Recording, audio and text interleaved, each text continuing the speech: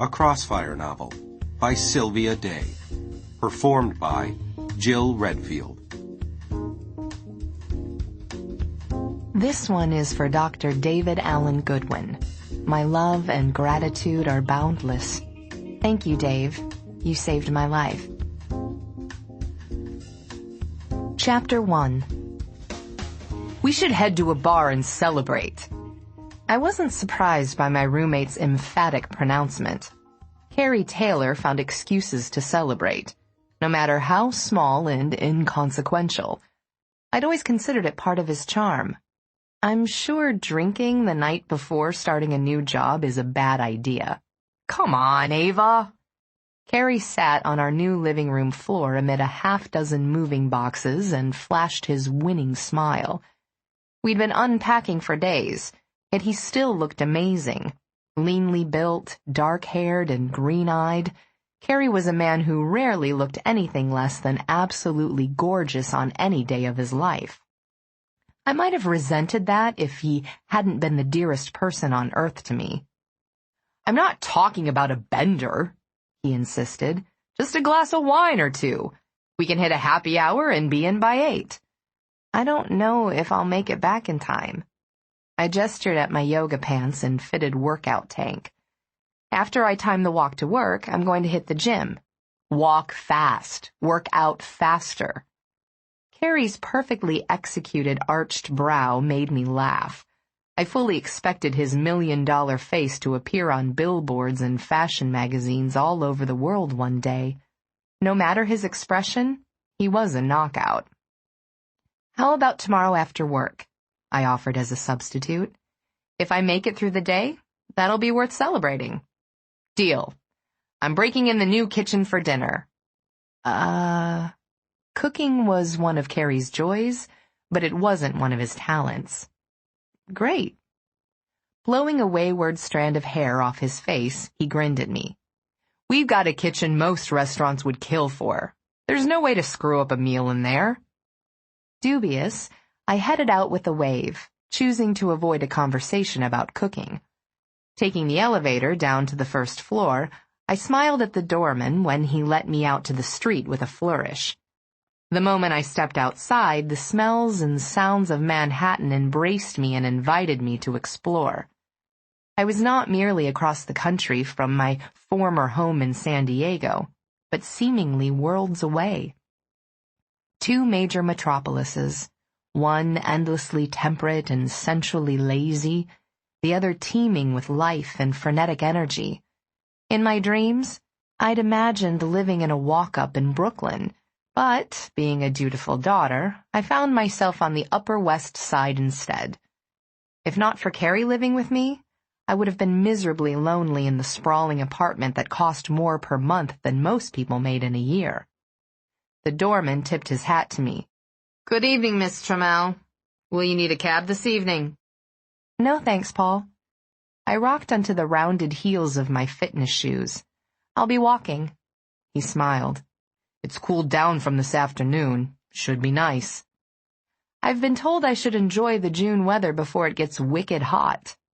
Very good advice, Miss Trammell. Stepping out from under the modern glass entrance overhang that somehow meshed with the age of the building and its neighbors, I enjoyed the relative quiet of my tree-lined street before I reached the bustle and flow of traffic on Broadway.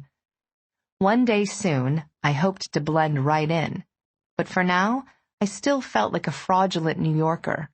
I had the address and the job, but I was still wary of the subway and had trouble hailing cabs. I tried not to walk around wide-eyed and distracted, but it was hard. There was just so much to see and experience. The sensory input was astonishing. The smell of vehicle exhaust mixed with food from vendor carts, the shouts of hawkers blended with music from street entertainers, the awe-inspiring range of faces and styles and accents, the gorgeous architectural wonders, and the cars. Jesus Christ. The frenetic flow of tightly packed cars was unlike anything I'd ever seen anywhere. There was always an ambulance, patrol car, or fire engine trying to part the flood of yellow taxis with the electronic wail of ear-splitting sirens. I was in awe of the lumbering garbage trucks that navigated tiny one-way streets and the package delivery drivers who braved the bumper-to-bumper traffic while facing rigid deadlines. Real New Yorkers cruised right through it all, their love for the city as comfortable and familiar as a favorite pair of shoes. They didn't view the steam billowing from potholes and vents in the sidewalks with romantic delight, and they didn't blink an eye when the ground vibrated beneath their feet as the subway roared by below, while I grinned like an idiot and flexed my toes. New York was a brand new love affair for me. I was starry-eyed, and it showed. So I had to really work at playing it cool as I made my way over to the building where I would be working. As far as my job went, at least, I'd gotten my way. I wanted to make a living based on my own merits, and that meant an entry-level position. Starting the next morning, I would be the assistant to Mark Garrity at Watersfield and Lehman, one of the preeminent advertising agencies in the United States. My stepfather, mega-financier Richard Stanton, had been annoyed when I took the job, pointing out that if I'd been less prideful, I could have worked for a friend of his instead, and reaped the benefits of that connection. "You're as stubborn as your father," he'd said. "It'll take him forever to pay off your student loans on a cop's salary." That had been a major fight, with my dad unwilling to back down. "Hell, if another man's gonna pay for my daughter's education," Victor Reyes had said when Stanton made the offer. I respected that. I suspected Stanton did too, although he would never admit it. I understood both men's sides, because I'd fought to pay off the loans myself, and lost. It was a point of pride for my father.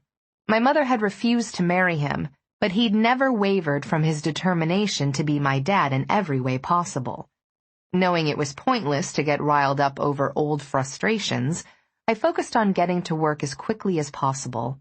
I'd deliberately chosen to clock the short trip during a busy time on a Monday, so I was pleased when I reached the Crossfire building, which housed Watersfield and Lehman, in less than 30 minutes.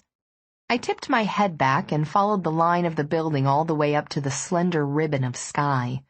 The Crossfire was seriously impressive, a sleek spire of gleaming sapphire that pierced the clouds. I knew from my previous interviews that the interior on the other side of the ornate copper-framed revolving doors was just as awe-inspiring, with golden-veined marble floors and walls and brushed aluminum security desks and turnstiles. I pulled my new ID card out of the inner pocket of my pants and held it up for the two guards in black business suits at the desk. They stopped me anyway, no doubt because I was majorly underdressed. But then they cleared me through. After I completed an elevator ride up to the 20th floor, I'd have a general time frame for the whole route from door to door. Score. I was walking toward the bank of elevators when a svelte, beautifully groomed brunette caught her purse on a turnstile and upended it, spilling a deluge of change. Coins rained onto the marble and rolled merrily away, and I watched people dodge the chaos and keep going as if they didn't see it. I winced in sympathy and crouched to help the woman collect her money, as did one of the guards. "Thank you," she said, shooting me a quick, harried smile. I smiled back. "No problem. I've been there." I'd just squatted to reach a nickel lying near the entrance when I ran into a pair of luxurious black Oxfords, draped in tailored black slacks. I waited a beat for the man to move out of my way, and when he didn't, I arched my neck back to allow my line of sight to rise. The custom three-piece suit hit more than a few of my hot buttons, but it was the tall, powerfully lean body inside it that made it sensational. Still, as impressive as all that magnificent maleness was, it wasn't until I reached the man's face that I went down for the count. Wow. Just wow. He sank into an elegant crouch directly in front of me. Hit with all that exquisite masculinity at eye level, I could only stare. stunned. Then something shifted in the air between us. As he stared back, he altered, as if a shield slid away from his eyes, revealing a scorching force of will that sucked the air from my lungs. The intense magnetism he exuded grew in strength, becoming a near-tangible impression of vibrant and unrelenting power. Reacting purely on instinct, I shifted backward and sprawled flat on my ass. My elbows throbbed from the violent contact with the marble floor, but I scarcely registered the pain. I was too preoccupied with staring, riveted by the man in front of me. Inky black hair framed a breathtaking face. His bone structure would make a sculptor weep with joy, while a firmly etched mouth, a blade of a nose, and intensely blue eyes made him savagely gorgeous. Those eyes narrowed slightly, his features otherwise schooled into impassivity. His dress shirt and suit were both black, but his tie perfectly matched those brilliant irises. His eyes were shrewd and assessing, and they bored into me. My heartbeat quickened, my lips parted to accommodate faster breaths. He smelled sinfully good. Not cologne, body wash maybe, or shampoo. Whatever it was mouth-watering, as was he. He held out a hand to me, exposing onyx cufflinks and a very expensive-looking watch. With a shaky inhalation, I placed my hand in his. My pulse leaped when his grip tightened. His touch was electric, sending a shock up my arm that raised the hairs on my nape. He didn't move for a moment, a frown line marring the space between arrogantly slashed brows. "Are you all right?" His voice was cultured and smooth, with a rasp that made my stomach flutter. It brought sex to mind. Extraordinary sex. I thought for a moment that he might be able to make me orgasm just by talking long enough. My lips were dry, so I licked them before answering. "I'm fine." He stood with economical grace, pulling me up with him. We maintained eye contact because I was unable to look away. He was younger than I'd assumed at first. Younger than 30 would be my guess, but his eyes were much worldlier, hard and sharply intelligent. I felt drawn to him, as if a rope bound my waist and he were slowly, inexorably pulling it. Blinking out of my semi-daze, I released him. He wasn't just beautiful, he was enthralling. He was the kind of guy that made a woman want to rip his shirt open and watch the buttons scatter, along with her inhibitions. I looked at him in his civilized, urbane, outrageously expensive suit and thought of raw, primal, sheet-clawing fucking. He bent down and retrieved the ID card I hadn't realized I'd dropped, freeing me from that provocative gaze. My brain stuttered back into gear. I was irritated with myself for feeling so awkward while he was so completely self-possessed. And why?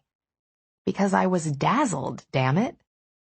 He glanced up at me, and the pose, him nearly kneeling before me, skewed my equilibrium again. He held my gaze as he rose. "Are you sure you're all right? You should sit down for a minute." My face heated. How lovely to appear awkward and clumsy in front of the most self-assured and graceful man I'd ever met. "I just lost my balance. I'm okay." Looking away, I caught sight of the woman who'd dumped the contents of her purse. She thanked the guard who'd helped her, then turned to approach me, apologizing profusely. I faced her and held out the handful of coins I'd collected, but her gaze snagged on the god in the suit, and she promptly forgot me altogether. After a beat, I just reached over and dumped the change into the woman's bag. Then I risked a glance at the man again, finding him watching me even as the brunette gushed thank yous. To him. Not to me, of course, the one who'd actually helped. I talked over her. "May I have my badge, please?" He offered it back to me, although I made an effort to retrieve it without touching him, his fingers brushed mine, sending that charge of awareness into me all over again. "Thank you," I muttered, before skirting him and pushing out to the street through the revolving door. I paused on the sidewalk, gulping in a breath of New York air, redolent with a million different things, some good and some toxic. There was a sleek black Bentley SUV in front of the building, and I saw my reflection in the limo's spotless tinted windows. I was flushed, and my gray eyes were overly bright. I'd seen that look on my face before, in the bathroom mirror just before I went to bed with a man. It was my "I'm ready to fuck" look, and it had absolutely no business being on my face now. Christ, get a grip. 5 minutes with Mr. Dark and Dangerous, and I was filled with an edgy, restless energy. I could still feel the pull of him, the inexplicable urge to go back inside where he was. I could make the argument that I hadn't finished what I'd come to the Crossfire to do, but I knew I'd kick myself for it later. How many times was I going to make an ass of myself in one day? Enough, I scolded myself under my breath. Moving on. Horns blared as one cab darted in front of another with only inches to spare, and then slammed on the brakes as daring pedestrians stepped into the intersection seconds before the light changed. Shouting ensued, a barrage of expletives and hand gestures that didn't carry real anger behind them. In seconds, all the parties would forget the exchange, which was just one beat in the natural tempo of the city. As I melded into the flow of foot traffic and set off toward the gym, a smile teased my mouth. Ah, New York, I thought, feeling settled again. You rock. I'd planned on warming up on a treadmill, then capping off the hour with a few of the machines, but when I saw that a beginner's kickboxing class was about to start, I followed the mass of waiting students into that instead. By the time it was over, I felt more like myself. My muscles quivered with the perfect amount of fatigue, and I knew I'd sleep hard when I crashed later. You did really well. I wiped the sweat off my face with a towel and looked at the young man who spoke to me. Lanky and sleekly muscular, he had keen brown eyes and flawless cafe au lait skin. His lashes were enviably thick and long, while his head was shaved bald. Thank you.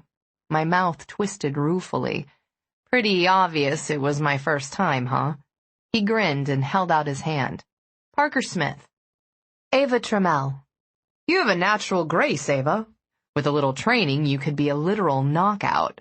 In a city like New York, knowing self-defense is imperative. He gestured over to a corkboard hung on the wall. It was covered in thumbtacked business cards and flyers. Tearing off a flag from the bottom of a fluorescent sheet of paper, he held it out to me. Ever heard of Krav Maga? In a Jennifer Lopez movie. I teach it, and I'd love to teach you. That's my website and the number to the studio. I admired his approach. It was direct, like his gaze, and his smile was genuine. I'd wondered if he was angling toward a pickup, but he was cool enough about it that I couldn't be sure. Parker crossed his arms, which showed off cut biceps. He wore a black sleeveless shirt and long shorts. His Converse sneakers looked comfortably beat up, and tribal tattoos peeked up from his collar. My website has the hours. You should come by and watch. See if it's for you. I'll definitely think about it. Do that. He extended his hand again, and his grip was solid and confident. I hope to see you. The apartment smelled fabulous when I got back home, and Adele was crooning soulfully through the surround sound speakers about chasing pavements. I looked across the open floor plan into the kitchen and saw Carrie swaying to the music while stirring something on the range. There was an open bottle of wine on the counter and 2 goblets, one of which was half filled with red wine. Hey, I called out as I got closer. What you cookin'? And do I have time for a shower first? He poured wine into the other goblet and slid it across the breakfast bar to me, his movements practiced and elegant. No one would know from looking at him that he'd spent his childhood bouncing between his drug-addicted mother and foster homes, followed by adolescence in juvenile detention facilities and state-run rehabs. Pasta with meat sauce. And hold the shower. Dinner's ready. Have fun? Once I got to the gym, yeah. I pulled out one of the teakwood bar stools and sat. I told him about the kickboxing class and Parker Smith. Want to go with me? Krav Maga? Carrie shook his head. That's hardcore. I'll get all bruised up, and that would cost me jobs. But I'll go with you to check it out, just in case this guy's a whack. I watched him dump the pasta into a waiting colander. A whack, huh? My dad had taught me to read guys pretty well, which was how I'd known the god in the suit was trouble. Regular people offered token smiles when they helped someone, just to make a momentary connection that smoothed the way. Then again, I hadn't smiled at him either. Baby girl, Carrie said, pulling bowls out of the cupboard.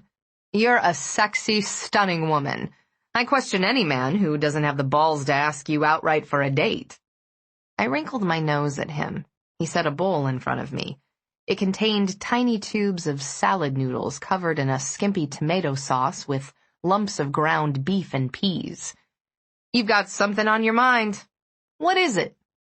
I caught the handle of the spoon sticking out of the bowl and decided not to comment on the food. I think I ran into the hottest man on the planet today. Maybe the hottest man in the history of the world. Oh? I thought that was me. Do tell me more. Carrie stayed on the other side of the counter, preferring to stand and eat. I watched him take a couple bites of his own concoction before I felt brave enough to try it myself. Not much to tell, really. I ended up sprawled on my ass in the lobby of the Crossfire, and he gave me a hand up. Tall or short? Blonde or dark? Built or lean? Eye color? I washed down my second bite with some wine. Tall, dark, lean, and built. Blue eyes.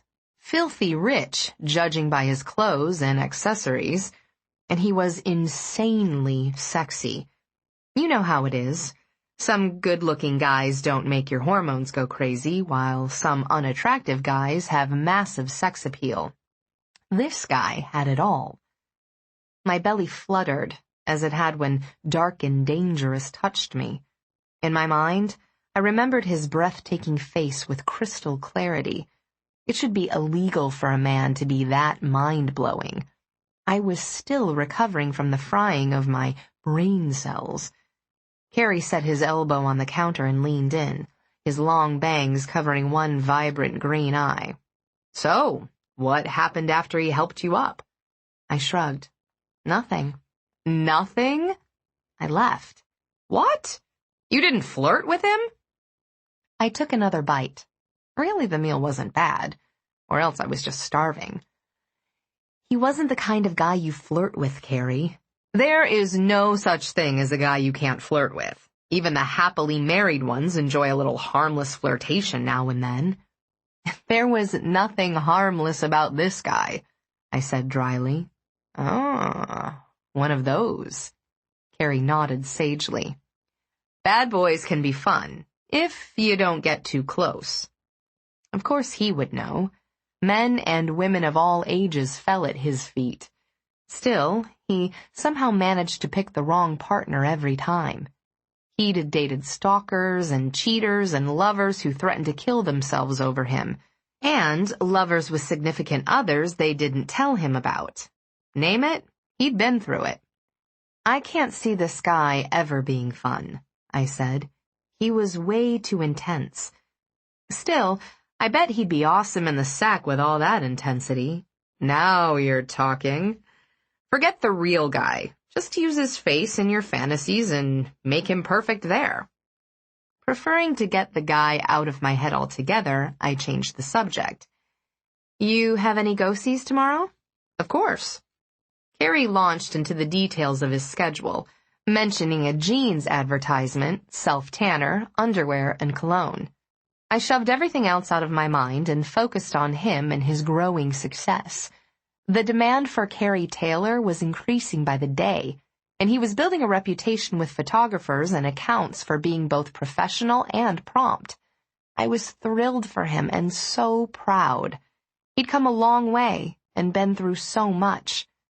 It wasn't until after dinner that I noticed the 2 large gift boxes propped against the side of the sectional sofa. "What are those?" "Those," Carrie said, joining me in the living room, "are the ultimate." I knew immediately they were from Stanton and my mom. Money was something my mother needed to be happy, and I was glad Stanton, husband number 3, was able to fill that need for her, and all her many others as well. I often wished that could be the end of it, but my mom had a difficult time accepting that I didn't view money the same way she did. "What now?" He threw his arm around my shoulders. Easy enough for him to do because he was taller by 5 inches. "Don't be ungrateful. He loves your mom. He loves spoiling your mom, and your mom loves spoiling you. As much as you don't like it, he doesn't do it for you. He does it for her." Sighing, I conceded his point. "What are they?" "Glam threads for the Advocacy Center's fundraiser dinner on Saturday. A bombshell dress for you, and a Brioni tux for me, because buying gifts for me is what he does for you. You're more tolerant if you have me around to listen to you bitch." Damn straight. Thank God he knows that. Of course he knows. Stanton wouldn't be a bazillionaire if he didn't know everything. Carrie caught my hand and tugged me over. "Come on, take a look." I pushed through the revolving door of the Crossfire into the lobby 10 minutes before 9 the next morning. Wanting to make the best impression on my first day, I'd gone with a simple sheath dress paired with black pumps that I slid on in replacement of my walking shoes on the elevator ride up. My blonde hair was twisted up in an artful chignon that resembled a figure 8, courtesy of Carrie. I was hair inept, but he could create styles that were glamorous masterpieces. I wore the small pearl studs my dad had given me as a graduation gift, and the Rolex from Stanton and my mother.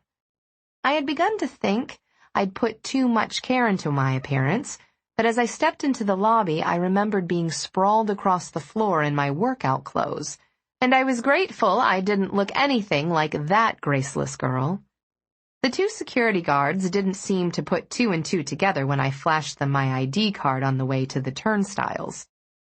20 floors later, I was exiting into the vestibule of Watersfield and Lehman. Before me was a wall of bulletproof glass that framed the double-door entrance to the reception area.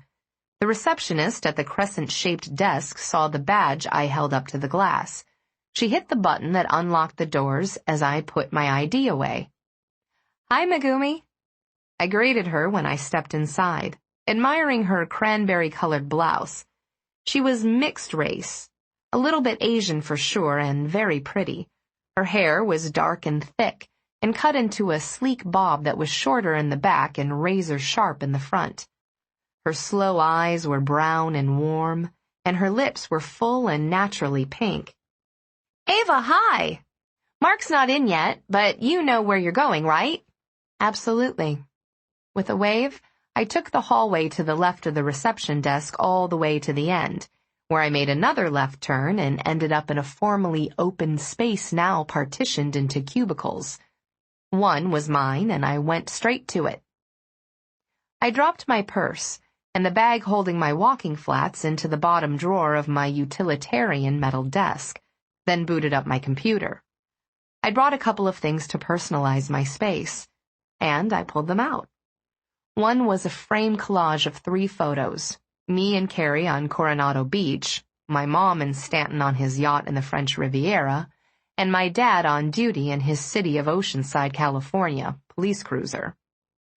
The other item was a colorful arrangement of glass flowers that Carrie had given me just that morning as a first-day gift. I tucked it beside the small grouping of photos and sat back to take in the effect. "Good morning, Eva." I pushed to my feet to face my boss. "Good morning, Mr. Garrity." "Call me Mark, please." "Come on over to my office." I followed him across the strip of hallway, once again thinking that my new boss was very easy to look at with his gleaming dark skin, trim goatee, and laughing brown eyes. Mark had a square jaw and a charmingly crooked smile. He was trim and fit, and he carried himself with a confident poise that inspired trust and respect. He gestured at one of the two seats in front of his glass and chrome desk, and waited until I sat to settle into his Aeron chair. Against the backdrop of sky and skyscrapers, Mark looked accomplished and powerful. He was, in fact, just a junior account manager, and his office was a closet compared to the ones occupied by the directors and executives. But no one could fault the view. He leaned back and smiled. "Did you get settled into your new apartment?" I was surprised he remembered, but I appreciated it too. I'd met him during my second interview and liked him right away. "For the most part," I answered. "Still a few stray boxes here and there." "You moved from San Diego, right? Nice city, but very different from New York. Do you miss the palm trees?" "I miss the dry air. The humidity here is taking some getting used to." "Wait till summer hits." He smiled. "So, it's your first day and you're my first assistant. So we'll have to figure this out as we go. I'm not used to delegating, but I'm sure I'll pick it up quick." I was instantly at ease. I'm eager to be delegated too. "Having you around is a big step up for me, Eva. I'd like you to be happy working here. Do you drink coffee?" "Coffee is one of my major food groups." "Ah, an assistant after my own heart." His smile widened. "I'm not going to ask you to fetch coffee for me, but I wouldn't mind if you helped me figure out how to use the new one-cup coffee brewers they just put in the break rooms." I grinned. "No problem." "How sad is it that I don't have anything else for you?" He rubbed the back of his neck, sheepishly. "Why don't I show you the accounts I'm working on, and we'll go from there." The rest of the day passed in a blur. Mark touched bases with 2 clients and had a long meeting with the creative team working on concept ideas for a trade school. It was a fascinating process, seeing firsthand how the various departments picked up the baton from each other to carry a campaign from proposition to fruition. I might have stayed late just to get a better feel of the layout of the offices, but my phone rang at 10 minutes to 5. "Mark Garrity's office, Eva Trammell speaking." "Get your ass home so we can go out for the drink you rain-checked on yesterday." Carrie's mock sternness made me smile. All right, I'm coming." Shutting down my computer, I cleared out. When I reached the bank of elevators, I pulled out my cell to text a quick, "on my way" note to Carrie. A ding alerted me to which car was stopping on my floor, and I moved over to stand in front of it, briefly returning my attention to hitting the send button. When the doors opened, I took a step forward. I glanced up to watch where I was going, and blue eyes met mine. My breath caught. The sex god was the lone occupant. Chapter 2. His tie was silver, and his shirt brilliantly white, the stark absence of color emphasizing those amazing blue irises. As he stood there with his jacket open and his hands shoved casually into his pants pockets, the sight of him was like running smack into a wall I hadn't known was there. I jerked to a halt, my gaze riveted to the man who was even more striking than I'd remembered. I had never seen hair that purely black. It was glossy and slightly long, the ends drifting over his collar. That sexy length was the crowning touch of bad boy allure over the successful businessman, like whipped cream topping on a hot fudge brownie sundae. As my mother would say, only rogues and raiders had hair like that. My hands clenched against the urge to touch it, to see if it felt like the rich silk it resembled. The doors began to close. He took an easy step forward and pressed a button on the panel to hold them open. "There's plenty of room for us both, Eva." The sound of that smoky, implacable voice broke me out of my momentary daze. How did he know my name? Then I remembered that he'd picked up my ID card when I'd dropped it in the lobby. For a second, I debated telling him I was waiting for someone so I could take another car down, but my brain lurched back into action. What the hell was wrong with me? Clearly he worked in the crossfire. I couldn't avoid him every time I saw him, and why should I? If I wanted to get to the point where I could look at him and take his hotness for granted, I needed to see him often enough that he became like furniture. If only. I stepped into the car. Thank you. He released the button and stepped back again. The doors closed, and the elevator began its descent. I immediately regretted my decision to share the car with him. Awareness of him prickled across my skin. He was a potent force in such a small enclosure, radiating a palpable energy and sexual magnetism that had me shifting restlessly on my feet. My breathing became as ragged as my heartbeat. I felt that inexplicable pull to him again, as if he exuded a silent demand that I was instinctively attuned to answering. "Enjoy your first day?" he asked, startling me. His voice resonated, flowing over me in a seductive rhythm. How the hell did he know it was my first day? "Yes, actually," I answered evenly. "How was yours?" I felt his gaze slide over my profile, but I kept my attention trained on the brushed aluminum elevator doors. My heart was racing in my chest, my stomach quivering madly. I felt jumbled and off my game. "Well, it wasn't my first," he replied with a hint of amusement. "But it was successful, and getting better as it progresses." I nodded and managed a smile, having no idea what that was supposed to mean. The car slowed on the 12th floor, and a friendly group of 3 got on, talking excitedly among themselves. I stepped back to make room for them, retreating into the opposite corner of the elevator from dark and dangerous. Except he sidestepped along with me. We were suddenly closer than we'd been before. He adjusted his perfectly knotted tie, his arm brushing against mine as he did so. I sucked in a deep breath, trying to ignore my acute awareness of him by concentrating on the conversation taking place in front of us. It was impossible. He was just so there, right there, all perfect and gorgeous and smelling divine. My thoughts ran away from me, fantasizing about how hard his body might be beneath the suit, how it might feel against me, how well endowed, or not, he might be. When the car reached the lobby, I almost moaned in relief.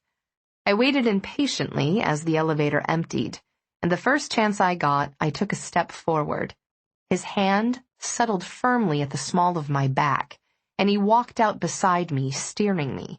The sensation of his touch on such a vulnerable place rippled through me. We reached the turnstiles, and his hand fell away, leaving me feeling oddly bereft. I glanced at him, trying to read him, but although he was looking at me, his face gave nothing away. "Eva!"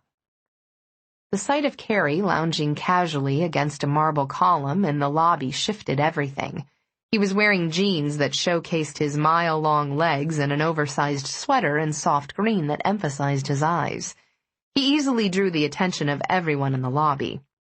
I slowed as I approached him, and the sex god passed us, moving through the revolving door and sliding fluidly into the back of the chauffeured black Bentley SUV I'd seen at the curb the evening before. Carrie whistled as the car pulled away. "Well, well, from the way you were looking at him, that was the guy you told me about, right?" Oh, yeah, that was definitely him. "You work together?" Linking arms with me, Carrie tugged me out to the street through the stationary door. No. I stopped on the sidewalk to change into my walking flats, leaning into him as pedestrians flowed around us. I don't know who he is, but he asked me if I'd had a good first day, so I better figure it out. Well, he grinned and supported my elbow as I hopped awkwardly from one foot to the other. No idea how anyone could get any work done around him. My brain sort of fried for a minute. I'm sure that's a universal effect. I straightened. Let's go. I need a drink. The next morning arrived with a slight throbbing at the back of my skull that mocked me for having one too many glasses of wine.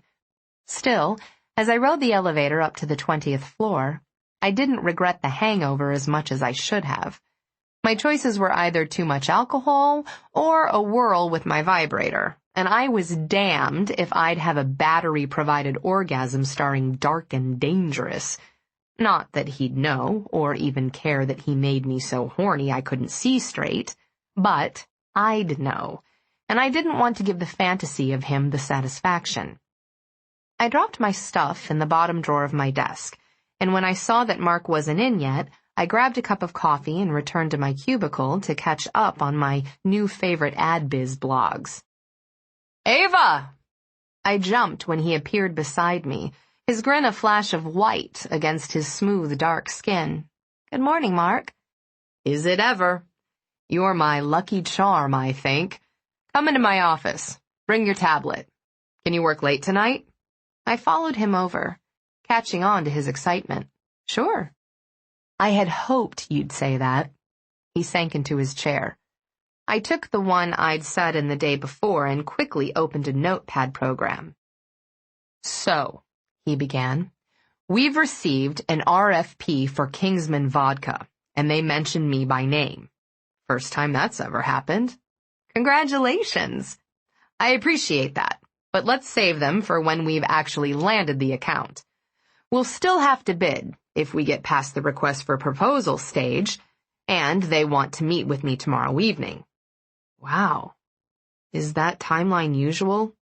No. Usually, they'd wait until we had the RFP finished before meeting with us. But Cross Industries recently acquired Kingsman, and CI has dozens of subsidiaries. That's good business, if we can get it. They know it, and they're making us jump through hoops, the first of which is meeting with me. Usually, there would be a team, right?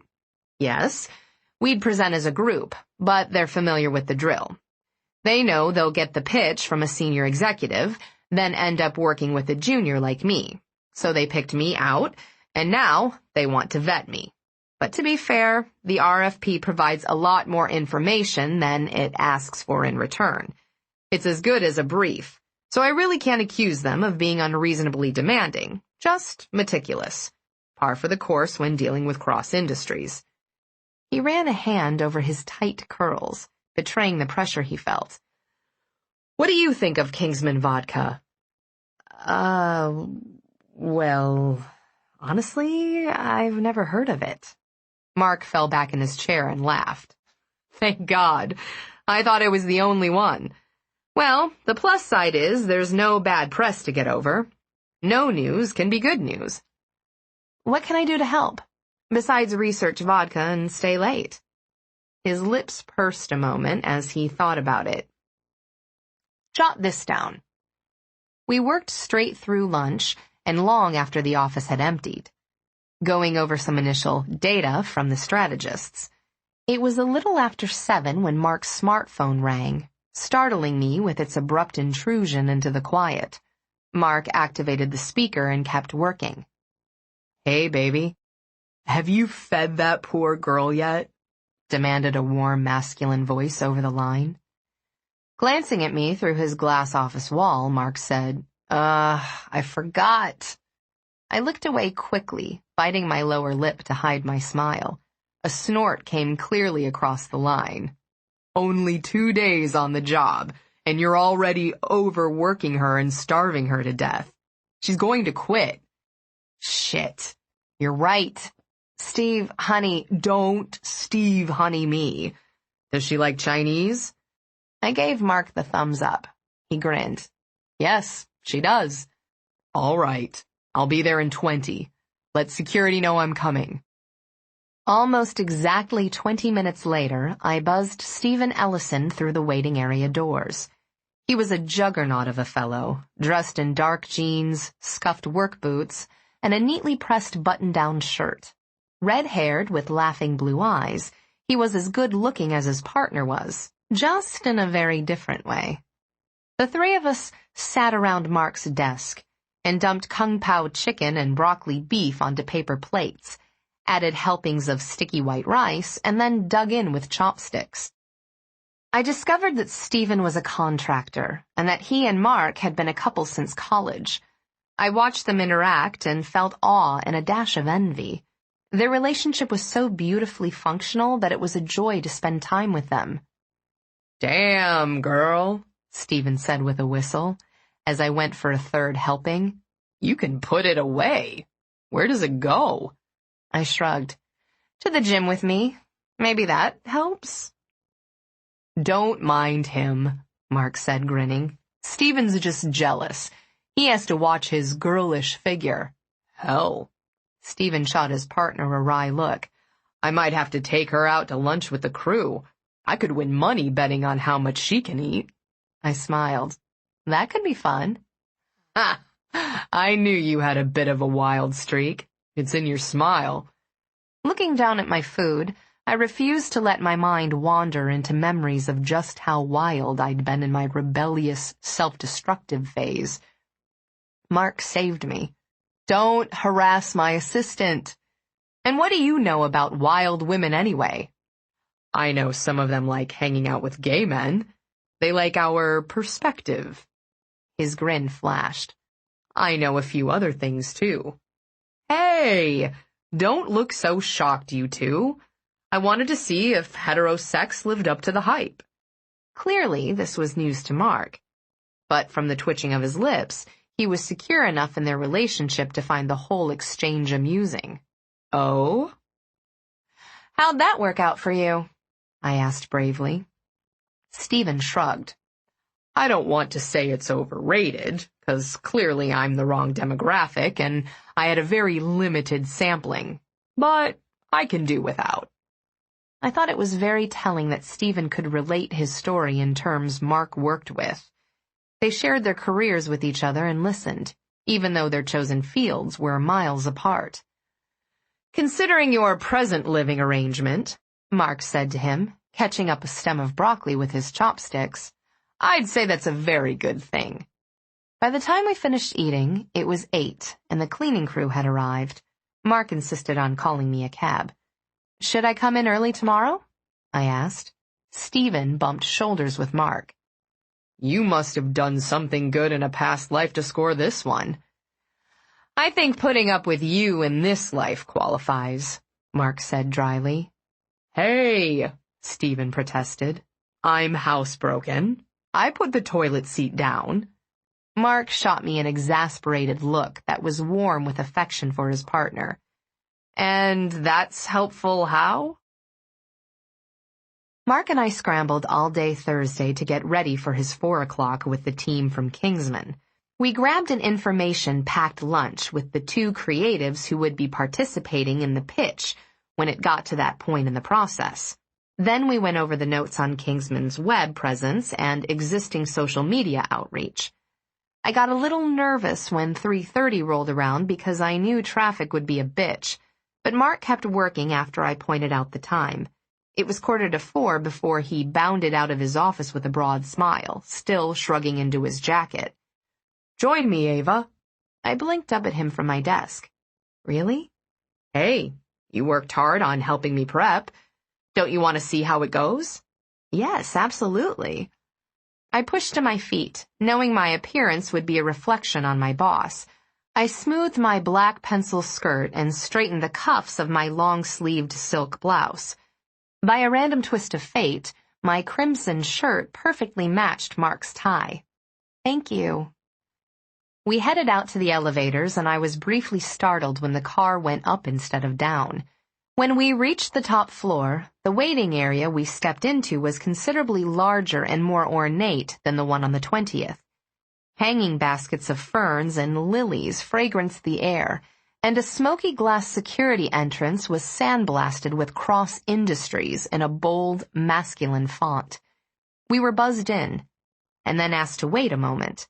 Both of us declined an offer of water or coffee, and less than 5 minutes after we arrived, we were directed to a closed conference room. Mark looked at me with twinkling eyes as the receptionist reached for the door handle. "Ready?" I smiled. "Ready." The door opened, and I was gestured in first. I made sure to smile brightly as I stepped inside, a smile that froze on my face at the sight of the man rising to his feet at my entrance. My abrupt stop bottlenecked the threshold, and Mark ran into my back, sending me stumbling forward. Dark and Dangerous caught me by the waist, hauling me off my feet and directly into his chest. The air left my lungs in a rush, followed immediately by every bit of common sense I possessed. Even through the layers of clothing between us, his biceps were like stone beneath my palms, his stomach a hard slab of muscle against my own. When he sucked in a sharp breath, my nipples tightened, stimulated by the expansion of his chest. Oh no. I was cursed. A rapid-fire series of images flashed through my mind, showcasing 1,000 ways I could stumble, fall, trip, skid, or crash in front of the sex god over the days, weeks, and months ahead. "Hello again," he murmured, the vibration of his voice making me ache all over. "Always a pleasure running into you, Eva." I flushed with embarrassment and desire, unable to find the will to push away despite the 2 other people in the room with him. It didn't help that his attention was solely on me, his hard body radiating that arresting impression of powerful demand. "Mr. Cross," Mark said behind me. "Sorry about the entrance." "Don't be. It was a memorable one."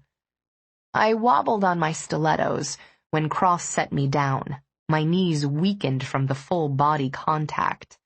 He was dressed in black again, with both his shirt and tie in a soft gray. As always, he looked too good. What would it be like to be that amazing looking? There was no way he could go anywhere without causing a disturbance. Reaching out, Mark steadied me and eased me back gently. Cross's gaze stayed focused on Mark's hand at my elbow until I was released. "Right. Okay, then." Mark pulled himself together. "This is my assistant, Eva Trammell." "We've met." Cross pulled out the chair next to his. "Eva." I looked to Mark for guidance, still recovering from the moments I'd spent plastered against the sexual superconductor in Fioravante. Cross leaned closer and ordered quietly, "Sit, Eva." Mark gave a brief nod, but I was already lowering into the chair at Cross's command, my body obeying instinctively before my mind caught up and objected. I tried not to fidget for the next hour as Mark was grilled by Cross and the 2 Kingsman directors, both of whom were attractive brunettes in elegant pantsuits. The one in raspberry was especially enthusiastic about garnering Cross's attention, while the one in cream focused intently on my boss. All 3 seemed impressed by Mark's ability to articulate how the agencies work, and his facilitation of it with the client created provable value for the client's brand. I admired how cool Mark remained under pressure exerted by Cross, who easily dominated the meeting. "Well done, Mr. Garrity," Cross praised lightly as they wrapped things up. "I look forward to going over the RFP when the time comes. What would entice you to try Kingsman, Eva?" Startled, I blinked. "Excuse me?" The intensity of his gaze was searing. It felt as if his entire focus were on me, which only reinforced my respect for Mark, who'd had to work under the weight of that stare for an hour. Cross's chair was set perpendicular to the length of the table, facing me head-on. His right arm rested on the smooth wooden surface, his long, elegant fingers stroking rhythmically along the top. I caught a glimpse of his wrist at the end of his cuff, and for some crazy reason the sight of that small expanse of golden skin with its light dusting of dark hair made my clit throb for attention. He was just so male. "Which of Mark's suggested concepts do you prefer?" he asked again. "I think they're all brilliant." His beautiful face was impassive when he said, "I'll clear the room to get your honest opinion, if that's what it takes." My fingers curled around the ends of my chair's armrests. "I just gave you my honest opinion, Mr. Cross, but if you must know, I think sexy luxury on a budget will appeal to the largest demographic. But I lack—" "I agree." Cross stood and buttoned his jacket. "You have a direction, Mr. Garrity. We'll revisit next week." I sat for a moment, stunned by the breakneck pace of events. Then I looked at Mark, who seemed to be wavering between astonished joy and bewilderment. Rising to my feet, I led the way to the door. I was hyper-aware of Cross walking beside me. The way he moved with animal grace and arrogant economy was a major turn-on. I couldn't imagine him not fucking well and being aggressive about it, taking what he wanted in a way that made a woman wild to give it to him. Cross stayed with me all the way to the bank of elevators. He said a few things to Mark about sports, I think, but I was too focused on the way I was reacting to him to care about the small talk. When the car arrived, I breathed a sigh of relief and hastily stepped forward with Mark. "A moment, Eva," Cross said smoothly, holding me back with a hand at my elbow. "She'll be right down," he told Mark, as the elevator doors closed on my boss's astonished face. Cross said nothing until the car was on its way down. Then he pushed the call button again and asked, "Are you sleeping with anyone?" The question was asked so casually, it took a second to process what he'd said. I inhaled sharply. "Why is that any business of yours?" He looked at me, and I saw what I'd seen the first time we'd met. Tremendous power and steely control, both of which had me taking an involuntary step back. Again. At least I didn't fall this time. I was making progress. "Because I want to fuck you, Eva. I need to know what's standing in my way, if anything." The sudden ache between my thighs had me reaching for the wall to maintain my balance. He reached out to steady me, but I held him at bay with an uplifted hand. "Maybe I'm just not interested, Mr. Cross." A ghost of a smile touched his lips and made him impossibly more handsome. Dear God. The ding that signaled the approaching elevator made me jump. I was strung so tight. I'd never been so aroused, never been so scorchingly attracted to another human being, never been so offended by a person I lusted after. I stepped into the elevator and faced him. He smiled. "Until next time, Eva." The doors closed, and I sagged into the brass handrail, trying to regain my bearings. I'd barely pulled myself together when the doors opened and revealed Mark pacing in the waiting area on our floor. "Jesus, Eva," Mark muttered, coming to an abrupt halt. "What the hell was that?" "I have no freaking clue," I exhaled in a rush, wishing I could share the confusing, irritating exchange I'd had with Cross, but well aware that my boss wasn't the appropriate outlet. "Who cares? You know he's going to give you the account." A grin chased away his frown. "I'm thinking he might." "As my roommate always says, you should celebrate. Should I make dinner reservations for you and Stephen?" "Why not? Pure food and wine at 7, if they can squeeze us in. If not, surprise us." We'd barely returned to Mark's office when he was pounced on by the executives. Michael Waters, the CEO and president, and Christine Field and Walter Lehman, the executive chairman and vice chairman. I skirted the four of them as quietly as possible and slid into my cubicle. I called Pure Food and Wine and begged for a table for 2. After some serious groveling and pleading, the hostess finally caved. I left a message on Mark's voicemail. "It's definitely your lucky day. You're booked for dinner at 7. Have fun." Then I clocked out, eager to get home. "He said what?" Carrie sat on the opposite end of our white sectional sofa and shook his head. I know, right? I enjoyed another sip of my wine. It was a crisp and nicely chilled Sauvignon Blanc I'd picked up on the walk home. That was my reaction, too. I'm still not sure I didn't hallucinate the conversation while overdosing on his pheromones. So? I tucked my legs beneath me on the couch and leaned into the corner. So what? You know what, Ava? Grabbing his netbook off the coffee table, Carrie propped it on his crossed legs. Are you going to tap that or what? I don't even know him.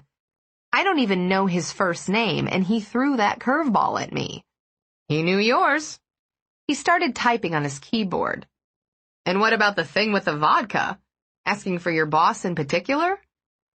The hand I was running through my loose hair stilled. Mark is very talented. If Cross has any sort of business sense at all, he'd pick up on that and exploit it. I'd say he knows business. Carrie spun his netbook around and showed me the homepage of Cross Industries, which boasted an awesome photo of the Crossfire. That's his building, Ava. Gideon Cross owns it. Damn it. My eyes closed. Gideon Cross? I thought the name suited him. It was as sexy and elegantly masculine as the man himself. He has people to handle marketing for his subsidiaries. Probably dozens of people to handle it. Stop talking, Carrie. He's hot, rich, and wants to jump your bones. What's the problem? I looked at him. It's going to be awkward running into him all the time. I'm hoping to hang on to my job for a long while. I really like it. I really like Mark. He's totally involved me in the process, and I've learned so much from him already. Remember what Dr. Travis says about calculated risks? When your shrink tells you to take some, you should take some. You can deal with it. You and Cross are both adults. He turned his attention back to his internet search. Wow. Did you know he doesn't turn 30 for another 2 years? Think of the stamina. Think of the rudeness. I'm offended by how he just threw it out there. I hate feeling like a vagina with legs. Carrie paused and looked up at me, his eyes softening with sympathy. I'm sorry, baby girl. You're so strong. So much stronger than I am. I just don't see you carrying around the baggage I do. I don't think I am most of the time. I looked away because I didn't want to talk about what we'd been through in our pasts. It's not like I wanted him to ask me out on a date. There has to be a better way to tell a woman you want to take her to bed. You're right. He's an arrogant douche. Let him lust after you until he has blue balls. Serves him right. That made me smile. Carrie could always do that. I doubt that man has ever had blue balls in his life, but it's a fun fantasy. He shut his netbook with a decisive snap. What should we do tonight? I was thinking I'd like to go check out that Krav Maga studio in Brooklyn. I'd done a little research after meeting Parker Smith during my workout at Equinox, and as the week passed, the thought of having that kind of raw physical outlet for stress seemed more and more ideal. I knew it wouldn't be anything close to banging the hell out of Gideon Cross, but I suspected it would be a lot less dangerous to my health. Chapter 3. There's no way your mom and Stanton are going to let you come out here at night multiple times a week, Carrie said, hugging his stylish denim jacket around him even though it wasn't more than slightly chilly. The converted warehouse Parker Smith used as his studio was a brick-faced building in a formerly industrial area of Brooklyn, presently struggling to revitalize. The space was vast, and the massive metal delivery bay doors offered no exterior clue as to what was taking place inside. Carrie and I sat in aluminum bleachers, watching a half-dozen combatants on the mats below. Ouch, I winced in sympathy as a guy took a kick to the groin. Even with padding, that had to sting. How's Stanton going to find out, Carrie? Because you'll be in the hospital. He glanced at me. Seriously, Krav Maga is brutal. They're just sparring and it's full contact. And even if the bruises don't give you away, your stepdad will find out somehow. He always does. Because of my mom. She tells him everything, but I'm not telling her about this. Why not? She won't understand. She'll think I want to protect myself because of what happened, and she'll feel guilty and give me grief about it. She won't believe my main interest is exercise and stress relief. I propped my chin on my palm and watched Parker take the floor with a woman. He was a good instructor, patient and thorough, and he explained things in an easy-to-understand way. His studio was in a rough neighborhood, but I thought it suited what he was teaching. It didn't get more reality-based than a big empty warehouse. That Parker guy is really hot, Carrie murmured. He's also wearing a wedding band. I noticed. The good ones always get snatched up quick. Parker joined us after the class was over, his dark eyes bright and his smile brighter. What did you think, Eva? Where do I sign up? His sexy smile made Carrie reach over and squeeze the blood out of my hand. Step this way. Friday started out awesome. Mark walked me through the process of collecting information for an RFP, and he told me a little more about Cross Industries and Gideon Cross, pointing out that he and Cross were the same age. I have to remind myself of that, Mark said. It's easy to forget he's so young when he's right in front of you. Yes, I agreed, secretly disappointed that I wouldn't see Cross for the next 2 days. As much as I told myself it didn't matter, I was bummed. I hadn't realized I'd been excited by the possibility that we might run into each other until that possibility was gone. It was just such a rush being near him. Plus, he was a hell of a lot of fun to look at. I had nothing nearly as exciting planned for the weekend. I was taking notes in Mark's office when I heard my desk phone ringing. Excusing myself, I rushed over to catch it. Mark Garrity's office. Eva, love, how are you? I sank into my chair at the sound of my stepfather's voice. Stanton always sounded like old money to me, cultured, entitled, and arrogant. Richard, is everything okay? Is Mom all right? Yes, everything's fine. Your mother is wonderful, as always. His tone softened when he spoke of his wife, and I was grateful for that. I was grateful to him for a lot of things, actually, but it was sometimes hard to balance that against my feelings of disloyalty.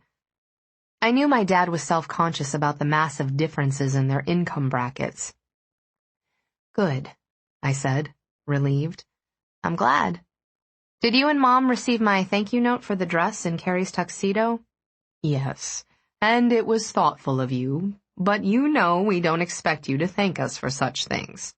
Excuse me a moment. He spoke to someone, most likely his secretary. Eva, love, I'd like us to get together for lunch today. I'll send Clancy around to collect you. Today? But we'll be seeing each other tomorrow night. Can't it wait until then? No, it should be today. But I only get an hour for lunch.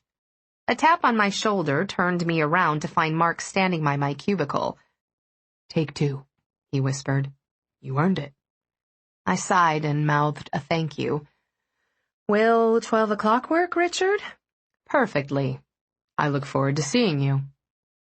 I had no reason to look forward to private meetings with Stanton, but I dutifully left just before noon and found a town car waiting for me, idling at the curb.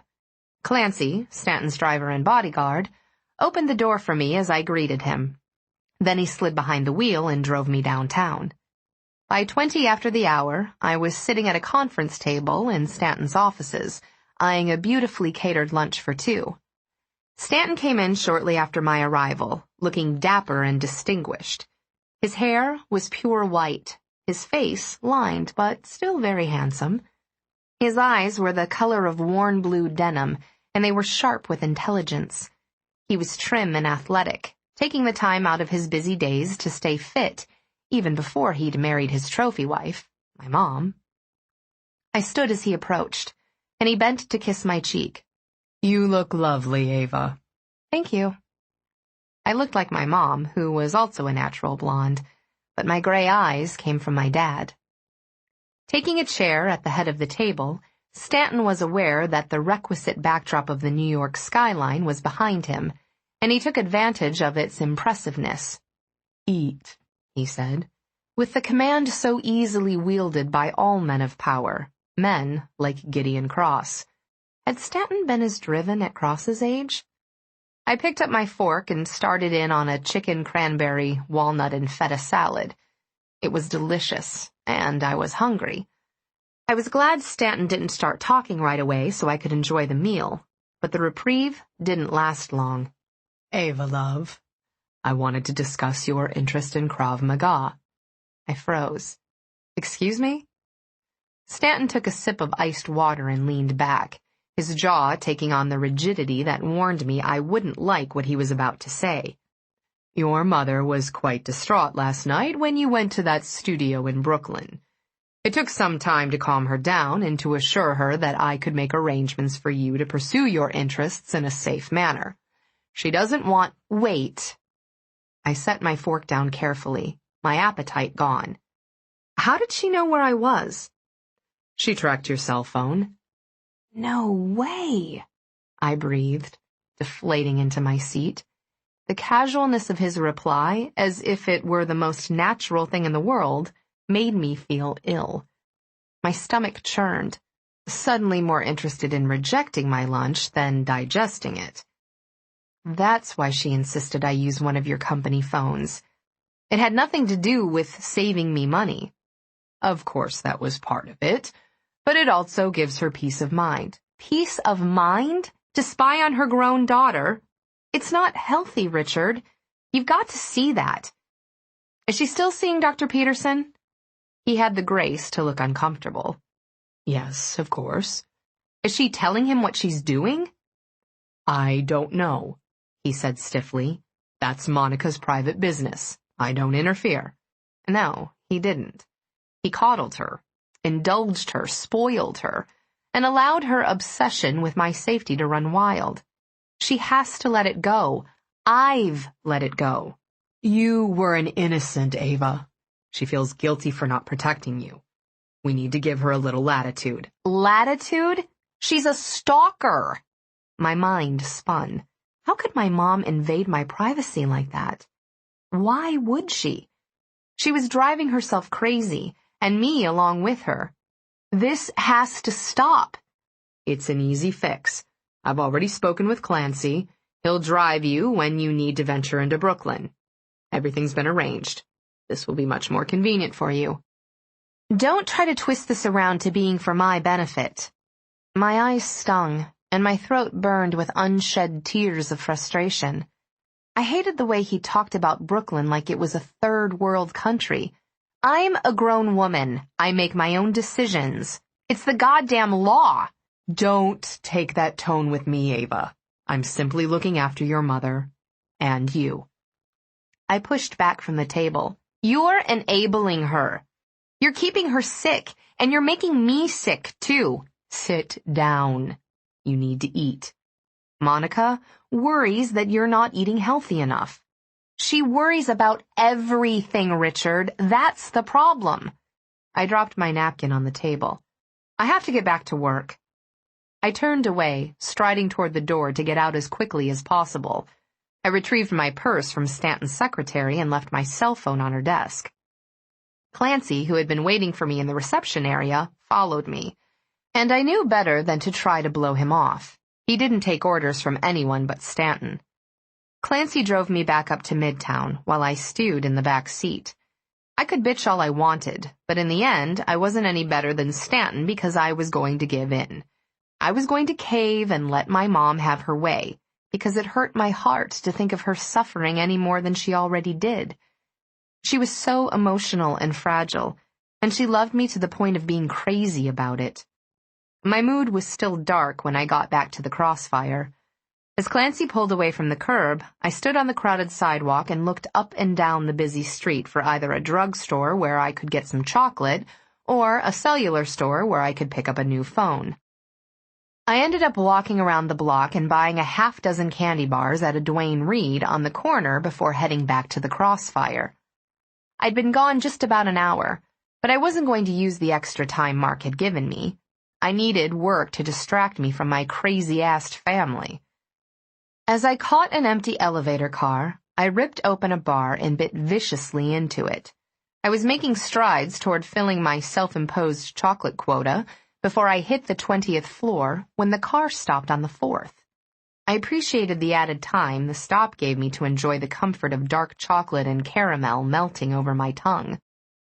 The doors slid apart and revealed Gideon Cross talking with 2 other gentlemen. As usual, I lost my breath at the sight of him, which reignited my fading irritation. Why did he have that effect on me? When was I going to become immune? He glanced over and his lips curved into a slow, heart-stopping smile when he saw me. Great. Just my crappy luck. I'd become some kind of challenge. Cross's smile faded into a frown. "We'll finish this later," he murmured to his companions without looking away from me. Stepping into the car, he lifted a hand to discourage them from following him.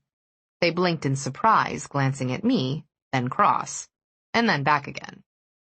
I stepped out, deciding it would be safer for my sanity to take a different car up. "Not so fast, Eva." Cross caught me by the elbow and tugged me back.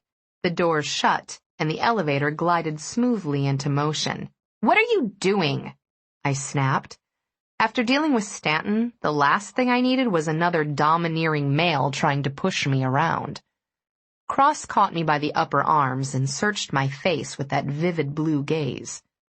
"Something's wrong. What is it?" The now familiar electricity crackled to life between us. The pull made fiercer by my temper. "You." "Me?" His thumbs stroked over my shoulders. Releasing me, he withdrew a lone key from his pocket and plugged it into the panel. All the lights cleared except for the one for the top floor. He wore black again, with fine gray pinstripes. Seeing him from the back was a revelation.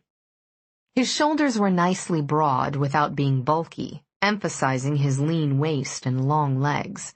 The silky strands of hair falling over his collar tempted me to clench them and pull. Hard. I wanted him, as pissy as I was. I wanted a fight. "I'm not in the mood for you now, Mr. Cross." He watched the antique-style needle above the doors mark the passing floors. "I can get you in the mood." "I'm not interested." Cross glanced over his shoulder at me. His shirt and tie were both the same rich cerulean as his irises. The effect was striking. "No lies, Eva. Ever." "That's not a lie. So what if I'm attracted to you? I expect most women are."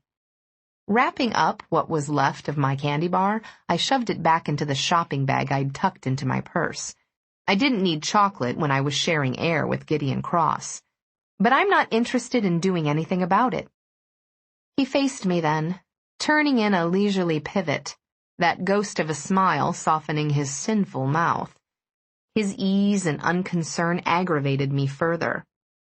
"Attraction is too tame a word for," he gestured at the space between us. "This." "Call me crazy, but I have to actually like someone before I get naked and sweaty with him." "Not crazy," he said, "but I don't have the time or the inclination to date." "That makes 2 of us. Glad we got that cleared up." He stepped closer, his hand lifting to my face. I forced myself not to move away or give him the satisfaction of seeing me intimidated. His thumb brushed over the corner of my mouth, then lifted to his own. He sucked on the pad and purred. "Chocolate and you. Delicious." A shiver moved through me, followed by a heated ache between my legs as I imagined licking chocolate off his lethally sexy body. His gaze darkened, and his voice lowered intimately. "Romance isn't in my repertoire, Eva, but 1,000 ways to make you come are. Let me show you." The car slowed to a halt. He withdrew the key from the panel, and the doors opened. I backed into the corner and shooed him out with a flick of my wrist. I'm really not interested. We'll discuss. Cross caught me by the elbow and gently but insistently urged me out. I went along because I liked the charge I got from being around him and because I was curious to see what he had to say when afforded more than 5 minutes of my time. He was buzzed through the security door so quickly there was no need for him to break stride. The pretty redhead at the reception desk pushed hastily to her feet, about to impart some information, until he shook his head impatiently. Her mouth snapped shut, and she stared at me as we passed at a brisk pace, her eyes wide. The walk to Cross's office was mercifully short. His secretary stood when he saw his boss's approach, but remained silent when he noted that Cross wasn't alone. Hold my calls, Scott, Cross said, steering me into his office through the open glass double doors. Despite my irritation, I couldn't help but be impressed with Gideon Cross's spacious command center. Floor-to-ceiling windows overlooked the city on 2 sides, while a wall of glass faced the rest of the office space. The one opaque wall opposite the massive desk was covered in flat screens streaming news channels from around the world. There were 3 distinct seating areas, each one larger than Mark's entire office, and a bar that showcased jeweled crystal decanters, which provided the only spots of color in a palette that was otherwise black, gray, and white. Cross hit a button on his desk that closed the doors, then another that instantly frosted the clear glass wall, effectively shielding us from the view of his employees. With the beautiful sapphire-hued reflective film on the exterior windows, privacy was assured. He shrugged out of his jacket and hung it on a chrome coat rack. Then he returned to where I'd remained, standing just inside the doors. Something to drink, Eva? No, thank you. Damn it. He was even yummier in just the vest. I could better see how fit he was, how strong his shoulders were, how beautifully his biceps and ass flexed as he moved. He gestured toward a black leather sofa. Have a seat. I have to go back to work. And I have a meeting at 2. The sooner we work this out, the sooner we can both get back to business. Now sit down. What do you think we're going to work out? Sighing, he scooped me up like a bride and carried me over to the sofa. He dropped me on my butt, then sat next to me. Your objections. It's time to discuss what it's going to take to get you beneath me. A miracle? I pushed back from him, widening the space between us. I tugged at the hem of my emerald green skirt, wishing I'd worn pants instead. I find your approach crude and offensive. And a major turn-on, but I was never going to admit it. He contemplated me with narrowed eyes. It may be blunt, but it's honest. You don't strike me as the kind of woman who wants bullshit and flattery instead of the truth. What I want is to be seen as having more to offer than an inflatable sex doll. Cross's brows shot up. Well then. Are we done? I stood. Wrapping my wrist with his fingers, he pulled me back down. Hardly. We've established some talking points. We have an intense sexual attraction, and neither of us wants to date. So what do you want? Exactly. Seduction, Eva? Do you want to be seduced? I was equally fascinated and appalled by the conversation. And yes, tempted. It was hard not to be while faced with such a gorgeous, virile male so determined to get hot and sweaty with me. Still, the dismay won out. Sex that's planned like a business transaction is a turnoff for me. Establishing parameters in the beginning makes it less likely that there'll be exaggerated expectations and disappointment at the conclusion. Are you kidding? I scowled.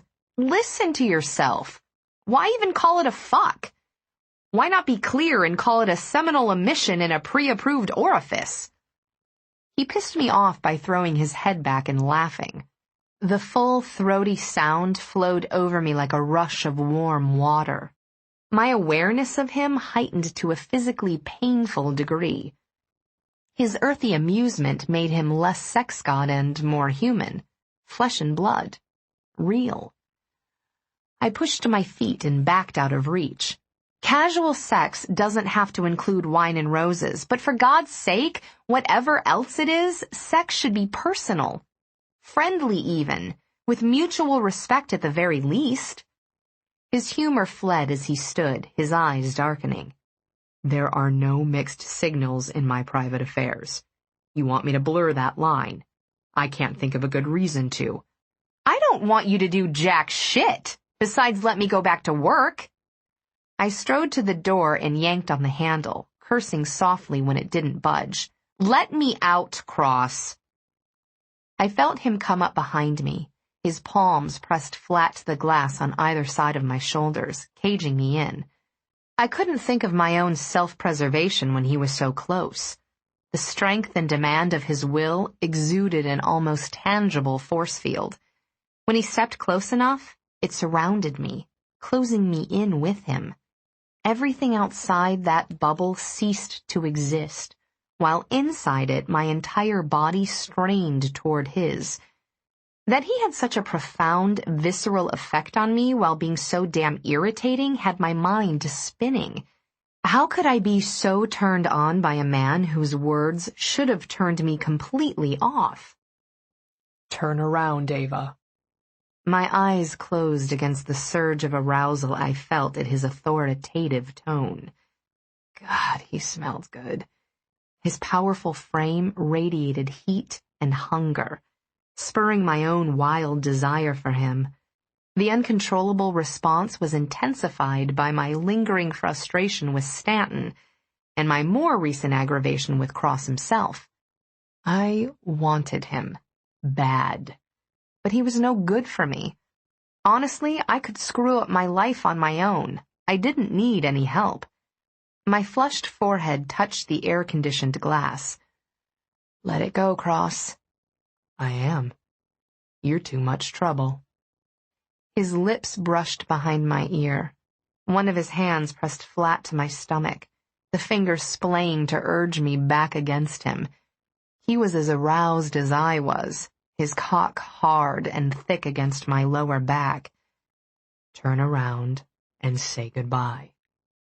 Disappointed and regretful, I turned in his grip, sagging against the door to cool my heated back. He was curved over me, his luxurious hair framing his beautiful face, his forearm propped against the door to bring him closer. I had almost no room to breathe. The hand he'd had at my waist was now resting on the curve of my hip, tightening reflexively and driving me mad. He stared, his gaze searingly intense. Kiss me, he said hoarsely. Give me that much. Panting softly, I licked my dry lips. He groaned, tilted his head, and sealed his mouth over mine. I was shocked by how soft his firm lips were and the gentleness of the pressure he exerted. I sighed, and his tongue dipped inside, tasting me in long, leisurely licks. His kiss was confident, skilled, and just the right side of aggressive to turn me on wildly. I distantly registered my purse hitting the floor. Then my hands were in his hair. I pulled on the silky strands, using them to direct his mouth over mine. He growled, deepening the kiss, stroking my tongue with lush slides of his own. I felt the raging beat of his heart against my chest, proof that he wasn't just a hopeless ideal conjured by my fevered imagination. He pushed away from the door, cupping the back of my head in the curve of my buttocks. He lifted me off my feet. I want you, Eva. Trouble or not, I can't stop. I was pressed full body against him, achingly aware of every hot, hard inch of him. I kissed him back as if I could eat him alive. My skin was damp and too sensitive, my breasts heavy and tender.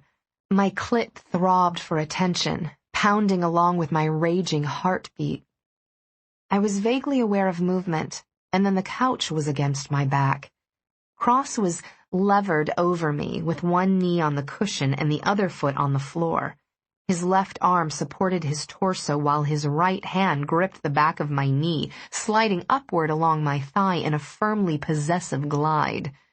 His breath hissed out when he reached the point where my garter clipped to the top of my silk stocking. He tore his gaze away from mine and looked down, pushing my skirt higher to bear me from the waist down. Jesus, Eva. A low rumble vibrated in his chest, the primitive sound sending goosebumps racing across my skin.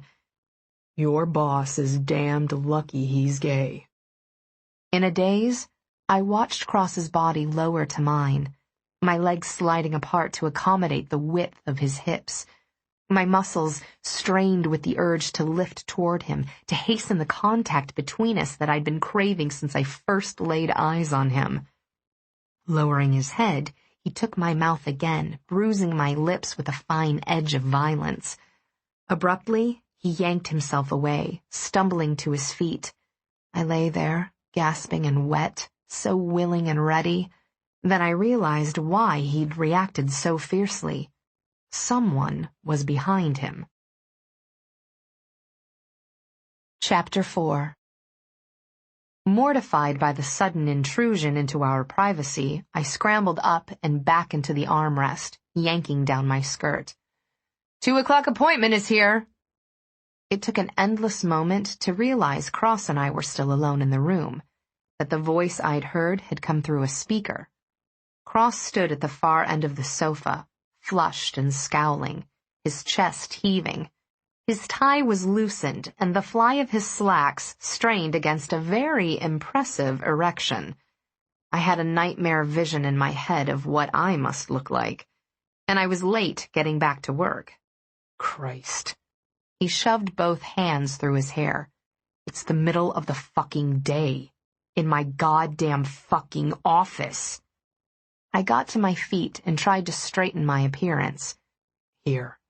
He came to me, yanking my skirt up again. Furious at what I'd almost let happen when I should be at work, I smacked at his hands. Stop it! Leave me alone! Shut up, Eva, he said grimly, catching the hem of my black silk blouse and tugging it into place, adjusting it so that the buttons once again formed a straight row between my breasts. Then he pulled down my skirt, smoothing it with calm, expert hands. Fix your ponytail. Cross retrieved his coat, shrugging into it before adjusting his tie. We reached the door at the same time, and when I crouched to fetch my purse, he lowered with me. He caught my chin, forcing me to look at him. Hey, he said softly. You okay? My throat burned. I was aroused and mad and thoroughly embarrassed. I'd never in my life lost my mind like that. And I hated that I'd done so with him, a man whose approach to sexual intimacy was so clinical it depressed me just thinking about it. I jerked my chin away. Do I look okay? You look beautiful and fuckable. I want you so badly it hurts. I'm dangerously close to taking you back to the couch and making you come till you beg me to stop. Can't accuse you of being silver-tongued, I muttered, aware that I wasn't offended. In fact, the rawness of his hunger for me was a serious aphrodisiac. Clutching the strap of my purse, I stood on shaky legs. I needed to get away from him, and, when my workday was done, I needed to be alone with a big glass of wine. Cross stood with me. I'll juggle what I have to and be done by 5. I'll come get you then. No, you won't. This doesn't change anything. The hell it doesn't. Don't be arrogant, Cross. I lost my head for a second, but I still don't want what you want. His fingers curled around the door handle. Yes, you do. You just don't want it in the way I want to give it to you. So, we'll revisit and revise. More business. Cut and dried. My spine stiffened. I set my hand over his and yanked on the handle, ducking under his arm to squeeze out the door. His secretary shoved quickly to his feet, gaping, as did the woman and 2 men who were waiting for Cross. I heard him speak behind me. "Scott will show you into my office. I'll be just a moment." He caught me by reception, his arm crossing my lower back to grip my hip. Not wanting to make a scene, I waited until we were by the elevators to pull away. He stood calmly and hit the call button. 5 o'clock, Eva. I stared at the lighted button. "I'm busy." "Tomorrow, then." "I'm busy all weekend." Stepping in front of me, he asked tightly, "With whom?" "That's none of your—" His hand covered my mouth. "Don't. Tell me when, then. And before you say never, take a good look at me and tell me if you see a man who's easily deterred." His face was hard, his gaze narrowed and determined. I shivered. I wasn't sure I'd win a battle of wills with Gideon Cross. Swallowing, I waited until he lowered his hand and said, "I think we both need to cool off. Take a couple days to think." He persisted. "Monday after work." The elevator arrived and I stepped into it, facing him. I countered. "Monday lunch." We'd have only an hour. A guaranteed escape. Just before the doors closed, he said, "We're going to happen, Eva." It sounded as much like a threat as a promise. "Don't sweat it, Eva," Mark said, when I arrived at my desk nearly 2:15. "You didn't miss anything. I had a late lunch with Mr. Lehman. I just barely got back myself." Thank you. No matter what he said, I still felt terrible. My kick-ass Friday morning seemed to have happened days ago. We worked steadily until 5, discussing a fast food client and contemplating some possible tweaks to ad copy for a chain of organic grocery stores. "Talk about strange bedfellows," Mark had teased, not knowing how apt that was in regard to my personal life. I had just shut down my computer and was pulling my purse out of the drawer when my phone rang. I glanced at the clock, saw it was exactly 5, and considered ignoring the call because I was technically done for the day.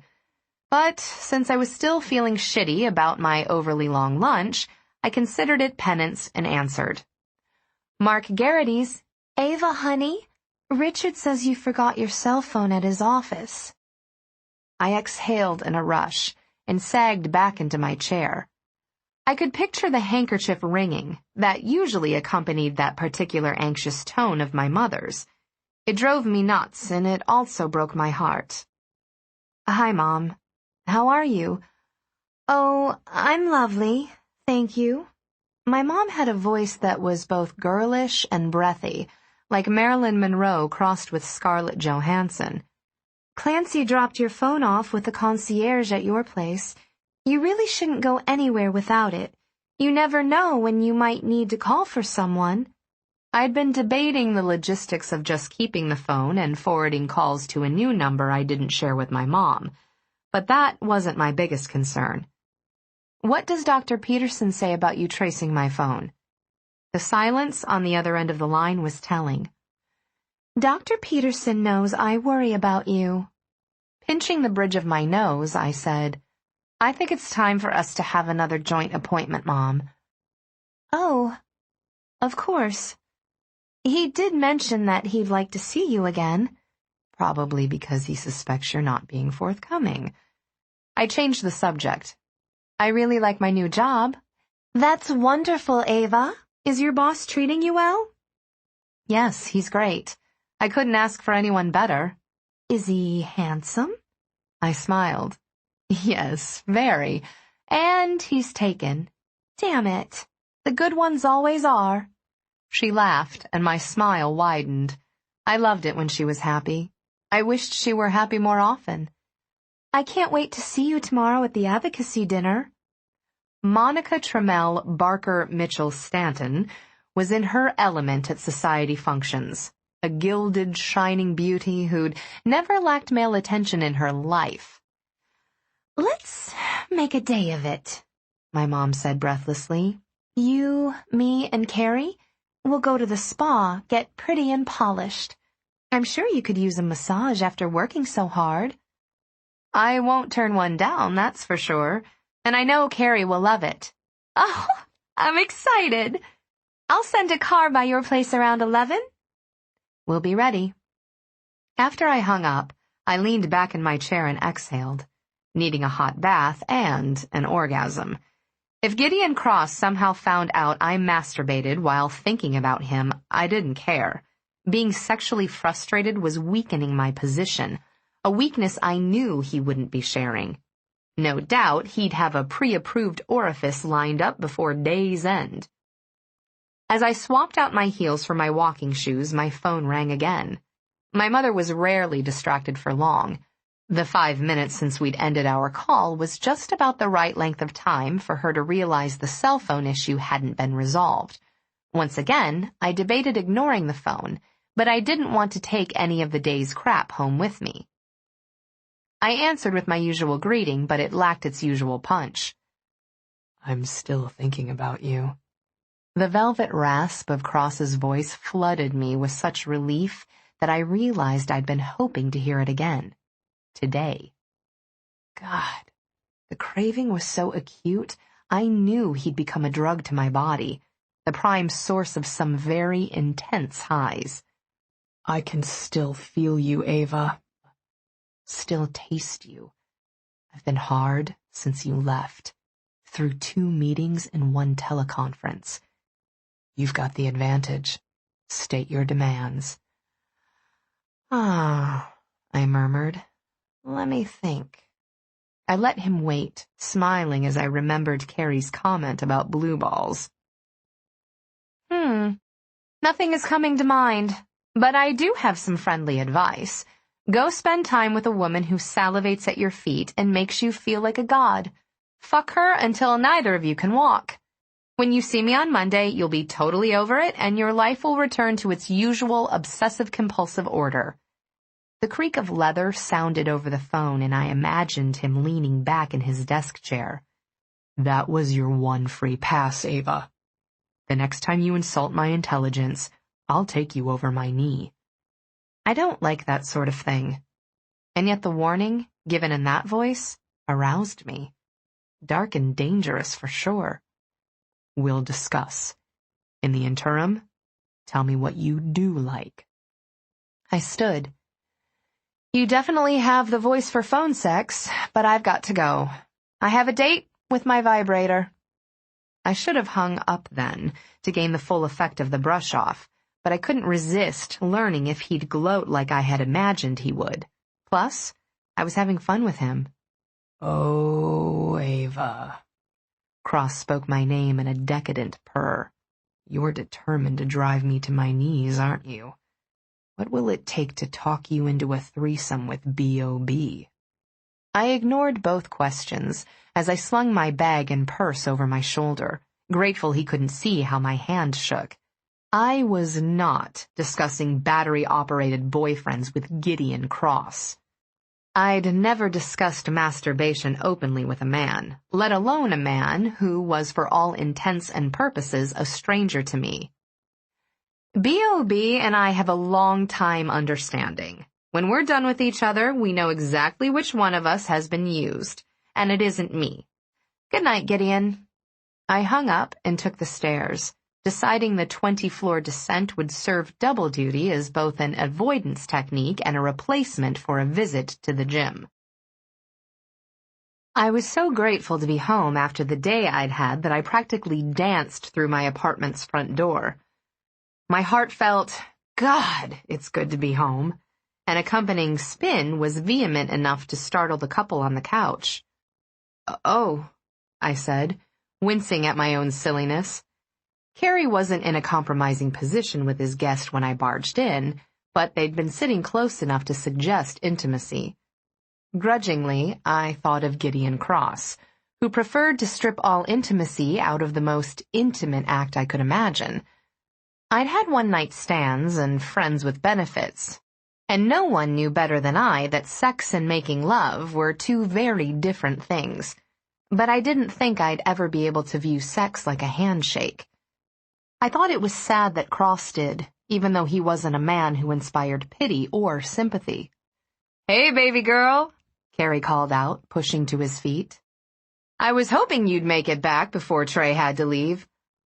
I have class in an hour, Trey explained, rounding the coffee table as I dropped my bag on the floor and put my purse on a bar stool at the breakfast bar. But I'm glad I got to meet you before I left. Me too. I shook the hand he extended to me, taking him in with a quick glance. He was about my age, I guessed. Average height and nicely muscular. He had unruly blonde hair, soft hazel eyes, and a nose that had clearly been broken at some point. Mind if I grab a glass of wine? I asked. It's been a long day. Go for it, Trey replied. I'll take one too. Carrie joined us by the breakfast bar. He was wearing loose-fitting black jeans and an off-the-shoulder black sweater. The look was casual and elegant and did a phenomenal job of offsetting his dark brown hair and emerald eyes. I went to the wine fridge and pulled out a random bottle. Trey shoved his hands in the pockets of his jeans and rocked back on his heels, talking quietly with Carrie as I uncorked and poured. The phone rang and I grabbed the handset off the wall. Hello? Hey, Eva, it's Parker Smith. Parker, hi. I leaned my hip into the counter. How are you? I hope you don't mind me calling. Your stepdad gave me your number. Ugh. I had enough of Stanton for one day. Not at all. What's up? Honestly, everything's looking up right now. Your stepdad is like my fairy godfather. He's funding a few safety improvements to the studio and some much-needed upgrades. That's why I'm calling. The studio's going to be out of commission next week. Classes will resume a week from Monday. I closed my eyes, struggling to tamp down a flare of exasperation. It wasn't Parker's fault that Stanton and my mom were overprotective control freaks. Clearly, they didn't see the irony of defending me while I was surrounded by people trained to do that very thing. Sounds good. I can't wait. I'm really excited to be training with you. I'm excited too. I'm going to work you hard, Eva. Your parents are going to get their money's worth. I set a filled glass in front of Carrie and took a big gulp out of my own. It never ceased to amaze me how much cooperation money could buy. But again, that wasn't Parker's fault. No complaints here. We'll get started first thing next week. Your driver has the schedule. Great. See you then. I hung up and caught the glance Trey shot Carrie when he thought neither of us was looking. It was soft and filled with a sweet yearning, and it reminded me that my problems could wait. I'm sorry I caught you on the way out, Trey. Do you have time for pizza Wednesday night? I'd love to do more than say hi and bye. I have class. He gave me a regretful smile and shot another side glance at Carrie. But I could come by on Tuesday. That'd be great. I smiled. We could order in and have a movie night. I'd like that. I was rewarded with the kiss Carrie blew me as he headed to the door to show Trey out. When he returned to the kitchen, he grabbed his wine and said, All right, spill it, Eva. You look stressed. I am, I agreed, grabbing the bottle and moving into the living room. It's Gideon Cross, isn't it? Oh, yeah. But I don't want to talk about him. Although Gideon's pursuit was exhilarating, his goal sucked. Let's talk about you and Trey instead. How did you two meet? I ran across him on a job. He's working part-time as a photographer's assistant. Sexy, isn't he? His eyes were bright and happy. And a real gentleman, in an old-school way. Who knew there were any of those left? I muttered, before polishing off my first glass. What's that supposed to mean? Nothing. I'm sorry, Carrie. He seemed great, and he obviously digs you. Is he studying photography? Veterinary medicine. Wow, that's awesome. I think so too. But forget about Trey for a minute. Talk about what's bugging you. Get it out. I sighed. My mom. She found out about my interest in Parker's studio, and now she's freaking out. What? How'd she find out? I swear I haven't told anyone. I know you didn't. Never even crossed my mind. Grabbing the bottle off the table, I refilled my glass. Get this. She's been tracking my cell phone. Carrie's brows rose. Seriously? That's creepy. I know, right? That's what I told Stanton, but he doesn't want to hear it. Well, hell. He ran a hand through his long bangs. So what do? Get a new phone and meet with Dr. Peterson to see if he can't talk some sense into her. Good move. Turn it over to her shrink. So, is everything okay with your job? Do you still love it? Totally. My head fell back into the sofa cushions and my eyes closed. My work and you are my lifesavers right now. What about the young, haughty bazillionaire who wants to nail you? Come on, Eva. You know I'm dying here. What happened? I told him, of course. I wanted his take on it all, but when I finished, he was quiet. I lifted my head to look at him and found him bright-eyed and biting his lip. Carrie, what are you thinking? I'm feeling kind of hot from that story. He laughed, and the warm, richly masculine sound swept a lot of my irritation away. He's got to be so confused right now. I would have paid money to see his face when you hit him with that bit he wanted to spank you over. I can't believe he said that. Just remembering Cross's voice when he made that threat had my palms damp enough to leave steam on my glass. What the hell is he into? Spanking's not deviant. Besides, he was going for missionary on the couch, so he's not averse to the basics. He fell into the couch, a brilliant smile lighting up his handsome face. You're a huge challenge to a guy who obviously thrives on them, and he's willing to make concessions to have you, which I'd bet he's not used to. Just tell him what you want. I split the last of the wine between us, feeling marginally better with a bit of alcohol in my veins. What did I want? Aside from the obvious, we're totally incompatible. Is that what you call what happened on his couch? Carrie, come on. Boil it down. He picked me up off the lobby floor and then asked me to fuck. That's really it. Even a guy I take home from a bar has more going for him than that. Hey, what's your name? Come here often? Who's your friend? What are you drinking? Like to dance? Do you work around here? All right, I get it. He set his glass down on the table. Let's go out. Hit a bar. Dance till we drop. Maybe meet some guys who will talk you up some. Or at least buy me a drink. Hey, Cross offered you one of those in his office. I shook my head and stood. Whatever. Let me take a shower and we'll go. I threw myself into clubbing like it was going out of style. Carrie and I bounced all over downtown clubs from Tribeca to the East Village, wasting stupid money on cover charges and having a fabulous time. I danced until my feet felt like they were going to fall off. But I toughed it out until Carrie complained about his heeled boots first. We just stumbled out of a techno-pop club with a plan to buy me flip-flops at a nearby Walgreens when we ran across a hawker promoting a lounge a few blocks away. Great place to get off your feet for a while, he said, without the usual flashy smile or exaggerated hype most of the hawkers employed. His clothes, black jeans and turtleneck, were more upscale, which intrigued me, and he didn't have flyers or postcards. What he handed me was a business card made from papyrus paper and printed with a gilded font that caught the light of the electric signage around us. I made a mental note to hang on to it as a great piece of print advertising. A stream of quickly moving pedestrians flowed around us.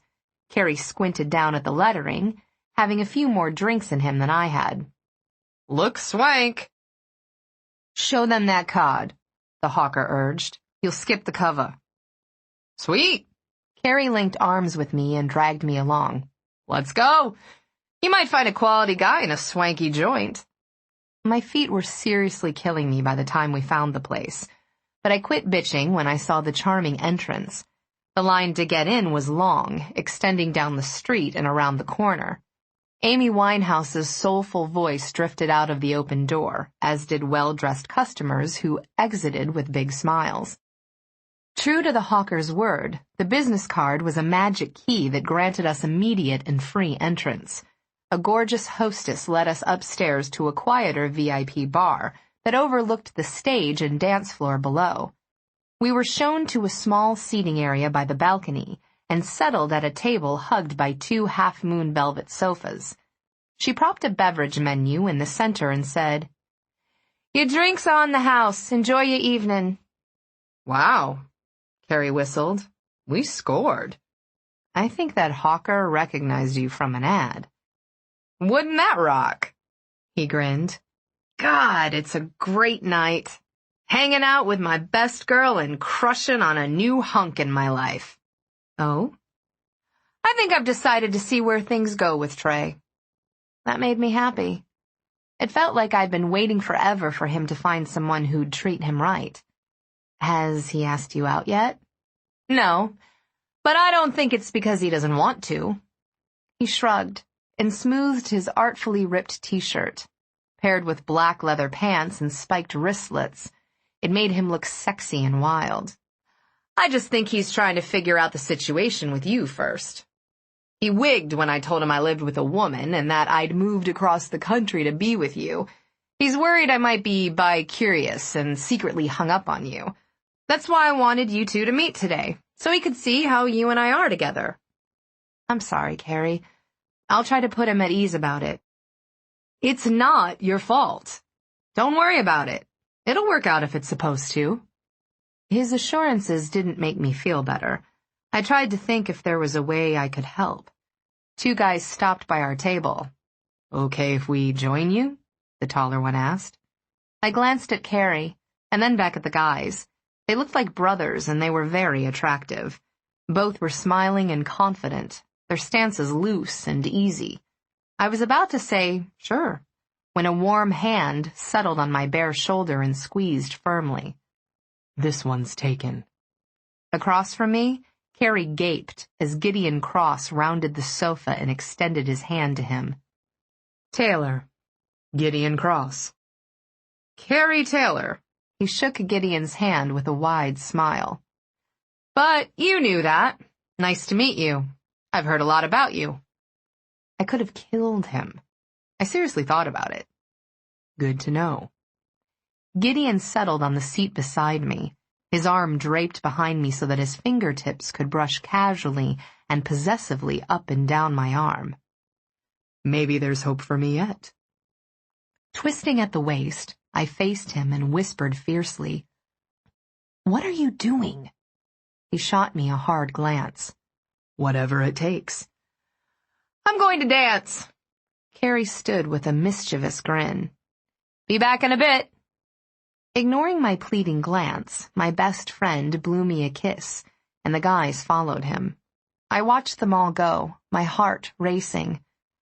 After another minute, ignoring Gideon became ridiculous, as well as impossible. My gaze slid over him. He wore dress slacks in graphite gray and a black V-neck sweater, the overall effect being one of careless sophistication. I loved the look on him and was attracted to the softness it gave him, even though I knew it was only an illusion. He was a hard man in a lot of ways. I took a deep breath, feeling like I needed to make an effort to socialize with him. After all, wasn't that my big complaint? That he wanted to skip past the getting to know you stage and jump straight into bed? You look... I paused. Fantastic, wonderful, amazing, so damn sexy. In the end, I went with the lame, I like the way you look. His brow arched. Ah, something you like about me. Is that a general like of the overall package, or just the clothes? Only the sweater, or maybe it's the pants? The edge to his tone rubbed me the wrong way. And if I say it's just the sweater? I'll buy a dozen and wear them every damn day. That would be a shame. You don't like the sweater? He was pissy, his words coming clipped and fast. My hands flexed restlessly in my lap. I love the sweater, but I also like the suits. He stared at me a minute, and then nodded. How was your date with B.O.B.? Oh, hell. I looked away. It was a lot easier talking about masturbation over the phone. Doing it while squirming under that piercing blue stare was mortifying. I don't kiss and tell. He brushed the backs of his fingers over my cheek and murmured, You're blushing. I heard the amusement in his voice and swiftly changed topics.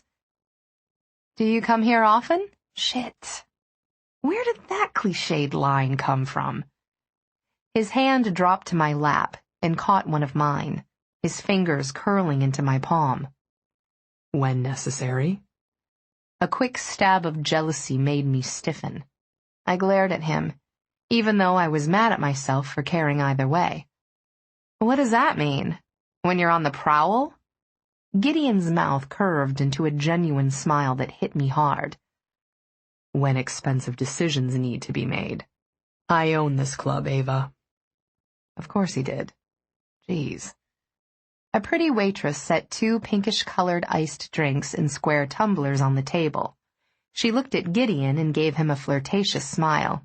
Here you go, Mr. Cross. 2 Stoli Elites and cranberry. Can I get you anything else? That'll be all for now. Thanks.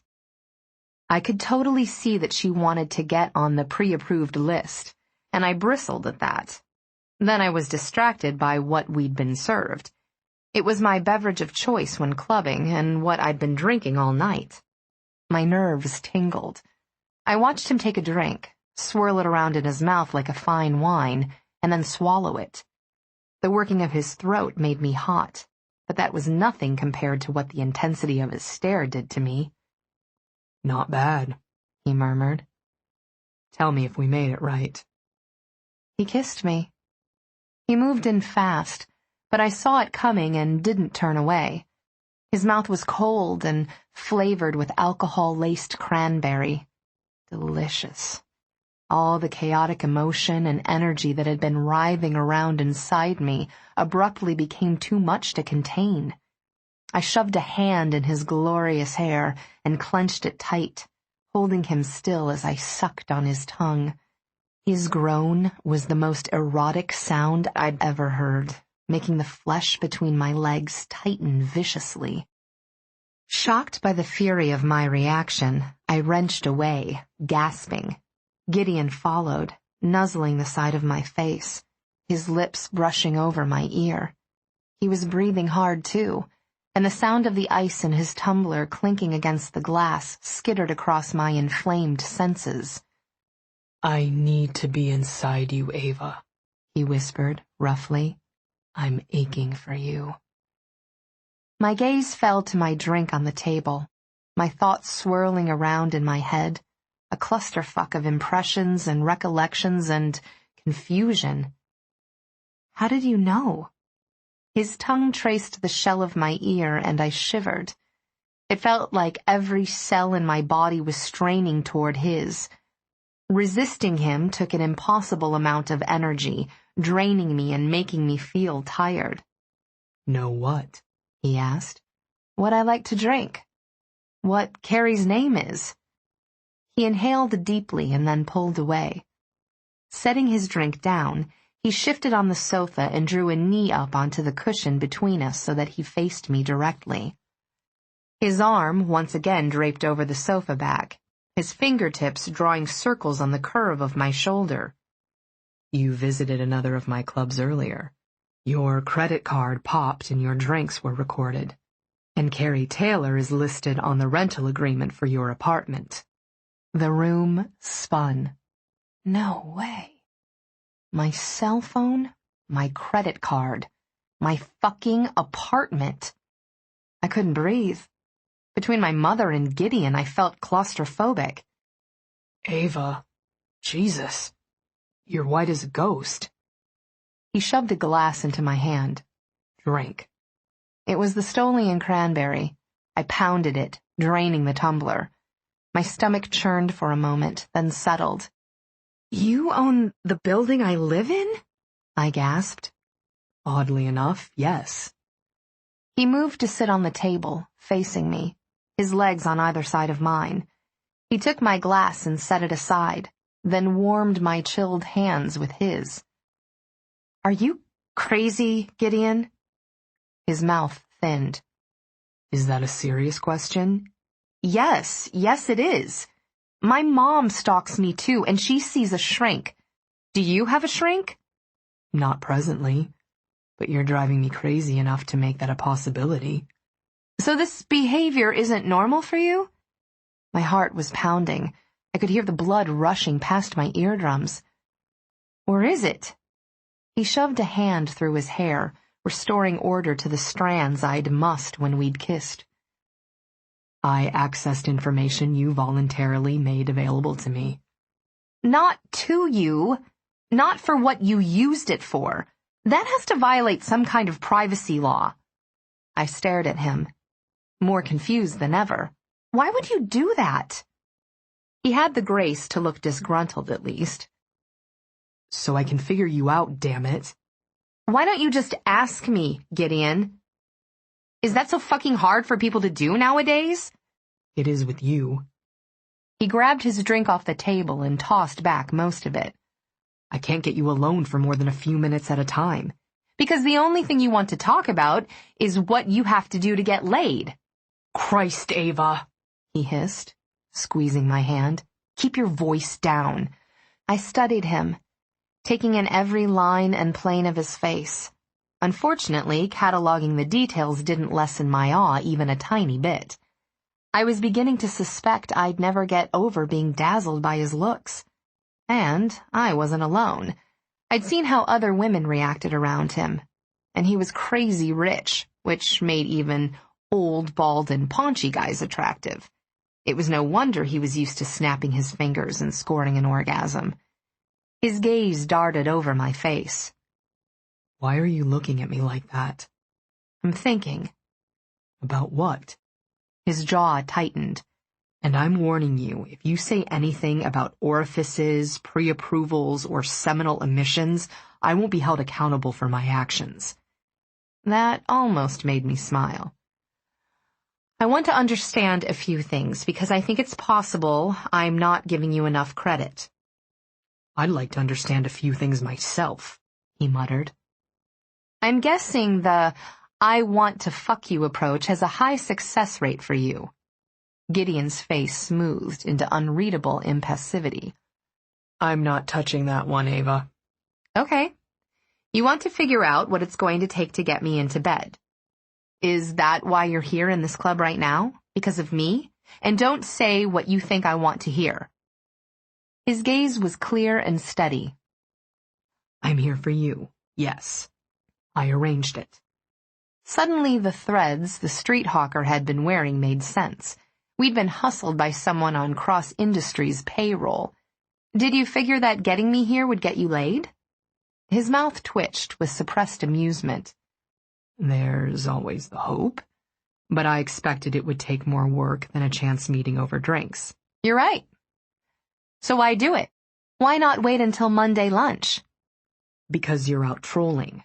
I can't do anything about B.O.B., but I can stop you from picking up some asshole in a bar. You want to score, Eva? I'm right here. I'm not trolling. I'm burning off tension after a stressful day. You're not the only one. He fingered one of my silver chandelier earrings. So you drink and dance when you're tense. I work on the problem that's making me tense in the first place. His voice had softened, and it stirred an alarming yearning. Is that what I am, a problem? Absolutely. But there was a hint of a smile around his lips. I knew that was a lot of the appeal for him. Gideon Cross wouldn't be where he was at such a young age if he took no gracefully. What's your definition of dating? A frown marred the space between his brows. Lengthy social time spent with a woman during which we're not actively fucking. Don't you enjoy the company of women? The frown turned into a scowl. Sure, as long as there aren't any exaggerated expectations or excessive demands on my time. I've found the best way to steer clear of those is to have mutually exclusive sexual relationships and friendships. There were those pesky, exaggerated expectations again. Clearly, those were a sticking point with him. So, you do have female friends? Of course. His legs tightened around mine, capturing me. Where are you going with this? You segregate sex from the rest of your life. You separate it from friendship, work, everything. I've got good reasons for doing that. I'm sure you do. Okay, here are my thoughts. It was difficult concentrating when I was so close to Gideon. I told you I don't want to date, and I don't. My job is priority number 1, and my personal life, as a single woman, is a close second. I don't want to sacrifice any of that time on a relationship, and there's really not enough left over to squeeze in anything steady. I'm right there with you. But I like sex. Good. Have it with me. His smile was an erotic invitation. I shoved his shoulder. I need a personal connection with the men I sleep with. It doesn't have to be intense or deep, but sex needs to be more than an emotionless transaction for me. Why? I could tell he wasn't being flippant. As bizarre as this conversation must be for him, Gideon was taking it seriously. Call it one of my quirks. And I'm not saying that lightly. It pisses me off to feel used for sex. I feel devalued. Can't you look at it as you using me for sex? Not with you. He was too forceful, too demanding. A sizzling, predatory glimmer sparked in his eyes as I bared my weakness for him. Besides, I went on quickly, that's semantics. I need an equal exchange in my sexual relationships, or to have the upper hand. Okay. Okay? You said that really quickly, considering I'm telling you I need to combine 2 things you work so hard to avoid putting together. I'm not comfortable with it, and I don't claim to understand. But I'm hearing you. It's an issue. Tell me how to get around it. My breath left me in a rush. I hadn't expected that. He was a man who wanted no complications with his sex, and I was a woman who found sex complicated. But he wasn't giving up. Yet. We need to be friendly, Gideon. Not best buds or confidants, but 2 people who know more about each other than their anatomy. To me, that means we have to spend time together when we're not actively fucking. And I'm afraid we'll have to spend time not actively fucking in places where we're forced to restrain ourselves. Isn't that what we're doing now? Yes. And see, that's what I mean. I wasn't giving you credit for that. You should have done it in a less creepy manner. I covered his lips with my fingers when he tried to cut me off, but I admit you did try to set up a time to talk and I wasn't helpful. He nipped my fingers with his teeth, making me yelp, and yank my hand away. Hey, what was that for? He lifted my abused hand to his mouth and kissed the hurt, his tongue darting out to soothe, and incite. In self-defense, I tugged my hand back to my lap. I still wasn't completely confident that we'd worked things out. Just so you know, there are no exaggerated expectations. When you and I spend time together not actively fucking, I won't think it's a date. All right? That covers it. Gideon smiled, and my decision to be with him solidified for me. His smile was like lightning in the darkness, blinding and beautiful and mysterious, and I wanted him so badly it was physically painful. His hand slid down to cup the backs of my thighs. Squeezing gently, he tugged me just a little bit closer. The hem of my short black halter dress slipped almost indecently high, and his gaze was riveted to the flesh he'd exposed. His tongue wet his lips in an action so carnal and suggestive, I could almost feel the caress on my skin. Duffy began begging for mercy, her voice drifting up from the dance floor below. An unwelcome ache developed in my chest, and I rubbed at it. I'd already had enough, but I heard myself saying, "I need another drink." Chapter 5. I had a vicious hangover on Saturday morning and figured it was no less than I deserved. As much as I'd resented Gideon's insistence on negotiating sex with as much passion as he would a merger, in the end, I'd negotiated in kind, because I wanted him enough to take a calculated risk and break my own rules. I took comfort in knowing he was breaking some of his own, too. After a long hot shower, I made my way into the living room and found Carrie on the couch with his netbook, looking fresh and alert. Smelling coffee in the kitchen, I headed there and filled the biggest mug I could find. "Morning, sunshine," Carrie called out. With my much-needed dose of caffeine wrapped between both palms, I joined him on the couch. He pointed at a box on the end table. "That came for you while you were in the shower." I set my mug on the coffee table and picked up the box. It was wrapped with brown paper and twine and had my name handwritten diagonally across the top, with a decorative calligraphic flourish. Inside was an amber glass bottle with hangover cure painted on it in a white, old-fashioned font, and a note tied with raffia to the bottle's neck that said, "Drink me." Gideon's business card was nestled in the cushioning tissue paper. As I studied the gift, I found it very apt. Since meeting Gideon, I'd felt like I'd fallen down the rabbit hole into a fascinating and seductive world where few of the known rules applied. I was in uncharted territory that was both exciting and scary. I glanced at Carrie, who eyed the bottle dubiously. "Cheers!" I pried the cork out and drank the contents without thinking twice about it. It tasted like sickly sweet cough syrup. My stomach quivered in distaste for a moment, and then heated.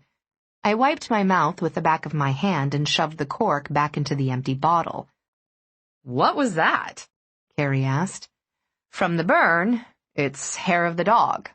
His nose wrinkled. "Effective, but unpleasant." And it was working. I already felt a little steadier. Carrie picked up the box and dug out Gideon's card. He flipped it over, then held it out to me.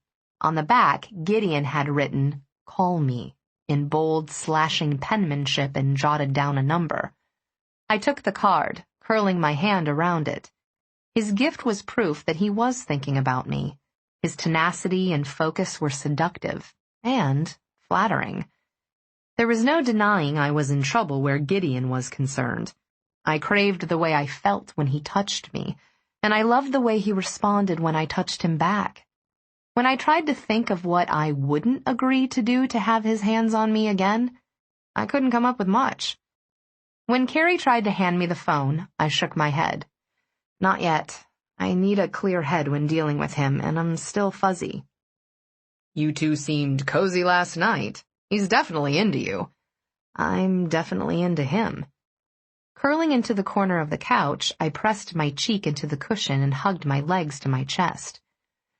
"We're going to hang out, get to know each other, have casual but physically intense sex, and be otherwise completely independent. No strings, no expectations, no responsibilities." Carrie hit a button on his netbook and the printer on the other side of the room started spitting out pages. Then he snapped the computer closed, set it on the coffee table, and gave me all his attention. "Maybe it'll turn into something serious." "Maybe not," I scoffed. Cynic. I'm not looking for happily ever after, Carrie, especially not with a mega mogul like Cross. I've seen what it's like for my mom being connected to powerful men. It's a full-time job with a part-time companion. Money keeps Mom happy, but it wouldn't be enough for me. My dad had loved my mom. He'd asked her to marry him and share his life. She'd turned him down because he didn't have the hefty portfolio and sizable bank account she required in a husband.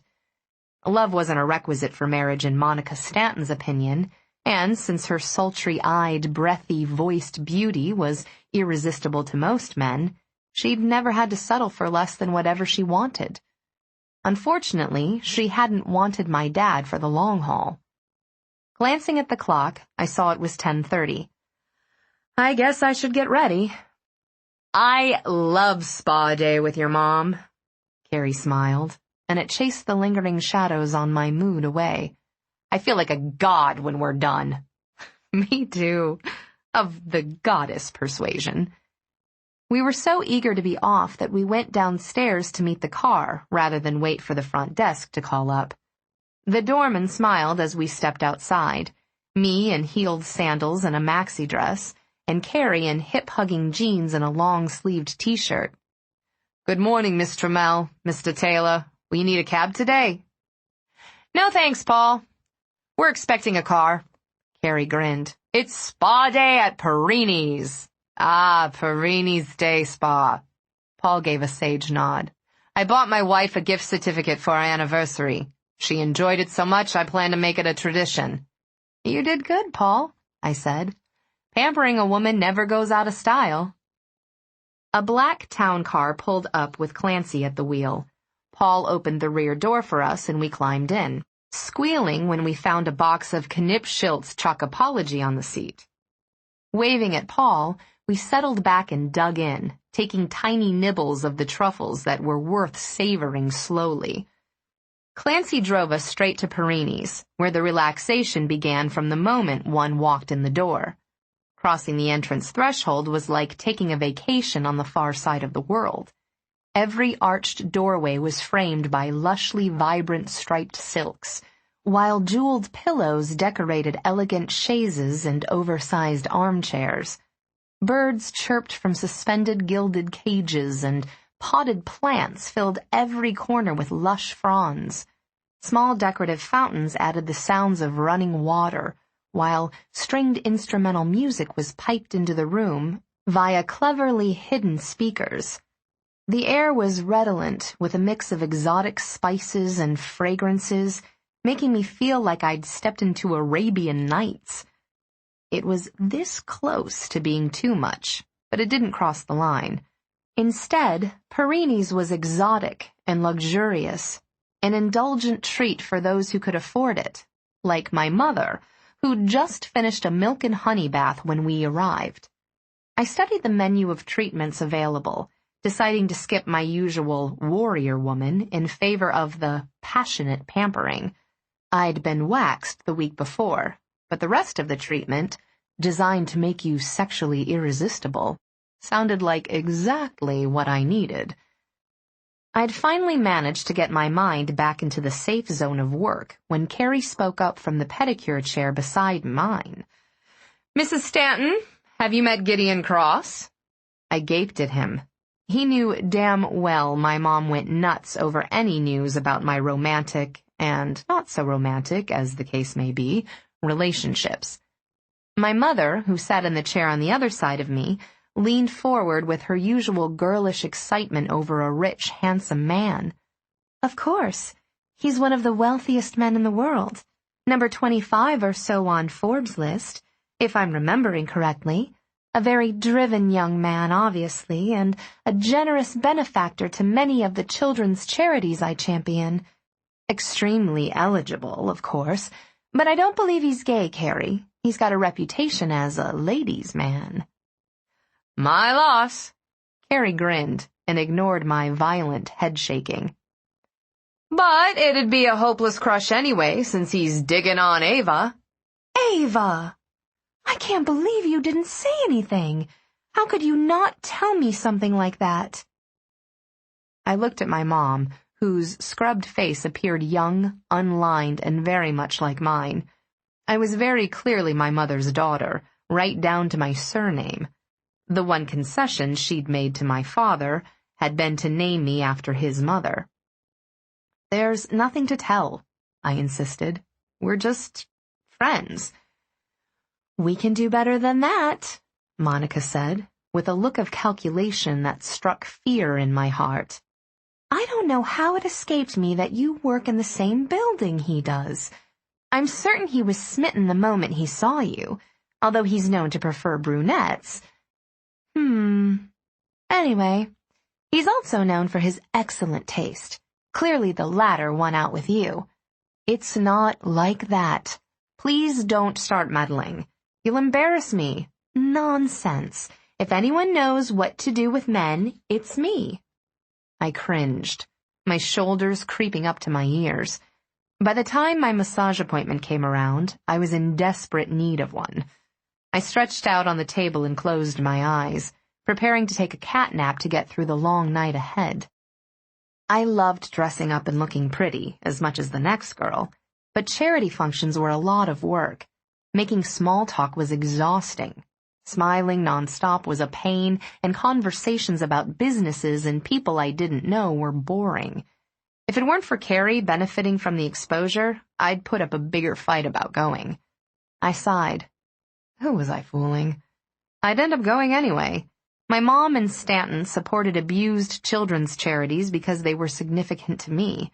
Going to the occasional stuffy event was a small price to pay for the return. Taking a deep breath, I consciously relaxed. I made a mental note to call my dad when I got home and thought about how to send a thank you note to Gideon for the hangover cure. I supposed I could email him using the contact info on his business card, but that lacked class. Besides, I didn't know who read his inbox. I'd just call him when I got home. Why not? He'd asked. No, told me to. He'd written the demand on his business card, and I'd get to hear his luscious voice again. The door opened, and the masseuse came in. Hello, Eva. You ready? Not quite, but I was getting there. After many lovely hours at the spa, my mom and Carrie dropped me off at the apartment. Then they headed out to hunt for new cufflinks for Stanton. I used the time alone to call Gideon. Even with the much-needed privacy, I punched most of his phone number into the keypad a half-dozen times before I finally put the call through. He answered on the first ring. Eva. Startled that he'd known who was calling, my mind scrambled for a moment. How did he have my name and number in his contact list? Hi, Gideon. I'm a block away. Let the front desk know I'm coming. What? I felt like I'd missed part of the conversation. Coming where? To your place. I'm rounding the corner now. Call the desk, Eva. He hung up, and I stared at the phone, trying to absorb the fact that Gideon was moments away from being with me again. Somewhat dazed, I went to the intercom and talked to the front desk, letting them know I was expecting him, and while I was talking, he walked into the lobby. A few moments after that, he was at my door. It was then that I remembered I was dressed in only a thigh-length silk robe, and my face and hair were styled for the dinner. What kind of impression would he get from my appearance? I tightened the belt of my robe before I let him in. It wasn't like I'd invited him over for a seduction or anything. Gideon stood in the hallway for a long moment, his gaze raking me from my head down to my French manicured toes. I was equally stunned by his appearance. The way he looked in worn jeans and a t-shirt made me want to undress him with my teeth. Worth the trip to find you like this, Eva. He stepped inside and locked the door behind him. How are you feeling? Good. Thanks to you. Thank you. My stomach quivered because he was here with me, which made me feel almost giddy. That can't be why you came over. I'm here because it took you too long to call me. I didn't realize I had a deadline. I have to ask you something time-sensitive, but more than that, I wanted to know if you were feeling all right after last night. His eyes were dark as they swept over me, his breathtaking face framed by that luxurious curtain of inky hair. God, you look beautiful, Eva. I can't remember ever wanting anything this much. With just those few simple words, I became hot and needy, way too vulnerable. What's so urgent? Go with me to the Advocacy Center dinner tonight. I pulled back, surprised and excited by the request. You're going? So are you. I checked, knowing your mother would be there. Let's go together. My hand went to my throat, my mind torn between the weirdness of how much he knew about me and concern over what he was asking me to do. That's not what I meant when I said we should spend time together. Why not? The simple question was laced with challenge. What's the problem with going together to an event we'd already planned on attending separately? It's not very discreet. It's a high-profile event. So? Gideon stepped closer and fingered a curl of my hair. There was a dangerous purr to his voice that sent a shiver through me. I could feel the warmth of his big, hard body and smell the richly masculine scent of his skin. I was falling under his spell, deeper with every minute that passed. People will make assumptions, my mother in particular. She's already scenting your bachelor blood in the water. Lowering his head, Gideon pressed his lips into the crook of my neck. I don't care what people think. We know what we're doing, and I'll deal with your mother. If you think you can, I said breathlessly. You don't know her very well. I'll pick you up at 7. His tongue traced the wildly throbbing vein in my throat, and I melted into him, my body going lax as he pulled me close. Still, I managed to say, I haven't said yes. But you won't say no. He caught my earlobe between his teeth. I won't let you. I opened my mouth to protest, and he sealed his lips over mine, shutting me up with a lush, wet kiss. His tongue did that slow, savoring licking that made me long to feel him doing the same between my legs. My hands went to his hair, sliding through it, tugging. When he wrapped his arms around me, I arched, curving into his hands. Just as he had in his office, he had me on my back on the couch before I realized he was moving me, his mouth swallowing my surprised gasp. The robe gave way to his dexterous fingers. Then he was cupping my breasts, kneading them with soft, rhythmic squeezes. Gideon. Shh. He sucked on my lower lip, his fingers rolling and tugging my tender nipples. It was driving me crazy knowing you were naked beneath your robe. You came over without... Oh, God. His mouth surrounded the tip of my breast, the wash of heat bringing a mist of perspiration to my skin. My gaze darted frantically to the clock on the cable box. Gideon, no. His head lifted, and he looked at me with stormy blue eyes. It's insane, I know. I can't explain it, Eva, but I have to make you come. I've been thinking about it constantly for days now. One of his hands pushed between my legs. They fell open shamelessly, my body so aroused I was flushed and almost feverish. His other hand continued to plump my breasts, making them heavy and unbearably sensitive. You're wet for me, he murmured, his gaze sliding down my body to where he was parting me with his fingers. You're beautiful here, too. Plush and pink. So soft. You didn't wax today, did you? I shook my head. Thank God. I don't think I would have made it 10 minutes without touching you, let alone 10 hours. He slid one finger carefully into me.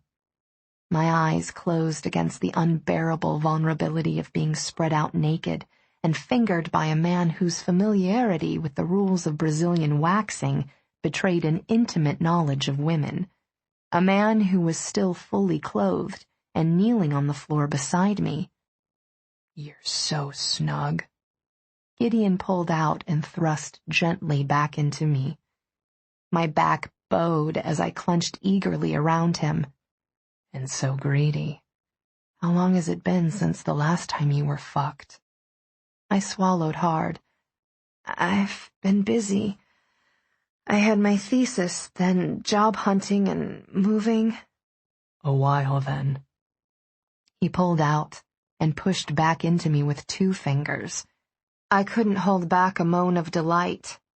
The man had talented hands, confident and skilled, and he took what he wanted with them. Are you on birth control, Eva? Yes. My hands gripped the edges of the cushions. Of course. I'll prove I'm clean, and you'll do the same. And then you're going to let me come in you. Jesus, Gideon. I was panting for him, my hips circling shamelessly onto his thrusting fingers. I felt like I'd spontaneously combust if he didn't get me off. I'd never been so turned on in my life. I was near mindless with the need for an orgasm. If Carrie walked in right then and found me writhing in our living room while Gideon finger-fucked me, I didn't think I'd care. Gideon was breathing hard, too. His face was flushed with lust for me, when I'd done nothing more than respond helplessly to him. His hand at my breast moved to my cheek and brushed over it. You're blushing. I've scandalized you. Yes. His smile was both wicked and delighted, and it made my chest tight. I want to feel my cum in you when I fuck you with my fingers. I want you to feel my cum in you, so you think about how I looked and the sounds I made when I pumped it into you, and while you're thinking about that, you're going to look forward to me doing it again and again. My sex rippled around his stroking fingers, the rawness of his words pushing me to the brink of orgasm. I'm going to tell you all the ways I want you to please me, Eva, and you're going to do it all. Take it all, and we're going to have explosive, primal, no-holds-barred sex. You know that, don't you? You can feel how it'll be between us. Yes, I breathed, clutching my breasts to ease the deep ache of my hardened nipples. Please, Gideon. Shh. I've got you. The pad of his thumb rubbed my clitoris in gentle circles. Look into my eyes when you come for me.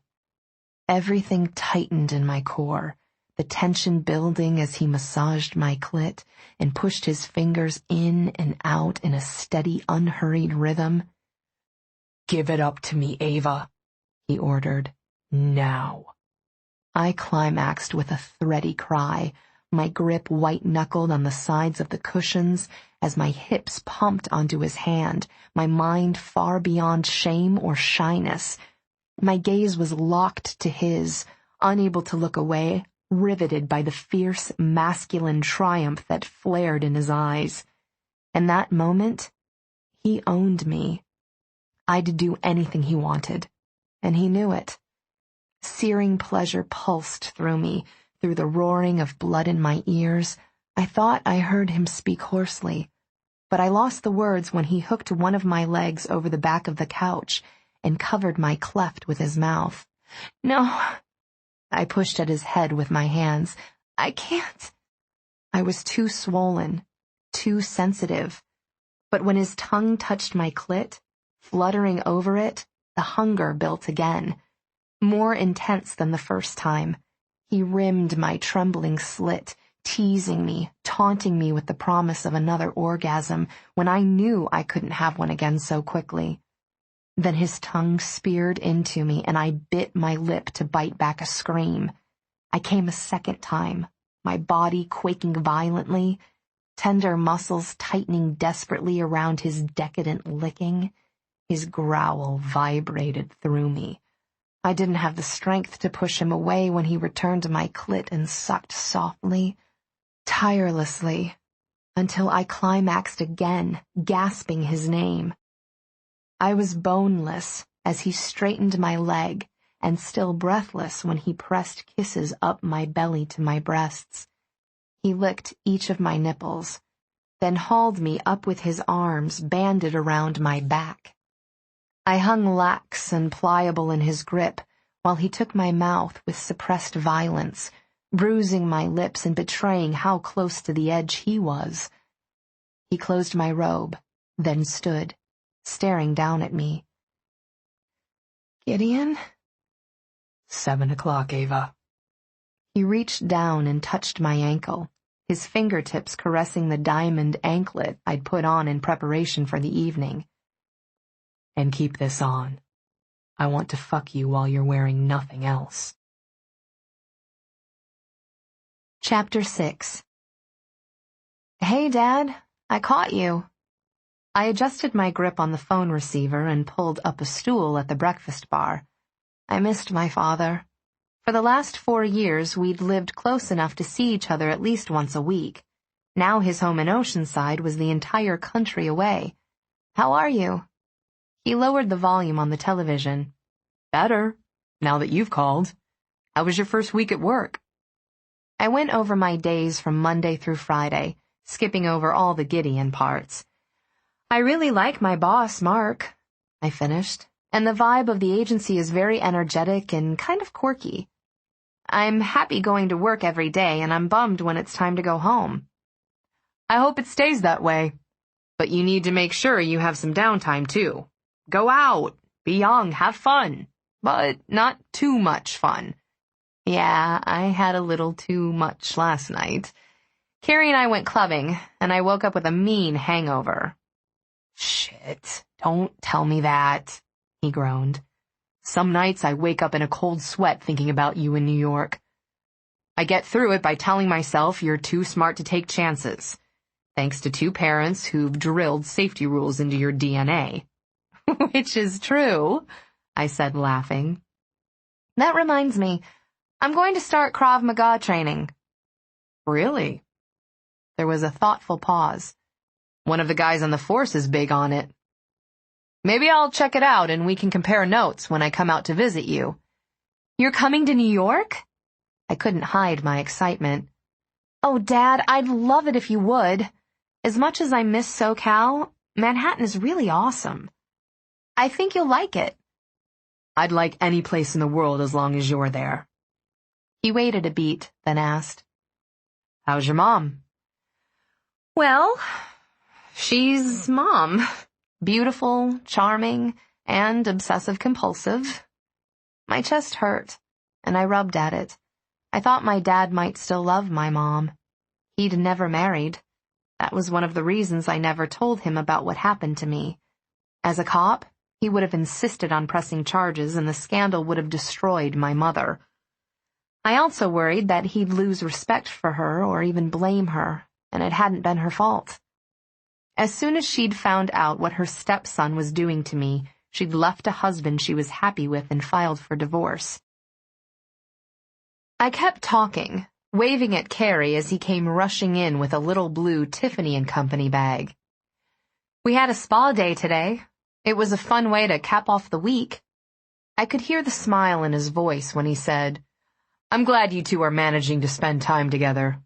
What are your plans for the rest of the weekend?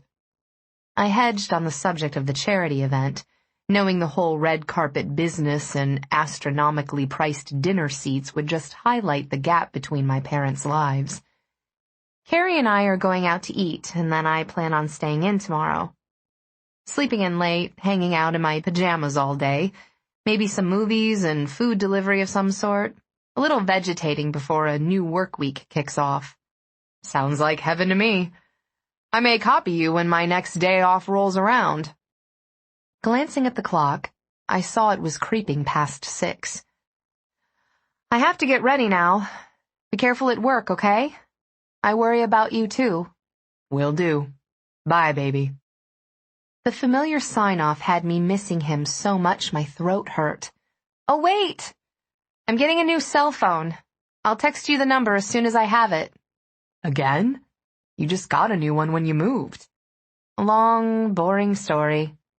Don't put it off. They're good for safety as well as playing Angry Birds. I'm over that game. I laughed, and warmth spread through me to hear him laughing too. I'll call you in a few days. Be good. That's my line. We hung up.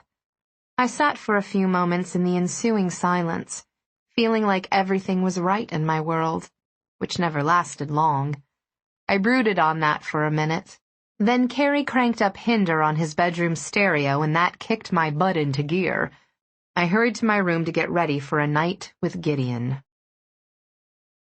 Necklace or no necklace? I asked Carrie, when he came into my bedroom looking seriously amazing.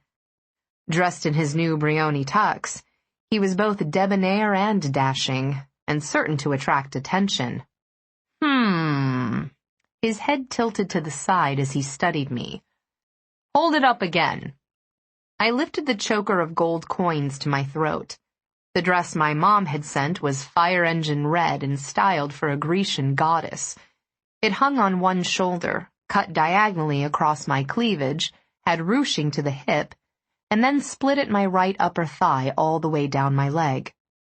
There was no back to speak of, aside from a slender strip of rhinestones that connected one side to the other to keep the front from falling off. Otherwise, the back was bared to just above the crack of my buttocks in a racy V-cut. Forget the necklace, he said. I was leaning toward gold chandeliers, but now I'm thinking diamond hoops. The biggest ones you've got. What? Really? I frowned at our reflections in my Chevelle mirror, watching as he moved to my jewelry box and dug through it. These. He brought them to me, and I eyed the 2-inch hoops my mother had given me for my 18th birthday. Trust me, Eva. Try 'em on. I did, and found he was right. It was a very different look from the gold choker, less glam and more edgy sensuality, and the earrings went well with the diamond anklet on my right leg. That I'd never think of the same way again after Gideon's comment.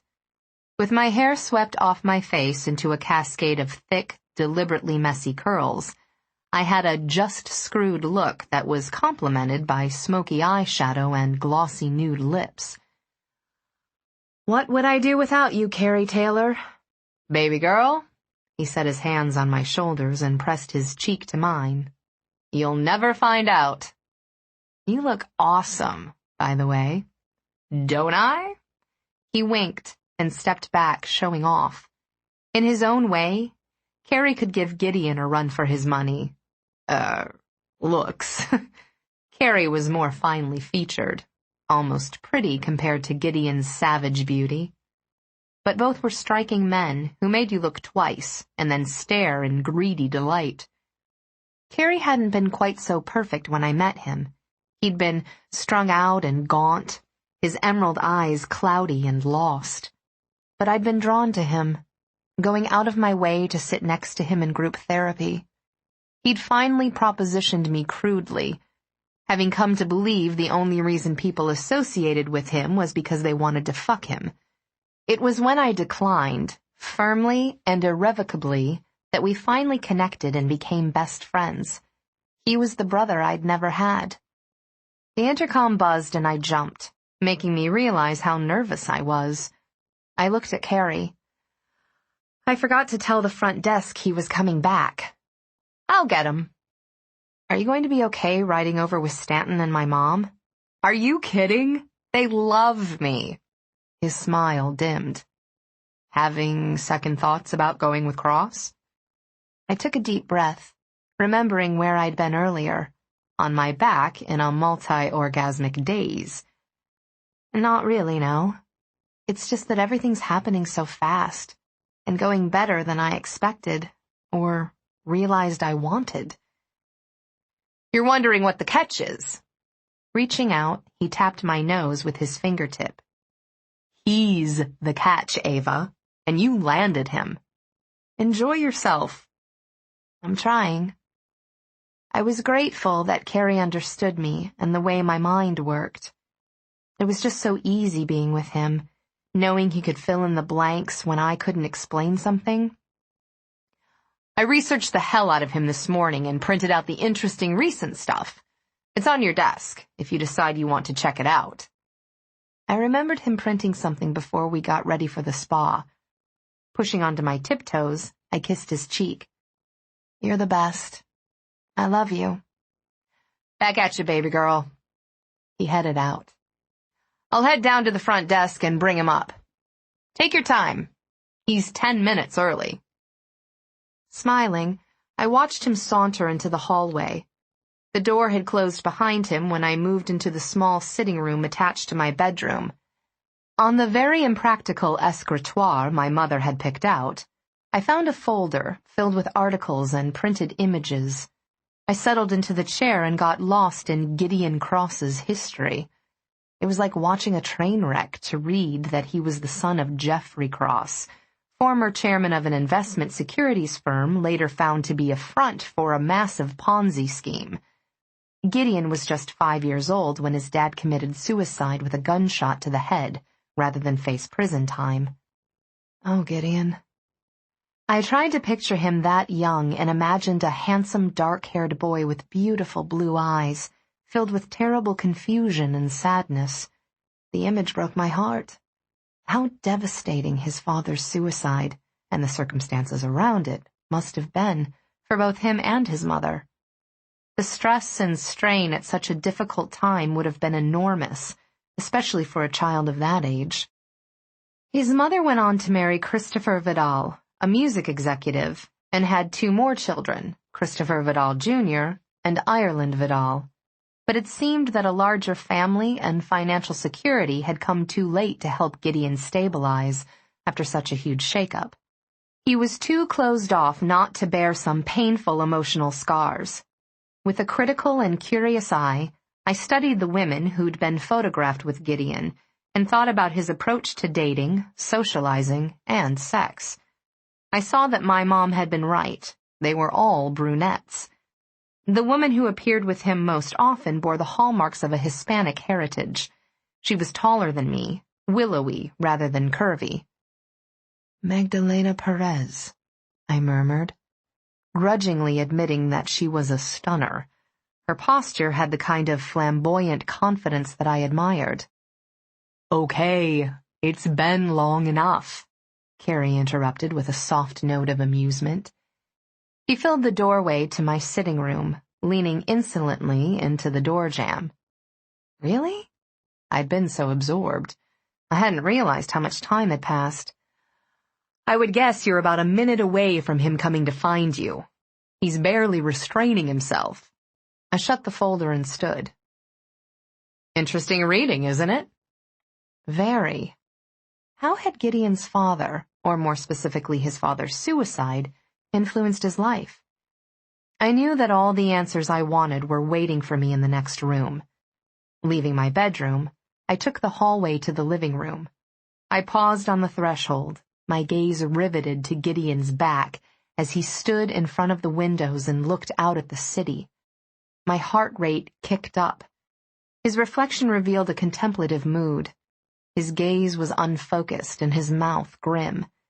His crossed arms betrayed an inherent unease, as if he were out of his element. He looked remote and removed, a man who was inherently alone.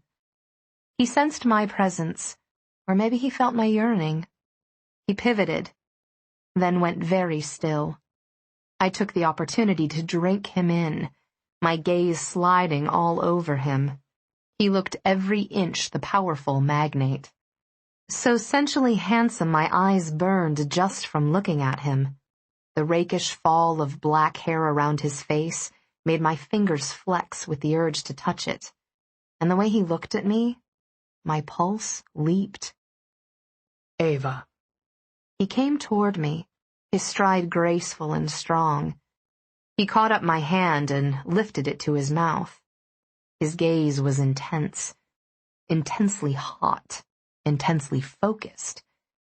The feel of his lips against my skin sent goosebumps racing up my arm and stirred memories of that sinful mouth on other parts of my body. I was instantly aroused. Hi. Amusement warmed his eyes. Hi yourself. You look amazing. I can't wait to show you off. I breathed through the delight I felt at the compliment. Let's hope I can do you justice. A slight frown knit the space between his brows. Do you have everything you need?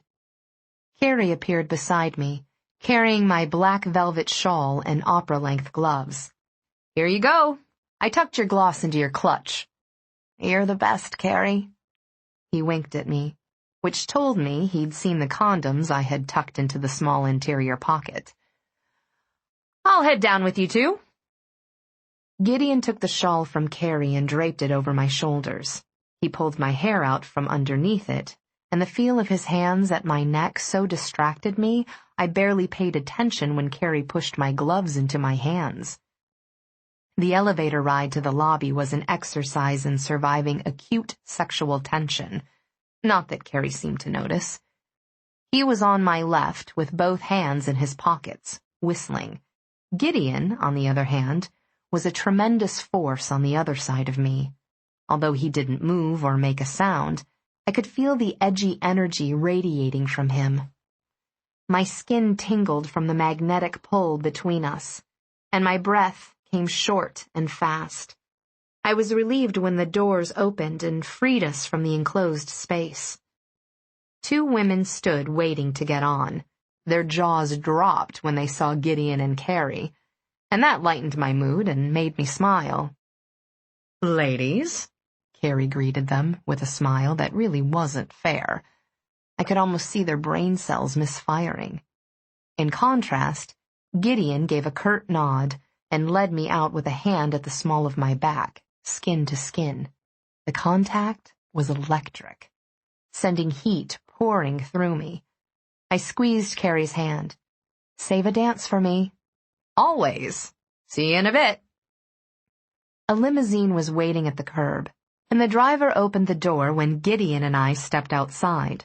I slid across the bench seat to the opposite side and adjusted my gown. When Gideon settled beside me and the door shut, I became highly conscious of how good he smelled.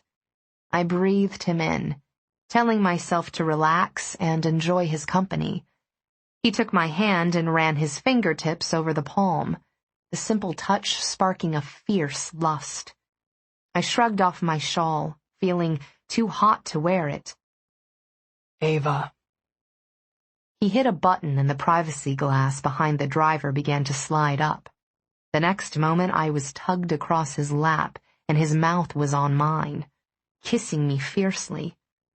I did what I'd wanted to do since I saw him in my living room. I shoved my hands in his hair and kissed him back. I loved the way he kissed me, as if he had to, as if he'd go crazy if he didn't, and had nearly waited too long. I sucked on his tongue, having learned how much he liked it, having learned how much I liked it, how much it made me want to suck him elsewhere with the same eagerness. His hands were sliding over my bare back and I moaned, feeling the prod of his erection against my hip.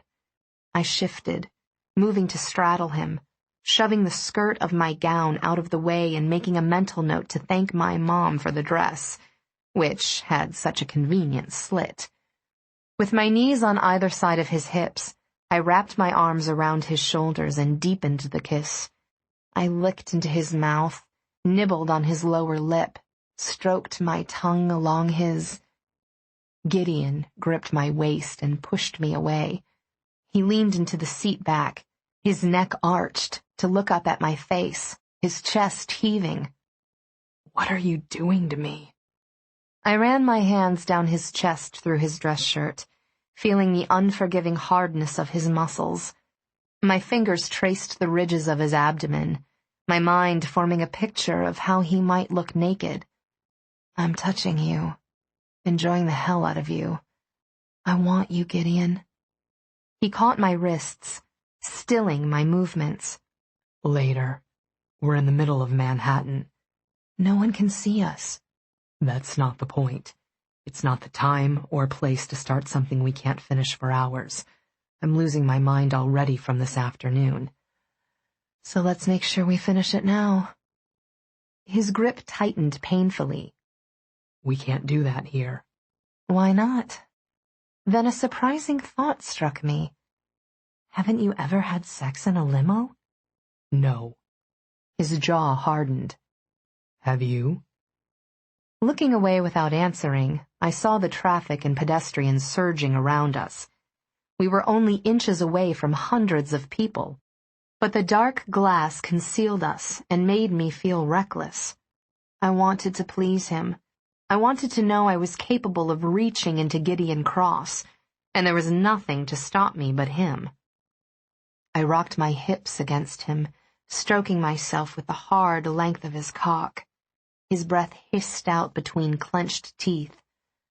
"I need you, Gideon," I said breathlessly, inhaling his scent, which was richer now that he was aroused. I thought I might be slightly intoxicated, just from the enticing smell of his skin. "You drive me crazy." He released my wrists and cupped my face, his lips pressing hard against mine. I reached for the fly of his slacks, freeing the 2 buttons to access the concealed zipper. He tensed.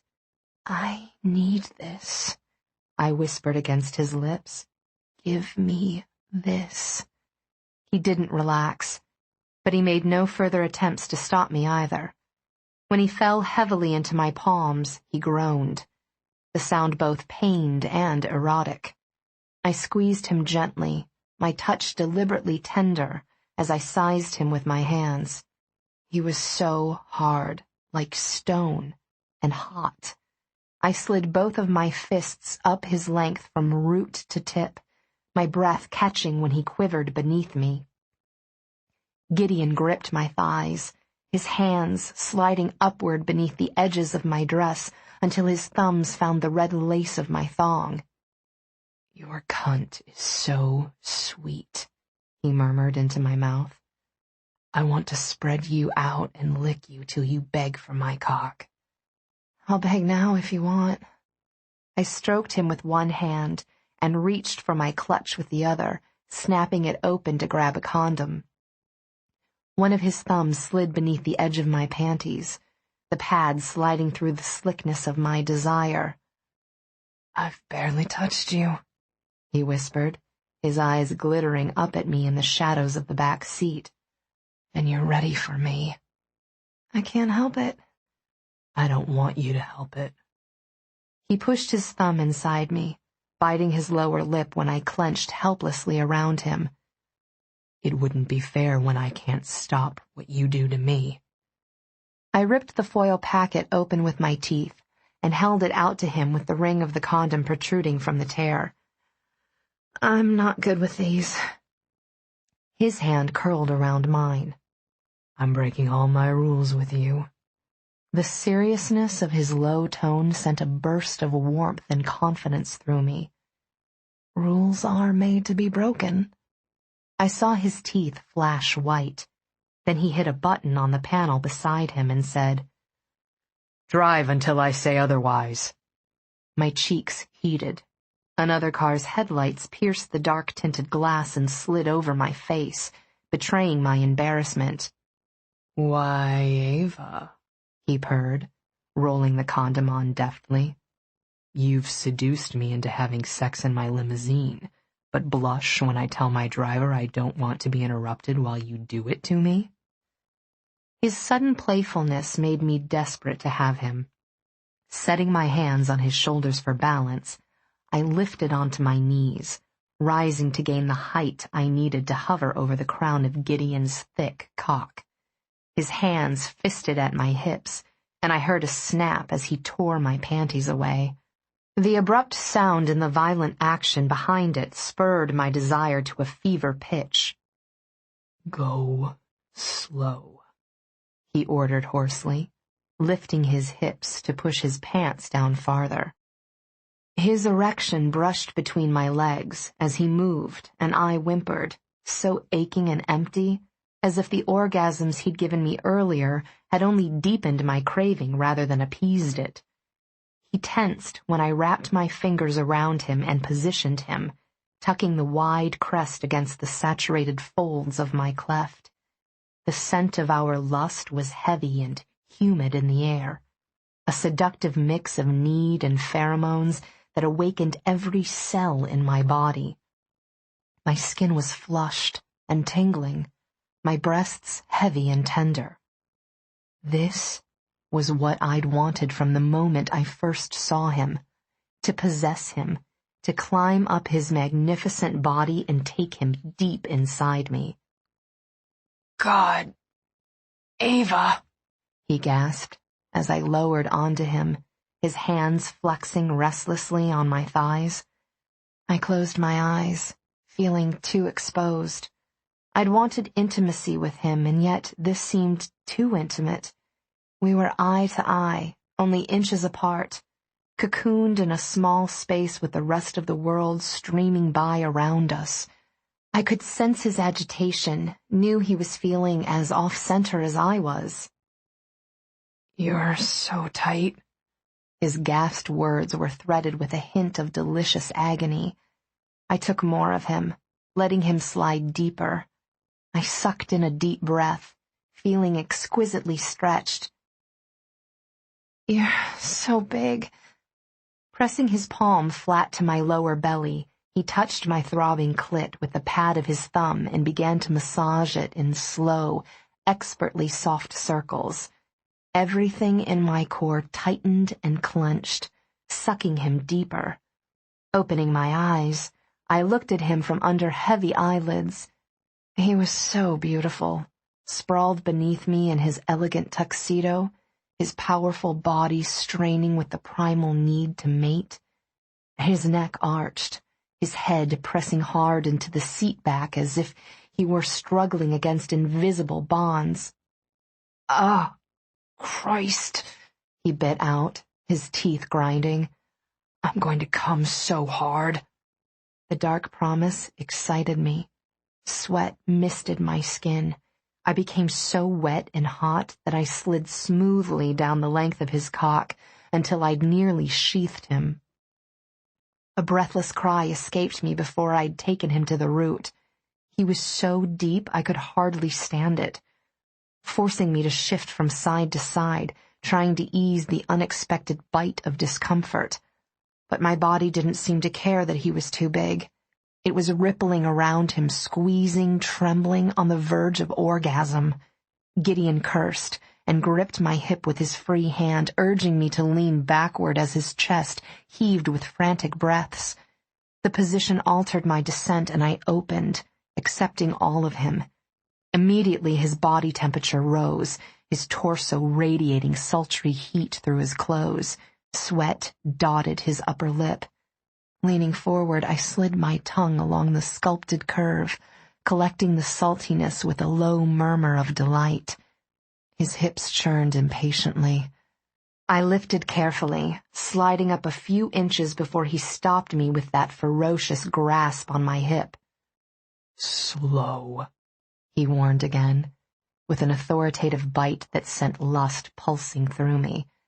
I lowered, taking him into me again, feeling an oddly luscious soreness as he pushed just past my limits.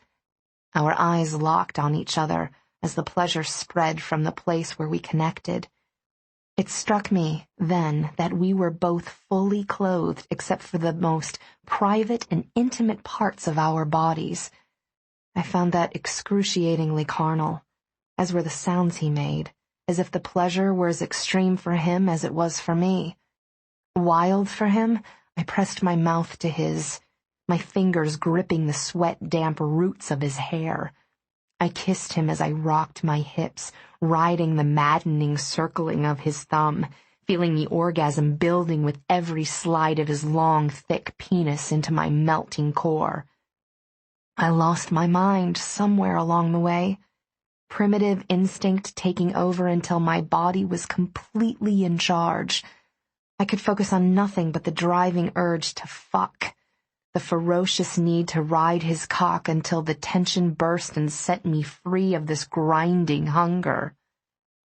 "It's so good," I sobbed, lost to him. "You feel... God, it's too good." Using both hands, Gideon commanded my rhythm, tilting me into an angle that had the big crown of his cock rubbing a tender, aching spot inside me. As I tightened and shook, I realized I was going to come from that, just from the expert thrust of him inside me. "Gideon!" He captured me by the nape as the orgasm exploded through me, starting with the ecstatic spasms of my core and radiating outward until I was trembling all over. He watched me fall apart, holding my gaze when I would have closed my eyes. Possessed by his stare, I moaned and came harder than I ever had, my body jerking with every pulse of pleasure. "Fuck, fuck, fuck," he growled, pounding his hips up at me, yanking my hips down to meet his punishing lunges. He hit the end of me with every deep thrust battering into me. I could feel him growing harder and thicker. I watched him avidly, needing to see it when he went over the edge for me. His eyes were wild with his need, losing their focus as his control frayed, his gorgeous face ravaged by the brutal race to climax. "Eva!" He came with an animal sound of feral ecstasy, a snarling release that riveted me with its ferocity. He shook as the orgasm tore into him, his features softening for an instant with an unexpected vulnerability. Cupping his face, I brushed my lips across his, comforting him as the forceful bursts of his gasping breaths struck my cheeks. "Eva." He wrapped his arms around me and crushed me to him, pressing his damp face into the curve of my neck. I knew just how he felt, stripped, laid bare. We stayed like that for a long time, holding each other, absorbing the aftershocks. He turned his head and kissed me softly, the strokes of his tongue into my mouth soothing my ragged emotions. "Oh, wow," I breathed, shaken. His mouth twitched. "Yeah." I smiled, feeling dazed and high. Gideon brushed the damp tendrils of hair off my temples, his fingertips gliding almost reverently across my face. The way he studied me made my chest hurt. He looked stunned and grateful, his eyes warm and tender. "I don't want to break this moment." Because I could hear it hanging in the air, I filled it in. But I can't blow off this dinner. I have a speech to give." Oh, the moment was effectively broken. I lifted gingerly off him, biting my lip at the feel of him slipping wetly out of me. The friction was enough to make me want more. He'd barely softened. "Damn it," he said roughly. "I want you again." He caught me before I moved away, pulling a handkerchief out from somewhere and running it gently between my legs. It was a deeply intimate act, on par with the sex we'd just had. When I was dry, I settled on the seat beside him and dug my lip gloss out of my clutch. I watched Gideon over the edge of my mirrored compact as he removed the condom and tied it off. He wrapped it in a cocktail napkin, then tossed it in a cleverly hidden trash receptacle. After restoring his appearance, he told the driver to head to our destination. Then he settled into the seat and stared out the window. With every second that passed, I felt him withdrawing, the connection between us slipping further and further away. I found myself shrinking into the corner of the seat, away from him, mimicking the distance I felt building between us. All the warmth I'd felt receded into a marked chill, cooling me enough that I pulled my shawl around me again. He didn't move a muscle as I shifted beside him and put my compact away, as if he weren't even aware I was there. Abruptly, Gideon opened the bar and pulled out a bottle. Without looking at me, he asked, "Brandy?" "No, thank you." My voice was small, but he didn't seem to notice. Or maybe he didn't care. He poured a drink and tossed it back. Confused and stung, I pulled on my gloves and tried to figure out what had gone wrong. Chapter 7. I don't remember much of what happened after we arrived. Camera flashes burst around us like fireworks as we walked the length of the press gauntlet, but I scarcely paid them any mind, smiling by rote. I was drawn into myself and desperate to get away from the tension radiating in waves from Gideon. The moment we crossed over into the building, Someone called his name and he turned. I slipped away, darting around the rest of the guests clogging the carpeted entrance. When I reached the reception hall, I snatched 2 glasses of champagne from a passing server and searched for Carrie as I tossed one back. I spotted him on the far side of the room with my mom and Stanton, and I crossed to them, discarding my empty glass on a table as I passed it. "Eva!" My mother's face lit up when she saw me. "That dress is stunning on you." She air-kissed each of my cheeks. She was gorgeous in a shimmering, fitted column of icy blue. Sapphires dripped from her ears, throat, and wrist, highlighting her eyes and her pale skin. "Thank you." I took a gulp of champagne from my second glass, remembering that I'd planned on expressing gratitude for the dress. While I still appreciated the gift, I was no longer so happy about the convenient thigh slit. Carrie stepped forward, catching my elbow. One look at my face, and he knew I was upset. I shook my head, not wanting to get into it now. "More champagne, then?" he asked softly. "Please." I felt Gideon approaching before I saw my mother's face light up like the New Year's ball in Times Square. Stanton, too, seemed to straighten and gather himself. "Eva." Gideon set his hand on the bare skin of my lower back, and a shock of awareness moved through me. When his fingers flexed against me, I wondered if he felt it too. "You ran off." I stiffened against the reproof I heard in his tone. I shot him a look that said everything I couldn't while we were in public. "Richard, have you met Gideon Cross?" "Yes, of course." The 2 men shook hands. Gideon pulled me closer to his side.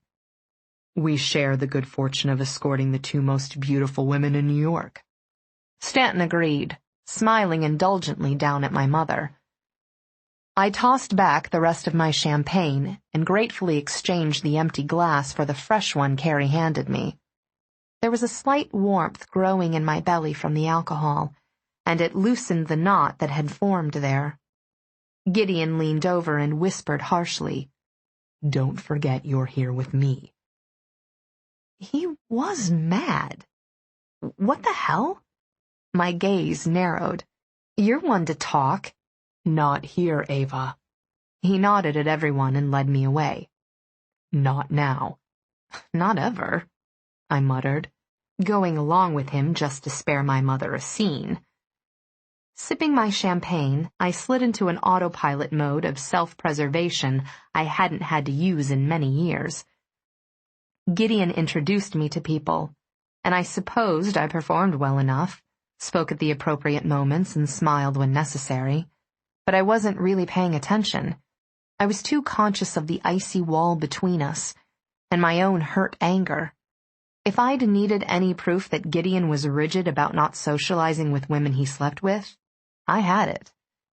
When dinner was announced, I went with him into the dining room and poked at my food. I drank a few glasses of the red wine they served with the meal and heard Gideon talking to our table mates, although I didn't pay attention to the words. Only to the cadence and the seductively deep, even tone. He made no attempt to draw me into the conversation, and I was glad. I didn't think I could say anything nice. I didn't become engaged until he stood to a round of applause and took the stage. Then I turned in my seat and watched him cross to the lectern, unable to help admiring his animal grace and stunning good looks. Every step he took commanded attention and respect, which was a feat, considering his easy and unhurried stride. He looked none the worse for wear after our abandoned fucking in his limo. In fact, he seemed like a totally different person. He was once again the man I'd met in the Crossfire lobby, supremely contained and quietly powerful. "In North America," he began, "childhood sexual abuse is experienced by 1 in every 4 women and 1 in every 6 men. Take a good look around you. Someone at your table either is a survivor or knows someone who is. That's the unacceptable truth." I was riveted. Gideon was a consummate orator. his vibrant baritone mesmerizing. But it was the topic which hit so close to home, and his passionate and sometimes shocking way of discussing it, that moved me. I began to thaw, my bewildered fury and damaged self-confidence subverted by wonder. My view of him shifted, altering as I became simply another individual in a rapt audience. He wasn't the man who'd so recently hurt my feelings. He was just a skilled speaker discussing a subject that was deeply important to me. When he finished, I stood and applauded, catching both him and myself by surprise. But others quickly joined me in the standing ovation, and I heard the buzz of conversations around me, the quietly voiced compliments that were well-deserved. "You're a fortunate young lady." I turned to look at the woman who spoke, a lovely redhead who appeared to be in her early 40s. "We're just friends." Her serene smile somehow managed to argue with me. People began stepping away from their tables. I was about to grab my clutch so I could leave for home when a young man came up to me. His wayward auburn hair inspired instant envy, and his eyes of grayish-green were soft and friendly. Handsome and sporting a boyish grin, he lured the first genuine smile out of me since the ride over in the limousine. "Hello there," he said. He seemed to know who I was, which put me in the awkward position of pretending I wasn't clueless as to who he was. "Hello." He laughed, and the sound was light and charming. "I'm Christopher Vidal, Gideon's brother." "Oh, of course." My face heated. I couldn't believe I'd been so lost in my own pity party that I hadn't made the connection at once. "You're blushing." "I'm sorry." I offered a sheepish smile. "Not sure how to say I read an article about you without sounding awkward." He laughed. "I'm flattered you remembered it. Just don't tell me it was in page 6. The gossip column was notorious for getting the goods on New York celebrities and socialites. "No," I said quickly. "Rolling Stone, maybe?" "I can live with that." He extended his arm to me. "Would you like to dance?" I glanced over to where Gideon was standing at the foot of the stairs that led to the stage. He was surrounded by people eager to talk to him, many of whom were women. "You can see he'll be a while," Christopher said, with a note of amusement. "Yes." I was about to look away when I recognized the woman standing next to Gideon, Magdalena Perez. I picked up my clutch and managed a smile for Christopher. "I'd love to dance." Arm in arm, we headed into the ballroom and stepped onto the dance floor. The band began the first strains of a waltz, and we moved easily, naturally into the music. He was a skilled dancer, agile and confident in his lead. "So, how do you know Gideon?" "I don't." I nodded at Carrie when he glided by with a statuesque blonde. "I work in the Crossfire, and we've run into each other once or twice." "You work for him?" "No. I'm an assistant at Waters, Field & Lehman." "Ah," he grinned. "Ad agency." "Yes." "Gideon must really be into you to go from meeting you once or twice to dragging you out on a date like this." I cursed inwardly. I'd known assumptions would be made, but I wanted more than ever to avoid further humiliation. Gideon's acquainted with my mother, and she'd already arranged for me to come, so it's just a matter of 2 people going to the same event in one car rather than 2. "So, you're available." I took a deep breath, feeling uncomfortable despite how fluidly we moved together. "Well, I'm not taken." Christopher flashed his charismatic boyish grin. "My night just took a turn for the better." He filled the rest of the dance with amusing anecdotes about the music industry that made me laugh and took my mind off Gideon. When the dance ended, Carrie was there to take the next one. We danced very well as a couple because we'd taken lessons together. I relaxed into his hold, grateful to have him as moral support. "Are you enjoying yourself?" I asked him. I pinched myself during dinner when I realized I was sitting next to the top coordinator for Fashion Week. "And she flirted with me." He smiled, but his eyes were haunted. Whenever I find myself in places like this, dressed like this, I can't believe it. You saved my life, Eva. Then you changed it completely. You save my sanity all the time. Trust me, we're even. His hand tightened on mine, his gaze hardening. You look miserable. How'd he fuck up? I think I did that. We'll talk about it later. You're afraid I'll kick his ass here in front of everyone. I sighed.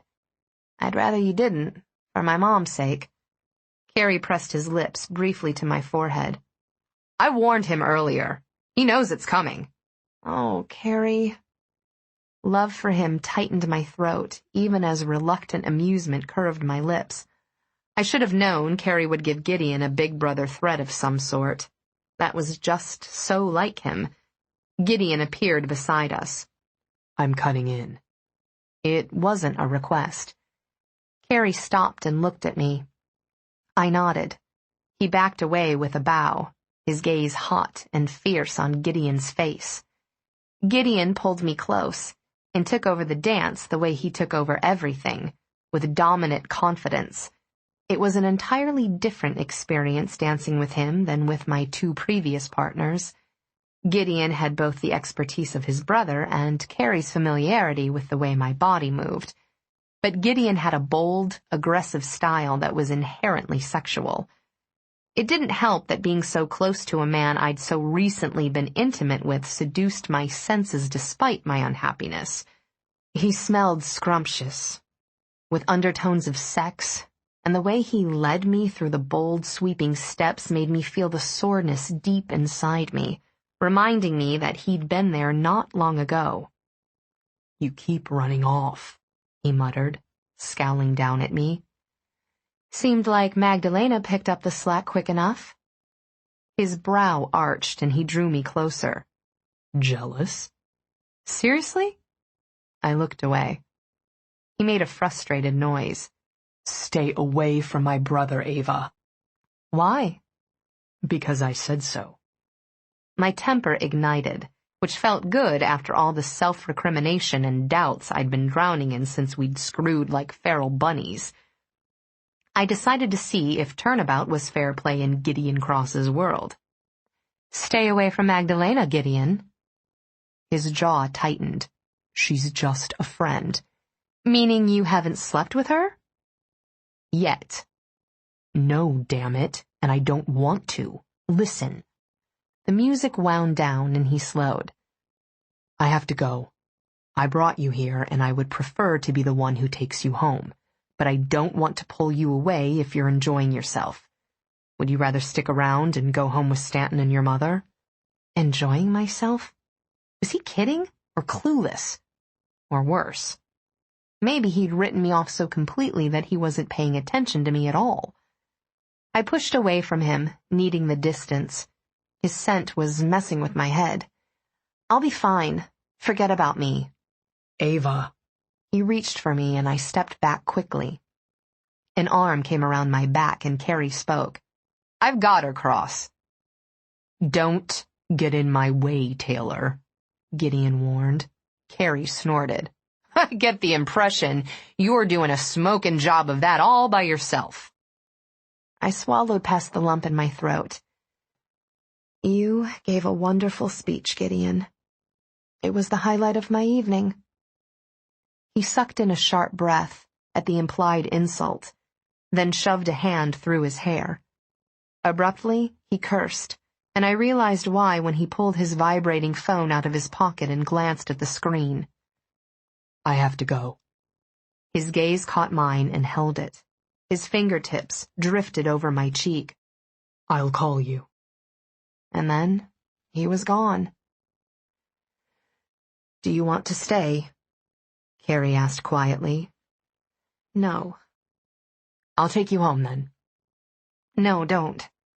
I wanted to be alone for a bit. Soak in a hot bath with a bottle of cool wine and pull myself out of my funk. You should be here. It could be good for your career. We can talk when you get home. Or tomorrow. I'm going the couch potato route all day. His gaze darted over my face, searching. You sure? I nodded. All right. But he looked unconvinced. If you could go out and ask a valet to have Stanton's limo brought around, I'll run to the ladies' room, real quick. Okay. Carrie ran his hand down my arm. I'll get your shawl from the coat room and see you out front. It took longer to get to the restroom than it should have. For one, a surprising number of people stopped me for small talk, which had to be because I was Gideon Cross's date. And two, I avoided the nearest ladies' room, which had a steady flow of women pouring in and out of it. And I found one located farther away. I locked myself in a stall and took a few moments longer to finish my business than absolutely required. There was no one else in the room besides the attendant, so there was no one to rush me. I was so hurt by Gideon it was hard to breathe, and I was so confused by his mood swings. Why had he touched my face like that? Why had he gotten mad when I didn't stay by his side? And why the hell had he threatened Carrie? Gideon gave new meaning to the old adage about running hot and cold. Closing my eyes, I shored up my composure. Jesus, I didn't need this. I'd bared my emotions in the limo, and I still felt horribly vulnerable, a state I'd spent countless therapy hours learning to avoid. I wanted nothing more than to be home and hidden, freed from the pressure of acting like I was completely pulled together when I was anything but. You set yourself up for this, I reminded myself. Suck it up. Taking a deep breath, I stepped out and was resigned to finding Magdalena Perez leaning against the vanity with her arms crossed. She was clearly there for me, lying in wait at a time when my defenses were already weak. My step faltered. Then I recovered and made my way to the sink to wash my hands. She turned to face the mirror, studying my reflection. I studied her, too. She was even more gorgeous in person than she'd been in her photos. Tall and slender, with big dark eyes and a cascade of straight brown hair. Her lips were lush and red, her cheekbones high and sculpted. Her dress was modestly sexy, a flowing sheath of creamy satin that contrasted beautifully with her olive skin. She looked like a fucking supermodel and exuded an exotic sex appeal. I accepted the hand towel the bathroom attendant handed me, and Magdalena spoke to the woman in Spanish, asking her to give us some privacy. I capped the request with, "Por favor, gracias." That earned me an arched brow from Magdalena and a closer examination, which I returned with equal coolness. "Oh, dear," she murmured, the moment the attendant stepped out of earshot. She made a tisking noise that scraped over my nerves like nails on a chalkboard. "You've fucked him already. And you haven't." That seemed to surprise her. "You're right. I haven't. You know why?" I pulled a 5-spot out of my clutch and dropped it in the silver tip tray. "Because he doesn't want to." "And I don't want to either. Because he can't commit. He's young, gorgeous, rich, and he's enjoying it." "Yes," I nodded. "He certainly did." Her gaze narrowed, her pleasant expression slipping slightly. "He doesn't respect the women he fucks. The minute he shoved his dick in you, you were done. Just like all the others. But I'm still here. Because I'm the one he wants to keep around for the long haul." I maintained my cool, even though the blow had been a perfect hit, right where the most damage could be done. That's pathetic. I walked out and didn't stop until I reached Stanton's limousine. Squeezing Carrie's hand as I got in, I managed to wait until the car pulled away from the curb to start crying. "Hey, baby girl," Carrie called out when I shuffled into the living room the next morning. Dressed in nothing but a loose pair of old sweats, he was stretched out on the couch with his feet crossed and propped on the coffee table. He looked beautifully disheveled and comfortable in his own skin. How'd you sleep? I gave him the thumbs up and headed into the kitchen for coffee. I paused by the breakfast bar, my brows lifting at the massive arrangement of red roses on the counter. The fragrance was divine, and I inhaled it with a deep breath. What's this? They came for you about an hour ago. A Sunday delivery. Pretty and super pricey. I plucked the card off the clear plastic stake and opened it. I'm still thinking about you. Gideon. From Cross? Carrie asked. Yes. My thumb brushed over what I assumed was his handwriting. It was bold and masculine and sexy. A romantic gesture for a guy who didn't have romance in his repertoire. I dropped the card on the counter as if it had burned me, and fetched a mug of coffee, praying caffeine would give me strength and restore my common sense. You don't seem impressed. He lowered the volume on the baseball game he was watching. He's bad news for me. He's like one giant trigger. I just need to stay away from him. Carrie had been through therapy with me, and he knew the drill. He didn't look at me funny when I broke things down into therapeutic jargon, and he didn't have any trouble shooting it back to me the same way. The phone's been ringing all morning, too. I didn't want to disturb you, so I shut the volume off. Aware of the lingering ache between my legs, I curled up on the couch and fought the compulsion to listen to our voicemail to see if Gideon had called. I wanted to hear his voice, and an explanation that would make sense of what happened last night. Sounds good to me. Let's leave it off all day. What happened? I blew steam off the top of my mug and took a tentative sip. I fucked his brains out in his limo, and he turned Arctic afterward. Carrie watched me with those worldly emerald eyes that had seen more than anyone should be subjected to. Rocked his world, did you? Yeah, I did.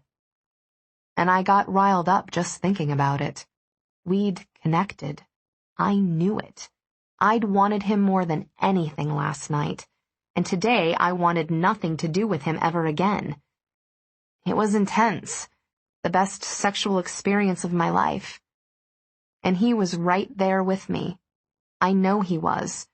First time he'd ever made it in a car, and he was kind of resistant at first. But then I got him so hot for it, he couldn't say no. Really? Never? He ran a hand over his morning stubble. Most guys scratch car banging off their fuck list in high school. In fact, I can't think of anyone who didn't, except for the nerds and fuglies, and he's neither. I shrugged. I guess car banging makes me a slut. Carrie grew very still. Is that what he said? No, he didn't say shit. I got that from his friend, Magdalena. You know, that chick in most of the photos you printed off the internet? She decided to sharpen her claws with a little catty girl chat in the bathroom. The bitch is jealous. Sexual frustration. She can't fuck him because apparently girls who fuck him go into the discard pile. Did he say that? Again, fury laced his quiet question. Not in so many words. He said he doesn't sleep with his female friends. He's got issues with women wanting more than a good time in the sack, so he keeps the women he bangs and the women he hangs out with in two separate camps. I took another sip of my coffee. I warned him that sort of setup wasn't going to work for me, and he said he'd make some adjustments. But I guess he's one of those guys who will say whatever's necessary to get what he wants. Or else you have him running scared. I glared. Don't make excuses for him. Whose side are you on anyway? Yours, baby girl. He reached out and patted my knee. Always yours. I wrapped my hand around his muscular forearm and stroked my fingers gently along the underside in silent gratitude. I couldn't feel the multitude of fine white scars from cutting that marred his skin, but I never forgot they were there. I was thankful every day that he was alive, healthy, and a vital part of my life. How did your night go? I can't complain. His eyes took on a mischievous glint. I shagged that busty blonde in a maintenance closet. Her tits were real. Well then, I smiled. You made her night, I'm sure. I try. He picked up the phone receiver and winked at me. What kind of delivery do you want? Subs? Chinese? Indian? I'm not hungry. You're always hungry. If you don't pick something, I'll cook, and you'll have to eat that. I lifted my hand in surrender. Okay, you pick. I got to work 20 minutes early on Monday, figuring I'd skip running into Gideon. When I reached my desk without incident, I felt such relief that I knew I was in serious trouble where he was concerned. My moods were shifting all over the place. Mark arrived in high spirits, still floating from his major successes of the week before, and we dug right into work. I'd done some vodka market comparisons on Sunday, and he was kind enough to go over those with me and listen to my impressions. Mark was also assigned the account for a new e-reader manufacturer, so we began the initial work on that. With such a busy morning, time flew swiftly, and I didn't have time to think about my personal life. I was really grateful for that. Then I answered the phone and heard Gideon on the line. I wasn't prepared. How's your Monday been so far? He asked, his voice sending a shiver of awareness through me. Hectic. I glanced at the clock and was startled to see it was 20 minutes to noon. Good. There was a pause. I tried calling you yesterday. I left a couple messages. I wanted to hear your voice. My eyes closed on a deep breath. It had taken every bit of my willpower to make it through the day without listening to the voicemail. I'd even enlisted Carrie in the cause, telling him to restrain me forcibly if it looked like I might succumb to the urge. I did the hermit thing and worked a little. Did you get the flowers I sent? Yes. They're lovely, thank you. They reminded me of your dress. What the hell was he doing? I was beginning to think he had multiple personality disorder. Some women might say that's romantic. I only care what you say. His chair creaked, as if he'd pushed to his feet. I thought about stopping by. I wanted to. I sighed, surrendering to my confusion. I'm glad you didn't. There was another long pause. I deserved that. I didn't say it to be a bitch. It's just the truth. I know. Listen. I arranged for lunch up here in my office so we don't waste any of the hour leaving and getting back. After his parting, I'll call you, I'd wondered if he would want to get together again after he settled down from whatever trip he'd been on. It was a possibility I'd been dreading since Saturday night, aware that I needed to cut him off, but feeling strung out from the desire to be with him. I wanted to experience again that pure, perfect moment of intimacy we'd shared. But I couldn't justify that one moment against all the other moments when he made me feel like crap. Gideon, we don't have any reason to have lunch together. We hashed things out Friday night, and we took care of business Saturday. Let's just leave it at that. Eva. His voice turned gruff. I know I fucked up. Let me explain. You don't have to. It's okay. It's not. I need to see you. I don't want... We can do this the easy way, Eva. Or you can make it difficult.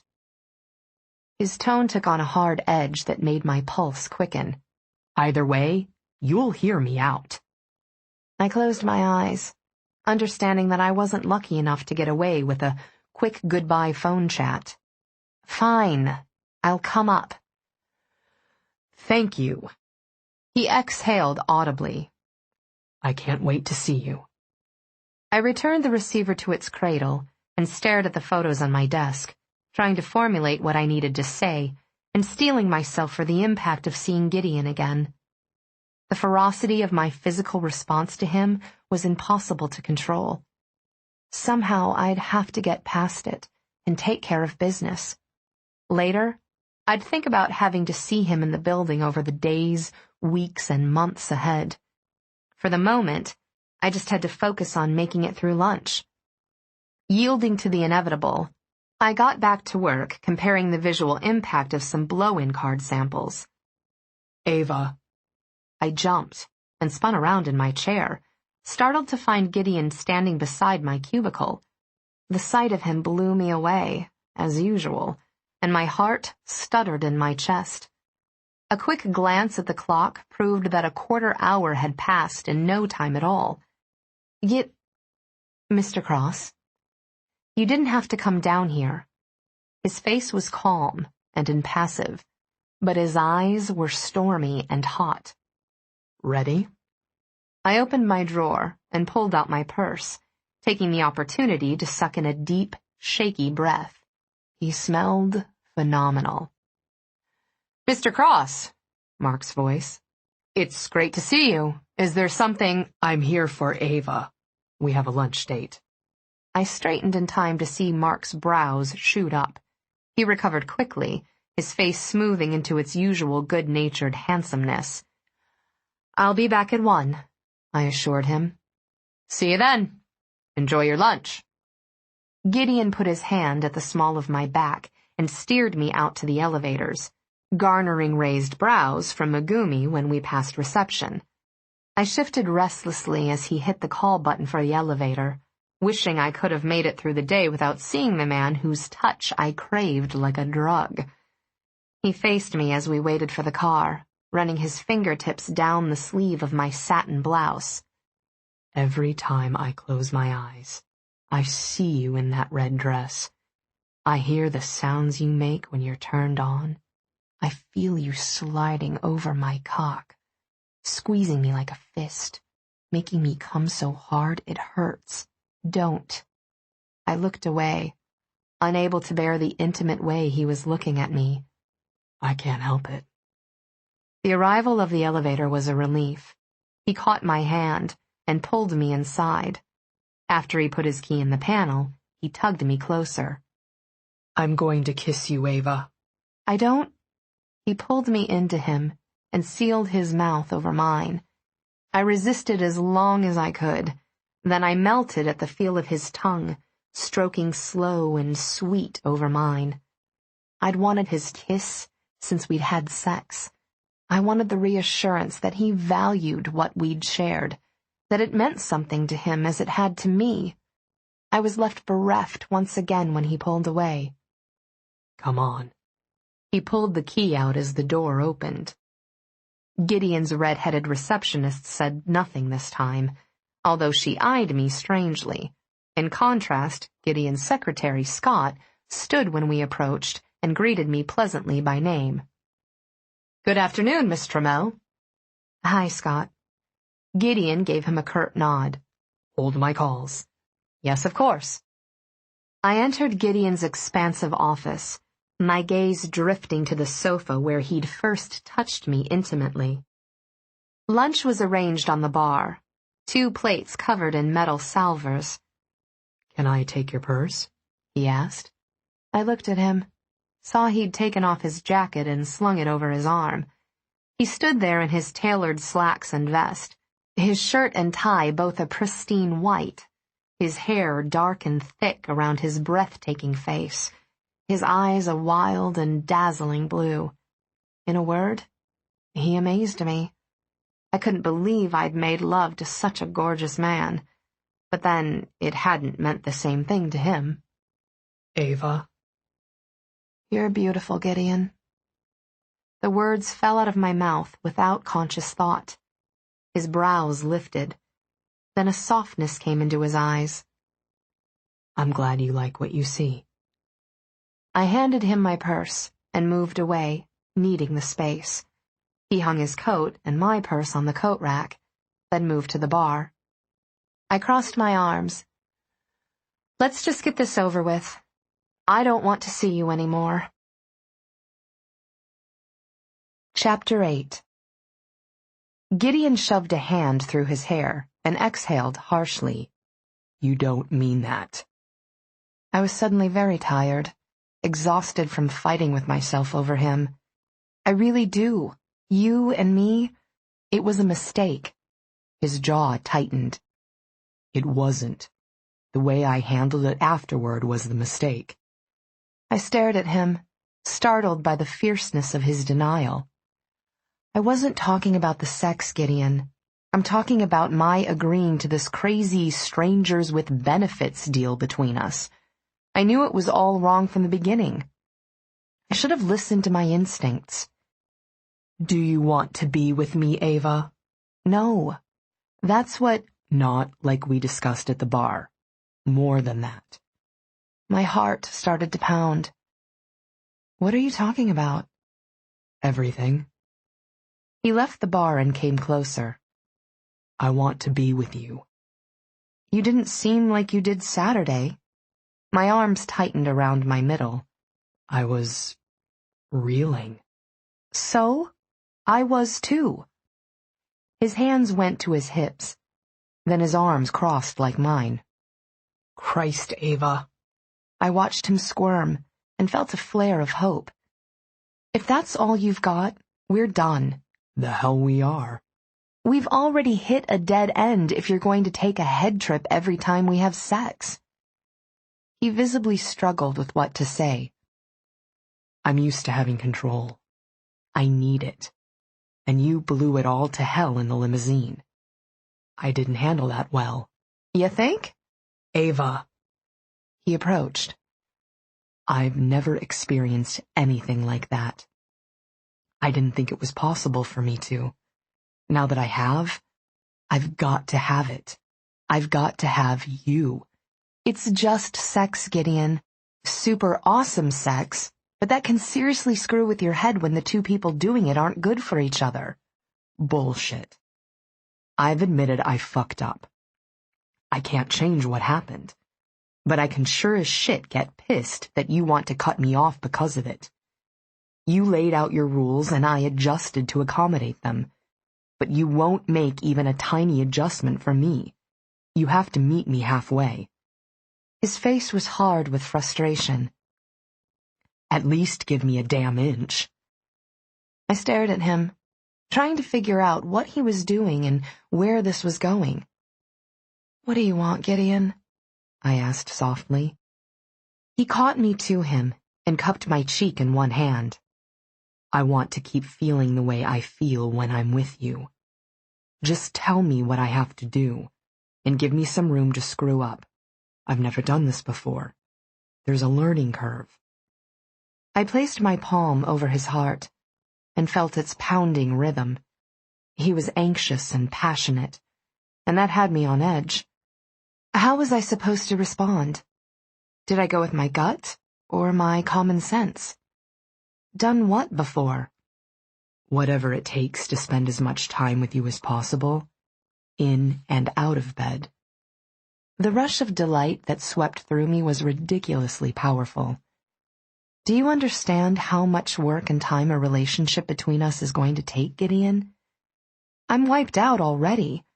Plus, I'm still working on some personal stuff, and I have my new job, my crazy mother. My fingers covered his mouth before he could open it. But you're worth it, and I want you bad enough. So, I guess I don't have a choice, do I? Eva, damn you.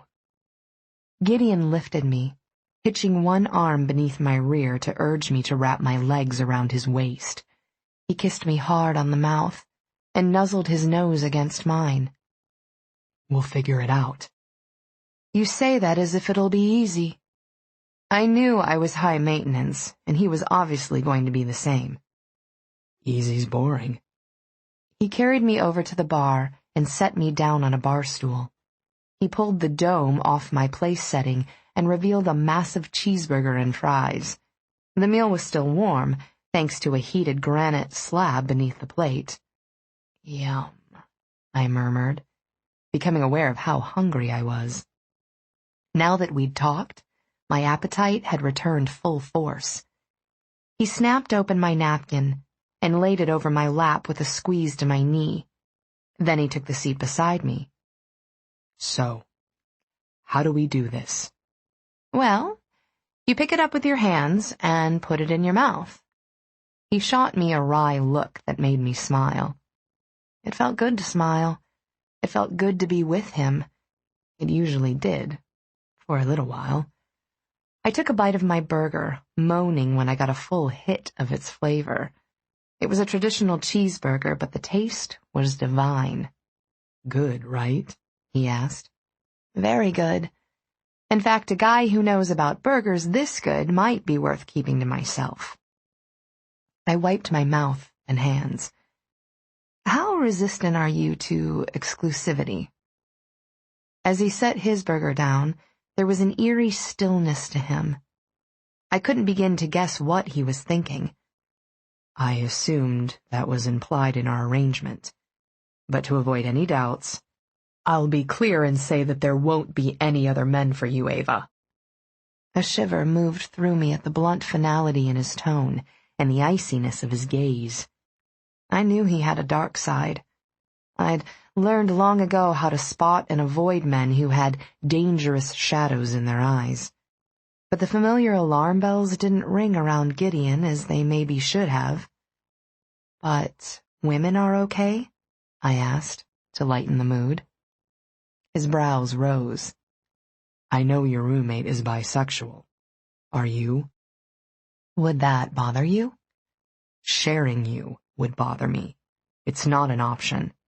Your body belongs to me, Eva. And yours belongs to me, exclusively? His gaze turned hot. Yes, and I expect you to take frequent and excessive advantage of it. Well then. But you've seen me naked, I teased, my voice husky. You know what you're getting. I don't. I love what I've seen of your body so far, but that hasn't been a whole lot. We can rectify that now. The thought of him stripping for me made me squirm in my seat. He noticed, and his mouth curved wickedly. You'd better not, I said regretfully. I was late getting back on Friday. Tonight, then. I swallowed hard. Absolutely. I'll be sure to clear my schedule by 5. He resumed eating, completely at ease with the fact that we'd both just penciled mind-blowing sex into our mental day calendars. You don't have to. I opened the mini ketchup bottle by my plate. I need to hit the gym after work. We'll go together. Really? I turned the bottle upside down and thumped the bottom with my palm. He took it from me and used his knife to coax the ketchup onto my plate. It's probably best for me to work off some energy before I get you naked. I'm sure you'd like to be able to walk tomorrow. I stared at him, astonished by the casualness with which he'd made the statement and the rueful amusement on his face that told me he wasn't entirely kidding. My sex clenched in delicious anticipation. I could easily picture becoming seriously addicted to Gideon Cross. I ate some fries, thinking of someone else who was addicted to Gideon. Magdalena could be a problem for me. He swallowed a bite of his burger and washed it down with a swig from his bottled water. She told me she'd talked to you, and that it didn't go well. I gave props to Magdalena's scheming and the clever attempt to cut me off at the pass. I'd have to be very careful with her, and Gideon was going to have to do something about her, like cut her off, period. No, it didn't go well, I agreed. But then I don't appreciate being told that you don't respect the women you fuck, and that the moment you shoved your dick into me, you were done with me. Gideon stilled. She said that? Word for word. She also said you're keeping her on ice until you're ready to settle down. Did she now? His low voice had a chilling bite to it. My stomach nodded, knowing things could go either really right or really wrong, depending on what Gideon said next. Don't you believe me? Of course I believe you. She could be a problem for me, I repeated, not letting it go. She won't be a problem. I'll talk to her.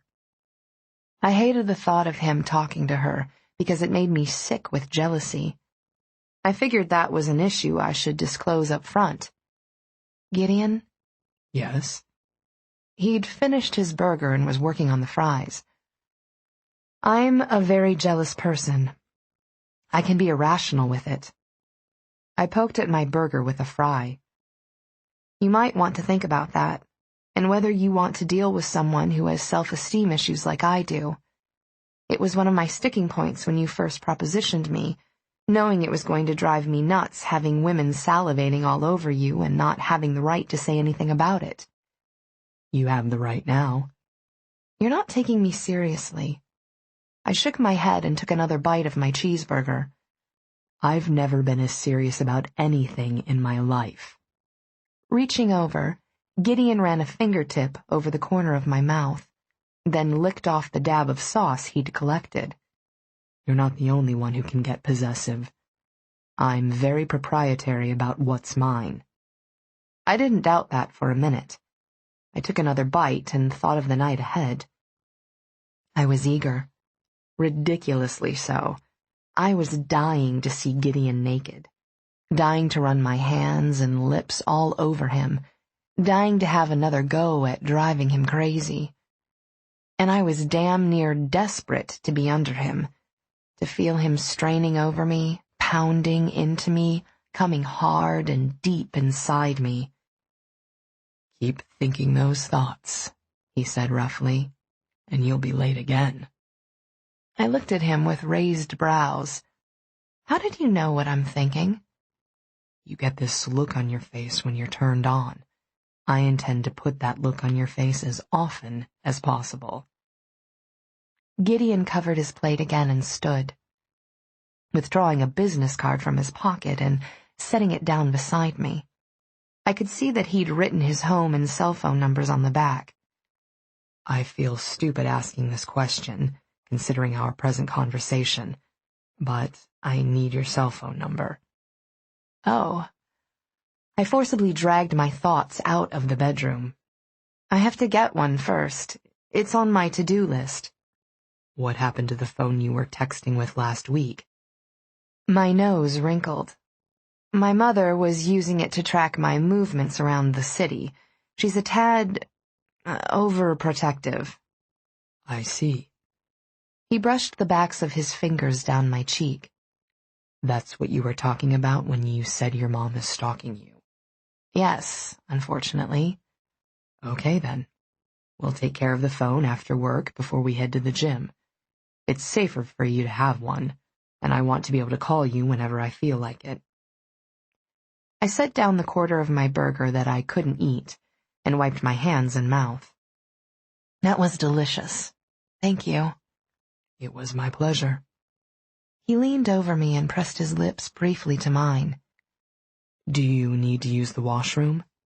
Yes. I need my toothbrush from my purse, too. A few minutes later, I found myself standing in a washroom, hidden behind a door that blended seamlessly with the mahogany paneling behind the flat screens. We brushed our teeth side by side at the double-sink vanity, our gazes meeting in our mirrored reflections. It was such a domestic, normal thing to do, and yet we both seemed to delight in it. I'll take you back down, he said, crossing his office to the coat rack. I followed him but veered off when we reached his desk. I went to it and put my hand on the clear space in front of his chair. Is this where you are most of the day? Yes. He shrugged into his jacket, and I wanted to bite him. He looked so delectable. Instead, I hopped up to sit directly in front of his chair. According to my watch, I had 5 minutes. Barely enough time to get back to work, but still. I couldn't resist exercising my new rights. I pointed at his chair. Sit. His brows rose, but he came over without argument and settled gracefully into the seat. I spread my legs and crooked my finger. Closer. He rolled forward, filling the space between my thighs. He wrapped his arms around my hips and looked up at me. One day soon, Eva, I'm going to fuck you right here.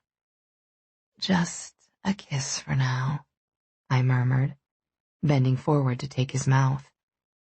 With my hands on his shoulders for balance, I licked across his parted lips, then slipped inside and teased him with gentleness.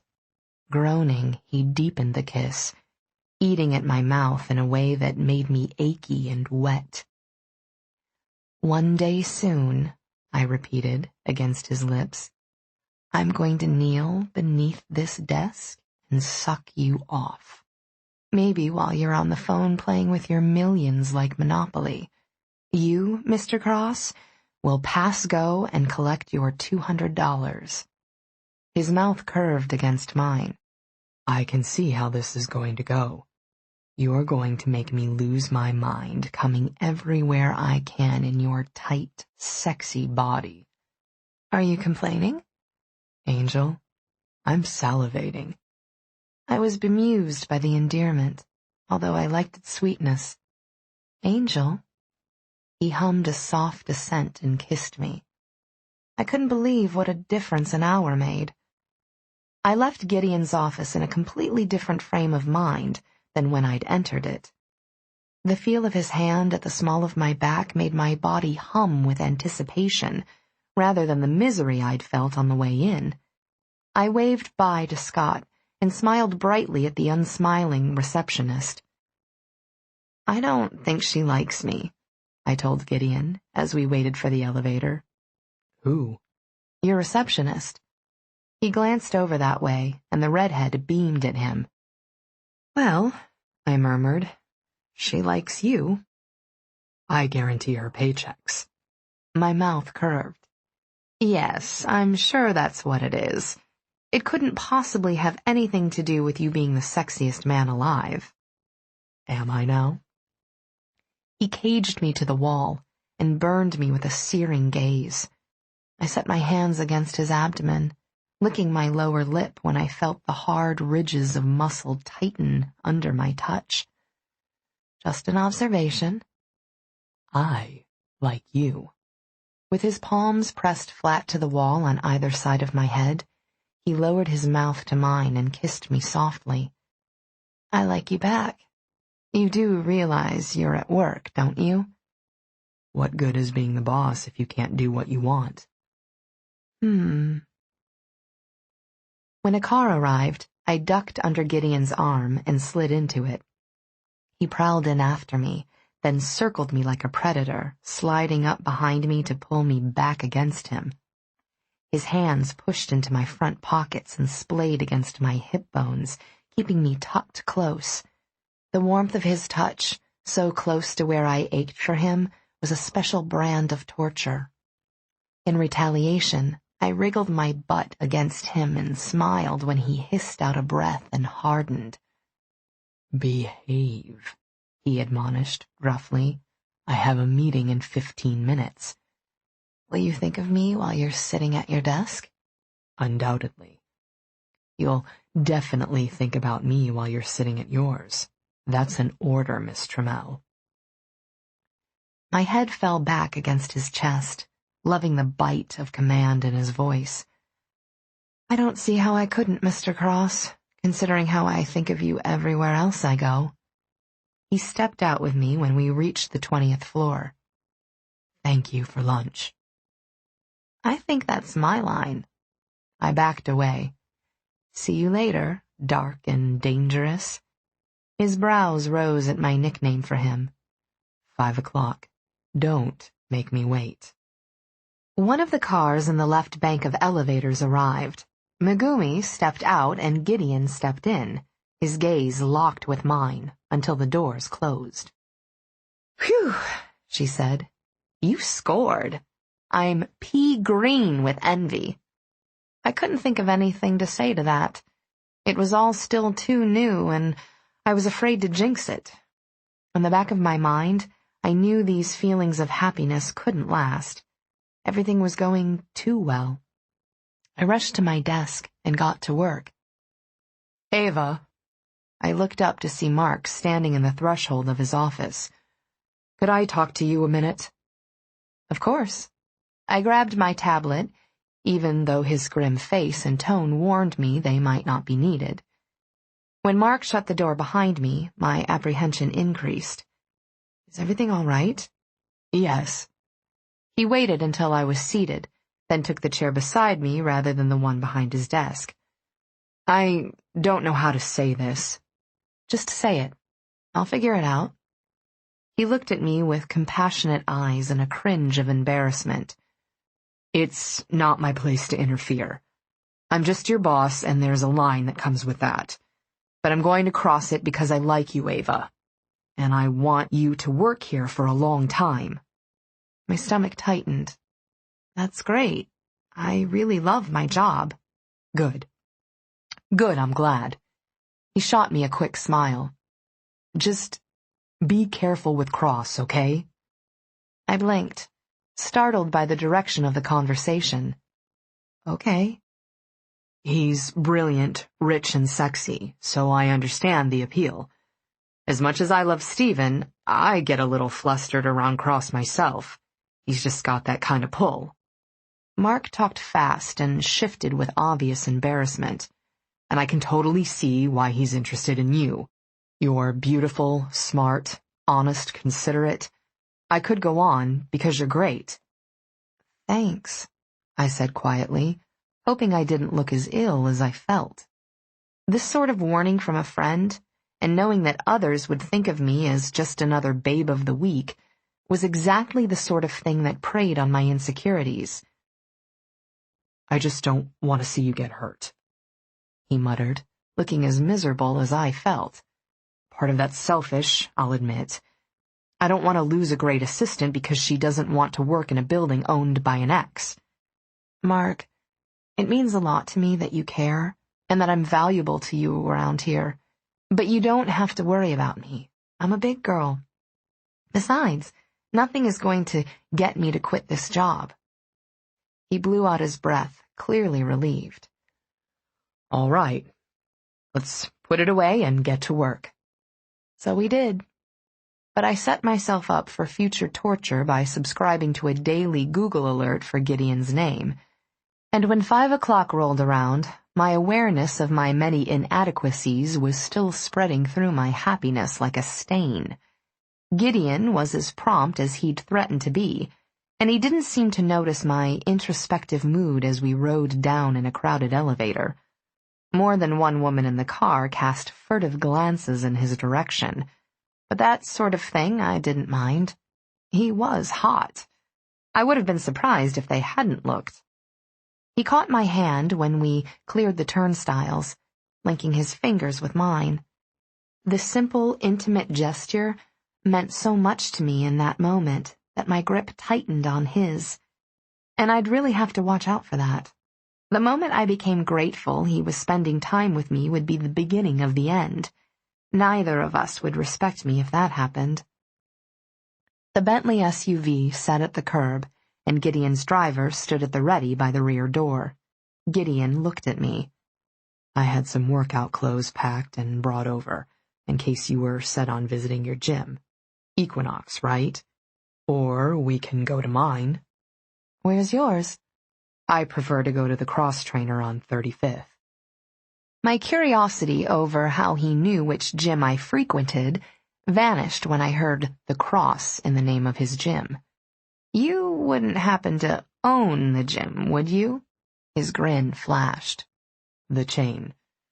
Usually I practice mixed martial arts with a personal trainer, but I use the gym occasionally." "The chain," I repeated. "Of course." "Your choice," he said considerately. "I'll go wherever you want." "By all means. Let's go to your gym."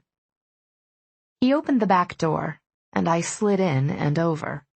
I set my purse and my gym bag on my lap, and looked out the window as the car pulled away from the curb. The sedan driving next to us was so close, I wouldn't have to lean far to touch it. Rush hour in Manhattan was something I was still getting used to. SoCal had bumper-to-bumper traffic too, but it moved at a snail's pace. Here in New York, speed mixed with the crush in a way that often made me close my eyes and pray to survive the trip. It was a whole new world, a new city, new apartment, new job, and new man. It was a lot to take on at once. I supposed it was understandable that I felt off balance. I glanced at Gideon and found him staring at me with an unreadable expression. Everything inside me twisted into a mess of wild lust and vibrating anxiety. I had no idea what I was doing with him, only that I couldn't stop, even if I wanted to. Chapter 9. We hit the cellular store first. The associate who helped us seemed highly susceptible to Gideon's magnetic pull. She practically fell all over herself the minute he showed the slightest interest in anything, quickly launching into detailed explanations and leaning into his personal space to demonstrate.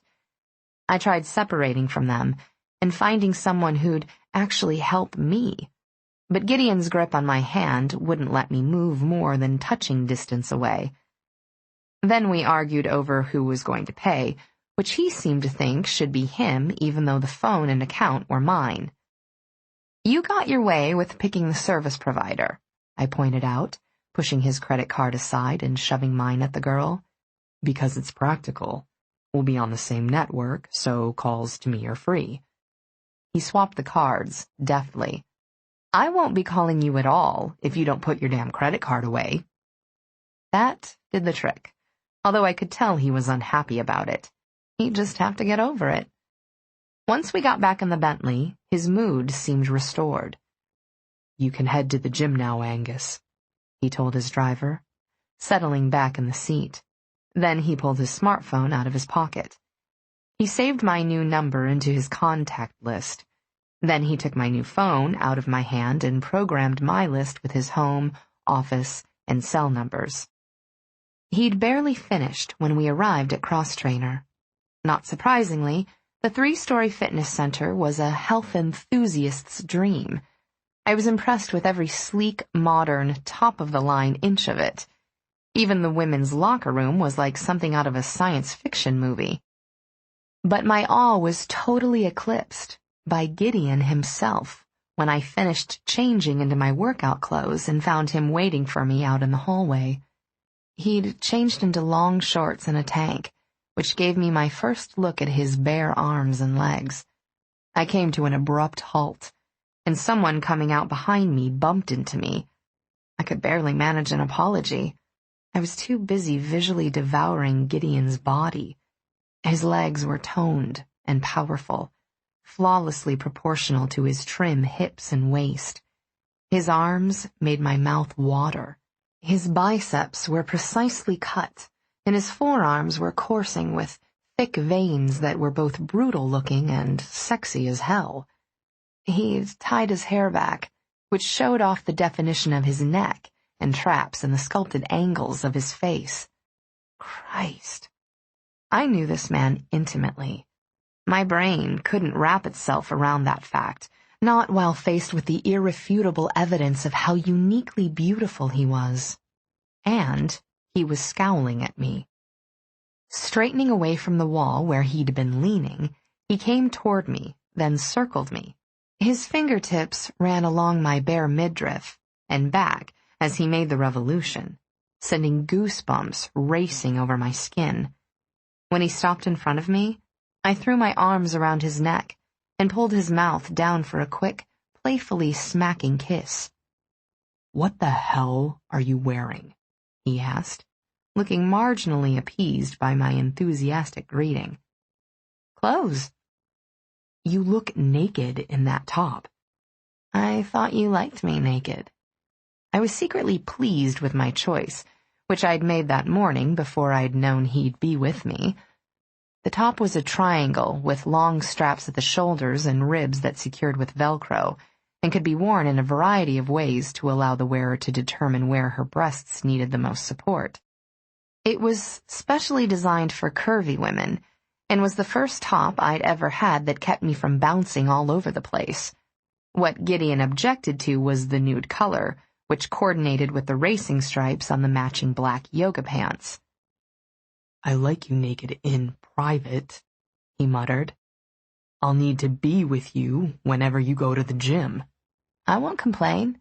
since I'm very much enjoying the view at the moment.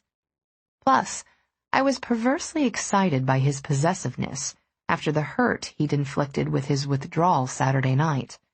Two very different extremes. The first of many, I was sure. Let's get this over with. He grabbed my hand and led me away from the locker rooms, snatching 2 logoed towels off a stack as we passed them. I need to fuck you. I need to be fucked. Jesus, Eva. His grip on my hand tightened to the point that it hurt. Where to? Free weights? Machines? Treadmills? Treadmills. I want to run a bit. He led me in that direction. I watched the way women followed him with their gazes, then their feet. They wanted to be in whatever section of the gym he was, and I couldn't blame them. I was dying to see him in action too. When we reached the seemingly endless rows of treadmills and bikes, we found that there weren't 2 treadmills free adjacent to each other. Gideon walked up to a man who had 2 open on either side of him. I'd be in your debt if you'd move over one. The guy looked at me and grinned. Yeah, sure. Thanks. I appreciate it. Gideon took over the man's treadmill and motioned me to the one beside it. Before he programmed his workout, I leaned over to him. Don't burn off too much energy, I whispered. I want you missionary style the first time. I've been having this fantasy of you on top banging the hell out of me. His gaze burned into me. Eva, you have no idea. Nearly giddy with anticipation and a lovely surge of feminine power, I got on my treadmill and started at a brisk walk. While I warmed up, I set my iPod shuffle to random, and when Sexy Back by Justin Timberlake came on, I hit my stride and went full out. Running was both a mental and physical exercise for me. Sometimes I wished just running fast could get me away from whatever was troubling me. After 20 minutes, I slowed, then stopped, finally risking a glance at Gideon, who was running with the fluidity of a well-oiled machine. He was watching CNN on the overhead screens, but he flashed a grin at me as I wiped the sweat off my face. I swigged from my water bottle as I moved to the machines, picking one that gave me a clear view of him. He went a full 30 on the treadmill. Then he moved to free weights, always keeping me in his line of sight. As he worked out, quickly and efficiently, I couldn't help thinking how virile he was. It helped that I knew exactly what was in his shorts, but regardless, he was a man who worked behind a desk, yet kept his body in combat shape. When I grabbed a fitness ball to do some crunches, one of the trainers came up to me. As one would expect in a top-of-the-line gym, he was handsome and very nicely built. "Hi," he greeted me, with a movie star smile that showcased perfect white teeth. He had dark brown hair and eyes of nearly the same color. "First timer, right? I haven't seen you in here before." "Yes, first time. I'm Daniel." He extended his hand, and I gave him my name. "Are you finding everything you need, Eva?" "So far, so good, thanks." "What flavor smoothie did you go for?" I frowned. "Excuse me?" "Your free orientation smoothie." He crossed his arms, and his thick biceps strained the narrow cuffs of his uniform polo shirt. "You didn't get one from the bar downstairs when you signed up? You're supposed to." "Ah, well." I shrugged sheepishly, thinking it was a nice touch all the same. "I didn't have the usual orientation." "Did you get the tour? If not, let me take you around." He touched my elbow lightly and gestured toward the stairs. "You also get a free hour of personal training. We could do that tonight or make an appointment for later in the week. And I'd be happy to take you down to the health bar and scratch that off the list too." "Oh, I can't really." My nose wrinkled. "I'm not a member." "Ah," he winked. "You're here on a temp pass. That's fine. You can't be expected to make up your mind if you don't get the full experience. I can assure you, though, that Cross Trainer is the best gym in Manhattan. Gideon appeared at Daniel's shoulder. The full experience is included, he said, coming around and behind me to slide his arms around my waist. When you're the owner's girlfriend. The word girlfriend reverberated through me, sending a crazy rush of adrenaline through my system. It was still sinking in that we had that level of commitment, but that didn't stop me from thinking the designation had a nice ring to it. Mr. Cross. Daniel straightened and took a step back, then extended his hand. It's an honor to meet you. Daniel has me sold on the place, I said to Gideon as they shook hands. I thought I'd done that. His hair was wet with sweat, and he smelled divine. I'd never known a sweaty man could smell so damn good. His hands stroked down my arms, and I felt his lips on the crown of my head. Let's go. See you later, Daniel. I waved goodbye as we walked away. Thanks, Daniel. Anytime. I bet, Gideon muttered. He couldn't keep his eyes off your tits.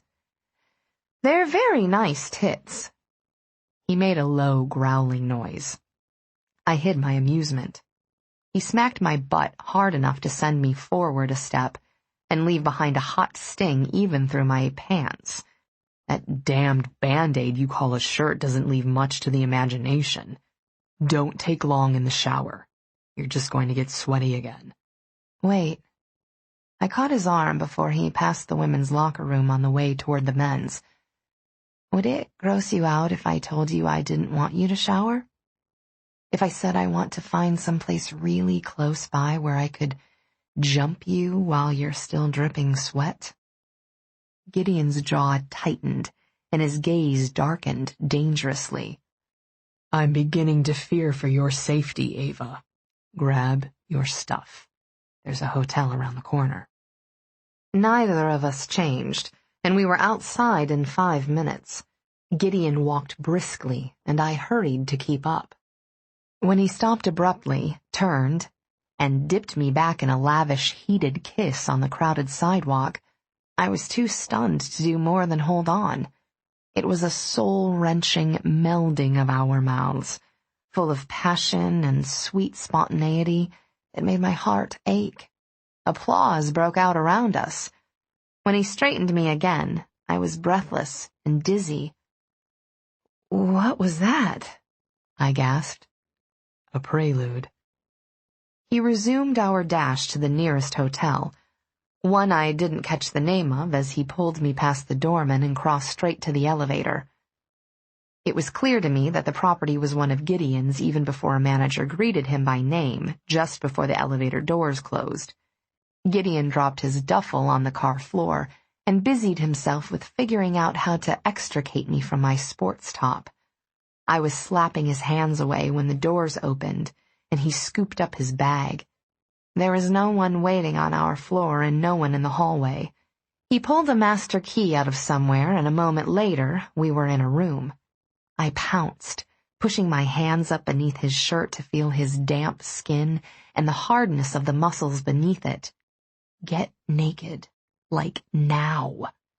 He laughed as he towed off his sneakers and yanked his tank over his head. Oh my God. Seeing him in the flesh, all of him, as his shorts hit the floor, was synapse frying. There wasn't an ounce of excess flesh on him anywhere, just hard slabs of honed muscle. He had washboard abs and that super sexy V of muscle on his pelvis that Carrie called the loin of Apollo. Gideon didn't wax his chest like Carrie did, but he groomed with the same care he showed to the rest of his body. He was pure primal male, the embodiment of everything I coveted, fantasized about, and wished for. I've died and gone to heaven, I said, staring unabashedly. You were still dressed. He attacked my clothes, whipping my loosened top off before I took a full breath. My pants were wrestled down and I kicked my shoes off in such a hurry that I lost my balance and fell on the bed. I barely caught my breath before he was on me. We rolled across the mattress in a tangle. Everywhere he touched me left trails of fire behind. The clean, hard-working scent of his skin was an aphrodisiac and intoxicant at once, spurring my desire for him until I felt like I was about to lose my mind. "You're so beautiful, Eva." He plumped one breast in his hand before taking my nipple into his mouth. I cried out at the scorching heat and the lash of his tongue, my core tightening with every soft suck. My hands were greedy as they slid over his sweat-damp skin, stroking and kneading, searching for the spots that made him growl and moan. I scissored my legs with his and tried to roll him, but he was too heavy and too strong. He lifted his head and smiled down at me. "It's my turn this time." What I felt for him in that moment, seeing that smile and the heat in his eyes, was so intense it was painful. Too fast, I thought. I was falling too fast. "Gideon." He kissed me deeply, licking into my mouth in that way of his. I thought he could really make me come with just a kiss, if we stayed at it long enough. Everything about him turned me on. From the way he looked and felt beneath my hands, to the way he watched me and touched me, his greed and the silent demands he made on my body, the forcefulness with which he pleasured me and took his pleasure in return, drove me wild. I ran my hands through the wet silk of his hair. The crisp hairs on his chest teased my tightened nipples, and the feel of his rock-hard body against mine was enough to make me wet and needy. "I love your body," he whispered, his lips moving across my cheek to my throat. His hand caressed the length of my torso from breasts to hip. "I can't get enough of it." "You haven't had very much of it yet," I teased. "I don't think I'll ever have enough." Nibbling and licking across my shoulder, he slid down and caught my other nipple between his teeth. He tugged, and the tiny dart of pain had my back arching on a soft cry. He soothed the sting with a soft suck, then kissed his way downward. "I've never wanted anything this badly." "Then do me." "Not yet," he murmured, moving lower, rimming my navel with the tip of his tongue. "You're not ready yet." "What? Oh, God, I can't get any readier." I tugged on his hair, trying to pull him up. Gideon caught my wrists and pinned them to the mattress. "You have a tight little cunt, Eva." "I'll bruise you if I don't get you soft and relaxed." A violent shiver of arousal moved through me. It turned me on when he talked so bluntly about sex. Then he slid lower, and I tensed. "No, Gideon, I need to shower for that." He buried his face in my cleft, and I struggled against his hold, flushed with sudden shame. He nipped at my inner thigh with his teeth. "Stop it." "Don't! Please, you don't have to do that." His glare stilled my frantic movements. "Do you think I feel differently about your body than you do mine?" he asked harshly. "I want you, Eva." I licked my dry lips, so crazily turned on by his animal need that I couldn't form a single word. He growled softly and dove for the slick flesh between my legs. His tongue pushed into me, licking and parting the sensitive tissues. My hips churned restlessly, my body silently begging for more. It felt so good I could have wept. "God, Eva, I've wanted my mouth on your cunt every day since I met you." As the velvet softness of his tongue flickered over my swollen clit, my head pressed hard into the pillow. "Yes, like that. Make me come." He did, with the gentlest of suction and a hard lick. I writhed as the orgasm jolted through me, my core tensing violently, my limbs shaking. His tongue thrust into my sex as it convulsed, rippling along the shallow penetration, trying to pull him deeper. His groans vibrated against my swollen flesh, goading the climax to roll on and on. Tears stung my eyes and coursed down my temples, the physical pleasure destroying the wall that kept my emotions at bay. And Gideon didn't stop. He circled the trembling entrance to my body with the tip of his tongue and lapped at my throbbing clit until I quickened again. 2 fingers pushed inside me, curving and stroking. I was so sensitive I thrashed against the onslaught. When he drew on my clit with steady, rhythmic suction, I came again, crying out hoarsely. Then he had 3 fingers in me, twisting and opening me. No! My head tossed from side to side, every inch of my skin tingling and burning. No more. Once more, he coaxed hoarsely. Once more, then I'll fuck you. I can't. You will. He blew a slow stream of air over my wet flesh, the coolness over fevered skin reawakening raw nerve endings. I love watching you come, Eva. Love hearing the sounds you make, the way your body quivers. He massaged a tender spot inside me, and an orgasm pulsed through me in a slow, heated roll of delight, no less devastating for being gentler than the 2 before it. His weight and heat left me. In a distant corner of my dazed mind, I heard a drawer opening, followed swiftly by the sound of foil tearing. The mattress dipped as he returned, his hands rough now as he yanked me down to the center of the bed. He stretched himself on top of me, pinning me, tucking his forearms on the outside of my biceps and pressing them to my sides, capturing me. My gaze was riveted to his austerely beautiful face. His features were harsh with lust, his skin stretched tight over his cheekbones and jaw. His eyes were so dark and dilated they were black, and I knew I was staring into the face of a man who'd passed the limits of his control.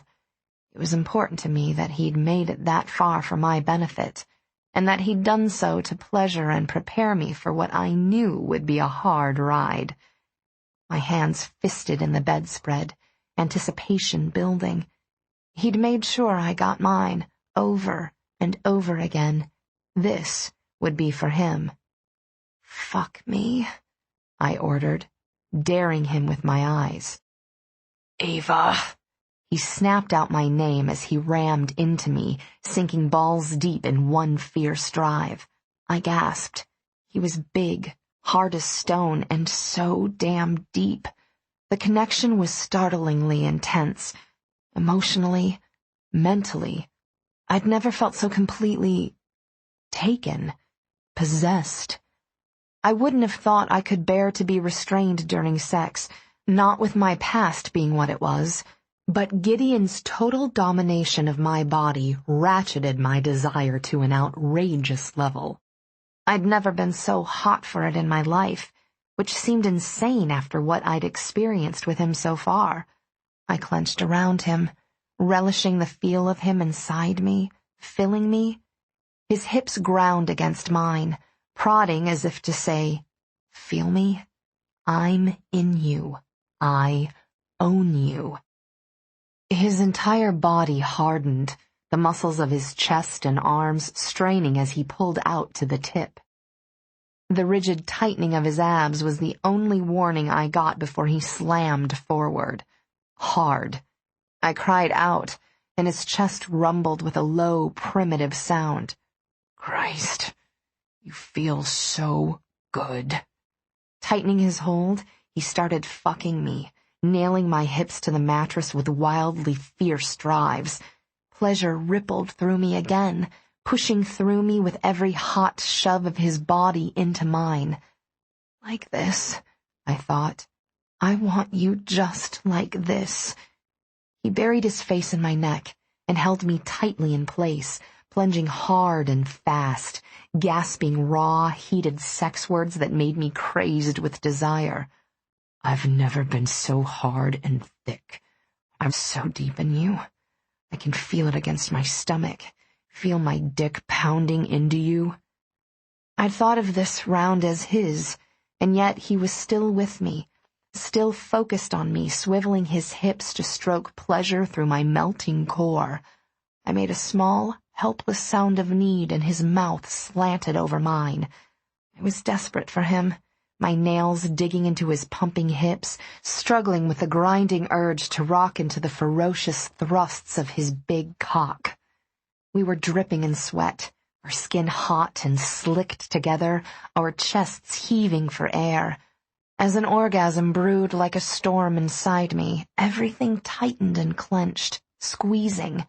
He cursed and shoved one hand beneath my hip, cupping my rear and lifting me into his thrusts so that his cock head stroked over and over the spot that ached for him.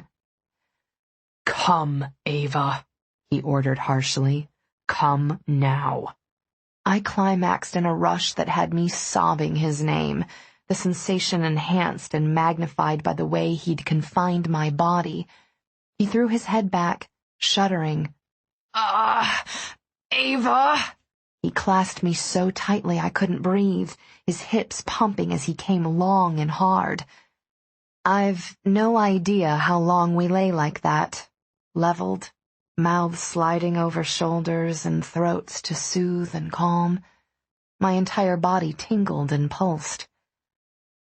"Wow," I managed finally.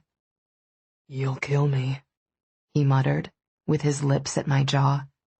"We're going to end up fucking each other to death." Me? I didn't do anything. He'd controlled me completely. And how freaking sexy was that? "You're breathing. That's enough." I laughed, hugging him. Lifting his head, he nuzzled my nose. "We're going to eat, and then we'll do that again." My brows lifted. "You can do that again?" "All night." He rolled his hips, and I could feel that he was still semi-hard. "You're a machine," I told him. "Or a god." "It's you." With a soft, sweet kiss, he left me. He removed the condom, wrapped it in a tissue from the nightstand, and tossed the whole thing in the wastebasket by the bed. "We'll shower, then order from the restaurant downstairs. Unless you want to go down?" "I don't think I can walk." The flash of his grin stopped my heart for a minute. "Glad I'm not the only one." "You look fine." "I feel phenomenal." He sat back on the side of the bed and brushed my hair back from my forehead. His face was soft, his smile warmly affectionate.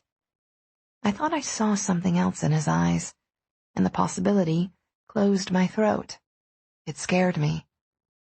"Shower with me," he said, running his hand down my arm. "Give me a minute to find my brain, then I'll join you." "Okay." He went into the bathroom, giving me a prime view of his sculpted back and perfect ass. I sighed with pure female appreciation of a prime male specimen. The water came on in the shower. I managed to sit up and slide my legs over the side of the bed, feeling exquisitely shaky. My gaze caught on the slightly open bedside drawer, and I saw condoms through the gap. My stomach twisted. The hotel was too upscale to be the kind that provided condoms along with the requisite Bible. With a slightly trembling hand, I pulled the drawer out further and found a sizable quantity of prophylactics, including a bottle of feminine lubrication and spermicidal gel. My heart started pounding all over again. In my mind, I backtracked through our lust-fueled trip to the hotel. Gideon hadn't asked which rooms were available. Whether he had a master key or not, he'd need to know which rooms were occupied before he took one. Unless He'd known beforehand that this particular room would be empty. Clearly, it was his room, a fuck pad outfitted with everything he'd need to have a good time with the women who served that purpose in his life. As I pushed to my feet and walked over to the closet, I heard the glass shower door open in the bathroom, then close. I caught the two knobs of the louvered walnut closet doors and pushed them apart. There was a small selection of men's clothes hanging on the metal rod, some business shirts and slacks, as well as khakis and jeans. My temperature dropped, and a sick misery spread through my orgasmic high. The right side dresser drawers held neatly folded t-shirts, boxer briefs, and socks.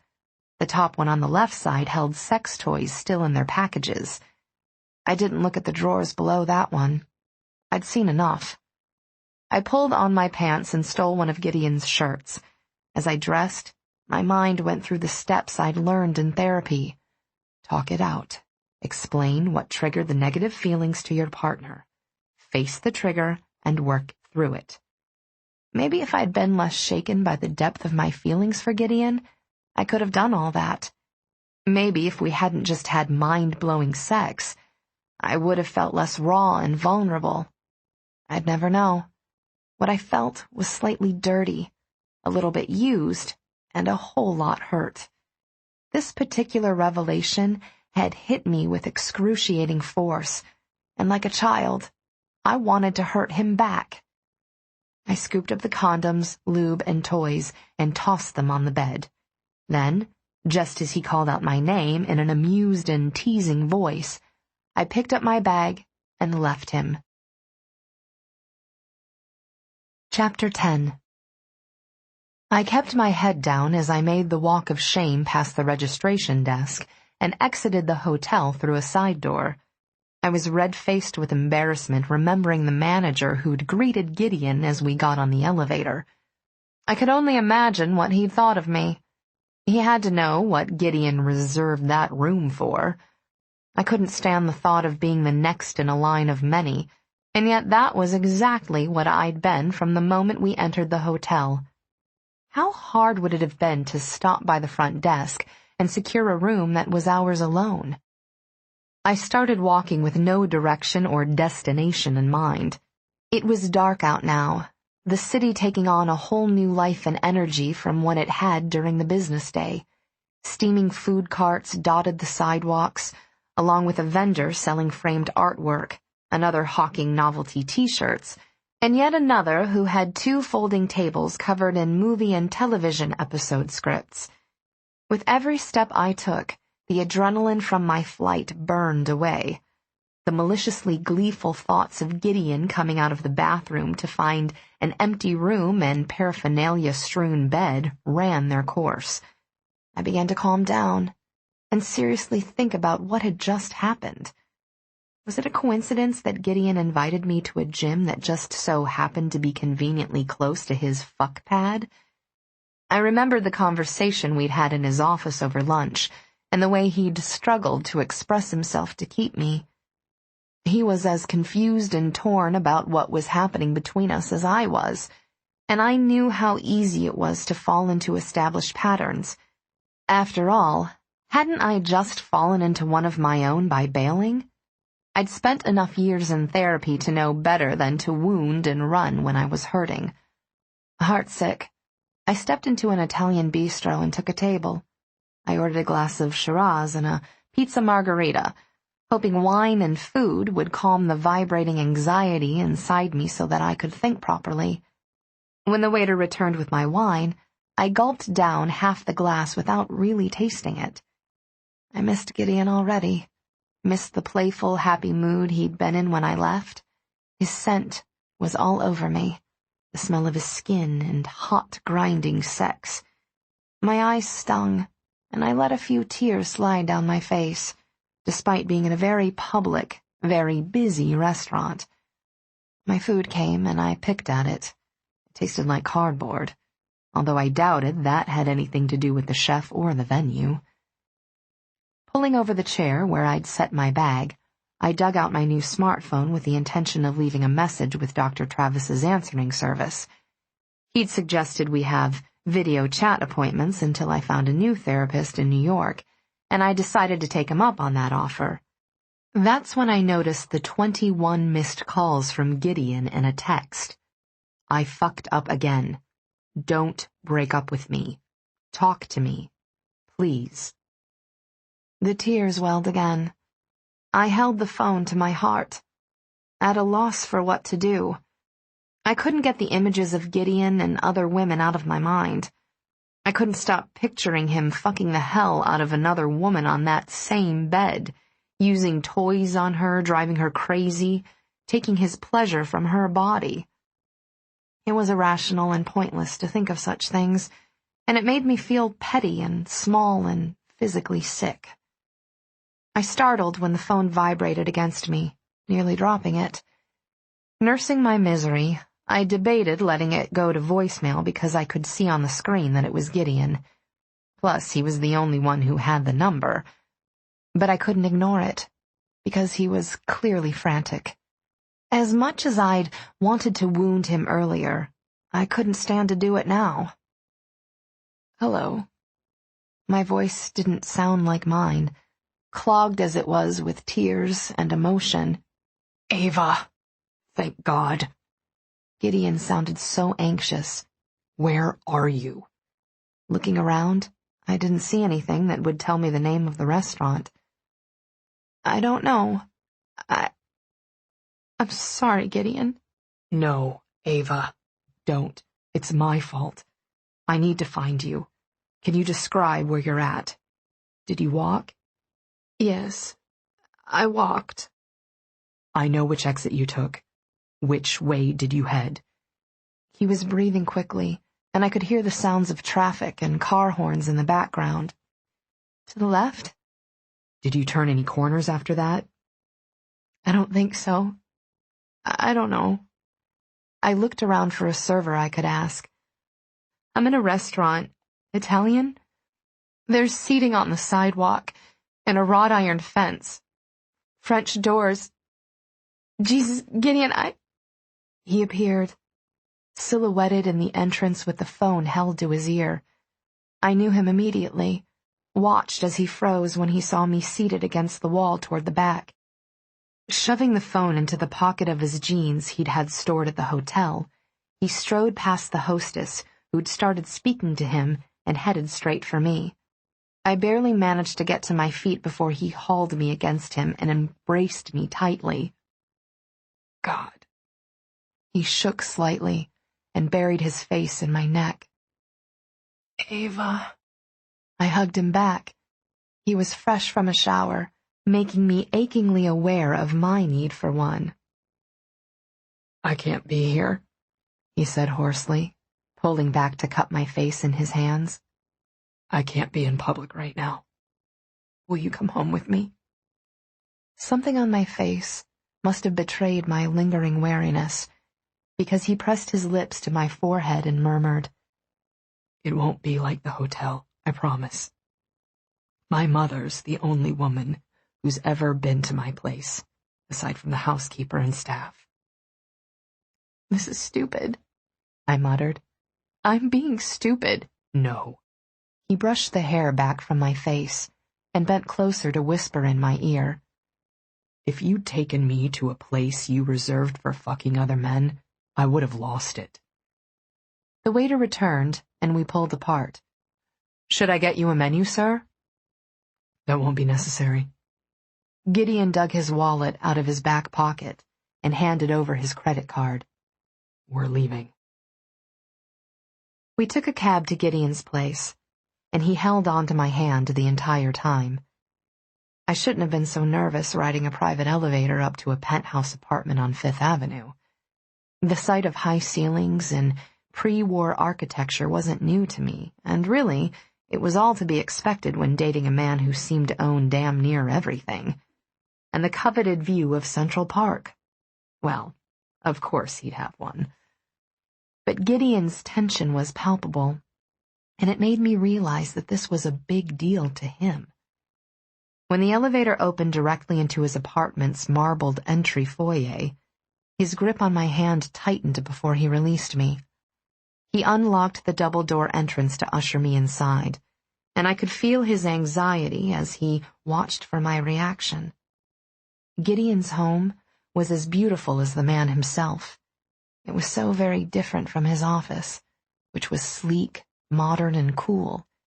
His private space was warm and sumptuous, filled with antiques and art anchored by gorgeous Aubusson rugs laid over gleaming hardwood floors. "It's amazing," I said softly, feeling privileged to see it.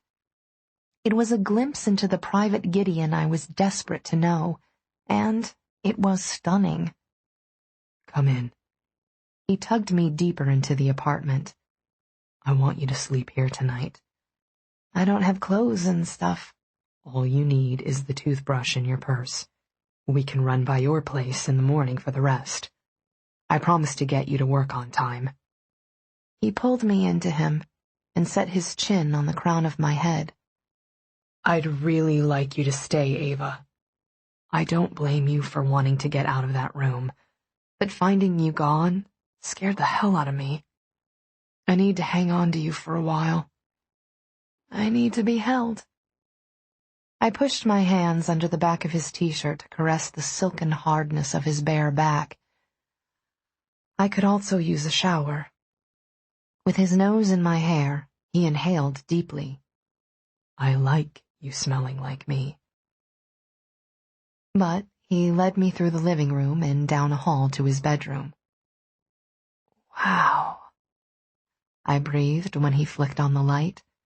A massive sleigh bed dominated the space, the wood dark, which he seemed to prefer, and the linens a soft cream.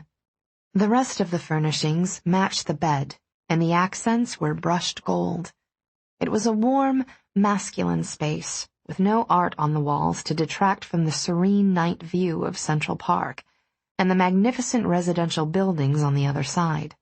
My side of Manhattan. "The bathroom's in here."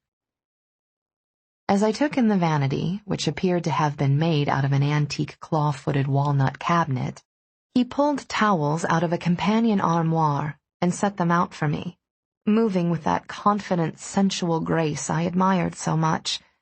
Seeing him in his home, dressed so casually, touched me. Knowing I was the only woman to have this experience with him affected me even more. I felt like I was seeing him more naked now than I ever had. "Thank you." He glanced at me and seemed to understand that I was talking about more than the towels. His stare burned through me. "It feels good to have you here." I have no idea how I ended up like this with you, but I really, really liked it. "Does it matter?" Gideon came to me, tilting my chin up to press a kiss to the tip of my nose. "I'll lay out a t-shirt for you on the bed. Caviar and vodka sound good to you?" "Well, that's quite a step up from pizza." He smiled. "Petrosians, etc." "I stand corrected." I smiled back. Several hundred steps up. I showered and dressed in the oversized cross-industry shirt he laid out for me. Then I called Carrie to tell him I'd be out all night and give him a brief rundown about the hotel incident. He whistled. "I'm not even sure what to say about that." A speechless Carrie Taylor spoke volumes. I joined Gideon in the living room, and we sat on the floor at the coffee table to eat the prized caviar with mini toast and creme fraiche. We watched a rerun of a New York set police procedural that just happened to include a scene filmed on the street in front of the crossfire. "I think it'd be cool to see a building I owned on TV like that," I said. "It's not bad, if they don't close off the street for hours to film." I bumped shoulders with him. Pessimist. We crawled into Gideon's bed at 10:30 and watched the last half of a show while curled up together. Sexual tension crackled in the air between us. But he didn't make any overtures, so I didn't either. I suspected he was still trying to make amends for the hotel, trying to prove that he wanted to spend time with me, not actively fucking. It worked. As much as I desired him, it felt good just hanging out together. He slept in the nude, which was fabulous for me to cuddle up against. I tossed one leg over his, wrapped an arm around his waist, and rested my cheek over his heart. I don't remember the ending of the show, so I suppose I fell asleep before it was over. When I woke, it was still dark in the room, and I'd rolled to the far side of my half of the bed. I sat up to see the digital clock face on Gideon's nightstand, and found it was barely 3 a.m.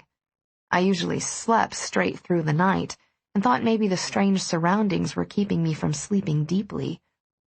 Then Gideon moaned, and shifted restlessly, and I realized what had disturbed me. The sound he made was pained, his subsequent hiss of breath tormented. "Don't touch me," he whispered harshly. "Get your fucking hands off me." I froze, my heart racing. His words sliced through the dark, filled with fury. "You sick bastard!" He writhed, his legs kicking at the covers, his back arched on a groan that sounded perversely erotic. "Don't. Oh, Christ. It hurts." He strained, his body twisting. I couldn't bear it. "Gideon." Because Carrie had nightmares sometimes, I knew better than to touch a man in the throes of one. Instead, I knelt on my side of the bed and called his name. "Gideon, wake up." Stilling abruptly, he fell to his back, tense and expectant. His chest heaved with panting breaths. His cock was hard and lay heavily along his belly. I spoke firmly, although my heart was breaking. "Gideon, you're dreaming. Come back to me." He deflated into the mattress. "Eva?" "I'm here." Shifting, I moved out of the way of the moonlight, but saw no luminous glitter that would tell me his eyes were open. "Are you awake?" His breathing began to slow, but he didn't speak. His hands were fisted in the bottom sheet. I pulled the shirt I was wearing over my head and dropped it on the bed. I sidled closer, reaching out with a tentative hand to touch his arm. When he didn't move, I caressed him, my fingertips sliding gently over the hard muscle of his biceps. "Gideon." He jerked awake. What is it?" I sat back on my heels with my hands on my thighs. I saw him blink at me, then shove both hands through his hair. I could feel the nightmare clinging to him, could sense it in the rigidness of his body. "What's wrong?" he asked gruffly, pushing up onto one elbow. "You okay?" "I want you." I stretched out against him, aligning my bare body to his. Pressing my face into his damp throat, I sucked gently on his salty skin. I knew from my own nightmares that being held and loved could push the specters back into the closet for a little while. His arms came around me, his hands running up and down the curve of my spine.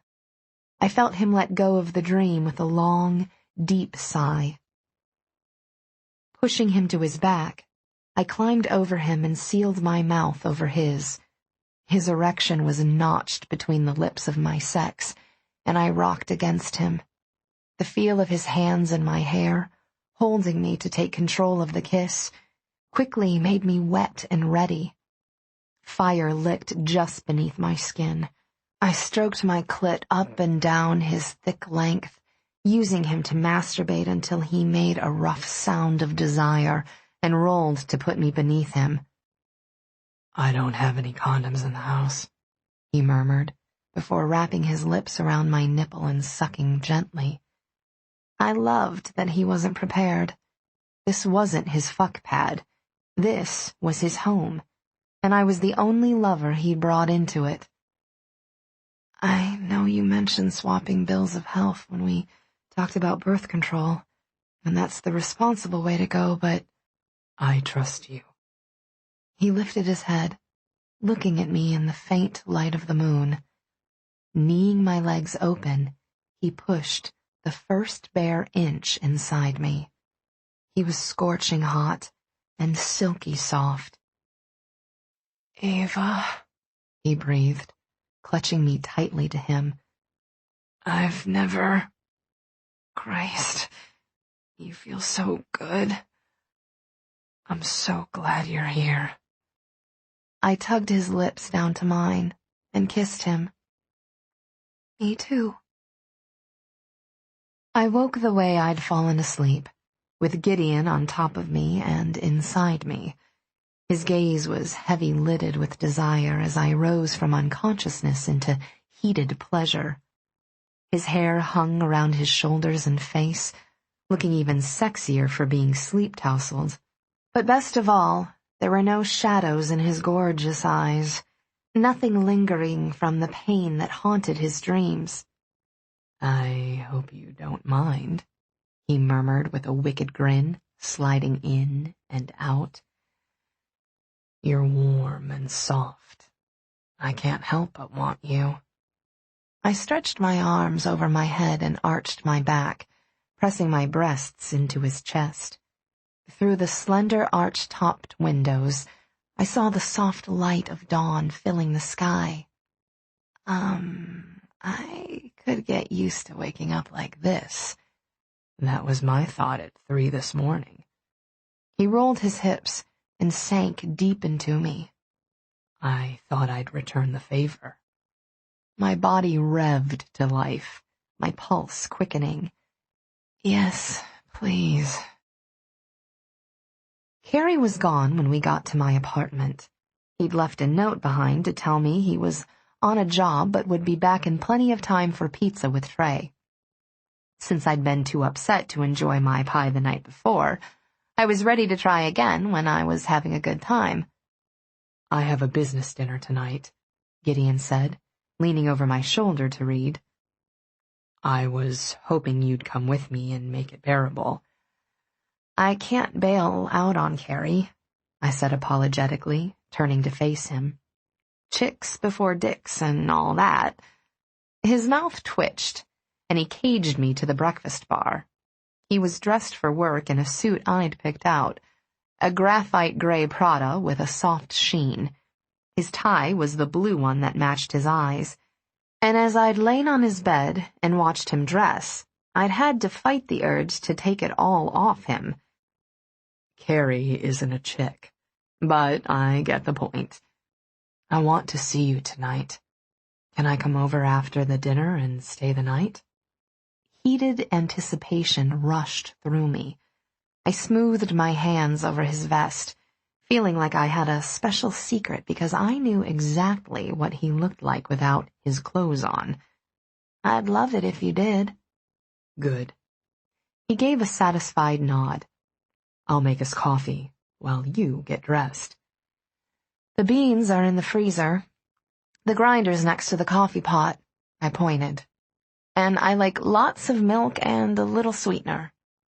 When I came out 20 minutes later, Gideon grabbed 2 travel mugs of coffee off the breakfast bar, and we headed down to the lobby. Paul hustled us out the front door and into the back seat of Gideon's waiting Bentley SUV.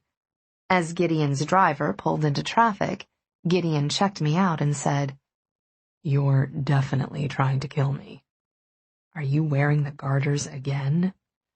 Pulling the hem of my skirt up, I showed him where the top of my black silk stockings hooked to my black lace garter belt. His muttered curse made me smile. I'd chosen a black short-sleeved silk turtleneck sweater, paired with a decently short pleated skirt in lipstick red, and heeled Mary Jane's. Because Carrie hadn't been around to manage something fancy with my hair, I'd pulled it back in a ponytail. "You like?" "I'm hard." His voice was husky, and he adjusted himself in his trousers. "How the hell am I going to get through the day thinking about you dressed like that?" "There's always lunch," I suggested, fantasizing about a nooner on Gideon's office couch. "I have a business lunch today. I'd reschedule if I hadn't moved it already yesterday." "You rescheduled an appointment for me? I'm flattered." He reached over and brushed his fingertips over my cheek, a now habitual gesture of affection that was tender and fiercely intimate. I was coming to depend on receiving those touches. I leaned my cheek into his palm. "Can you carve 15 minutes out of your day for me?" "I'll manage it." "Call me when you know the time." Taking a deep breath, I dug into my bag and wrapped my hand around a gift I wasn't sure he'd want. But I couldn't get the memory of his nightmare out of my head. I hoped that what I had for him would remind him of me and 3 a.m. sex and help him cope. I have something. I thought. It suddenly seemed conceited to give him what I'd brought. He frowned. "What's wrong?" "Nothing, it's just—" I exhaled in a rush. "Listen, I have something for you, but I just realized it's one of those gifts. Well, it's not really a gift. I'm already thinking it's not appropriate and—" He thrust out his hand. "Give it to me." "You can totally decide not to take it." "Shut up, Eva." He crooked his fingers. "Give it to me." I pulled it out of my bag and handed it over. Gideon stared down at the framed photograph in complete silence. It was a novelty frame depicting die-cut images of things relating to graduation, including a digital clock face that read 3 a.m. The picture was of me posing on Coronado Beach in a coral bikini with a big floppy straw hat. I was tanned, happy, and blowing a kiss to Carrie, who'd play-acted the role of a high-fashion photographer by calling out ridiculous encouragements. "Beautiful, darling. Show me sassy. Show me sexy. Brilliant. Show me catty. Rawr." Embarrassed, I squirmed a little on the seat. "Like I said, you don't have to keep—" He cleared his throat. "Thank you, Eva." Well, I was grateful to see the crossfire outside my window. I jumped out quickly when the driver pulled over and ran my hands over my skirt, feeling self-conscious. "If you want, I can hang on to it until later." Gideon shut the door of the Bentley and shook his head. "It's mine.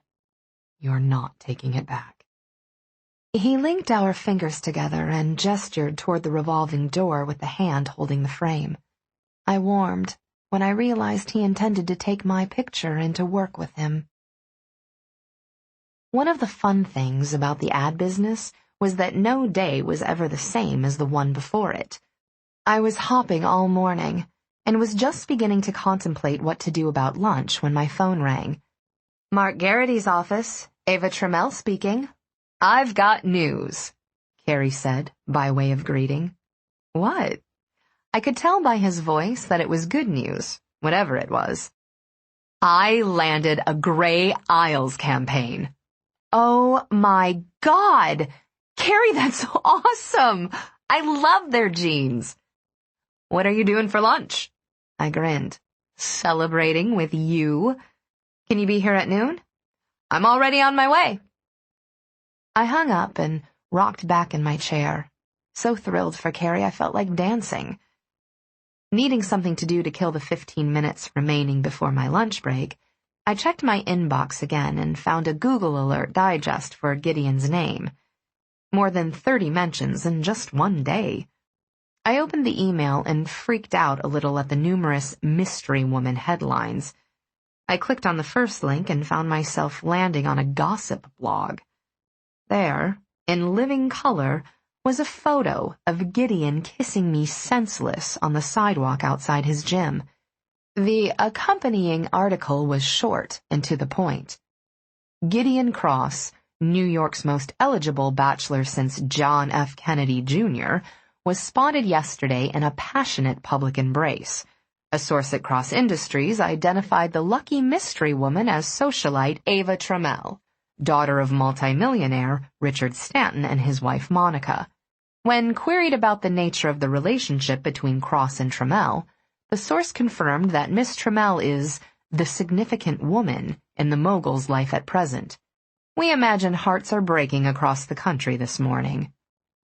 Oh, crap, I breathed. Chapter 11. I quickly clicked through other links in the digest to find the same picture with similar captions and articles. Alarmed, I sat back and thought about what this meant. If one kiss was headline news, what chance would Gideon and I have to make a relationship work? My hands weren't quite steady as I closed the browser tabs. I hadn't considered the press coverage, but I should have. Damn it. Anonymity was my friend. It protected me from my past. It protected my family from embarrassment. And Gideon, too. I didn't even have any social networking accounts, so people who weren't actively in my life couldn't find me. A thin, invisible wall between me and exposure was gone. Hell, I breathed, finding myself in a painful situation I could have avoided if I'd dedicated any of my brain cells to something other than Gideon. There was also his reaction to this mess to consider. I cringed inwardly just thinking about it, and my mother. It wouldn't be long before she was calling and blowing everything out of shit. Remembering that she didn't have my new cell number, I picked up my desk phone and called my other voicemail to see if she'd already tried to reach me. I winced when I heard that my mailbox was full. I hung up and grabbed my purse, then headed off to lunch, knowing Carrie would help me put it all in perspective. I was so flustered when I reached the lobby level that I rushed out of the elevator with my only thought being to find my roommate. When I spotted him, I didn't take note of anyone else until Gideon sidestepped smoothly in front of me and blocked my path. Eva. He frowned down at me. Cupping my elbow, he turned me slightly around. That was when I saw the two women and a man who'd hidden him from my view. I managed to find a smile for them. Hello. Gideon introduced me to his lunch dates. Then he excused us and tugged me off to the side. What's wrong? You're upset. It's all over the place, I whispered. A picture of us together. He nodded. I've seen it. I blinked up at him, confused at his nonchalance. You're okay with it? Why wouldn't I be? For once, they're reporting the truth. A sneaking suspicion niggled at me. You planned it. You planted the story. Not entirely true, he said smoothly. The photographer happened to be there. I just gave him a picture worth printing, and told PR to make it clear who you are and what you are to me. Why? Why would you do that? You have your way of dealing with jealousy, and I have mine.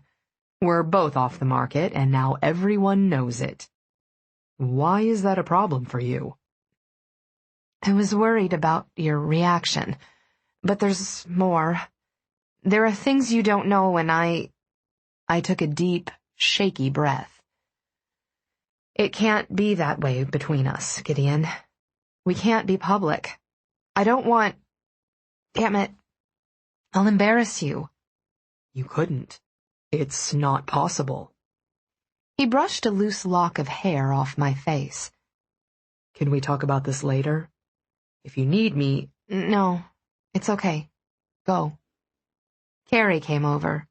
Dressed in baggy black cargo pants and a V-neck white undershirt, he still managed to look expensive. Everything all right? Hi, Carrie. Everything's fine. Gideon squeezed my hand. Enjoy your lunch, and don't worry. He could say that because he didn't know better. And I didn't know whether he'd still want me once he did. Carrie faced me as Gideon walked away. Worry about what? What's wrong? Everything, I sighed. Let's get out of here, and I'll tell you over lunch. Well, Carrie murmured, looking at the link I'd forwarded from my smartphone to his. That's some kiss. The dip was a great touch. He couldn't look more into you if he tried. That's the thing, I took another big gulp of water. He did try. He shoved his phone into his pocket. Last week, you kept shooting him down for only wanting your vagina. This week, he's publicizing that he's in a committed, passionate relationship with you, and you're still unhappy. I'm starting to feel bad for the guy. He can't win for trying. That stung. Reporters are going to dig Carrie, and they're going to find dirt. And since it's juicy dirt, they're going to splash it all over hell and back, and it's going to embarrass Gideon. Baby girl. He set his hand over mine. Stanton buried all that. Stanton. I straightened. I hadn't thought of my stepfather. He'd see the disaster coming and keep a lid on it because he knew what the revelation would do to my mother. Still, I'll have to talk to Gideon about it. He has a right to be warned. Just the thought of that conversation made me miserable. Carrie knew how my brain worked. If you think he's going to cut and run, I think you're wrong. He looks at you like you're the only person in the room. I poked at my tuna Caesar salad. He's got a few demons of his own. Nightmares. He's closed himself off, I think, because of whatever's eating at him. But he's let you in. And he'd already shown hints of how possessive he could be about that connection. I accepted that because it was a flaw I shared, but still. You're analyzing this to death, Eva, Carrie said. You're thinking the way he feels about you has to be a fluke or a mistake. Someone like him couldn't really be into you for your big heart and sharp mind, right? My self-esteem isn't that bad, I protested. He took a sip of his champagne. Isn't it? So tell me something you think he likes about you that doesn't have to do with sex or codependency. I thought about it and came up empty, which made me scowl. Right, he went on with a nod. And if Cross is anywhere near as messed up as we are, he's thinking the same thing in reverse, wondering what a hot babe like you sees in a guy like him. You've got money. So what has he got going for him besides being a stud who keeps screwing up? Sitting back in my chair, I absorbed everything he'd said. Carrie, I love you madly. He grinned. Back at you, sweets. My advice for what it's worth? Couples therapy. It's always been my plan to get into it when I find the one I want to settle down with, and try to have fun with him. You've got to have as many good times as bad, or it all becomes too painful and too much work. I reached over and squeezed his hand. Thank you. For what? He shrugged off my gratitude with an elegant wave of his hand. It's easy to pick apart someone else's life. You know I couldn't get through my rough spots without you. Which you don't have any of now, I pointed out, shifting the focus to him. You're about to be splashed across a Times Square billboard. You won't be my secret any longer. Should we upgrade dinner from pizza to something more worthy of the occasion? How about we haul out that case of Cristal Stanton gave us? Now you're talking. Movies? Anything in particular you want to watch? Whatever you want. I wouldn't want to screw with your big dumb blow-em-up movie genius. I grinned, feeling better as I'd known I would after an hour with Carrie. You'll let me know if I'm too dense to figure out when you and Trey want to be alone. Ha! Don't worry about that. Your tempestuous love life is making me feel dull and boring. I could use a hot, sweaty bang with my own stud. You just had a maintenance closet romp a couple days ago. He sighed. I'd nearly forgotten. How sad is that? It isn't when your eyes are laughing. I'd just gotten back to my desk when I checked my smartphone and found a text from Gideon, letting me know he had 15 minutes to spare at 2:45. I nursed a secret rush of anticipation for the next hour and a half, having decided to take Carrie's advice and have a little fun. Gideon and I would have to wade through the ugliness of my past soon enough. But for now, I could give us both something to smile about. I texted him just before I left, letting him know I was on my way. Considering the time constraints, we couldn't waste a minute. Gideon must have felt the same way, because I found Scott waiting for me at reception when I reached the Cross Industries waiting area. He walked me back after the receptionist buzzed me in. "How's your day been?" I asked him. He smiled. "Great, so far. Yours?" I smiled back. "I've had worse." Gideon was on the phone when I entered his office. His tone was clipped and impatient as he told the person on the other end of the line that they should be able to manage the job without him having to oversee it personally. He held up one finger to me to tell me he'd be another minute. I responded by blowing a big bubble with the gum I was chewing and popping it loudly. His brows shot up, and he hit the buttons to close the doors and frost the glass wall. Grinning, I sauntered over to his desk and hopped onto it, curling my fingers around the lip and swinging my legs. He popped the next bubble I blew with a quick jab of his finger. I pouted prettily. "Deal with it," he said, with quiet authority to whoever was on the phone. "It'll be next week before I can get out there, and waiting will set us back further. Stop talking. I have something time-sensitive on my desk, and you're keeping me away from it. I guarantee that's not improving my disposition. Fix what needs fixing and report back to me tomorrow." He returned the phone to its cradle with suppressed violence. "Ava."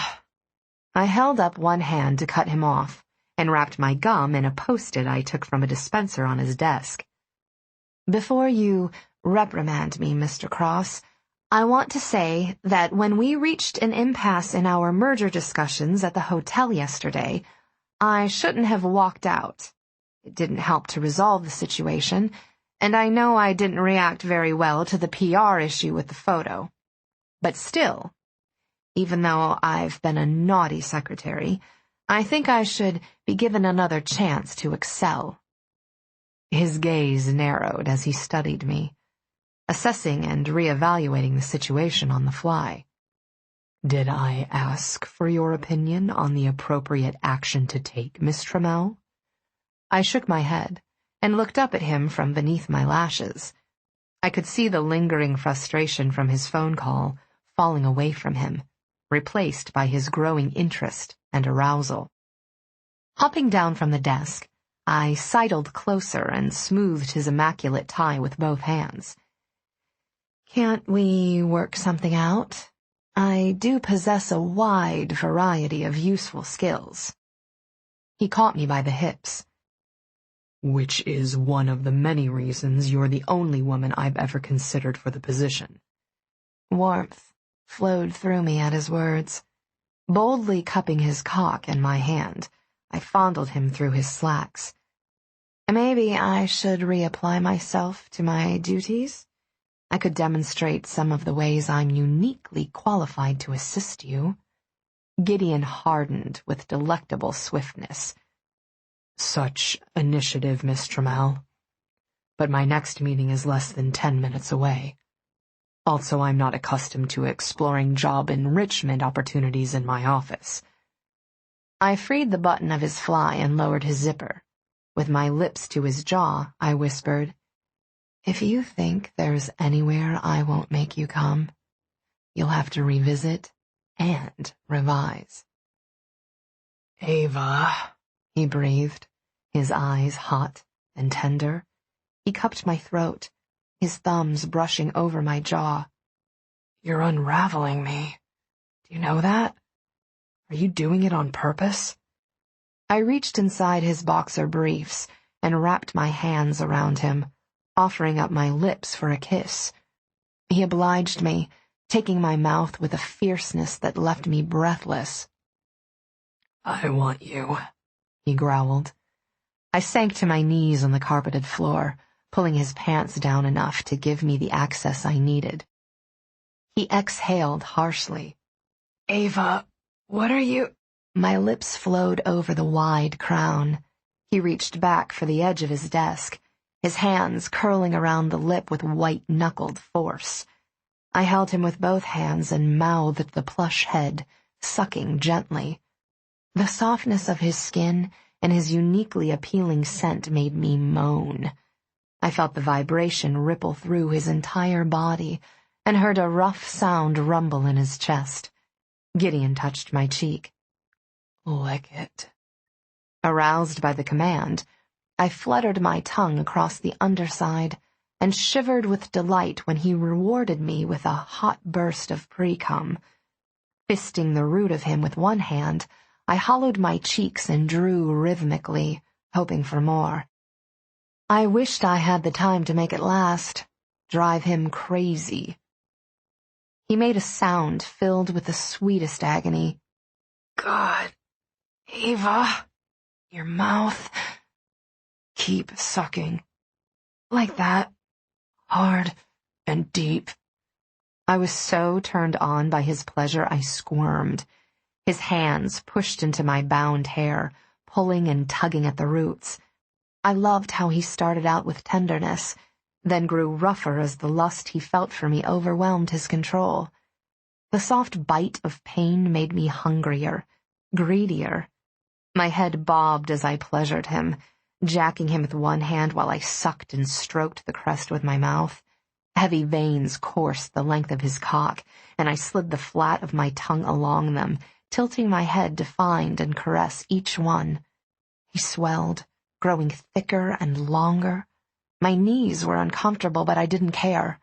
My gaze was riveted to Gideon as his head fell back and he fought for breath.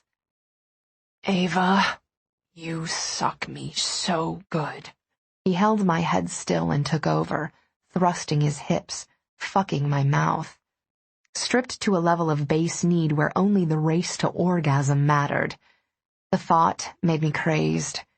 The image in my mind of how we must look, Gideon in all his urbane sophistication, standing at the desk where he ruled an empire, stroking his big cock in and out of my greedy mouth. I gripped his straining thighs in both hands, frantically working my lips and tongue, desperate for his climax. His balls were heavy and big, an audacious display of his powerful virility. I cupped them, rolling them gently, feeling them tighten and draw up. Eva. His voice was a guttural rasp.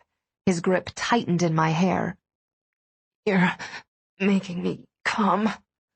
The first spurt of semen was so thick I struggled to swallow.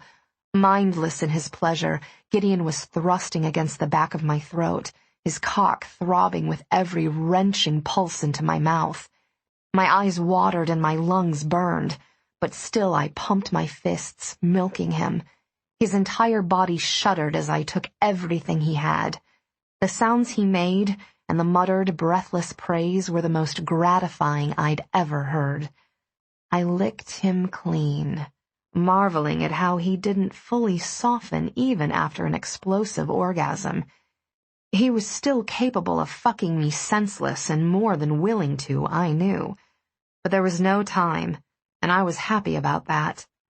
I wanted to do this for him. For us. For me, really. Because I needed to know I could indulge in a selfless, sexual act without feeling taken advantage of. I have to go, I murmured, standing and pressing my lips to his. I hope the rest of your day is awesome, and your business dinner tonight, too. I started to move away, but he caught my wrist, his gaze on the clock readout on his desk phone. I noticed my picture then, sitting in a place of prominence where he'd see it all day. Eva. Damn it, wait. I frowned at his tone, which sounded anxious, frustrated. He quickly restored his appearance, tucking himself back into his boxer briefs and straightening the tail of his shirt so he could fasten his pants. There was something sweet in watching him pull himself back together, restoring the facade he wore for the world, while I knew at least a little of the man beneath it. Tugging me close, Gideon pressed his lips to my brow. His hands moved through my hair to unclip my tortoise barrette. I didn't get you off. No need. I loved the feel of his hands on my scalp. That rocked just the way it was. He was overly focused on fixing my hair, his cheeks flushed from his orgasm. I know you need an even exchange, he argued gruffly. I can't let you leave feeling like I used you. A bittersweet tenderness pierced me. He'd listened. He cared. I cupped his face in my hands. You did use me, with my permission, and it was seriously hot. I wanted to give you this, Gideon. Remember? I warned you. I wanted you to have this memory of me. His eyes widened with alarm. Why the fuck do I need memories when I have you? Eva, if this is about the photo, shut up and enjoy the high. We didn't have the time to get into the photo issue now, and I didn't want to. It was going to ruin everything. If we'd had an hour, I still wouldn't let you get me off. I'm not keeping score with you, Ace, and honestly, you're the first guy I can say that to. Now, I have to go. You have to go. I started away again, but he caught me back. Scott's voice came through the speaker. Excuse me, Mr. Cross, but your 3 o'clock is here. It's okay, Gideon, I assured him. You're coming over tonight, right?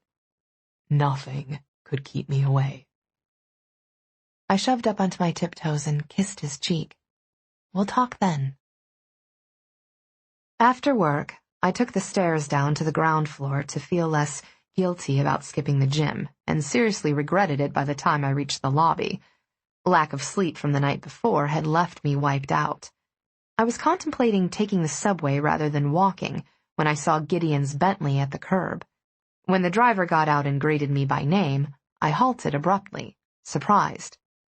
Mr. Cross asked that I take you home, he said, looking smart in his black suit and chauffeur hat.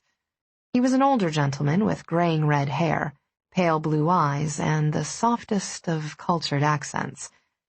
As much as my legs ached, I was grateful for the offer. Thank you. I'm sorry, what was your name? Angus, Miss Trammell. How had I not remembered that? The name was so cool.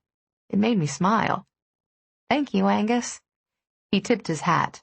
My pleasure. I slid through the back door he opened for me, and as I settled into the seat, I caught a glimpse of the handgun he wore in a shoulder holster beneath his jacket.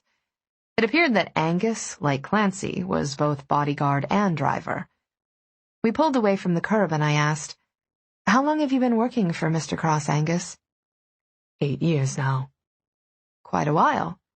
I've known him longer than that, he volunteered, catching my gaze in the rearview mirror. I drove him to school when he was a boy. He hired me away from Mr. Vidal when the time came. Once again, I tried to picture Gideon as a child. No doubt he'd been beautiful and charismatic even then. Had he enjoyed normal sexual relationships when he was a teenager? I couldn't imagine that women weren't throwing themselves at him even then. And, as innately sexual as he was, I imagined he'd been a horny teen. Digging in my purse, I pulled out my keys and leaned forward to set them on the front passenger seat. Can you see that Gideon gets those? He's supposed to come over after whatever it is he's doing tonight, and depending on how late that is, I might not hear him knock. Of course. Paul opened the door for me when we arrived at my apartment, and he greeted Angus by name, reminding me that Gideon owned the building. I waved to both men, told the front desk Gideon would be coming over later, and then took myself upstairs. Carrie's raised brows when he opened the door to me made me laugh. Gideon's coming over later, I explained. But I'm feeling so hammered right now, I may not stay up long, so I gave him my keys to let himself in. Did you order already? I did, and I tossed a few bottles of Cristal in the wine fridge. You're the best. I shoved my bag at him. I showered and called my mom from the phone in my room, wincing at her strident, I have been trying to reach you for days. Mom, if it's about Gideon Cross, well, of course. It's partly about him. For goodness sake, Eva. You're being called the significant woman in his life. How could I not want to talk about that? Mom, but there's also the appointment you asked me to make with Dr. Peterson. The note of smug amusement in her voice made me smile. "We're scheduled to meet with him Thursday at 6 o'clock in the evening. I hope that works for you. He doesn't do many evening appointments." I plopped backward onto my bed with a sigh. I'd been so distracted by work and Gideon that the appointment had slipped my mind. "Thursday at 6 will be fine. Thank you. Now then, tell me about Cross." When I emerged from my bedroom dressed in jersey pants and a San Diego State University sweatshirt, I found Trey seated with Carrie in the living room. Both men stood when I came in, and Trey gifted me with an open, friendly smile. "I'm sorry I look so ragged," I said sheepishly, running my fingers through my damp ponytail. Taking the stairs at work almost killed me today. "Elevator take the day off?" he asked. "Nope, my brain did." What the hell was I thinking? Spending the night with Gideon was enough of a workout. The doorbell rang, and Carrie went to get it while I headed into the kitchen for the Cristal. I joined him at the breakfast bar as he signed the credit card receipt, and the look in his eyes when he glanced at Trey had me hiding a smile. There were a lot of those looks going back and forth between the two men as the evening progressed, and I had to agree with Carrie that Trey was a hottie. Dressed in distressed jeans, matching vest, and a long-sleeved shirt, the aspiring veterinarian looked casual but well put together. He was very different personality-wise from the type of guy Carrie usually dated. Trey seemed more grounded, not quite somber, but definitely not flighty. I thought he'd be a good influence on Carrie, if they stayed together long enough. The three of us made it through 2 bottles of Cristal and 2 pizzas between us, plus all of Demolition Man, before I called it a night. I urged Trey to stay for Driven, to round out the Stallone mini-marathon.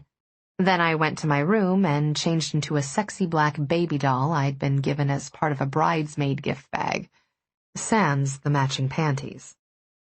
Leaving a candle burning for Gideon, I crashed. I woke to the darkness and the scent of Gideon's skin, the lights and sounds of the city shut out by soundproofed windows and blackout drapes. Gideon slid over me, a moving shadow, his bare skin cool to the touch, his mouth slanted over mine, kissing me slow and deeply, tasting of mint and his own unique flavor. My hands slid down his sleekly muscular back, my legs parting so he could settle comfortably between them.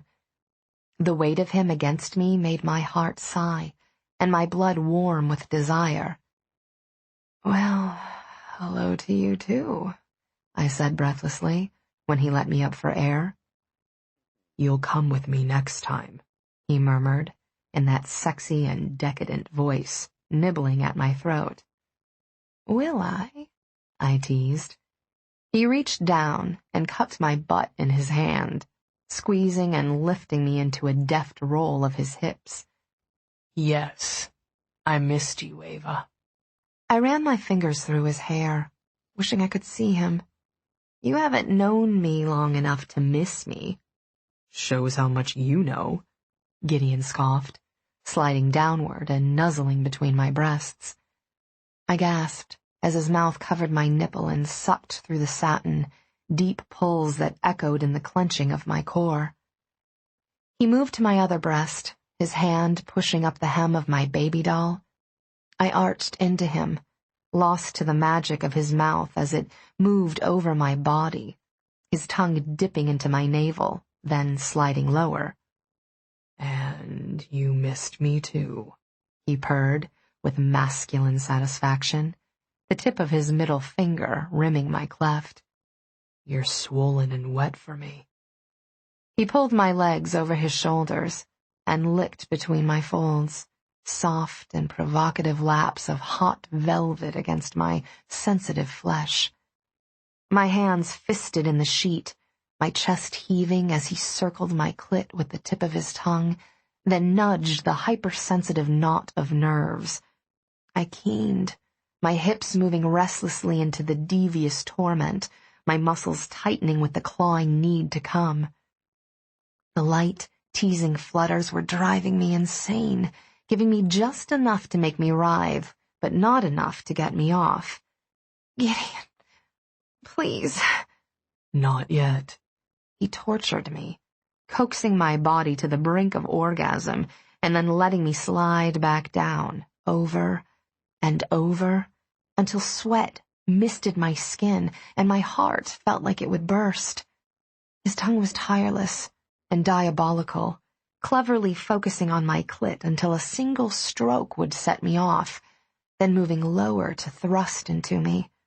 The soft, shallow plunges were maddening, the flickering against the nerve-laden tissues making me desperate enough to beg shamelessly, "Please, Gideon, let me come.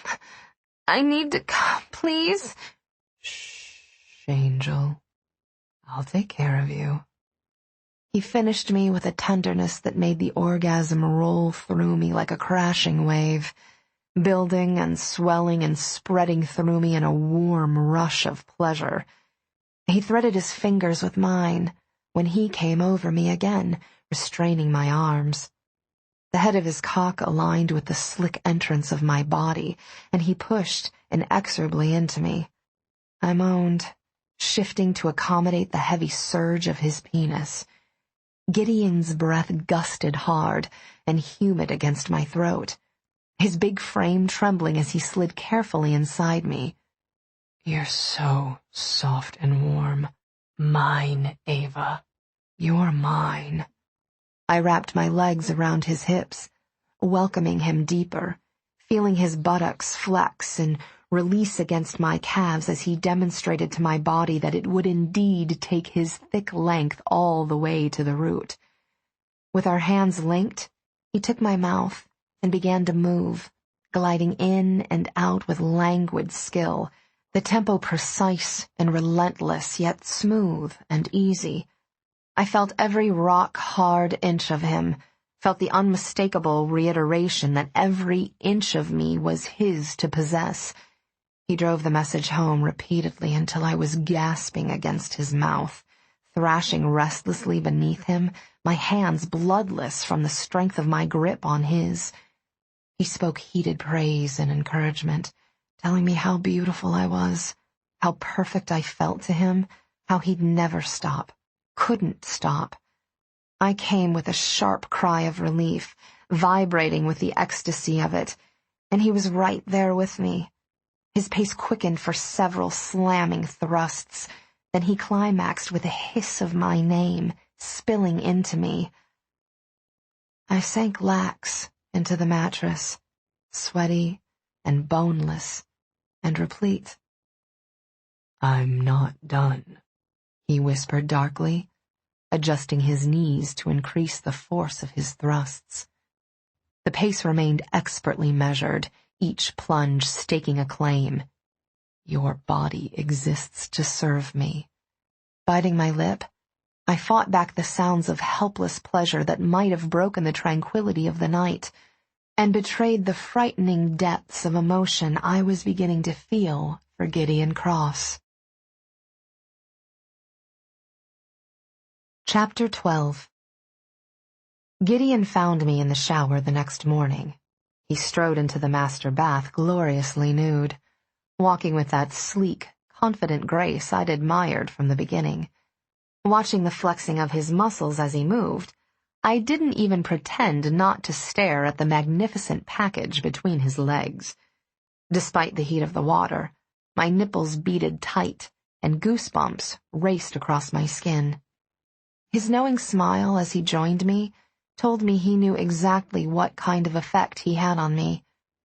I retaliated by running soapy hands all over his god-like body, then sitting on the bench and sucking him off with such enthusiasm he had to support himself with both palms pressed flat against the tile. His raw, raspy instructions echoed in my mind the entire time I dressed for work, which I did quickly, before he had a chance to finish his shower and fuck the hell out of me as he'd threatened to just before spurting fiercely down my throat. He'd had no nightmares during the night. Sex as a sedative seemed to be working, and I was extremely grateful for that. I hope you don't think you've gotten away, he said, when he prowled after me into the kitchen. Immaculately dressed in a black pinstriped suit, he accepted the cup of coffee I handed him and gave me a look that promised all sorts of wicked things. I saw him in his supremely civilized attire and thought of the insatiable male who'd slipped into my bed during the night. My blood quickened. I was sore, my muscles thrumming with remembered pleasure, and I was still thinking about more. Keep looking at me like that, he warned, leaning casually into the counter and sipping his coffee. See what happens. I'm going to lose my job over you. I'd give you another one, I snorted. As what? Your sex slave? What a provocative suggestion. Let's discuss. Fiend, I muttered, rinsing out my mug in the sink and putting it in the dishwasher. Ready? For work? He finished his coffee, and I held out my hand for his mug. But he bypassed me and rinsed it out himself. Another mortal task that made him seem accessible, less of a fantasy I'd never have a chance of holding on to. He faced me. I want to take you out to dinner tonight, and then take you home to my bed. I don't want you to burn out on me, Gideon. He was a man used to being alone, a man who hadn't had a meaningful physical relationship in a long time, if ever. How long before his flight instincts kicked in? Besides, we really needed to stay out of the public eye as a couple. Don't make excuses. His features hardened. You don't get to decide I can't do this. I kicked myself for offending him. He was trying, and I needed to make sure he got credit for that, not discouragement. That's not what I meant. I just don't want to crowd you. Plus, we still need to— Eva, he sighed, the hard tension leaving him with that frustrated exhalation. You have to trust me. I'm trusting you. I've had to, or we wouldn't be here now. Okay. I nodded, swallowing hard. Dinner and your place it is, then. I honestly can't wait. Gideon's words about trust lingered in my mind all morning, which was a good thing when the Google Alert Digest hit my inbox. There was more than one photo this time around. Each article and blog post had several shots of me and Carrie hugging goodbye outside the restaurant where we'd had lunch the day before. The captions speculated on the nature of our relationship, and some noted that we lived together. Others suggested I was reeling in billionaire playboy Cross while keeping my up-and-coming model boyfriend on the side. The reason for the publicity became apparent when I saw the picture of Gideon mingled with the ones of me and Carrie. It had been taken last night, while I was watching movies with Carrie and Trey, and while Gideon was supposedly at a business dinner. In the photo, Gideon and Magdalena Perez smiled intimately at each other, her hand on his forearm as they stood outside a restaurant. The captions ranged between kudos for Gideon's bevy of beautiful socialites to speculation that he was hiding a broken heart over my infidelity by dating other women. You have to trust me. I closed my inbox, my breathing too quick and my heartbeat too fast. Jealous confusion twisted my gut.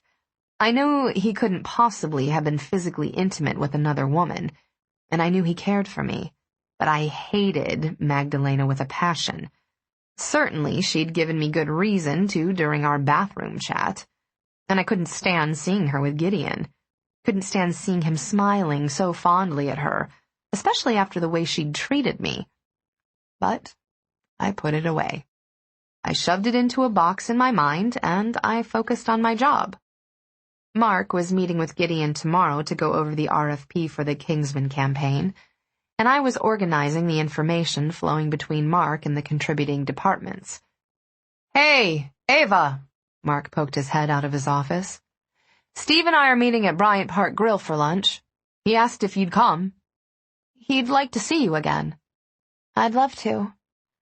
My whole afternoon brightened at the thought of enjoying lunch at one of my favorite restaurants with two really charming guys. They'd distract me from thinking about the conversation I was hours away from having with Gideon about my past. My privacy was clearly gone. I would have to grow a set of balls and talk to Gideon before we went out to dinner. Before he was seen in public with me any further. He needed to know the risk he was taking by being associated with me. When I received an inter-office envelope a short while later, I assumed it was a small mock-up of one of the Kingsman ads, but found a note card from Gideon instead. Noon. My office. Really?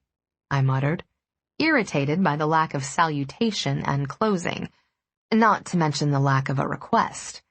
And who could forget the fact that Gideon hadn't even mentioned running into Magdalena at dinner? Had he invited her as his date in my stead? That was what she was there for, after all, to be one of the women he socialized with outside his hotel room. I flipped Gideon's card over and wrote the same number of words with no signature. Sorry, have plans. A bratty reply, but he deserved it. When 1:45 rolled around, Mark and I headed down to the ground floor. When I was stopped by security and the guard called up to Gideon to tell him I was in the lobby, my irritation kicked into a temper. Let's go, I said to Mark, striding toward the revolving door and ignoring the pleas of the security guard to wait a moment. I felt bad putting him in the middle. I saw Angus and the Bentley at the curb at the same moment I heard Gideon snap out my name like a whip crack behind me. I faced him as he joined us on the sidewalk, with his face impassive and his gaze icy. I'm going to lunch with my boss, I told him, my chin lifting. Where are you headed, Garrity? Gideon asked, without taking his eyes off me. Bryant Park Grill. I'll see that she gets there. With that, he took my arm and steered me firmly toward the Bentley and the rear door that Angus held open for me. Gideon crowded in behind me, forcing me to scramble across the seat. The door shut, and we were off. I yanked the skirt of my sheath dress back into place. What are you doing, besides embarrassing me in front of my boss? He draped one arm over the back of the seat and leaned toward me. Is Carrie in love with you? What?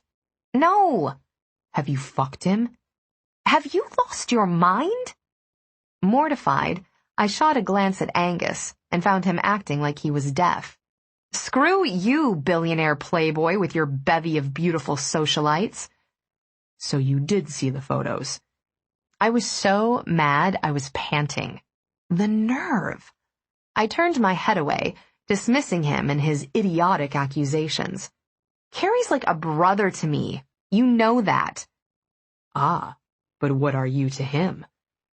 The photos were amazingly clear, Eva. I know love when I see it.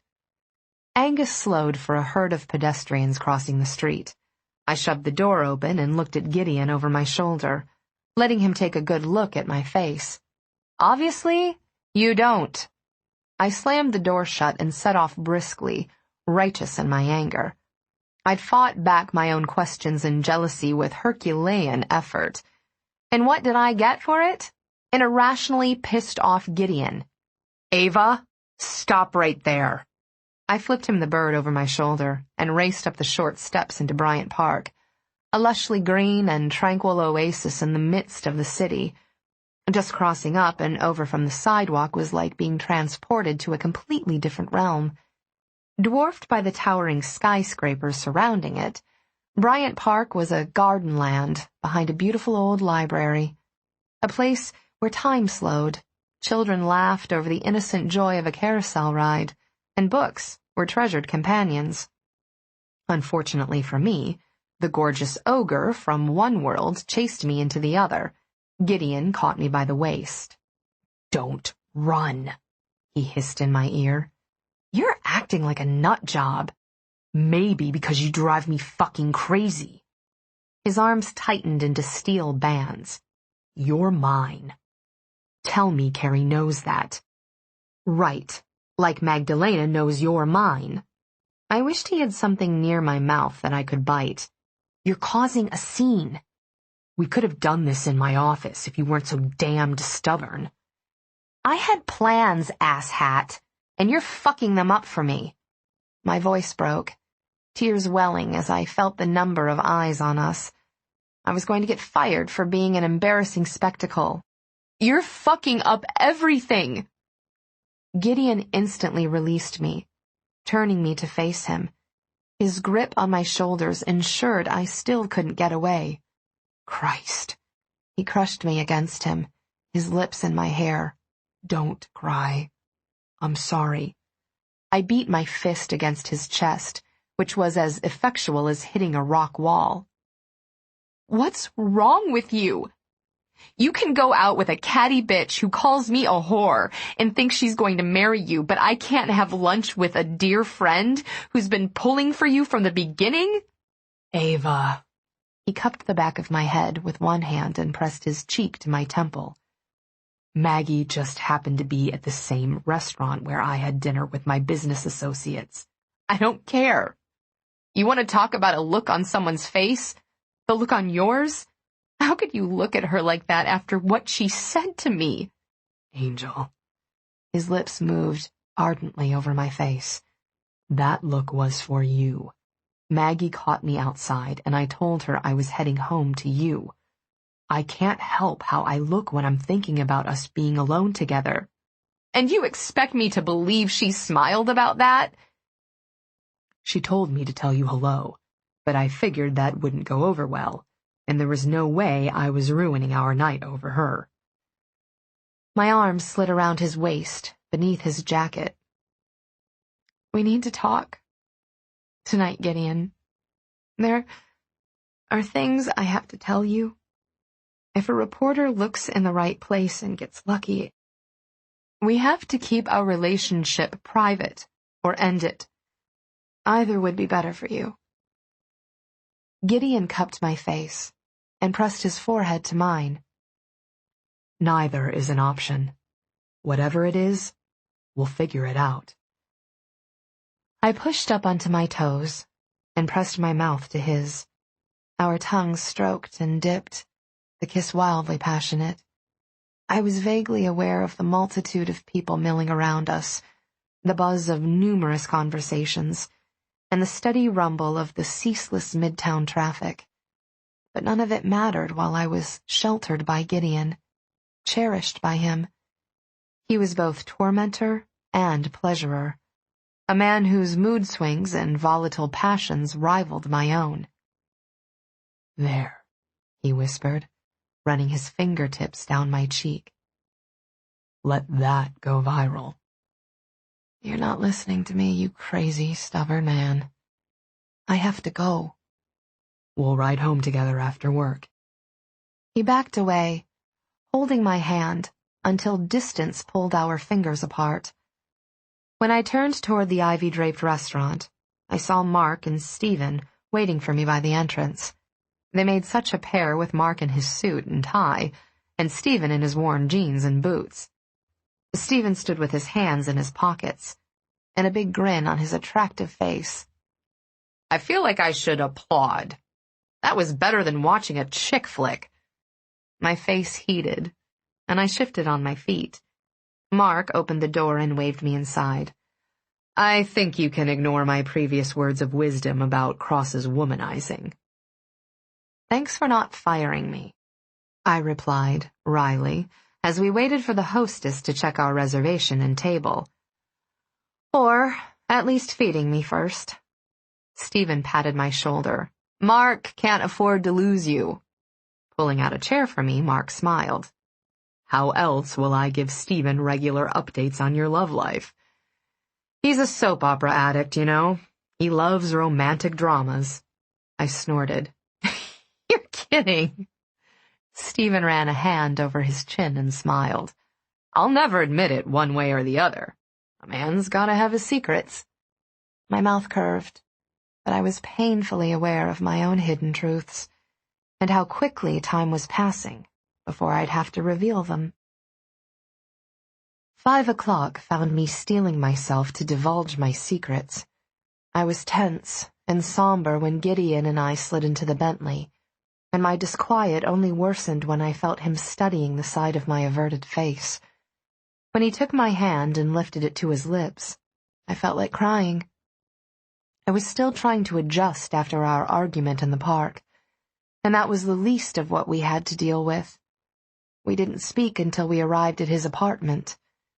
When we entered his home, he led me straight through his beautiful, expansive living room and down the hall to his bedroom. There, laid out on the bed, was a fabulous cocktail dress, the color of Gideon's eyes, and a floor-length black silk robe. "I had a little time to shop before dinner yesterday," he explained. My apprehension lifted slightly, softened by pleasure at his thoughtfulness. "Thank you." He set my bag on a chair by the dresser. "I'd like you to get comfortable. You can wear the robe or something of mine.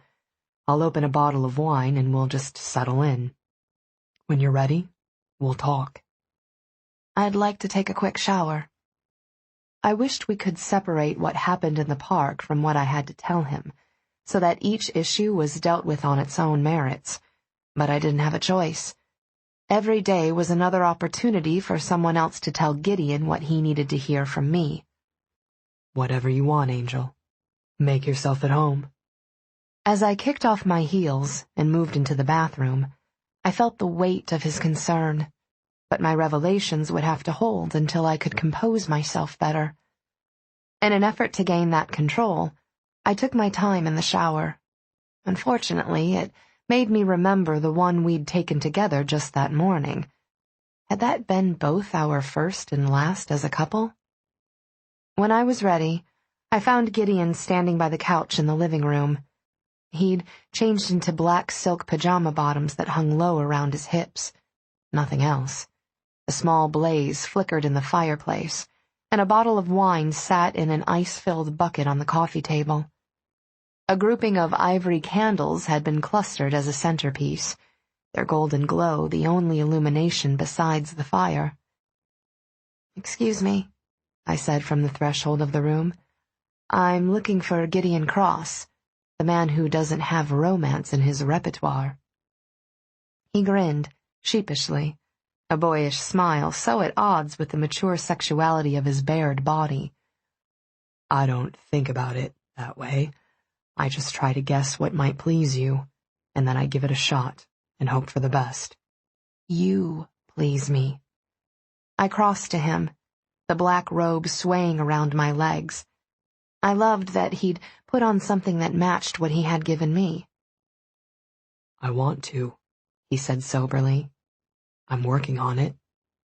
Stopping in front of him, I drank in the beauty of his face and the sexy way the ends of his hair caressed the top of his shoulders. I ran my palms down his biceps, squeezing the hard muscle gently before stepping into him and pressing my face into his chest. "Hey," he murmured, wrapping his arms around me. "Is this about me being an ass at lunch? Or whatever it is you need to say to me? Talk to me, Eva, so I can tell you it'll be okay." I nuzzled my nose between his pecs, feeling the tickle of crisp chest hair against my cheek and breathing in the reassuring, familiar scent of his skin. "You should sit down. I have to tell you things about me. Ugly things." Gideon reluctantly let me go when I pulled away from him. I curled up on his couch with my legs tucked underneath me, and he poured us both glasses of golden wine before taking a seat. Leaning toward me, he draped one arm over the back of the sofa and held his glass with the other hand, giving me every bit of his attention. "Okay, here goes." I took a deep breath before starting, feeling dizzy from the elevated rate of my pulse. I couldn't remember the last time I'd been so nervous or sick to my stomach. My mother and father never married. I really don't know too much about how they met, because neither of them talks about it. I know my mom came from money, not as much as she married into, but more than most people have. She was a debutante, had the whole white dress and presentation thing. Getting pregnant with me was a mistake that got her disowned, but she kept me. I looked down into my glass. I really admire her for that. There was a lot of pressure for her to make the baby, make me go away, but she went through with the pregnancy anyway. Obviously. His fingers sifted through my shower-damp hair. Lucky me. I caught his fingers and kissed his knuckles, then held his hand in my lap. Even with a kid in tow, she was able to land herself a millionaire. He was a widower with a son just 2 years older than me, so I think they both thought they'd found the perfect arrangement. He traveled a lot and was rarely home, and my mom spent his money and took over raising his son. I understand the need for money, Eva, he murmured. I have to have it too. I need the power of it, the security.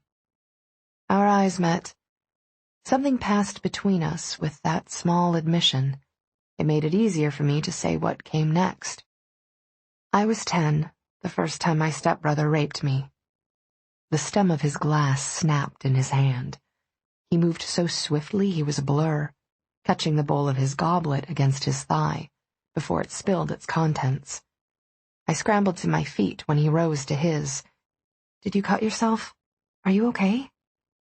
"I'm fine," he bit out. He went into the kitchen and threw the broken glass away, shattering it further. I set my own glass down carefully, my hands shaking. I heard cupboards opening and closing. A few minutes later, Gideon returned with a tumbler of something darker in his hand. "Sit down, Eva." I stared at him. His frame was rigid, his eyes icy cold. He scrubbed a hand over his face and said more gently, "Sit down, please." My weakened knees gave out, and I sat on the edge of the sofa, pulling the rope tighter around me. Gideon remained standing, taking a large swallow of whatever was in his hand. "You said the first time. How many times were there?" I took conscious breaths, trying to calm myself.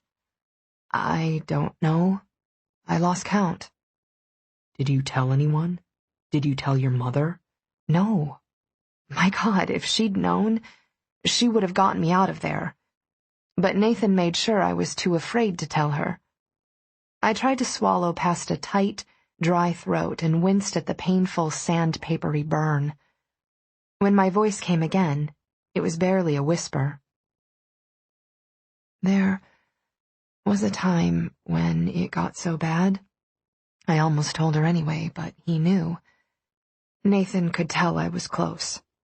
So he broke my cat's neck and left her on my bed. Jesus Christ. His chest was heaving. He wasn't just fucked up. He was insane. And he was touching you. Eva. The servants had to know. I went on numbly, staring at my twisted hands. I just wanted to get it over with, to get it all out so I could put it back into the box in my mind where I forgot about it in my day-to-day life. The fact that they didn't say anything either told me they were scared too. They were grown-ups, and they didn't say a word. I was a child. What could I do if they wouldn't do anything? "How did you get out?" he asked hoarsely. "When did it end?" When I was 14. I thought I was having my period, but there was too much blood. My mother panicked and took me to the emergency room. I'd had a miscarriage. In the course of the exam, they found evidence of other trauma, vaginal and anal scarring. Gideon set his glass down on the end table with a harsh thud. "I'm sorry," I whispered, feeling like I might be sick. "I'd spare you the details, but you need to know what someone might dig up. The hospital reported the abuse to child services. It's all a matter of public record, which has been sealed, but there are people who know the story. When my mom married Stanton, he went back and tightened those seals, paid out in return for non-disclosure agreements, stuff like that. But you have a right to know that this could come out and embarrass you. Embarrass me? He snapped, vibrating with rage. Embarrassment isn't on the list of what I'd feel. Gideon, I would destroy the career of any reporter who wrote about this, and then I'd dismantle the publication that ran the piece. He was so cold with fury. He was icy. I'm going to find the monster who hurt you, Eva, wherever he is, and I'm going to make him wish he were dead. A shiver moved through me, because I believed him. It was in his face, his voice, in the energy he exuded in his sharply honed focus. He wasn't just dark and dangerous in his looks. Gideon was a man who got what he wanted, whatever it took. I pushed to my feet. He's not worth the effort, not worth your time. You are. You're worth it. Damn it. God damn it to hell. I moved closer to the fireplace, needing the warmth. There's also a money trail. Cops and reporters always follow the money. Someone may wonder why my mother left her first marriage with $2 million, but her daughter from a previous relationship left with $5 million. Without looking, I felt his sudden stillness. Of course, I went on, that blood money's probably grown to considerably more than that now. I won't touch it, but Stanton manages the brokerage account I dumped it in, and everyone knows he has the Midas touch. If you ever had any concern that I wanted your money, stop talking. I turned to face him. I saw his face, his eyes, saw the pity and horror. But it was what I didn't see that hurt the most. It was my greatest nightmare realized. I'd feared that my past might negatively impact his attraction to me. I told Carrie that Gideon might stay with me for all the wrong reasons, that he might stay by my side, but that I'd still, for all intents and purposes, lose him anyway. And it seemed I had. Chapter 13. I tightened the belt on my robe. I'm going to get dressed and go. What? Gideon glared. Go where? Home, I said, weary to the bone. I think you need to digest all this. His arms crossed. We can do that together. I don't think we can. My chin lifted, grief overwhelming my shame and heart-rending disappointment. Not while you're looking at me like you feel sorry for me. I'm not made of fucking stone, Eva. I wouldn't be human if I didn't care. The emotions I'd run through since lunch coalesced into a searing pain in my chest and a cleansing burst of anger. I don't want your goddamn pity. He shoved both hands through his hair. What the hell do you want, then? You. I want you.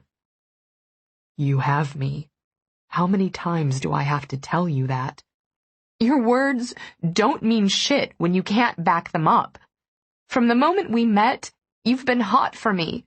You haven't been able to look at me without making it damn clear you want to fuck my brains out. And that's gone, Gideon.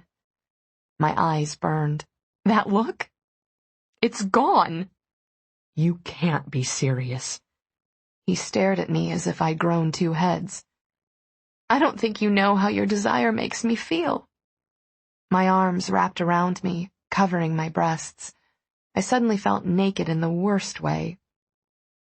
It makes me feel beautiful. It makes me feel strong and alive. I can't bear to be with you if you don't feel that way about me anymore. Eva, His voice faded into silence. He was hard-faced and distant, his fists clenched at his sides. I loosened the sash of my robe and shrugged the whole garment off me. Look at me, Gideon. Look at my body. It's the same one you couldn't get enough of last night. The same one you were so desperate to get into that you took me to that damn hotel room. If you don't want this anymore, if you don't get hard looking at it, is this hard enough for you? He broke the drawstring of his pants, pushing them down to expose the heavy, thickly veined length of his erection. We both lunged at the same time, colliding. Our mouths slid over each other as he lifted me to wrap my legs around his hips. He stumbled to the couch and fell, catching our combined weight with one outstretched hand. I sprawled beneath him, breathless and sobbing, while he slid to his knees on the floor and tongued my cleft.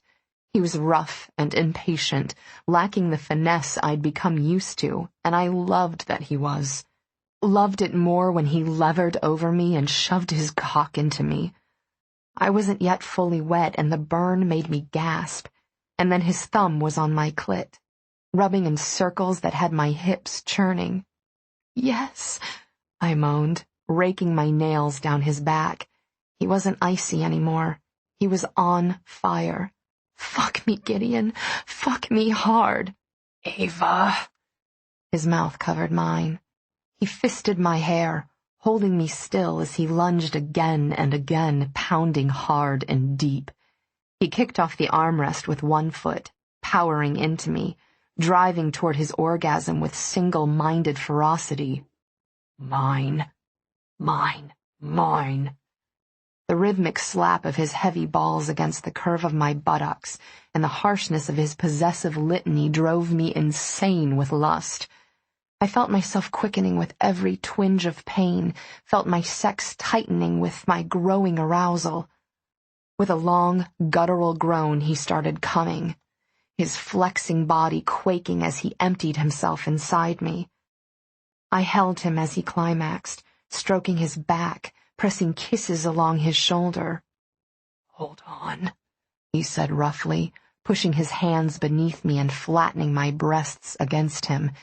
Gideon pulled me up, then sat down with me straddling his hips. I was slick from his orgasm, making it easy for him to push back inside me. His hands brushed the hair away from my face, then wiped my tears of relief. "I'm always hard for you, always hot for you. I'm always half crazy with wanting you. If anything could change that, I would have done it before we got this far. Understand?" My hands wrapped around his wrists.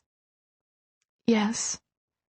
"Now, show me that you still want me after that." His face was flushed and damp, his eyes dark and turbulent. "I need to know that losing control doesn't mean I've lost you." I pulled his palms from my face and urged them down to my breasts. When he cupped them, I splayed my hands on his shoulders and rocked my hips. He was semi-hard, yet quickly thickened as I began to undulate. His fingers on my nipples, rolling and tugging, sent waves of pleasure through me, the gentle stimulation arrowing to my core. When he urged me closer and took a hardened tip in his mouth, I cried out, my body igniting with need for more. Clenching my thighs, I lifted. I closed my eyes to focus on the way he felt as he slid out, then bit my lip at the way he stretched me sliding back in. "That's it," he murmured, licking across my chest to my other nipple, fluttering his tongue over the tight, aching tip. "Come for me. I need you to come riding my cock." Rolling my hips, I relished the exquisite feel of him filling me so perfectly.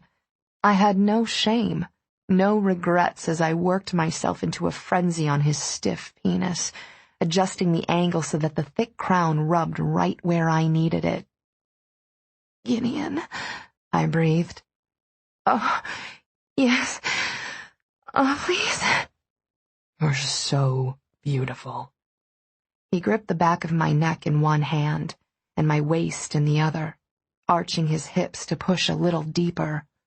"So sexy. I'm going to come for you again. That's what you do to me, Eva. It's never enough.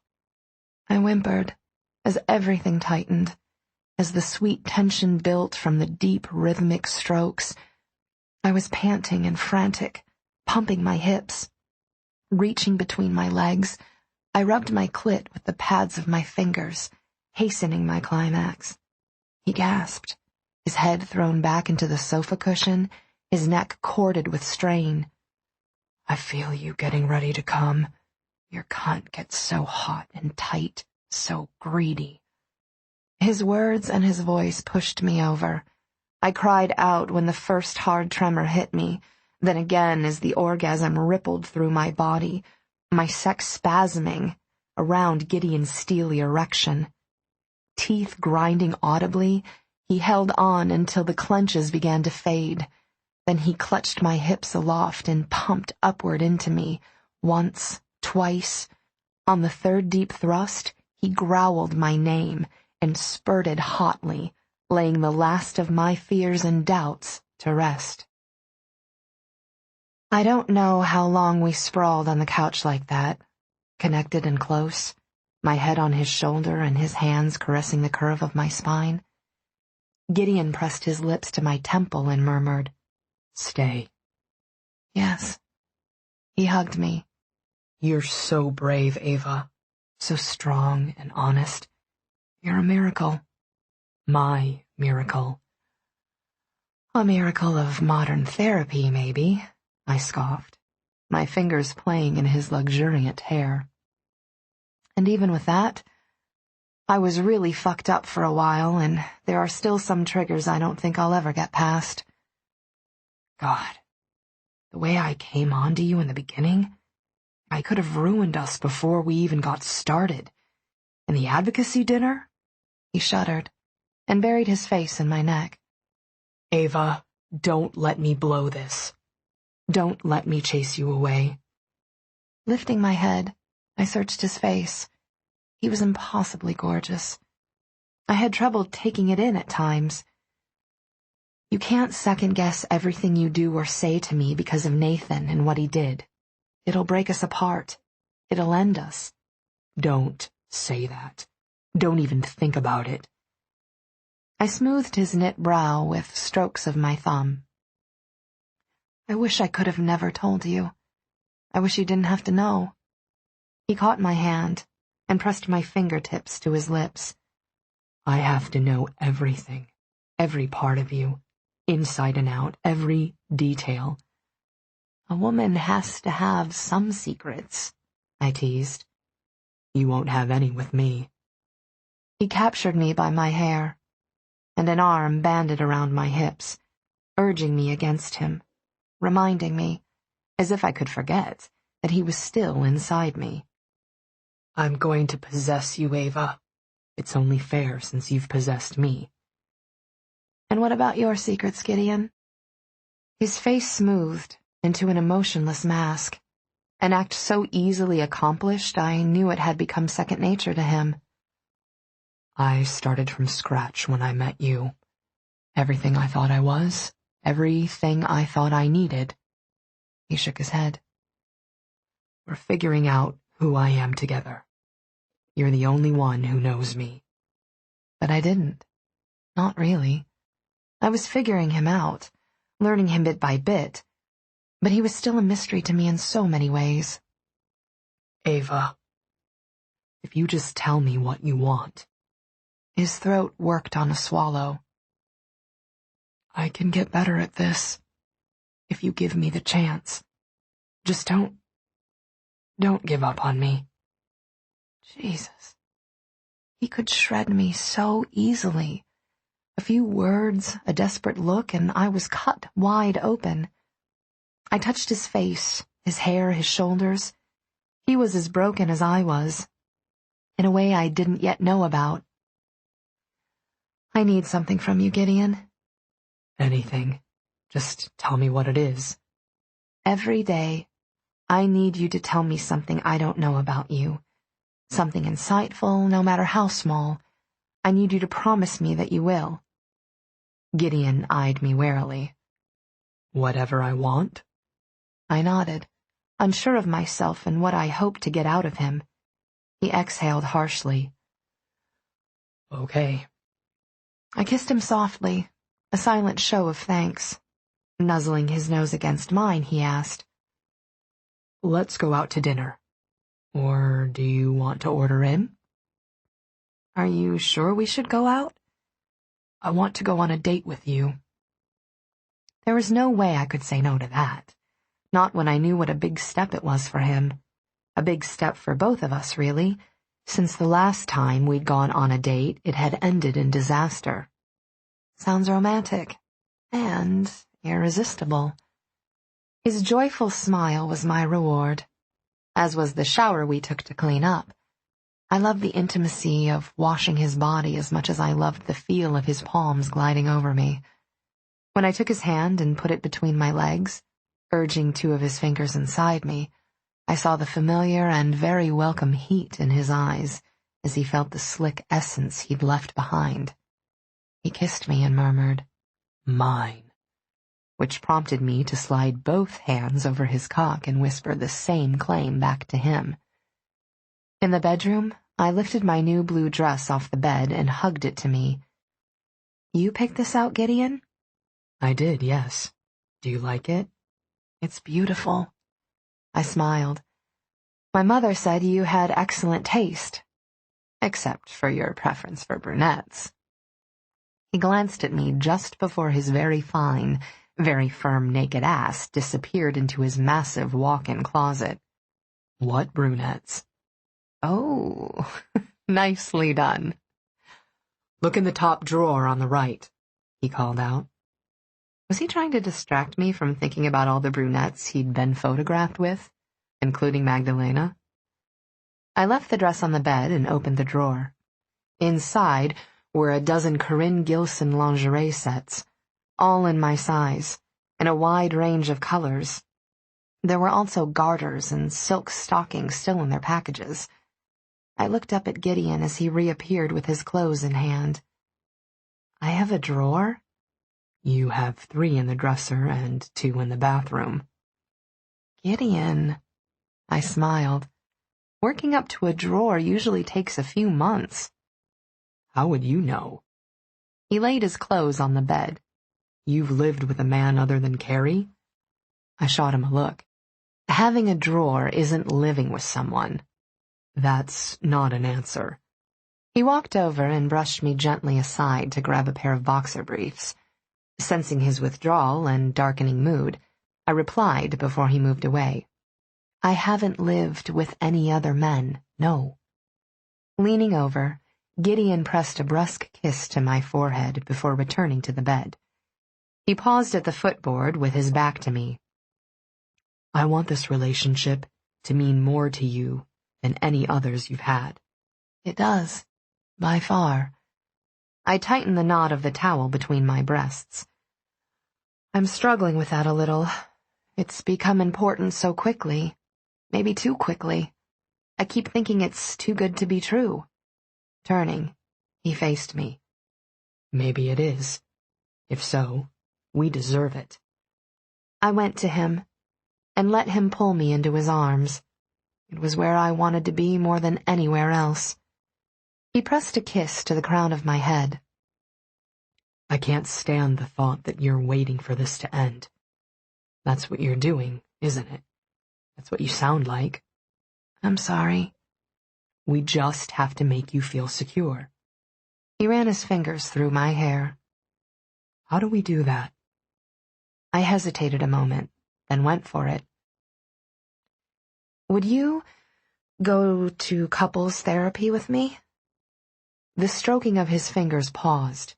He stood silently for a moment, breathing deeply. "Just think about it," I suggested. "Maybe look into it, see what it's about." Am I doing this wrong? You and me? Am I fucking it up that much? I pulled back to look at him. "No, Gideon, you're perfect. Perfect for me, anyway. I'm crazy about you. I think you're—" He kissed me. "I'll do it. I'll go." I loved him in that moment. Wildly. and the moment after that, and all through the ride to what turned out to be a dazzling, intimate dinner at Masa. We were one of only 3 parties in the restaurant, and Gideon was greeted by name on sight. The food we were served was otherworldly good, and the wine too expensive to think about, or I wouldn't have been able to swallow it. Gideon was darkly charismatic. His charm was relaxed and seductive. I felt beautiful in the dress he'd chosen, and my mood was light. He knew the worst of what there was to know about me, but he was still with me. His fingertips caressed my shoulder, drew circles on my nape, slid down my back. He kissed my temple and nuzzled beneath my ear, his tongue lightly touching the sensitive skin. Beneath the table, his hand squeezed my thigh and cupped the back of my knee. My entire body vibrated with awareness of him. I wanted him so badly I ached.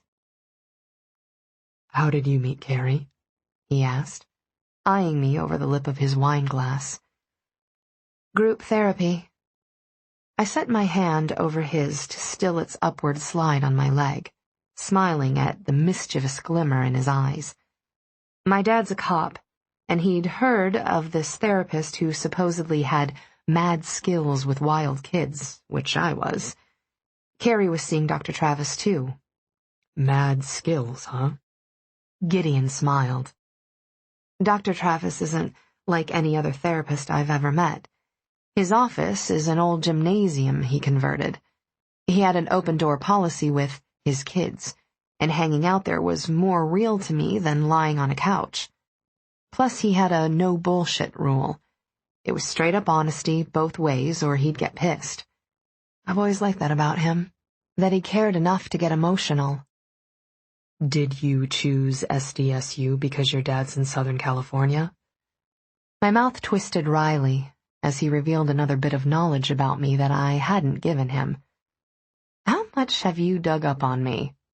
"Whatever I could find." "Do I want to know how extensive that is?" He lifted my hand to his lips and kissed the back. "Probably not." I shook my head, exasperated. Yes, that's why I attended SDSU. I didn't get to spend a lot of time with my dad while I was growing up. Plus my mother was smothering me to death. "And you never told your dad about what happened to you?" "No."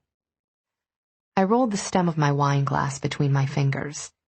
He knows I was an angry troublemaker with self-esteem issues, but he doesn't know about Nathan.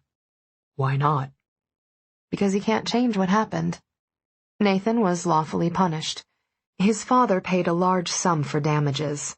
Justice was served." Gideon spoke coolly. "I disagree."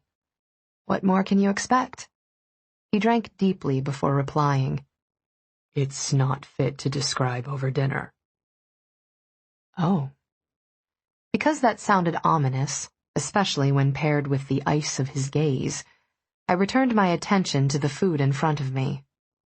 There was no menu at Masa, only omakase, so every bite was a surprise delight, and the dearth of patrons made it seem almost as if we had the whole place to ourselves. After a moment he said, "I love watching you eat." I shot him a look. "What's that supposed to mean?" "You eat with gusto, and your little moans of pleasure make me hard." I bumped my shoulder into his. "By your own admission, you're always hard." "Your fault," he said, grinning, which made me grin too. Gideon ate with more deliberation than I did, and didn't bat an eye at the astronomical check. Before we stepped outside, he slid his jacket over my shoulders and said, "Let's go to your gym tomorrow." I glanced at him. "Yours is nicer." "Of course it is, but I'll go wherever you like." "Someplace without helpful trainers named Daniel?" I asked sweetly. He looked at me with an arched brow and a wry curving of his lips. "Watch yourself, Angel, before I think of a suitable consequence for mocking my possessiveness where you're concerned." I noted he didn't threaten me with a spanking again. Did he understand that administered pain with sex was a major trigger for me? It took me back to a mental place I never wanted to return to. On the ride back to Gideon's place, I curled into him in the back of the Bentley, my legs slung over one of his thighs, and my head on his shoulder. I thought about the ways Nathan's abuse still affected my life, my sex life in particular. How many of those ghosts could Gideon and I exercise together? After that brief glimpse of toys I'd seen in the hotel room drawer, it was clear he was more experienced and sexually adventurous than I was. And the pleasure I'd derived from the ferocity of his lovemaking on the couch earlier proved to me that he could do things to me no one else could. "I trust you," I whispered. His arms tightened around me. With his lips in my hair, he murmured, "We're going to be good for each other, Eva." When I fell asleep in his arms later that night, it was with those words in my head. "Don't. No, don't. Please." Gideon's cries had me jackknifing up in the bed, my heart thudding violently. I fought for breath, glancing wild-eyed at the man thrashing next to me. He snarled like a feral beast, his hands fisted and his legs kicking restlessly. I moved back, afraid he'd strike out at me unknowingly in his dreams. "Get off me!" he panted. "Gideon, wake up! Get off!" His hips arched upward with a hiss of pain. He hovered there, teeth gritted, his back bowed as if the bed were on fire beneath him. Then he collapsed, the mattress jolting as he bounced off it. "Gideon!" I reached for the bedside lamp, my throat burning. I couldn't reach it, had to throw the tangled blankets off to get closer. Gideon was writhing in agony, thrashing so violently he shook the bed. The room lit up in a sudden flare of illumination. I turned toward him and found him masturbating with shocking viciousness. His right hand gripped his cock with white-knuckled force, pumping brutally fast. His left hand clenched the fitted sheet. Torment and pain twisted his beautiful face. Fearing for his safety, I shoved his shoulder with both hands. "Gideon, goddammit, wake up!" My scream broke through the nightmare. His eyes flew open and he jerked upright, his eyes darting frantically. "What?" he gasped, his chest heaving. His face was flushed, his lips and cheeks red with arousal. "What is it?" "Jesus!" I shoved my hands through my hair and slid out of bed, snatching up the black robe I'd hung over the footboard. What was in his mind? What could make someone have such violently sexual dreams? My voice shook. "You were having a nightmare. You scared the hell out of me." "Eva." He looked down at his erection, and his color darkened with shame. I stared at him from my safe place by the window, tying the sash of my robe with a yank. "What were you dreaming about?" He shook his head, his gaze lowered with humiliation, a vulnerable posture I didn't know or recognize in him. It was as if someone else had taken over Gideon's body. "I don't know." "Bullshit! Something's in you. Something's eating at you. What is it?" He rallied visibly as his brain struggled free of sleep. "It was just a dream, Eva. People have them." I stared at him, hurt, blooming that he would take that tone with me, as if I were being irrational. "Screw you!" His shoulders squared, and he tugged the sheet over his lap. "Why are you mad?" "Because you're lying!" His chest expanded on a deep breath. Then he released it in a rush. "I'm sorry I woke you." I pinched the bridge of my nose, feeling a headache gathering strength. My eyes stung with the need to cry for him, to cry for whatever torment he'd once lived through, and to cry for us, because if he didn't let me in, our relationship had nowhere to go. One more time, Gideon. What were you dreaming about? I don't remember. He ran a hand through his hair and slid his legs off the edge of the bed. I have some business on my mind, and it's probably keeping me up. I'm going to work in my home office for a while. Come back to bed and try to get some sleep. There were a few right answers to that question, Gideon. Let's talk about it tomorrow would have been one. Let's talk about it over the weekend would have been another. And even I'm not ready to talk about it would be okay. But you have some nerve acting like you don't know what I'm talking about while speaking to me like I'm unreasonable. Angel, don't. My arms wrapped around my waist. Do you think it was easy telling you about my past? Do you think it was painless cutting myself open and letting the ugliness spill out? It would have been simpler to cut you off and date someone less prominent. I took the risk because I want to be with you. Maybe someday you'll feel the same way about me. I left the room. Eva, damn it, come back here. What's wrong with you? I walked faster. I knew how he felt. The sickness in the gut that spread like cancer, the helpless anger, and the need to curl up in private and find the strength to shove the memories back into the deep, dark hole they still lived in. It wasn't an excuse for lying or deflecting the blame onto me. I snatched my purse off the chair, where I dropped it on the way in from dinner, and rushed out the front door into the foyer to the elevator. The car doors were closing with me inside when I saw him step into the living room through the open front door. His nakedness ensured he couldn't come after me, while the look in his eyes ensured I wouldn't stay. He'd donned his mask again. That striking, implacable face that kept the world a safe distance away. Shaking, I leaned heavily against the brass handrail for support. I was torn between my concern for him, which urged me to stay, and my hard-won knowledge, which assured me that his coping strategy wasn't one I could live with. The road to recovery for me was paved with hard truths, not denials and lies. Swiping at my wet cheeks when I passed the 3rd floor, I took deep breaths and collected myself before the doors opened on the lobby level.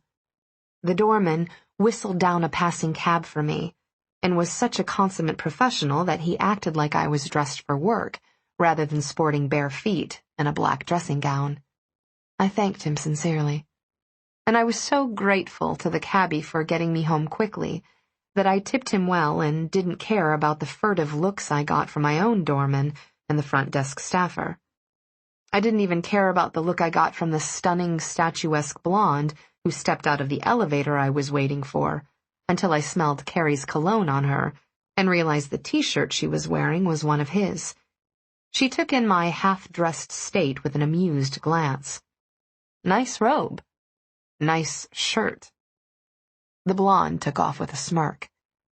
When I reached my floor, I found Carrie lounging in the open doorway in a robe of his own. He straightened and opened his arms to me. Come here, baby girl. I walked straight into him and hugged him tight, smelling a woman's perfume and hard sex all over him. Who's the chick that just left? Another model. Don't worry about her. He drew me into the apartment and shut and locked the door. Cross called. He said you were heading back and he has your keys. He wanted to be sure I was here and awake to let you in. For what it's worth, he sounded torn up and anxious. You want to talk about it? Setting my purse down on the breakfast bar, I went into the kitchen. He had another nightmare. A really bad one. When I asked him about it, he denied. He lied. Then he acted like I was nuts. Ah, the classics. The phone started ringing. I flicked the switch on the base that turned the ringer off, and Carrie did the same to the handset he'd left on the counter. Then I pulled out my smartphone, closed the alert that said I'd missed numerous calls from Gideon, and sent him a text message. Home safe. Hope you sleep well the rest of the night. I powered the phone off and tossed it back in my purse. Then I grabbed a bottle of water from the fridge. The kicker is that I told him all my junk earlier tonight. Carrie's brows shot up. So you did it. How'd he take it? Better than I had any right to expect. Nathan ought to hope they never run into each other. I finished the bottle. And Gideon agreed to the couples counseling you suggested. I thought we'd turned a corner. Maybe we did, but we hit a brick wall anyway. You seem okay, though. He leaned into the breakfast bar. No tears. Really calm. Should I be worried? I rubbed my belly to ease the fear that had rooted there. No, I'll be all right. I want it to work out between us. I want to be with him. But lying about serious issues is a deal breaker for me. God, I couldn't let myself even consider that we might not get past this. I was already feeling antsy. The need to be with Gideon was a frantic beat in my blood. You're a tough cookie, baby girl. I'm proud of you. He came to me, linked our arms, and turned off the kitchen lights. Let's crash, and start a new day when we wake up. I thought things were going well with you and Trey. His grin was glorious. Honey, I think I'm in love. With who? I leaned my cheek against his shoulder. Trey or the blonde? Trey, silly. The blonde just provided a workout. I had a lot to say about that, but it wasn't the time to get into Carrie's history of sabotaging his own happiness. And maybe focusing on how good things were with Trey was the best way to handle this instance of it. So, you've finally fallen for a good guy. We should celebrate. Hey, that's my line. Chapter 14. The next morning dawned with an odd surreality. I made it to work, and then threw most of my pre-lunch day in a kind of chilly fog. I couldn't get warm enough, despite wearing a cardigan over my blouse and a scarf that didn't match either one. It took me a few minutes longer to process requests than it should have, and I couldn't shake a feeling of dread. Gideon made no contact with me whatsoever. Nothing on my smartphone or email after my text last night. Nothing in my email inbox. No inter-office note. The silence was excruciating. Especially when the day's Google alert hit my inbox and I saw the photos and phone videos of me and Gideon in Bryant Park. Seeing how we looked together, the passion and need, the painful longing on our faces, and the gratefulness of reconciliation was bittersweet. Pain twisted in my chest. Gideon. If we couldn't work this out, would I ever stop thinking about him and wishing we had? I struggled to pull myself together. Mark was meeting with Gideon today. Maybe that was why Gideon hadn't felt pressed to contact me. Or maybe he was just really busy. I knew he had to be, considering his business calendar. And as far as I knew, we still had plans to go to the gym after work. I exhaled in a rush and told myself that things would straighten out somehow. They just had to. It was 1:45 when my desk phone rang. Seeing from the readout that the call was coming from reception, I sighed with disappointment and answered. Hey, Eva, Megumi said cheerily. You have Magdalena Perez here to see you. Do I? I stared at my monitor, confused and irritated. Had the Bryant Park photos lured Magdalena out from under whatever troll bridge she called home? Regardless of the reason, I had no interest in talking to her. Keep her up there for me, will you? I have to take care of something first. Sure. I'll tell her to have a seat. I hung up, then pulled out my smartphone and scrolled through the contact list until I found the number to Gideon's office. I dialed and was relieved when Scott answered. Hey, Scott, it's Eva Trammell. Hi, Eva. Would you like to speak to Mr. Cross? He's in a meeting at the moment, but I can buzz him. No. No, don't bother him. It's a standing order. He won't mind. It soothed me immensely to hear that. I hate to throw this in your lap, but I have a request for you. Anything you need. That's also a standing order. The amusement in his voice relaxed me further. Magdalena Perez is down here on the 20th floor. Frankly, the only thing she and I have in common is Gideon, and that's not a good thing. If she has something to say, it's your boss she should be talking to. Could you please have someone escort her up? Absolutely. I'll take care of it now. Thanks, Scott. I appreciate you. It's my pleasure, Eva. I hung up the phone and sagged back in my seat, feeling better already and proud of myself for not letting jealousy get the better of me. While I still really hated the idea of her having any of Gideon's time, I hadn't lied when I'd said I trusted him. I believed he had strong, deep feelings for me. I just didn't know if they were enough to override his survival instinct. Megumi called me again. Oh my God, she said, laughing. You should have seen her face when whoever that was came to get her. Good, I grinned. I figured she was up to no good. Is she gone then? Yep. Thanks. I crossed the narrow strip of hallway to Mark's door and poked my head in to see if he wanted me to pick him up some lunch. He frowned, thinking about it. No thanks. I'll be too nervous to eat until after the presentation with Cross. By then, whatever you pick up will be hours old. How about a protein smoothie then? It'll give you some easy fuel until you can eat. That'd be great. His smile lit up his dark eyes. Something that goes good with vodka, just to get me in the mood. Anything you don't like? Any allergies? Nada. Okay. See you in an hour. I knew just the place to go. The deli I had in mind was a couple of blocks up and offered smoothies, salads, and a variety of made-to-order paninis with quick service. I headed downstairs and tried not to think about Gideon's radio silence. I kind of expected to hear something after the Magdalena incident. Getting no reaction had me worrying all over again. I pushed out to the street through the revolving door and scarcely paid any attention to the man who climbed out of the back of a town car at the curb until he called my name. Turning, I found myself facing Christopher Vidal. Oh, hi, I greeted him. How are you? Better, now that I've seen you. You look fantastic. Thanks. I can say the same to you. As different as he was from Gideon, he was gorgeous in his own way, with his mahogany waves, grayish-green eyes, and charming smile.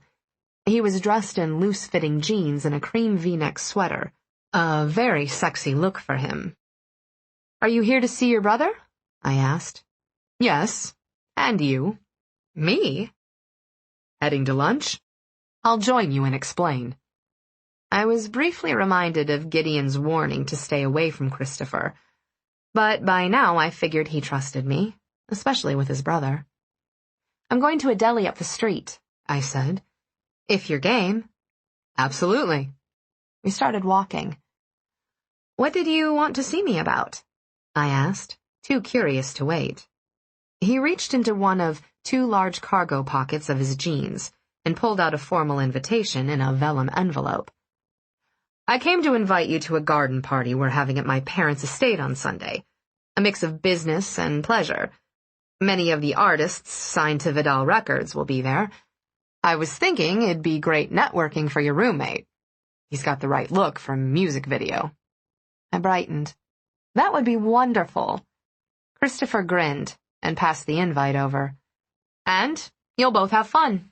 No one throws a party like my mother. I glanced briefly at the envelope in my hand. Why hadn't Gideon said anything about the event? If you're wondering why Gideon didn't tell you about it, he said, seemingly reading my mind, it's because he won't come. He never does, even though he's the majority shareholder in the company. I think he finds the music industry and musicians too unpredictable for his tastes. By now, you know how he is. Dark and intense. powerfully magnetic, and hotly sexual. Yes, I knew how he was, and he preferred to know what he was getting into, at all costs.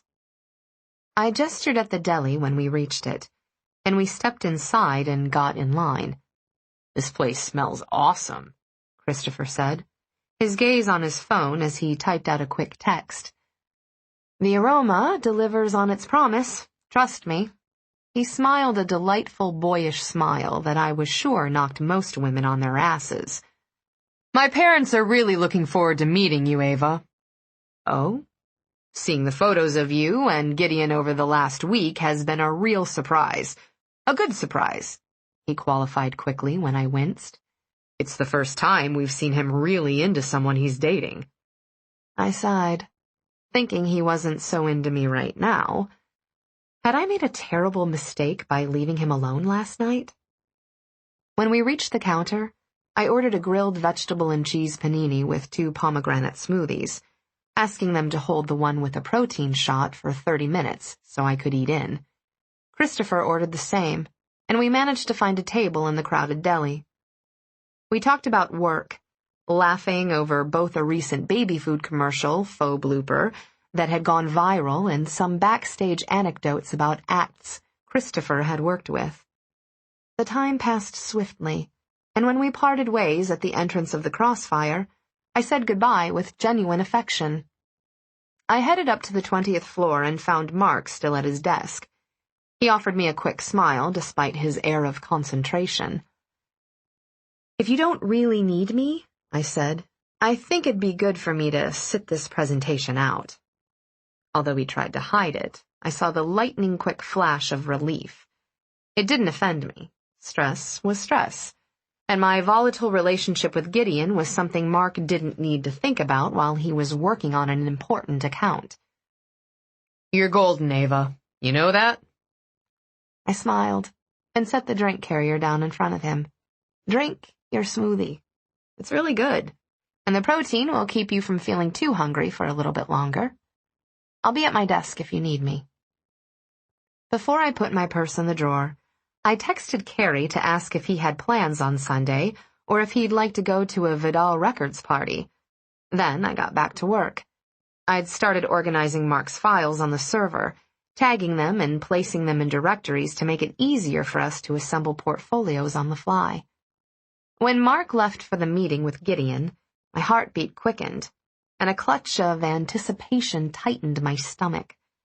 I couldn't believe my excitement just from knowing what Gideon was doing at that particular moment, and that he'd have to think of me when he saw Mark. I hoped I'd hear from him after that. My mood picked up at the thought. For the next hour, I was restless, waiting to hear how things had gone, when Mark reappeared with a big grin and a spring in his step. I stood up in my cubicle and applauded him. He took a gallant, exaggerated bow. "Thank you, Miss Trammell." "I'm so stoked for you." "Cross asked me to give you this." He handed me a sealed manila envelope. "Come to my office and I'll give you all the deets." The envelope had weight and rattled.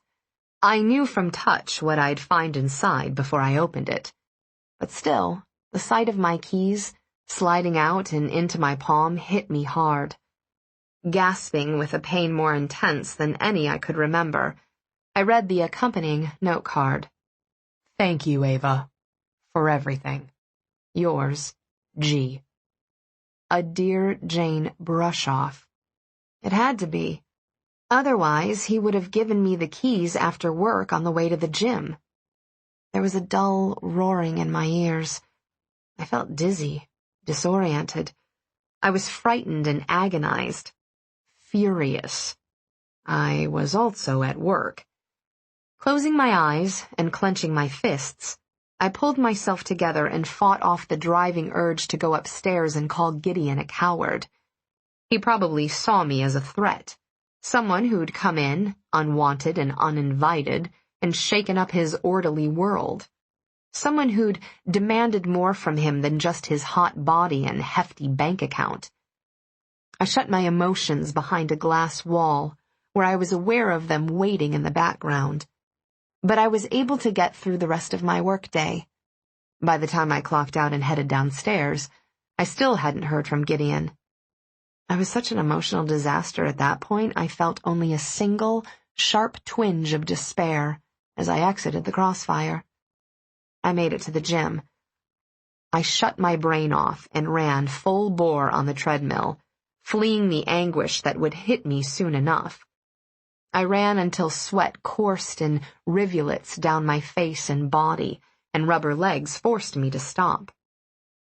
Feeling battered and exhausted, I hit the showers. Then I called my mother and asked her to send Clancy to the gym to pick me up for our appointment with Dr. Peterson. As I put my work clothes back on, I mustered the energy to get through that last task before I could go home and collapse on my bed. I waited for the town car at the curb, feeling separate and apart from the city teeming around me. When Clancy pulled up and hopped out to open the back door for me, I was startled to see my mom already inside. It was early yet. I'd expected to be driven solo to the apartment she shared with Stanton and wait on her 20 minutes or so. That was our usual routine. "Hey, Mom," I said wearily, settling on the seat beside her. "How could you, Ava?" She was crying into a monogrammed handkerchief, her face beautiful even while reddened and wet with tears. "Why?" Jolted out of my torment by her misery, I frowned and asked, "What did I do now?" The new cell phone, if she'd somehow found out about it, wouldn't trigger this much drama. And it was too soon after the fact for her to know about my breakup with Gideon. "You told Gideon Cross about what happened to you." Her lower lip trembled with distress. My head jerked back in shock. How could she know that? My God, had she bugged my new place? My purse. "What? Don't act clueless." "How do you know I told him?" My voice was a pained whisper. "We just talked last night."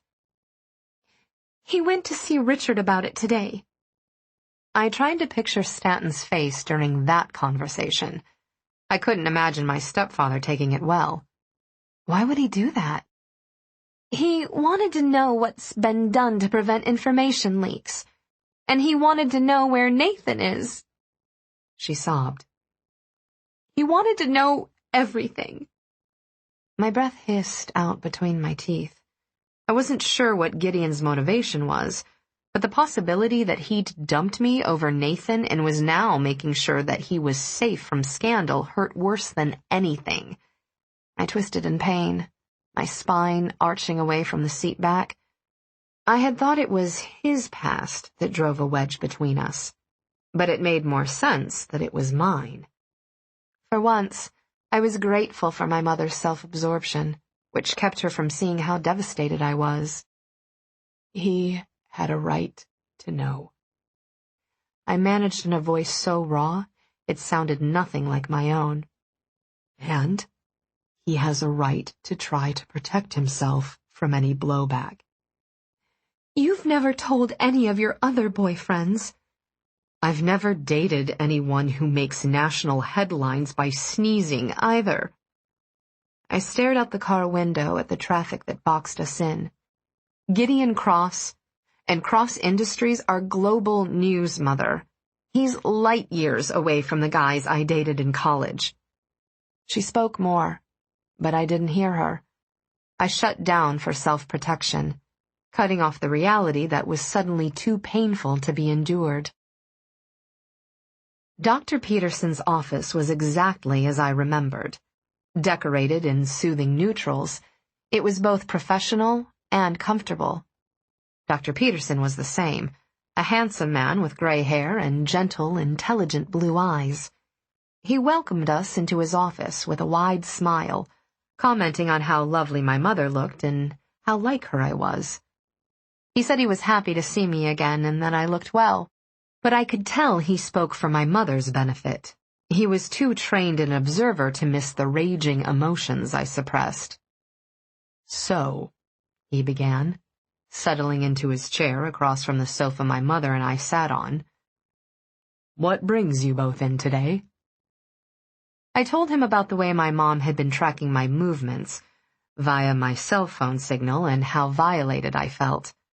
Mom told him about my interest in Krav Maga and how she took it as a sign that I wasn't feeling safe. I told him about how they'd pretty much taken over Parker's studio, which made me feel suffocated and claustrophobic. She told him I'd betrayed her trust by divulging deeply personal matters to strangers, which made her feel naked and painfully exposed. Through it all, Dr. Peterson listened attentively, took notes, and spoke rarely, until we'd purged everything. Once we'd quieted, he asked, Monica, why didn't you tell me about tracking Ava's cell phone? The angle of her chin altered, a familiar defensive posture. I didn't see anything wrong with it. Many parents track their children through their cell phones. Underage children, I shot back. I'm an adult. My personal time is exactly that. If you were to envision yourself in her place, Monica, Dr. Peterson interjected, would it be possible that you might feel as she does? What if you discovered someone was monitoring your movements without your knowledge or permission? Not if the someone was my mother and I knew it gave her peace of mind, she argued. And have you considered how your actions affect Ava's peace of mind? He queried gently. Your need to protect her is understandable, but you should discuss the steps you wish to take openly with her. It's important to gain her input, and expect cooperation only when she chooses to give it. You have to honor her prerogative to set limits that may not be as broad as you'd like them to be. My mother sputtered indignantly. Ava needs her boundaries, Monica, he continued, and a sense of control over her own life. Those things were taken from her for a long time, and we have to respect her right to establish them now in the manner that best suits her. Oh. My mother twisted her handkerchief around her fingers. I hadn't thought of it that way. I reached out for my mother's hand when her lower lip trembled violently. Nothing could have stopped me from talking to Gideon about my past. But I could have forewarned you. I'm sorry I didn't think of it. You're much stronger than I ever was, my mother said. But I can't help worrying. My suggestion, Dr. Peterson said, would be for you to take some time, Monica, and really think about what sorts of events and situations cause you anxiety. Then write them down. My mother nodded. When you have what will surely not be an exhaustive list, but a strong start, he went on, you can sit down with Ava and discuss strategies for addressing those concerns. Strategies you can both live with comfortably. For example, if not hearing from Ava for a few days troubles you, perhaps a text message or an email will alleviate that. Okay. If you like, we can go over the list together. The back and forth between the two made me want to scream. It was insult to injury. I hadn't expected Dr. Peterson to smack some sense into my mom, but I'd hoped he would at least take a harder line. God knew someone needed to, someone whose authority she respected. When the hour ended and we were on our way out, I asked my mom to wait a moment so I could ask Dr. Peterson one last personal and private question. Yes, Ava? He stood in front of me, looking infinitely patient and wise. I just wondered. I paused, needing to swallow past a lump in my throat. Is it possible for two abuse survivors to have a functional romantic relationship? Absolutely. His immediate, unequivocal answer forced the trapped air from my lungs. I shook his hand. Thank you. When I got home, I unlocked my door with the keys Gideon had returned to me and went straight to my room, offering a lame wave to Carrie, who was practicing yoga in the living room to a DVD. I stripped off my clothes as I crossed the distance from my closed bedroom door to the bed, finally crawling between the cool sheets and just my underwear. I hugged a pillow and closed my eyes, so tired and drained I had nothing left. The door opened at my back, and a moment later, Carrie sat beside me. He brushed my hair back from my tear-streaked face. "What's the matter, baby girl?" "I got kicked to the curb today. Courtesy of a fucking note card." He sighed. "You know the drill, Eva. He's going to keep pushing you away because he's expecting you to fail him like everyone else has. And I keep proving him right." I recognized myself in the description Carrie had just given. I ran when the going got tough, because I was so sure it was all going to end badly. The only control I had was to be the one who left, instead of the one who was left behind. Because you're fighting to protect your own recovery. He lay down and spooned against my back, wrapping one leanly muscular arm around me and tucking me tight against him. I snuggled into the physical affection I hadn't realized I needed. He might have dumped me because of my past, not his. If that's true, it's good it's over. But I think you two will find each other eventually. At least I'm hoping you will. His sigh was soft on my neck. I want there to be happily ever afters for the fucked up crowd. Show me the way, Eva, honey. Make me believe. Chapter 15. Friday found Trey sharing breakfast with Carrie and me after an overnighter. As I drank the day's first cup of coffee, I watched him interact with Carrie and was genuinely thrilled to see the intimate smiles and covert touches they gave one another. I'd had easy relationships like that and hadn't appreciated them at the time. They had been comfortable and uncomplicated, but they'd been superficial in a fundamental way, too.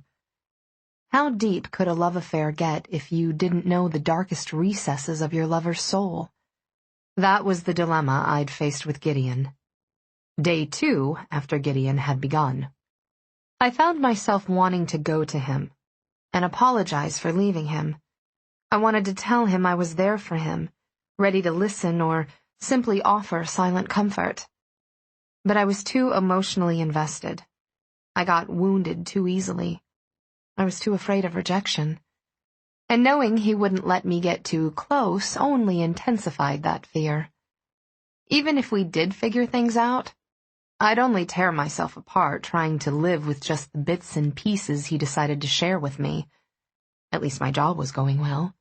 The celebratory lunch the executives gave in honor of the agency landing the Kingsman account made me genuinely happy. I felt blessed to work in such a positive environment.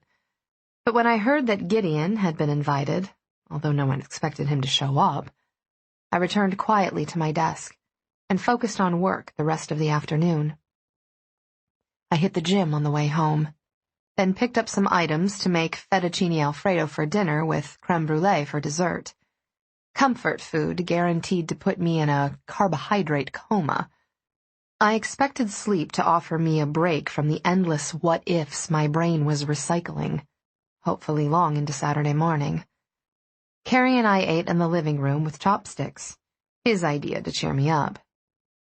He said dinner was great, but I couldn't tell.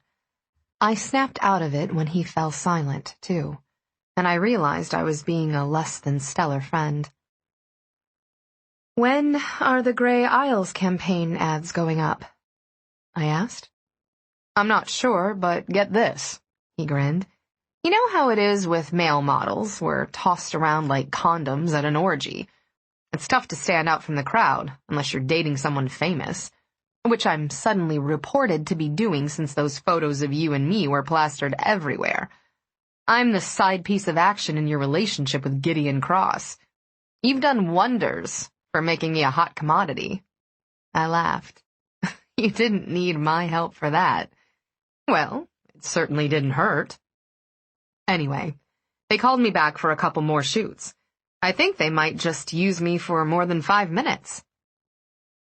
We'll have to celebrate, I teased. Absolutely, when you're up for it. We ended up hanging out and watching the original Tron.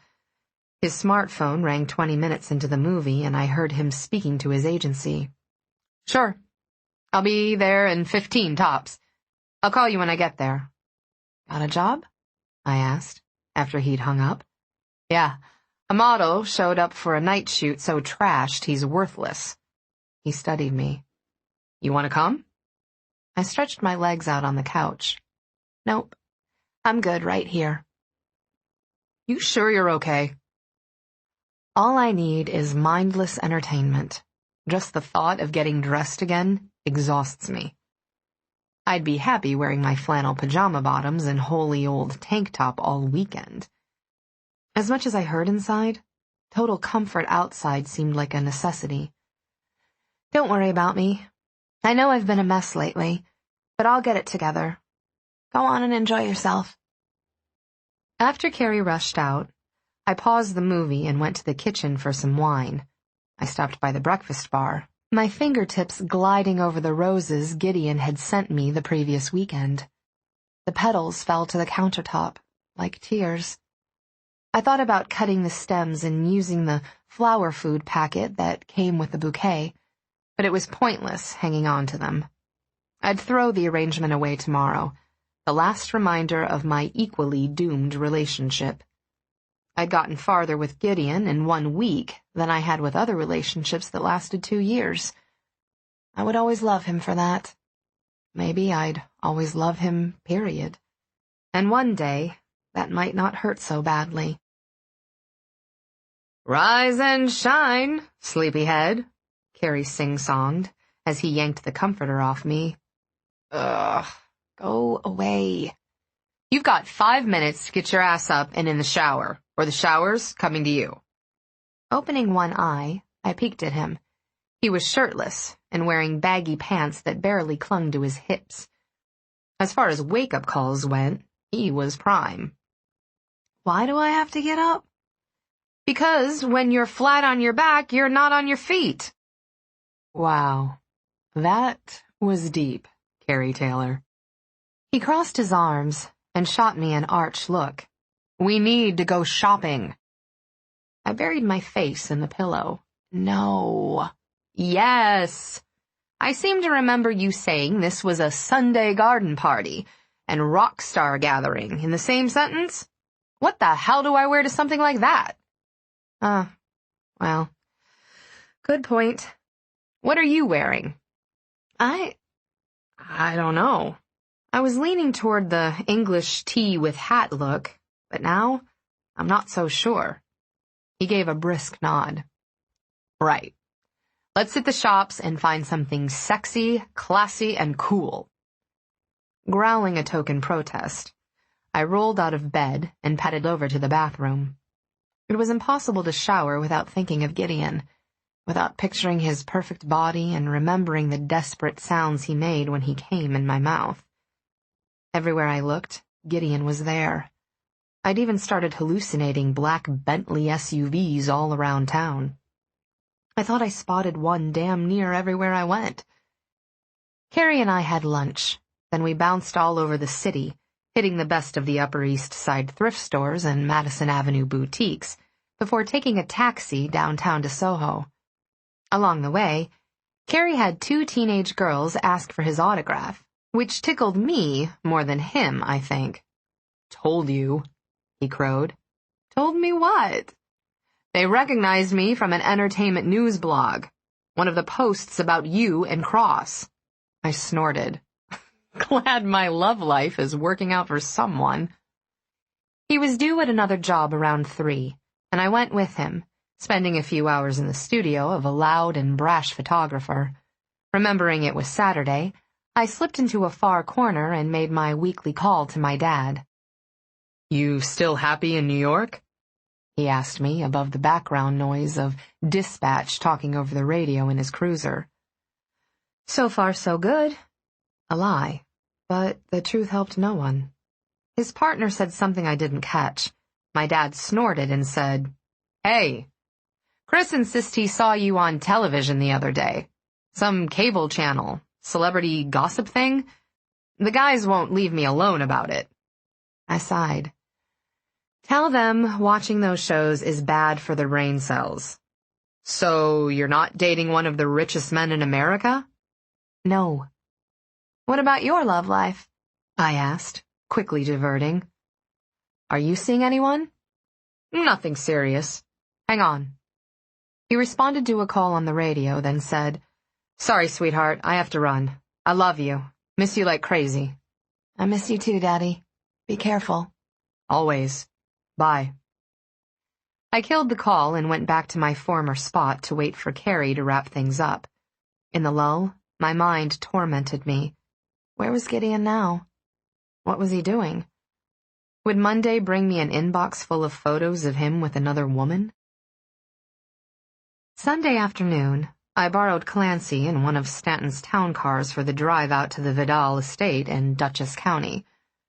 Leaning back in the seat, I looked out the window, absently admiring the serene vista of rolling meadows and green woodlands that stretched to the distant horizon.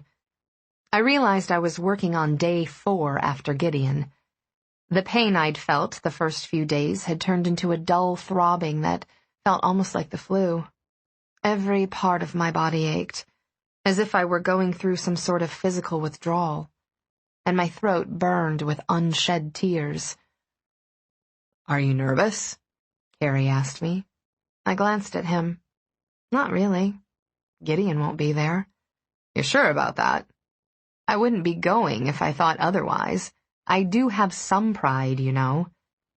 I watched him drum his fingers on the armrest between our 2 seats. For all the shopping we'd done yesterday, he'd made only one purchase, a black leather tie. I'd teased him mercilessly about it.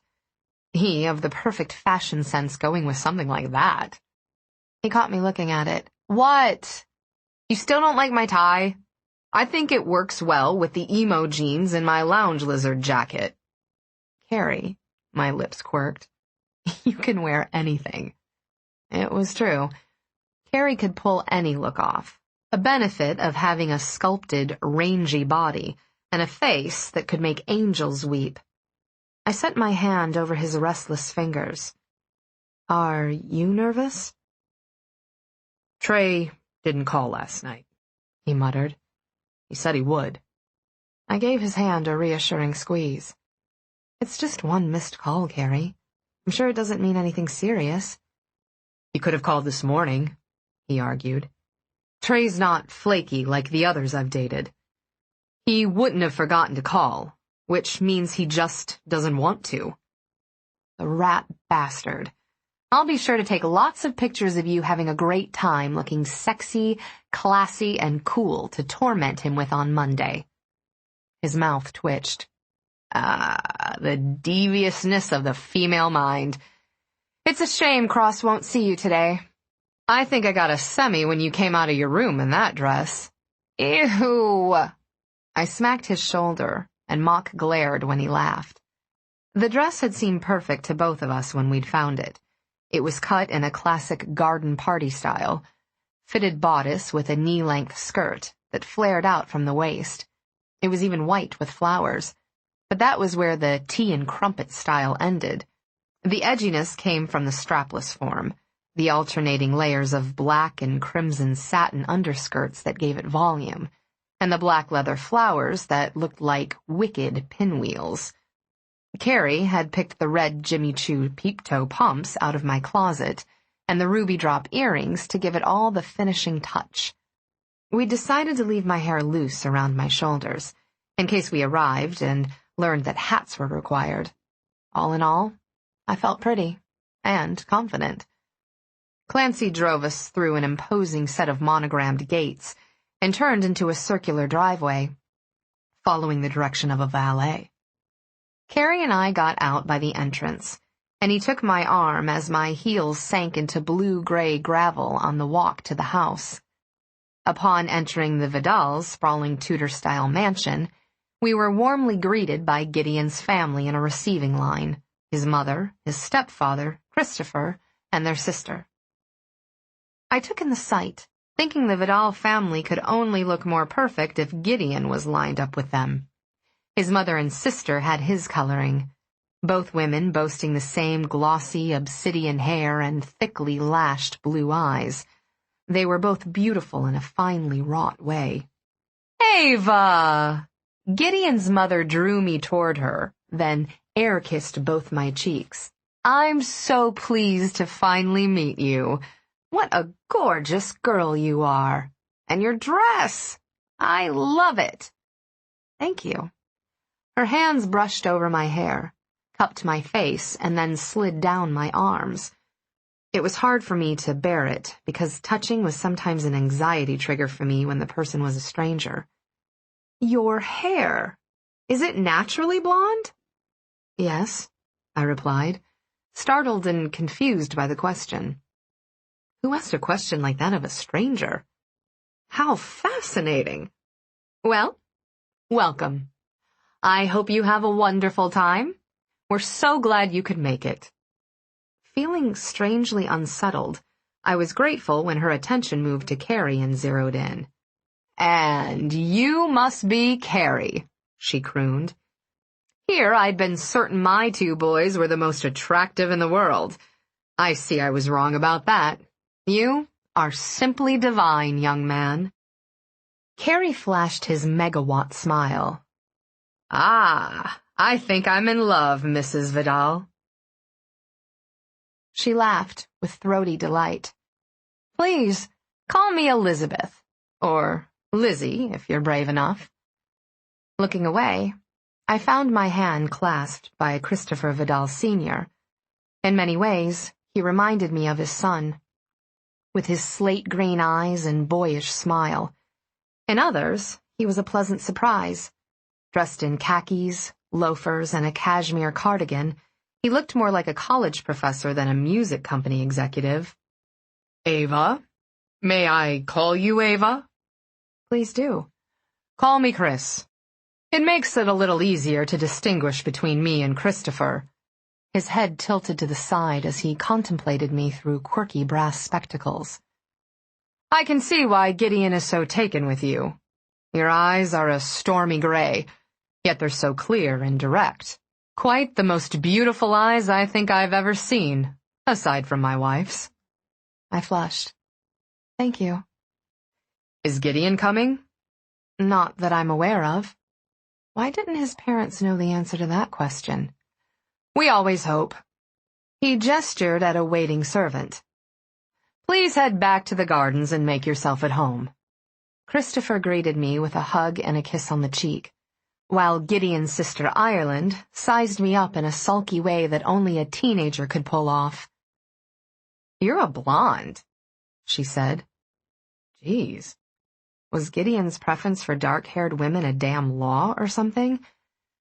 "And you're a very lovely brunette." Carrie offered me his arm, and I accepted it gratefully. As we walked away, he asked me quietly, "Were they what you expected?" "His mom, maybe. His stepdad, no."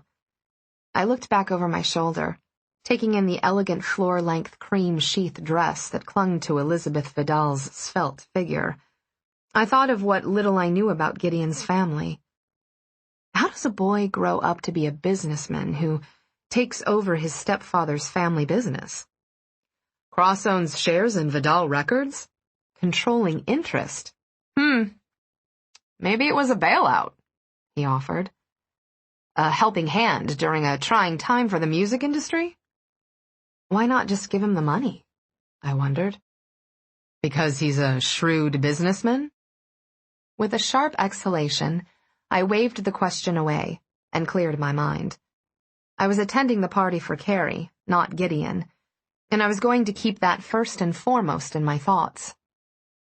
Once we'd moved outside, we found a large, elaborately decorated marquee erected in the rear garden. Although the day was beautiful enough to stay out in the sun, I found a seat at a circular table, covered in white damask instead. Carrie patted my shoulder. "You relax. I'll network." "Go get 'em." He moved away, intent on his agenda. I sipped champagne and chatted with everyone who stopped by to strike up a conversation. There were a lot of recording artists at the party whose work I listened to, and I watched them covertly, a bit starstruck. For all the elegance of the surroundings and the endless number of servants, the overall vibe was casual and relaxed. I was starting to enjoy myself when someone I'd hoped never to see again stepped out of the house onto the terrace. Magdalena Perez, looking phenomenal in a rose-hued chiffon gown that floated around her knees. A hand settled on my shoulder and squeezed, setting my heart racing because it reminded me of the night Carrie and I had gone to Gideon's club. But the figure that rounded me this time was Christopher. "Hey, Eva!" He took the chair next to mine and set his elbows on his knees, leaning toward me. "Are you having fun? You're not mingling much." "I'm having a great time. At least I had been. Thank you for inviting me." "Thank you for coming. My parents are stoked you're here. Me too, of course." His grin made me smile, as did his tie, which had cartoon vinyl records all over it. "Are you hungry? The crab cakes are great. Grab one when the tray comes by." "I'll do that." "Let me know if you need anything. And save a dance for me." He winked, then hopped up and away. Ireland took his seat, arranging herself with the practiced grace of a finishing school graduate. Her hair fell in a single length to her waist, and her beautiful eyes were direct in a way I could appreciate. She looked worldlier than the 17 years I'd calculated her to be, based on the newspaper clippings Carrie had collected. "Hi." "Hello." "Where's Gideon?" I shrugged at the blunt question. "I'm not sure." She nodded sagely. "He's good at being a loner." "Has he always been that way?" "I guess. He moved out when I was little." "Do you love him?" My breath caught for a second. I released it in a rush and said simply, "Yes." "I thought so when I saw that video of you two in Bryant Park." She bit her lush lower lip. "Is he fun? You know, to hang around with?" "Oh, well, God, did anyone know Gideon?" "I wouldn't say he's fun, but he's never boring." The live band began playing Come Fly With Me, and Carrie appeared beside me as if by magic. "Time to make me look good, Ginger." "I'll try my best, Fred." I smiled at Ireland. "Excuse me a minute." 3 minutes, 19 seconds, she corrected, displaying some of her family's expertise in music. Carrie led me onto the empty dance floor and pulled me into a swift foxtrot. It took me a minute to get into it because I'd been stiff and tight with misery for days. Then the synergy of longtime partners kicked in, and we glided across the floor with sweeping steps. When the singer's voice faded with the music, we stopped, breathless. We were pleasantly surprised by applause. Carrie gave an elegant bow, and I held onto his hand for stability as I dipped into a curtsy. When I lifted my head and straightened, I found Gideon standing in front of me. Startled, I stumbled back a step. He was seriously underdressed in jeans and an untucked white dress shirt that was open at the collar and rolled up at the sleeves. But he was so damn fine, he still put every other man in attendance to shame. The tremendous yearning I felt at the sight of him overwhelmed me. Distantly, I was aware of the band's singer pulling Carrie away, but I couldn't tear my gaze away from Gideon, whose wildly blue eyes burned into mine. "What are you doing here?" he snapped, scowling. I recoiled from his harshness. "Excuse me? You shouldn't be here." He grabbed me by the elbow and started hauling me toward the house. "I don't want you here." If he'd spit in my face, it couldn't have devastated me more. I yanked my arm free of him and walked briskly toward the house with my head held high. praying I could make it to the privacy of the town car and Clancy's protective watch before the tears started falling. Behind me, I heard a come-hither female voice call out Gideon's name, and I sent up a prayer that the woman would stall him long enough for me to get out without further confrontation. I thought I just might make it when I passed into the cool interior of the house. Eva, wait. My shoulders hunched at the sound of Gideon's voice, and I refused to look at him. Get lost. I can show myself out. I'm not done. I am. I pivoted to face him. You don't get to talk to me that way. Who do you think you are? You think I came here for you? That I was hoping I'd see you and you'd throw me a goddamn scrap or bone? Some pathetic acknowledgement of my existence? Maybe I'd be able to harass you into a quick, dirty fuck in a corner somewhere in a pitiful effort to win you back? Shut up, Eva. His gaze was scorching hot, his jaw tight and hard. Listen to me. I'm only here because I was told you wouldn't be. I'm here for Carey and his career, so you can go back to the party and forget about me all over again. I assure you, when I walk out the door, I'll be doing the same to you. Shut your damned mouth. He caught me by the elbows and shook me so hard my teeth snapped together. Just shut up and let me talk. I slapped him hard enough to turn his head. Don't touch me! With a growl, Gideon hauled me into him and kissed me hard, bruising my lips. His hand was in my hair, fisting it roughly, holding me in place so I couldn't turn away. I bit the tongue he thrust aggressively into my mouth, then his lower lip, tasting blood, but he didn't stop. I shoved at his shoulders with everything I had, but I couldn't budge him. Goddamn Stanton. If not for him and my crazy-assed mother, I'd have had a few Krav Maga classes under my belt by now. Gideon kissed me as if he were starved for the taste of me, and my resistance began to melt. He smelled so good, so familiar. His body felt so perfectly right against mine. My nipples betrayed me, hardening into tight points, and a slow, hot trickle of arousal gathered in my core.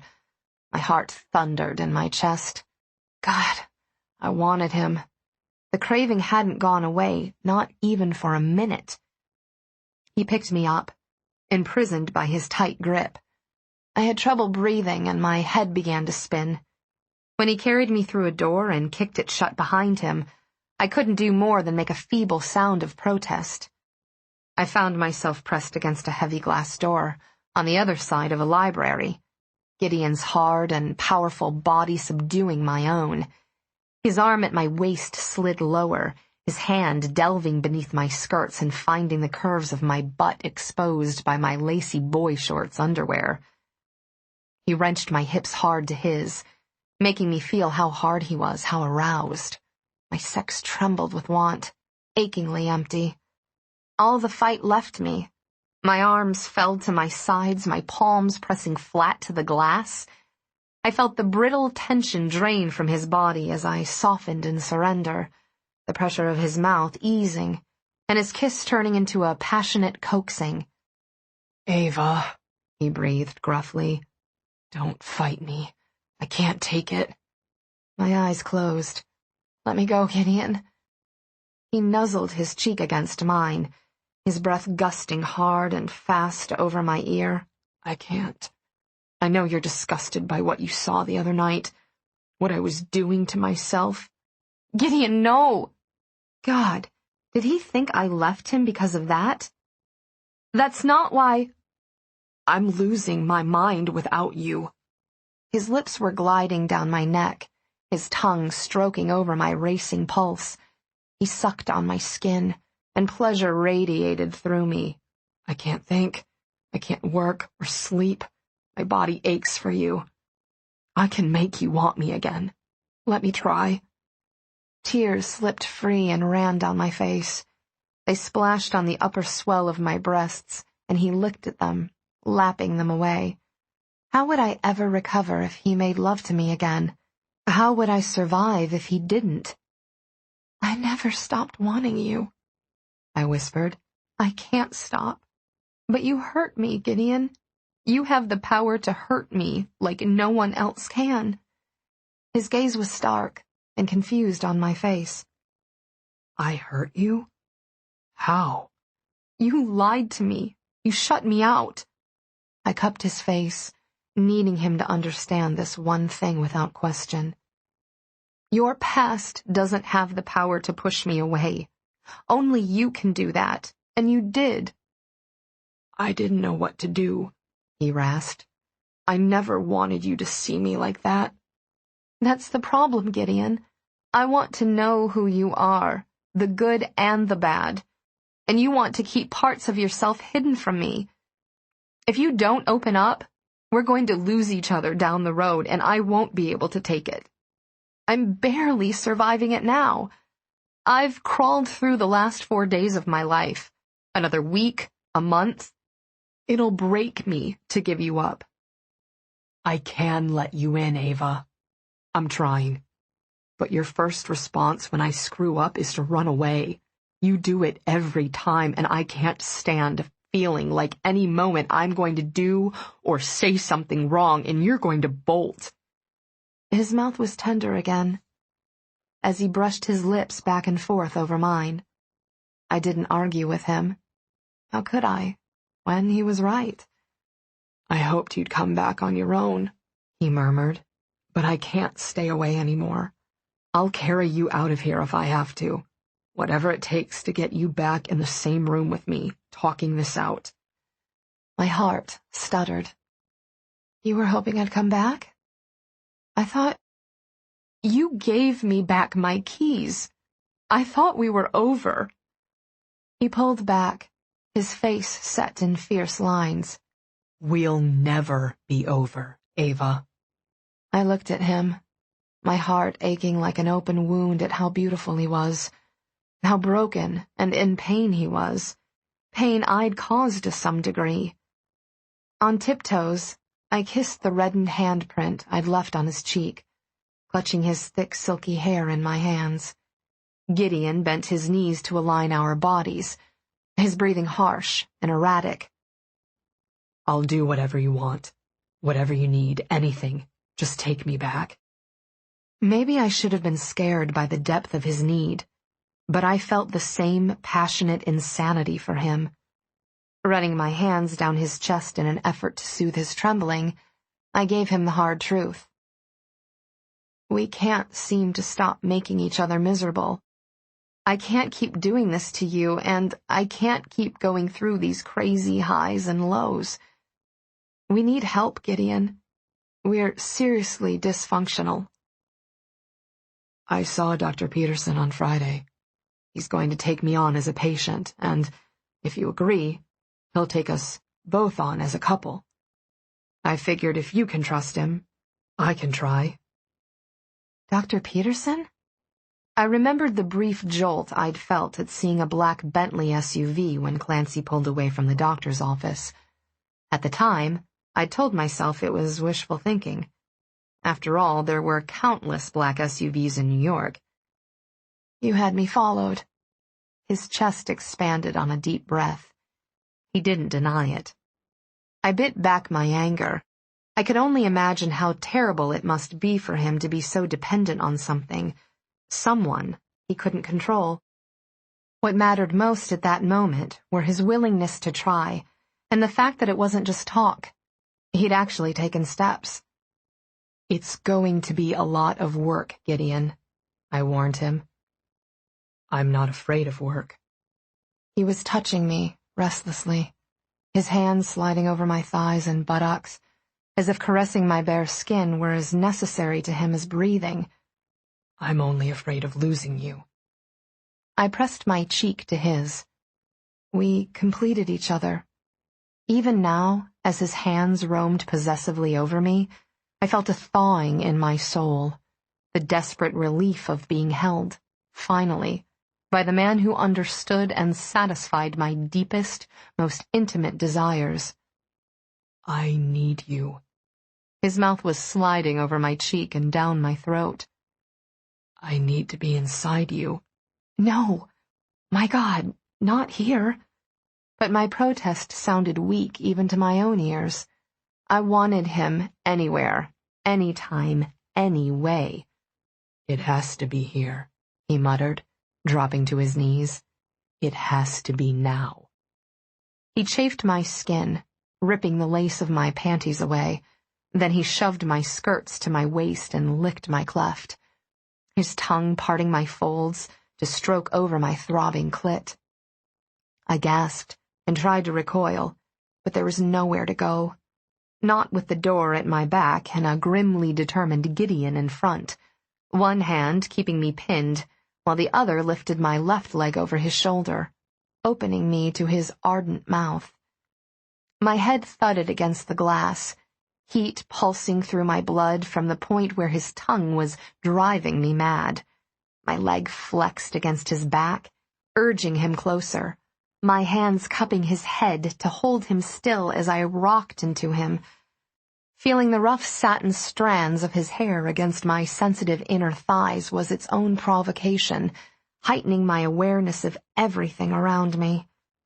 We were in Gideon's parents' house, in the midst of a party attended by dozens of famous people, and he was on his knees, growling his hunger as he licked and sucked my slick, aching cleft. He knew just how to get to me, knew what I liked and needed. He had an understanding of my nature that went above and beyond his incredible oral skills. The combination was devastating and addicting. My body shook, my eyelids heavy from the illicit pleasure. "Gideon, you make me come so hard." His tongue rubbed over and over the clenching entrance to my body, teasing me, making me grind shamelessly into his working mouth. His hands cupped my bare butt, kneading, urging me onto his tongue as he thrust it inside me.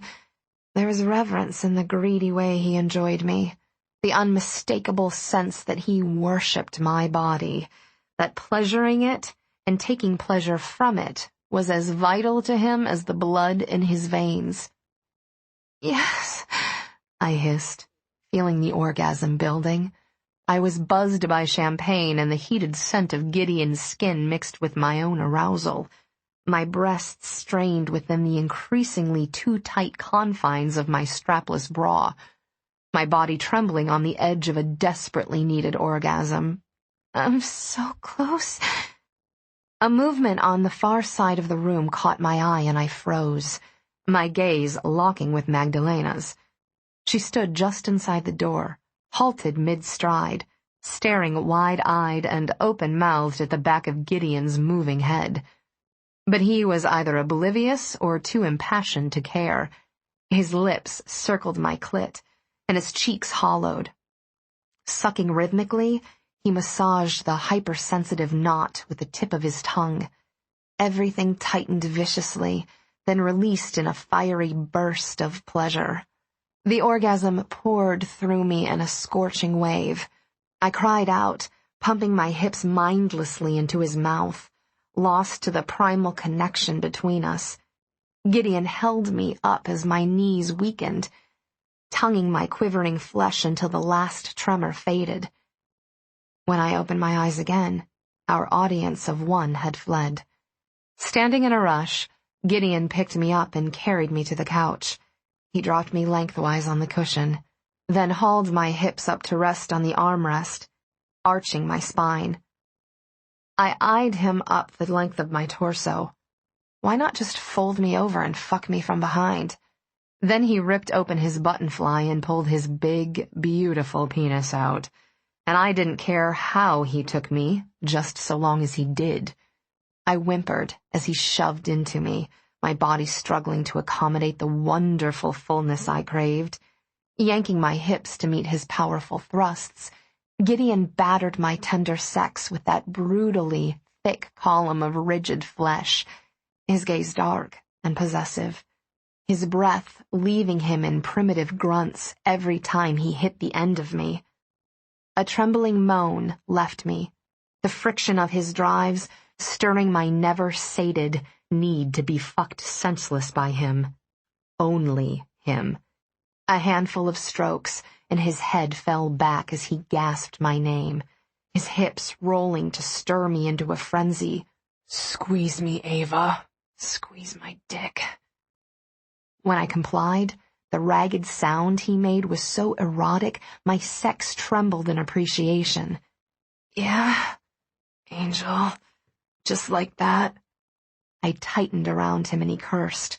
His gaze found mine, the stunning blue hazed with sexual euphoria. A convulsive shudder racked his powerful frame, followed by an agonized sound of ecstasy.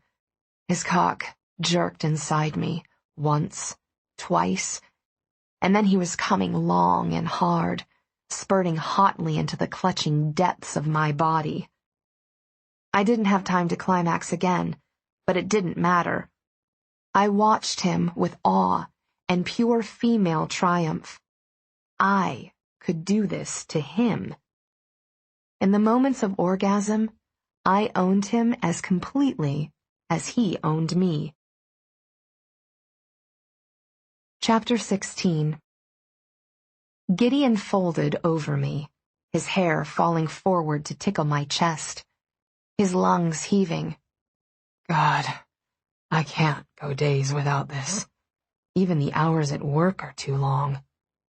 I ran my fingers through the sweat-damp roots of his hair. I missed you too. He nuzzled my breasts. When you're not with me, I feel... Don't run anymore, Eva. I can't take it. He pulled me up to stand in front of him, keeping his cock in me until the soles of my heels touched the hardwood floor. Come home with me now. I can't leave Carrie. Then we'll drag him out of here with us. Shh. Before you complain, whatever he hopes to get out of this party, I can make happen.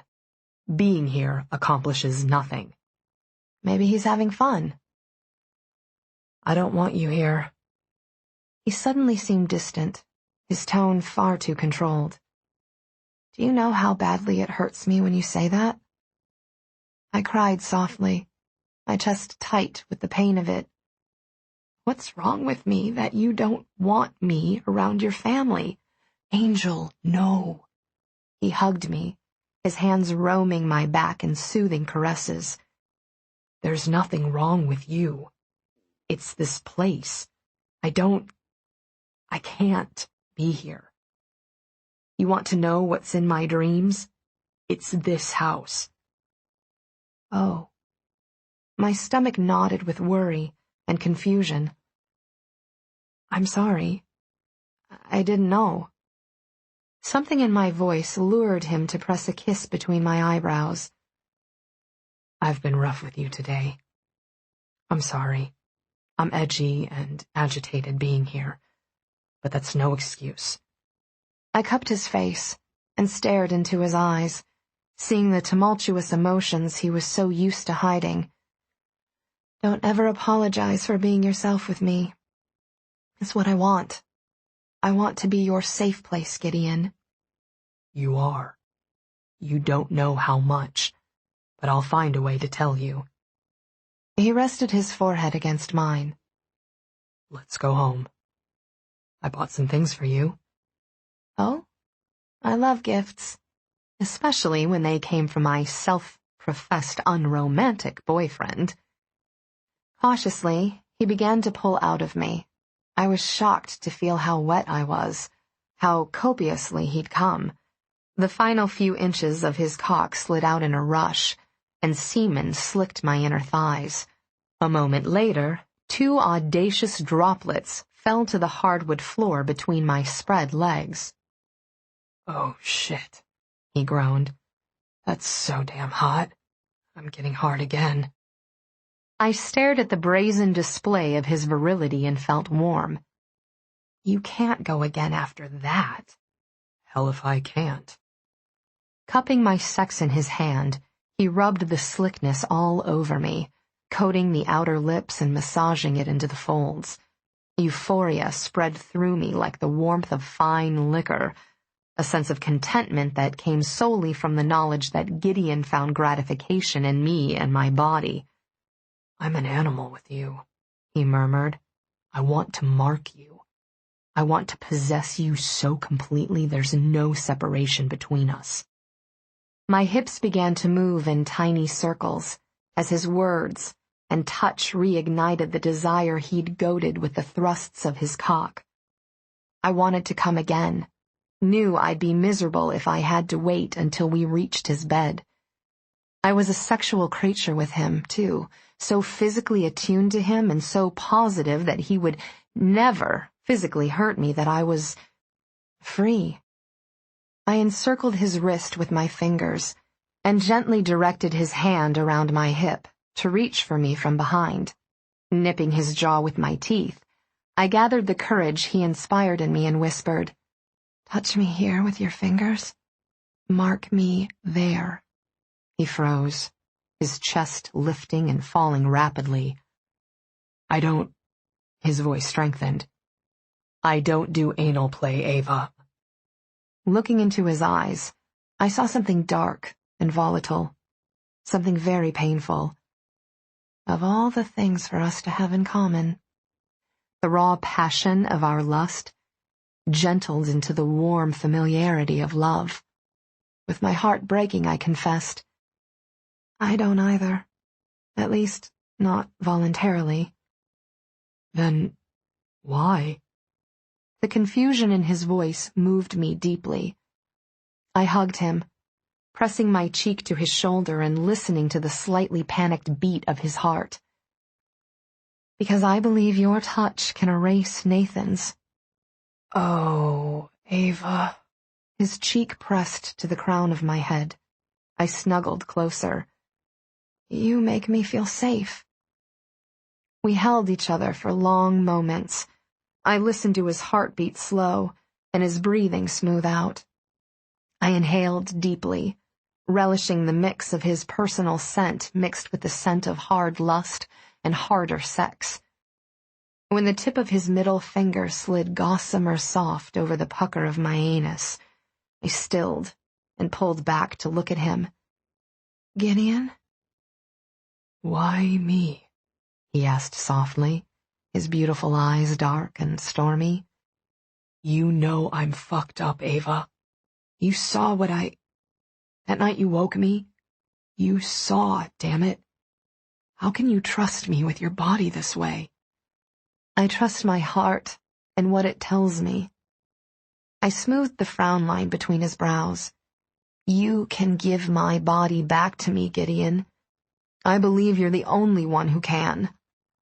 His eyes closed, and his damp forehead touched mine. Do you have a safe word, Eva? Startled, I pulled back again to study his face. A few members of my therapy group had talked about dom-sub relationships. Some required total control to feel safe during sex. Others fell on the opposite side of the line, finding that bondage and humiliation satisfied their deep-seated need to feel pain, to experience pleasure. For those who practiced that lifestyle, a safe word was an unambiguous way to say stop. But I couldn't see how that had any relevance to me and Gideon. Do you? I don't need one. Between my legs, the gentle stroke of his finger became less tentative. He repeated his question. Do you have a safe word? No, I've never needed one. Missionary, doggy style, B.O.B., that's about the extent of my mad skills in the sack. That brought a touch of amusement to his otherwise severe face. Thank God. I wouldn't survive you otherwise. And still, that fingertip massaged me, spurring a dark yearning. Gideon could do that to me, make me forget everything that happened before. I had no negative sexual triggers with him, no hesitation or fears. He'd given that to me. In return, I wanted to give him the body he'd freed from my past. The long case clock near the door began to chime the hour. Gideon, we've been gone a long time. Someone will come looking for us. He put the slightest pressure against my sensitive rosette, barely pressing. Do you really care if they do? My hips arched into the touch. Anticipation was making me hot all over again. I don't care about anything, but you when you're touching me. His free hand lifted to my hair and held it at the roots, keeping my head still. Did you ever enjoy anal play? Accidentally or by deliberation? No. And yet you trust me enough to ask me for this. He kissed my forehead as he drew the slickness of his semen back to my rear. I gripped his waistband. You don't have to. Yes, I do. His voice had that wickedly assertive bite to it. If you crave something, I'll be the one to give it to you. All of your needs, Eva, are mine to fulfill, whatever it costs me. Thank you, Gideon. My hips shifted restlessly as he continued to lubricate me gently. I want to be what you need, too. I've told you what I need, Eva. Control. He brushed his parted lips back and forth over mine. You're asking me to lead you back into painful places, and I will, if that's what you need. But we have to be extremely careful. I know. Trust is hard for both of us. If we break it, we could lose everything. Think of a word you associate with power. Your safe word, Angel. Choose it. The pressure of that single fingertip became more insistent. I moaned, Crossfire. I like it. Very fitting. His tongue dipped into my mouth, barely touching mine before retreating. His finger rimmed my anus over and over, pushing his semen into the puckered hole, a soft growl escaping him as it flexed in a silent plea for more. The next time he pressed against the ring, I pushed out, and he slipped his fingertip inside me. The feeling of penetration was shockingly intense. Just as before, surrender weighted my body, leaving me languid. Are you okay? Gideon asked harshly, as I sagged against him. Should I stop? No, don't stop. He pushed fractionally deeper, and I clenched around him, a helpless reaction to the feel of something gliding across tender tissues. You're snug and scorching hot, he murmured, and so soft. Does it hurt? No, please, more. Gideon withdrew to his fingertip, then slid in to the knuckle, slow and easy. I quivered in delight, astonished by how good it felt, that teasing bit of fullness in my rear. How's that? He asked hoarsely. Good. Everything you do to me feels good.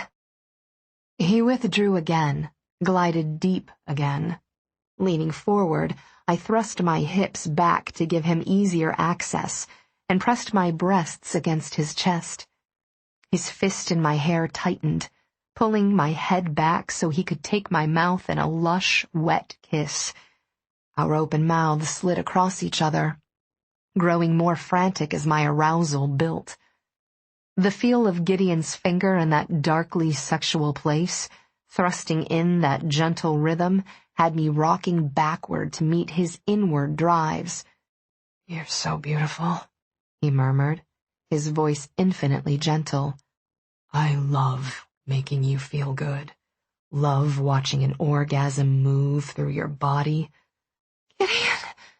I was lost, drowning in the powerful joy of being held by him, loved by him. 4 days alone had taught me how miserable I'd be if we couldn't work things out, how dull and colorless my world would be without him in it. I need you. I know. He licked across my lips, making my head spin. I'm here. Your cunt's trembling and tightening. You're going to come for me again. With shaking hands, I reached between us for his cock, finding it hard. I lifted the layers of my underskirts so I could insert him into my drenched sex. He slid in a few inches, our standing positions preventing deeper penetration. But the connection alone was enough. I wrapped my arms around his shoulders, burying my face in his neck as my knees weakened. His hand left my hair, his arm clasping my back and holding me close. Eva, the tempo of his finger thrusts quickened. Do you know what you do to me? His hips nudged against mine, the wide crest of his penis massaging a sweetly tender spot. You're milking the head of my dick with those hungry little squeezes. You're going to make me come for you. When you go off, I'm going with you. I was distinctly aware of the helpless noises spilling from my throat. My senses were overloaded by Gideon's scent and the heat of his hard body, the feel of his cock rubbing inside me and his finger pumping into my rear. I was surrounded by him, filled with him, blissfully possessed in every way. A climax was building in force, pounding through me, pooling in my core, not just from the physical pleasure, but from the knowledge that he'd been willing to take a risk, once again, for me. His fingers stilled, and I made a sound of protest. Hush, he whispered. Someone's coming. Oh God, Magdalena came in earlier and saw us. What if she told— Don't move. Gideon didn't let me go. He stood just as he was, filling me front and back, his hand caressing the length of my spine and smoothing my dress down. Your skirts hide everything. With my back to the room's entrance, I pressed my flaming face into his shirt. The door opened. There was a pause, then— Is everything all right? Christopher. I felt awkward being unable to turn around. Of course, Gideon said smoothly, coolly in control. What do you want? To my horror, he resumed the push and withdrawal of his finger, not with the deep strokes of before, but slow, shallow thrusts that didn't disturb my skirts. Already aroused to a fever pitch and hovering on the verge of orgasm, I dug my nails into his neck. The tension in my body from having Christopher in the room only ramped up the erotic sensations. Eva? Christopher asked. I swallowed hard. Yes? Are you okay? Gideon adjusted his stance, which moved his cock inside me and bumped his pelvis against my pulsing clit. Yes. We're just talking about dinner. My eyes closed as Gideon's fingertip grazed the thin wall separating his penis from his touch. If he nudged my clit again, I'd come. I was too wound up to stop it. Gideon's chest vibrated against my cheek as he spoke. We'd be done sooner if you'd go, so tell me what you need. Mom's looking for you. Why?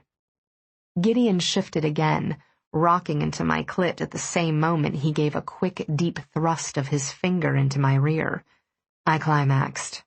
Afraid of the wail of pleasure that wanted out of me, I sank my teeth into Gideon's hard pectoral. He grunted softly and started coming, his cock jerking as it pumped thick spurts of scorching semen into me. The rest of the conversation was lost beneath the roar of my blood. Christopher said something. Gideon replied, and then the door shut again. I was lifted to sit on the armrest, and Gideon started thrusting between my spread thighs, using my body to rub out the rest of his orgasm, growling in my mouth as we finished off the rawest, most exhibitionistic sexual encounter of my life. Afterward, Gideon led me by the hand to a bathroom, where he lightly soaped a washcloth and cleansed between my legs, before he paid the same attention to his cock. The way he took care of me was sweetly intimate, demonstrating yet again that as primal as his desire for me was, I was precious to him. I don't want us to fight anymore, I said quietly, from my perch on the counter. He tossed the washcloth down a concealed laundry chute and refastened his fly. Then he came to me, brushing his cool fingertips down my cheek. We don't fight, Angel. We just have to learn not to scare the hell out of each other. You make it sound so easy, I grumbled. To call either of us virgins would be ridiculous, yet emotionally that was just what we were, fumbling in the dark and too eager, completely out of our depths and self-conscious, trying to impress and missing all the subtle nuances. Easy or hard, doesn't matter. We'll get through this because we have to. He pushed his fingers through my hair, restoring order to the disheveled strands. We'll discuss when we get home. I think I've discovered the crux of our problem. His conviction and determination soothed the restlessness I'd been feeling the last few days. Closing my eyes, I relaxed and enjoyed the tactile delight of having my hair played with. Your mother seemed startled that I'm a blonde. Did she? My mother was too. Not about me being a blonde, I qualified. That you'd be interested in one. Was she? Gideon. He kissed the end of my nose and ran his hands down my arms. I'm not the type you usually go for, am I? His brow arched. I have one type. Eva Lauren Trammell. That's it. I rolled my eyes. Okay, whatever. What does it matter? You're the woman I'm with. It doesn't matter. I'm just curious. People don't usually stray from their preferred type. Stepping between my legs, he put his arms around my hips. Lucky for me that I fit your type. Gideon, you don't fit any type, I drawled. You're in a class by yourself. His eyes sparkled. Like what you see, do you? You know I do, which is why we really should get out of here before we start screwing like minks again. Pressing his cheek to mine, he murmured, Only you could blow my mind in a place that's always made my skin crawl. Thank you for being exactly what I want and need. Oh, Gideon. I wrapped my arms and legs around him, holding him as close to me as possible. You came here for me, didn't you? To take me away from this place you hate? I'd walk into hell for you, Eva, and this is pretty damn close. He exhaled harshly. I was about to go to your apartment and drag you away with me when I learned you'd come here. You have to stay away from Christopher. Why do you keep saying that? He seems very nice. Gideon pulled back, sifting my hair through his fingers. His eyes stayed fiercely locked to mine. He takes sibling rivalry to the extreme, and he's unstable enough to make him dangerous. He's reaching out to you because he knows he can hurt me through you. You have to trust me on this. Why was Gideon so suspicious of his half-brother's motives? He had to have a good reason. It was yet another thing he didn't fully share with me. I do trust you. Of course I do. I'll keep my distance. Thank you. Catching me by the waist, he lifted me off the counter and set me on my feet. Let's grab Carrie and get the hell out of here. We made our way back outside with my hand in his. I was uncomfortably aware that we'd been gone a very long time. The sun was going down, and I was pantyless.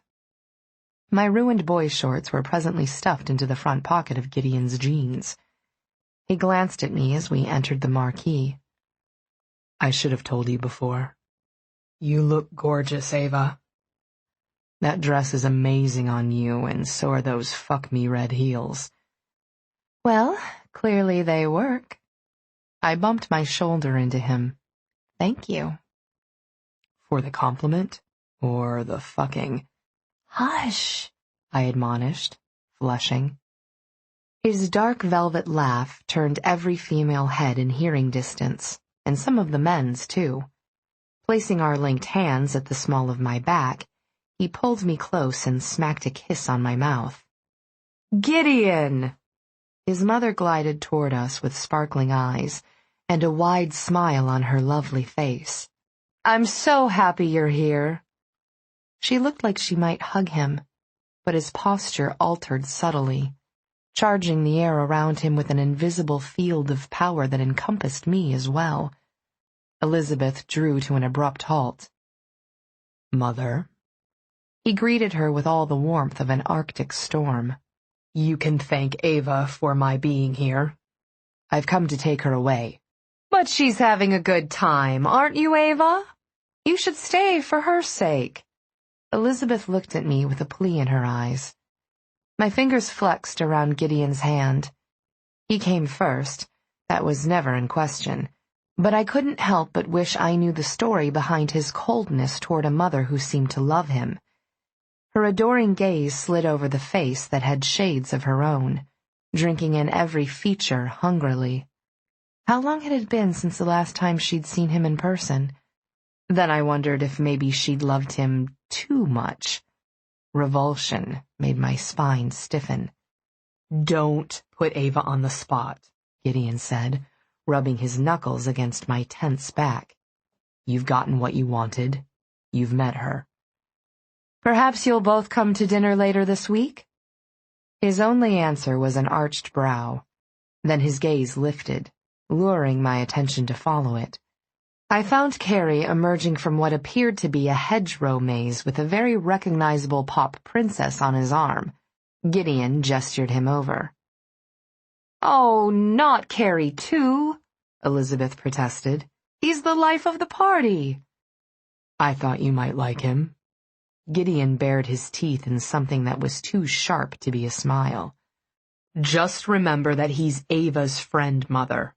That makes him mine as well." I was hugely relieved when Carrie joined us, breaking the tension in his easy-going way.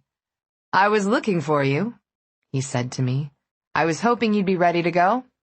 I got that call I was expecting."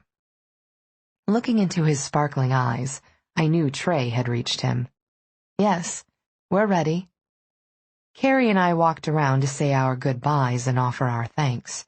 Gideon remained at my side like a possessive shadow, his demeanor calm, but markedly aloof. We were all walking toward the house when I spotted Ireland off to the side, staring at Gideon. I stopped and looked up at him. "Go get your sister so we can say goodbye." "What?" "She's standing to your left." I looked to our right to hide my prodding from the young girl whom I suspected might hero worship her eldest brother. He gestured Ireland over with a brusque wave of his hand. She took her time ambling over. Her pretty face schooled into an expression of militant boredom. I looked at Carrie with a shake of my head, remembering those days all too well. "Listen," I squeezed Gideon's wrist. "Tell her you're sorry you two didn't get to catch up while you were here, and she should call you sometime if she wants." Gideon shot me an arch look. "Catch up on what?" Rubbing his biceps, I said, "She'll do all the talking if given a chance." He scowled. "She's a teenage girl. Why would I give her a chance to talk my ear off?" I pushed onto my tiptoes and whispered in his ear, "Because I'll owe you one." "You're up to something." He eyed me warily for a moment, then pressed a hard kiss to my lips with a growl. "So we'll leave it open and say you owe me more than one. Quantity to be determined." I nodded. Carrie rocked back on his heels and twirled one index finger around another in a sign meaning wrapped around your finger. Only fair, I thought, since he was wrapped around my heart.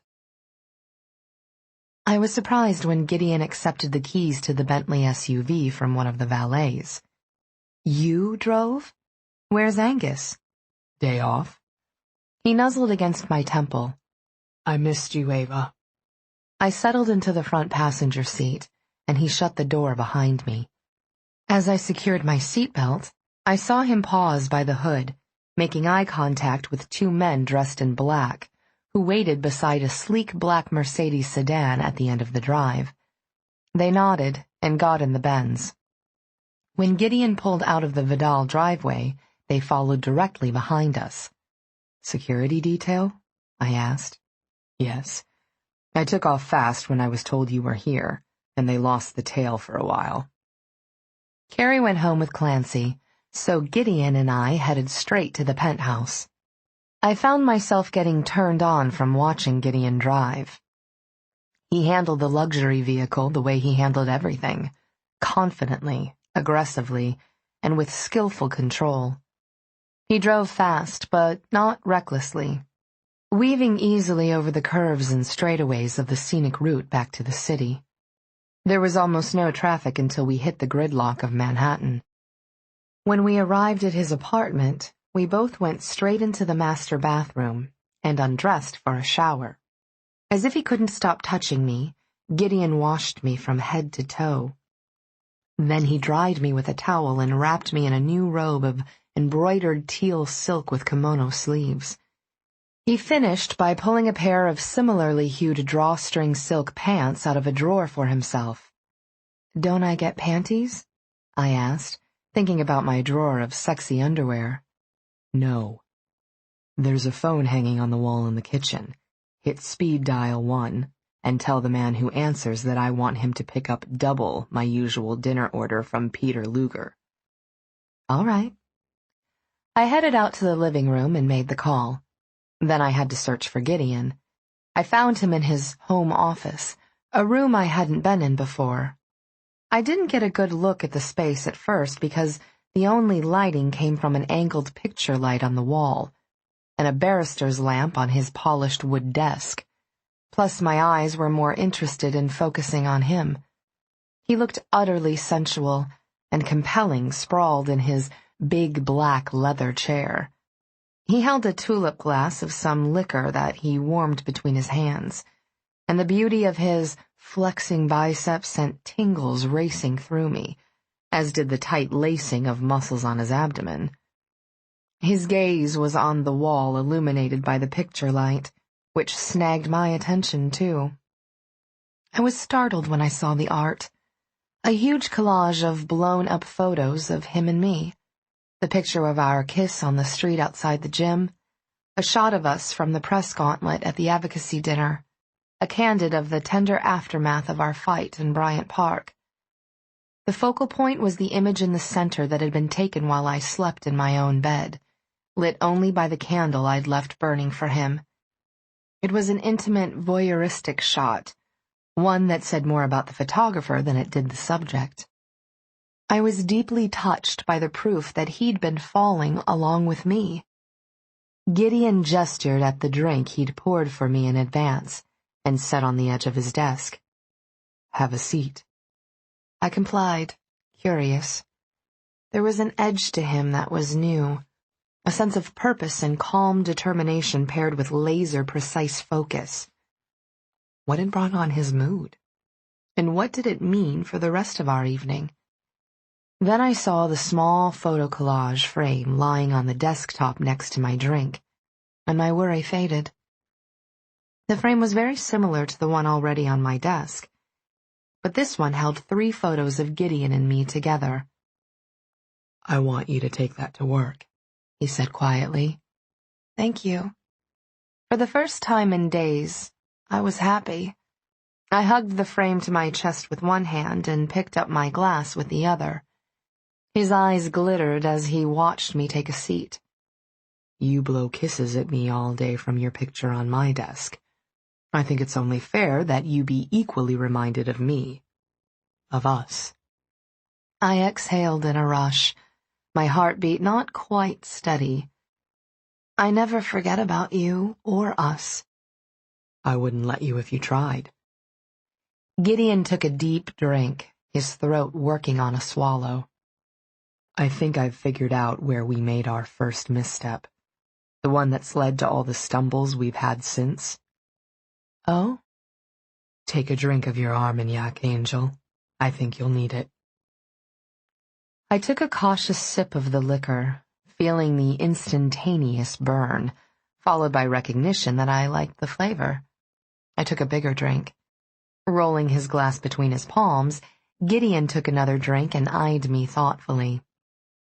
"Tell me which was hotter, Eva, sex in the limo when you were in charge, or sex in the hotel when I was?" I shifted restlessly, unsure of where the conversation was leading. I thought you enjoyed what happened in the limo. While it was happening, I mean. Obviously not later. I loved it, he said, with quiet conviction. The image of you in that red dress, moaning and telling me how good my cock feels inside you, will haunt me as long as I live. If you'd like to top me again in the future, I'm definitely game. My stomach tensed. The muscles in my shoulders began to knot. Gideon, I'm starting to freak out a little. All this talk of safe words and topping, it feels like this conversation is leading somewhere I can't go. You're thinking of bondage and pain. I'm talking about a consensual power exchange. Gideon studied me intently. Would you like more brandy? You're very pale. You think? I set the drained glass down. It sounds like you're telling me you're a dominant. Angel, you knew that already. His mouth curved in a soft, sexy smile. What I'm telling you is that you're submissive. Chapter 17. I pushed to my feet in a rush. Don't, he warned in a dark purr. You're not running yet. We're not done. You don't know what you're talking about. Being under someone else's thumb, losing my right to say no, was never going to happen again. You know what I went through. I need control as much as you do. Sit down, Eva. I stayed on my feet, just to prove my point. His smile widened, and my insides melted. Do you have any idea how crazy I am about you? He murmured. You're crazy, all right, if you think I'm going to put up with being ordered around, especially sexually. Come on, Eva. You know I don't want to beat you, punish you, hurt you, demean you, or order you around like a pet. Those aren't needs either of us has. Straightening, Gideon leaned forward and placed his elbows on the desktop. You're the most important thing in my life. I treasure you. I want to protect you and make you feel safe. That's why we're talking about this. God. How could he be so wonderful and so insane at the same time? I don't need to be dominated. What you need is someone to trust. No. Close your mouth, Eva. You'll wait until I'm finished. My protest spluttered into silence. You've asked me to reacquaint your body with acts previously used to hurt and terrorize you. I can't tell you what your trust means to me, or what it would do to me if I broke that trust. I can't risk it, Eva. We have to do this right. I crossed my arms. I guess I'm dumber than bricks. I thought our sex life was rockin'. Setting his glass down, Gideon kept going as if I hadn't spoken. You asked me to meet a need of yours today, and I agreed. Now we need to— If I'm not what you want, just spit it out. I set the picture frame and my glass down before I did something with them I'd regret. Don't try to pretty it up with— He was around the desk and on me before I could stumble back more than a couple steps. His mouth sealed over mine. His arms caged me. As he'd done earlier, he carried me to a wall and restrained me against it, his hands banding my wrists and lifting them high above my head. Trapped, I could do nothing as he bent his knees and stroked my cleft with the rigid length of his erection. Once, twice, silk rasped against my swollen clit.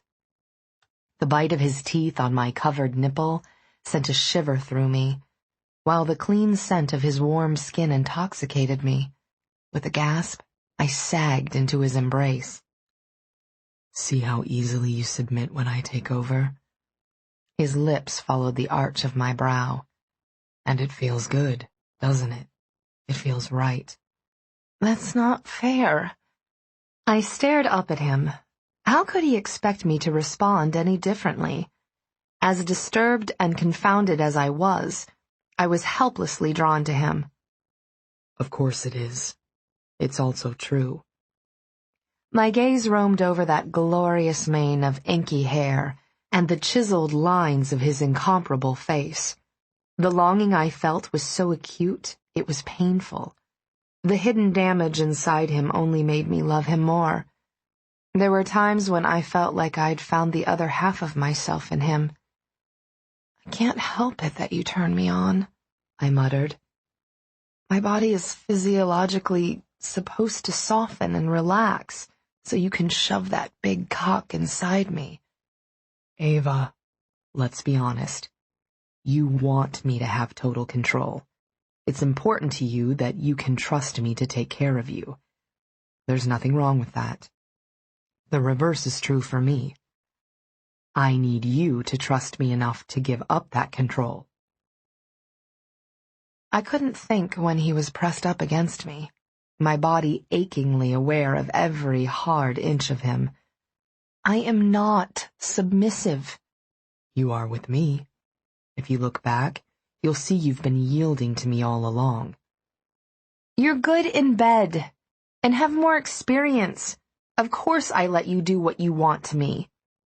I bit my lower lip to stop it from quivering. I'm sorry I haven't been as exciting for you. Bullshit, Eva.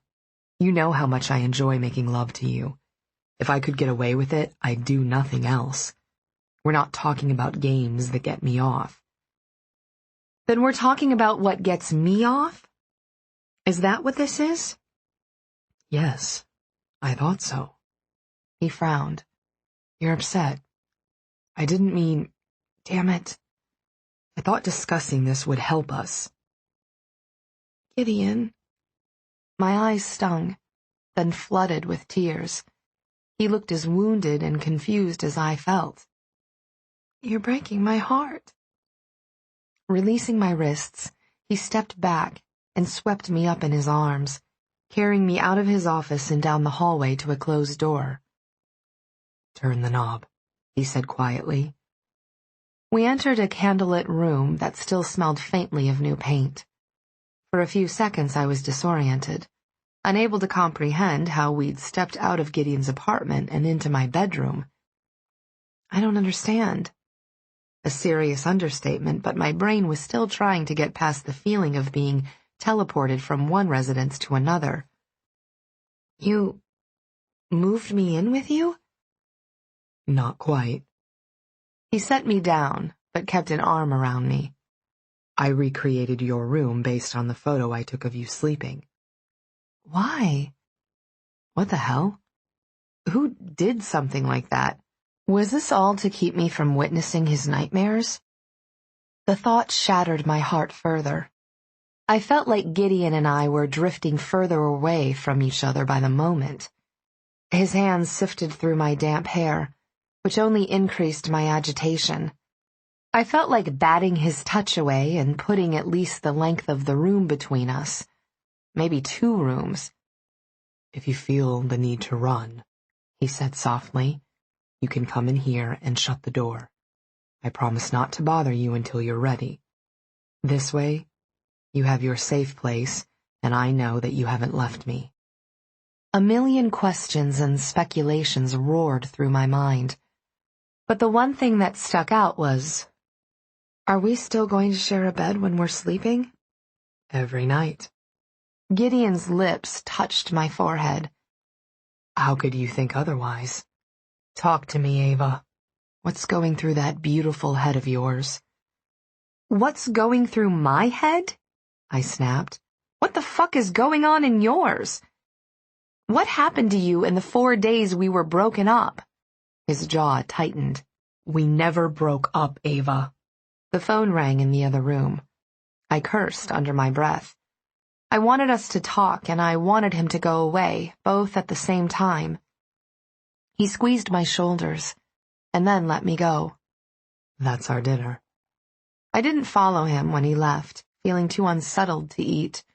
Instead, I crawled onto the bed that was exactly like my own, and curled around a pillow, closing my eyes.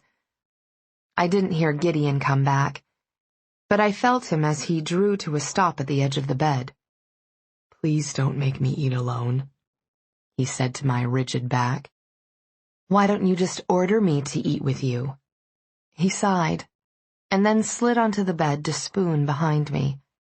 His warmth was welcome, chasing away the chill that had brought goosebumps to my skin. He didn't say anything for a long while, just gave me the comfort of having him close. Or maybe he was taking comfort in me. Eva. His fingers caressed the length of my silk-clad arm. I can't stand you being unhappy. Talk to me. I don't know what to say.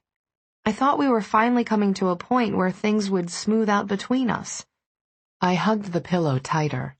Don't tense up, Eva. It hurts when you pull away from me. I felt like he was pushing me away. Rolling, I shoved him to his back. Then I mounted him, my robe parting as I straddled his hips. I ran the palms of my hands over his powerful chest and raked the tanned flesh with my nails.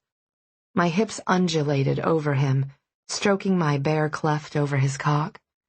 Through the thin silk of his pants, I could feel every ridge and thick vein. From the way his eyes darkened and his sculpted mouth parted on quickened breaths, I knew he could feel the outline and damp heat of me as well. "Is this so awful for you?" I asked, rocking my hips. "Are you lying there thinking you're not giving me what I want because I'm in charge?" Gideon set his hands on my thighs. Even that innocuous touch seemed dominating.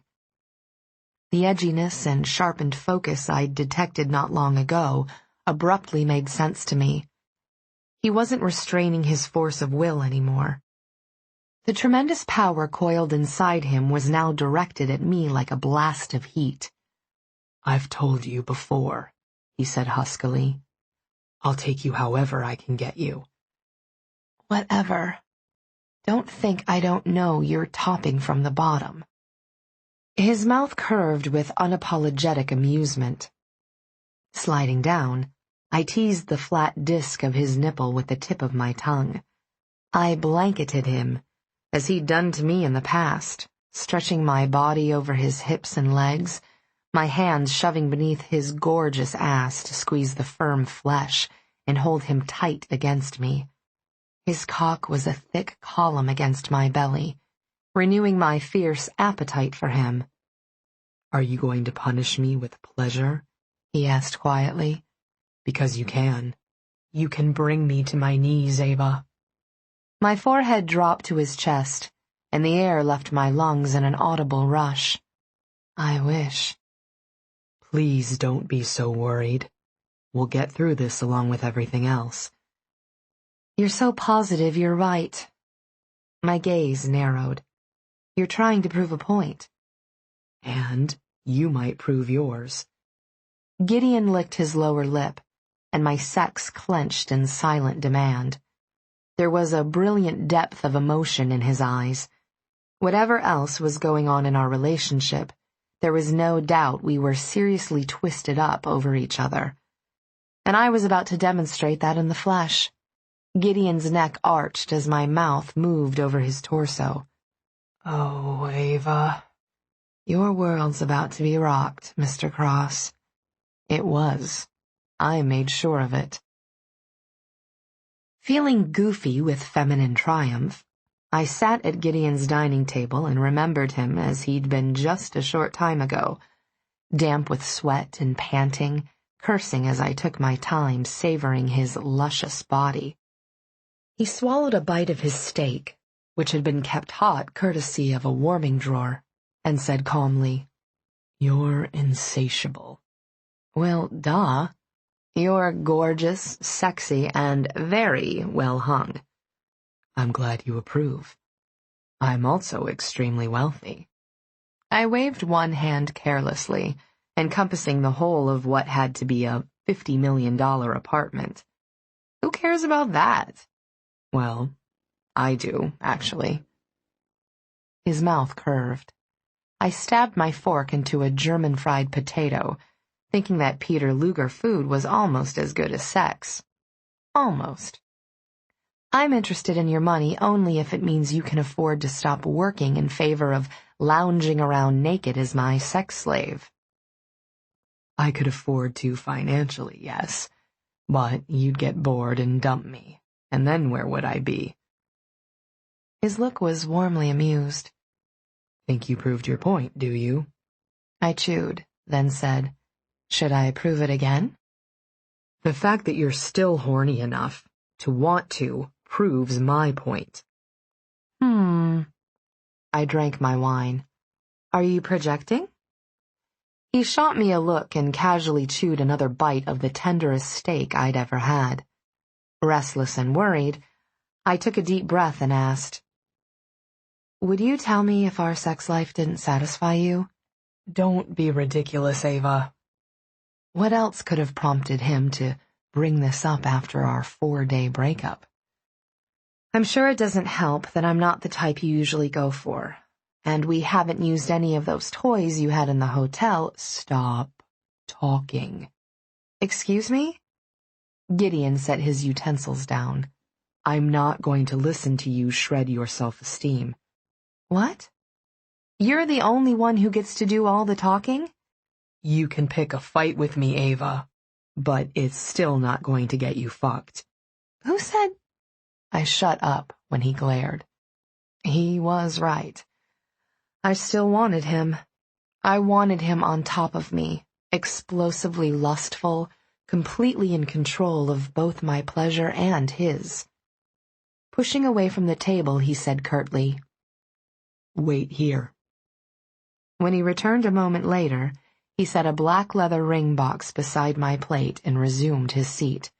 The sight of it hit me like a physical blow. Fear struck me first, icy cold, followed swiftly by a longing that was white hot. My hands shook in my lap. I clasped my fingers together and realized my whole body was shaking. Lost, I lifted my gaze to Gideon's face. The feel of his fingertips brushing down my cheek soothed much of the vibrating anxiety inside me, leaving behind the terrible yearning. It's not that ring, he murmured gently. Not yet. You're not ready. Something inside me wilted. Then relief flooded me. It was too soon. Neither of us was ready. But if I'd ever wondered how deeply I had fallen in love with Gideon, now I knew. I nodded. Open it, he said. With cautious fingers, I pulled the box closer and thumbed open the lid. Oh. Nestled inside the black leather and velvet was a ring like no other. Gold rope-like bands were intertwined and decorated with X's covered in diamonds.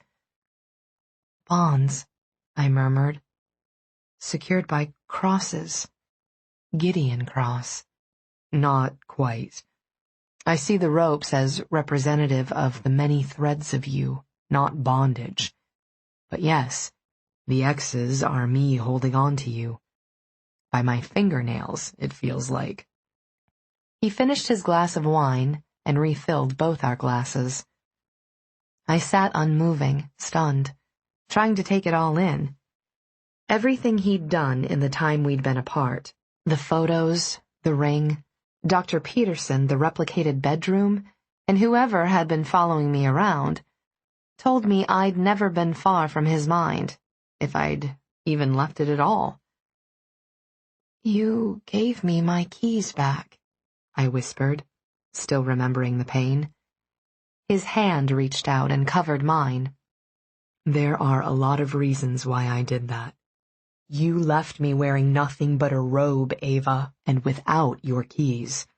I can't stand thinking about what could have happened if Carrie hadn't been home to let you in right away.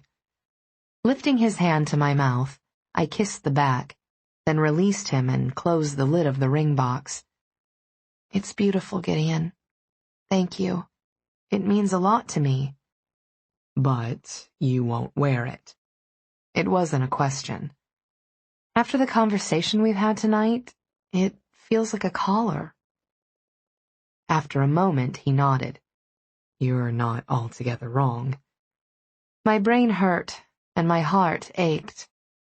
4 nights of restless sleeping didn't help. I couldn't understand why he felt I was so necessary. Even though I felt that way about him, there were thousands of women in New York alone who could replace me in his life, but there was only one Gideon Cross. I feel like I'm disappointing you, Gideon. After everything we've talked about tonight, I feel like this is the beginning of the end. Pushing his chair back, he angled toward me and touched my cheek. It's not. When do we see Dr. Peterson? I'll go alone on Tuesdays. After you talk to him and agree to couples counseling, we can go together on Thursdays. 2 hours of your week? Every week? Not including the travel back and forth. That's a big commitment. I reached up and brushed the hair back from his cheek. Thank you. Gideon caught my hand and kissed the palm. It's no sacrifice, Eva. He went into his office to work a bit before bed, and I carried the ring box into the master bathroom with me. I studied it further while I brushed my teeth and hair. There was a soft hum of need beneath my skin, a persistent level of arousal that shouldn't have been possible considering the number of orgasms I'd already had over the course of the day. It was an emotionally driven need to connect to Gideon, to reassure myself that we were okay. Clutching the ring box in my hand, I went to my side of Gideon's bed and set it on the nightstand. I wanted it where I'd see it first thing in the morning, after a good night's sleep. With a sigh, I draped my beautiful new robe over the footboard and crawled into bed. After tossing and turning for a long while, I finally crashed. I woke sometime in the middle of the night to a racing pulse and quick, shallow breathing. Disoriented, I lay still for a moment, gathering my bearings and remembering where I was. I tensed when it sank in, my ears straining to hear if Gideon was having another nightmare. When I discovered him lying quietly beside me, his breathing deep and even, I relaxed with a sigh. What time had he finally come to bed? After the days we'd spent apart, it worried me that he might have felt a need to be alone. And then it hit me. I was aroused, painfully so. My breasts were full and heavy, my nipples furled and tight. My core was aching and my cleft wet. As I lay there in the moonlit darkness, I realized that my own body had woken me with its demands. Had I dreamed something erotic? Or was it enough that Gideon was lying beside me? Pushing up onto my elbows, I looked at him. The sheet and comforter clung to his waist, leaving his sculpted chest and biceps bared.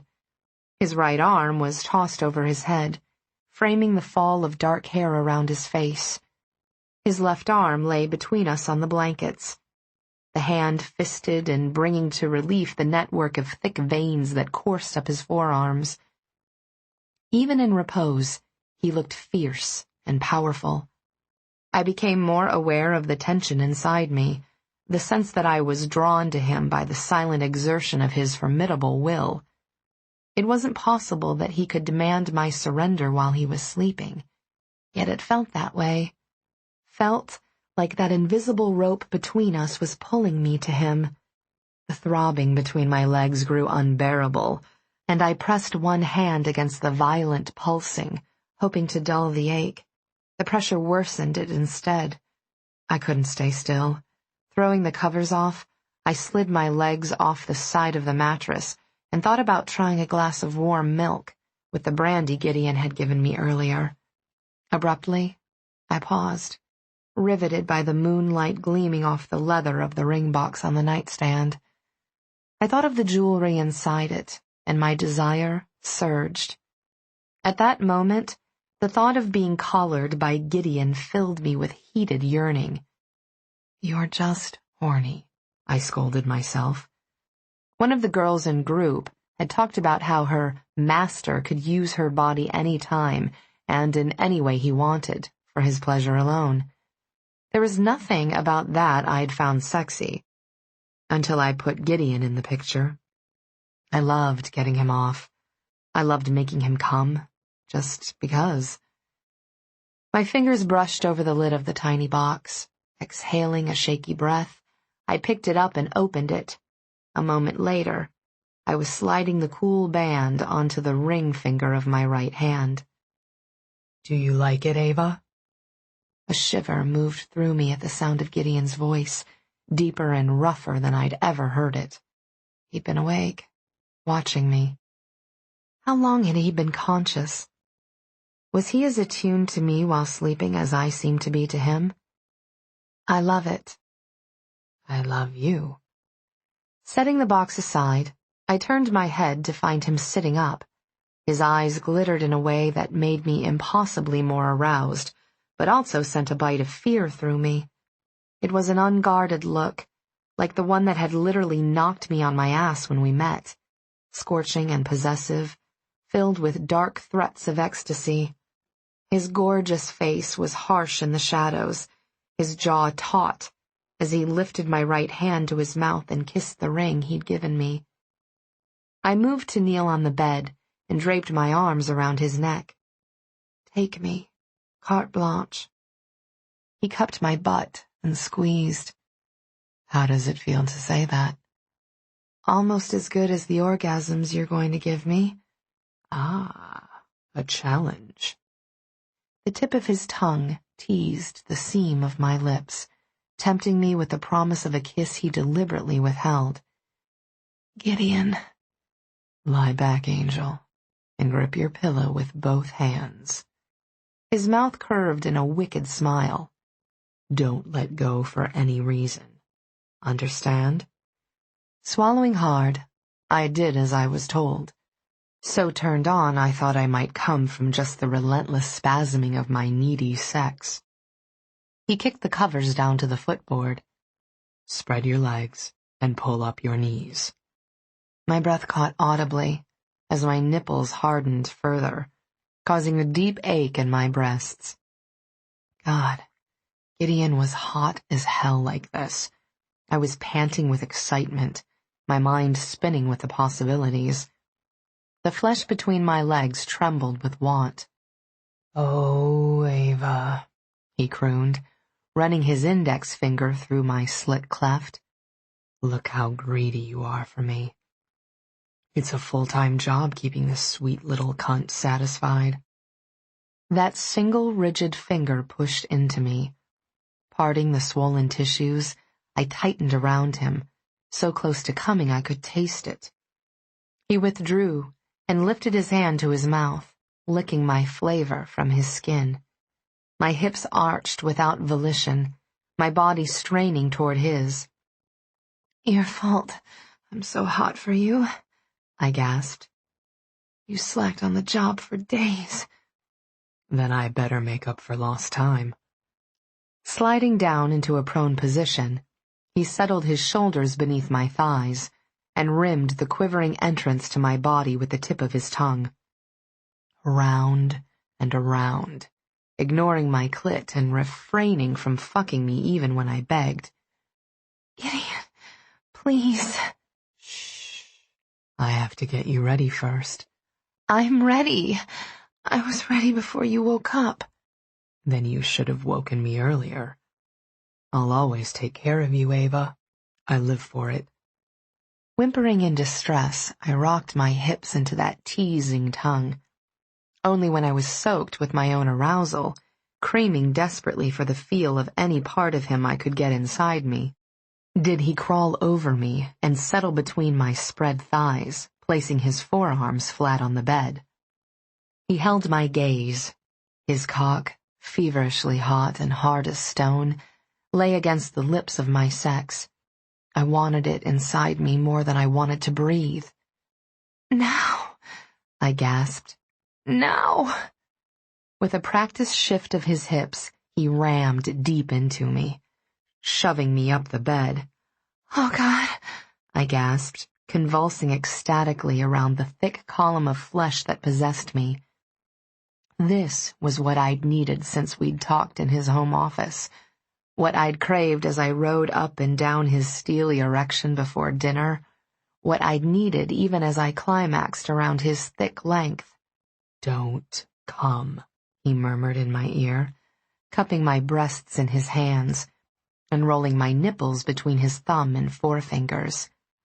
What? I was pretty sure if he'd just take a deep breath, I'd go off. And don't let go of the pillow. Gideon began to move in a slow, lazy rhythm. You're going to want to, he murmured, nuzzling the sensitive spot beneath my ear. You love to grab my hair and rake your nails down my back. And when you're close to coming, you like to squeeze my ass and yank me deeper.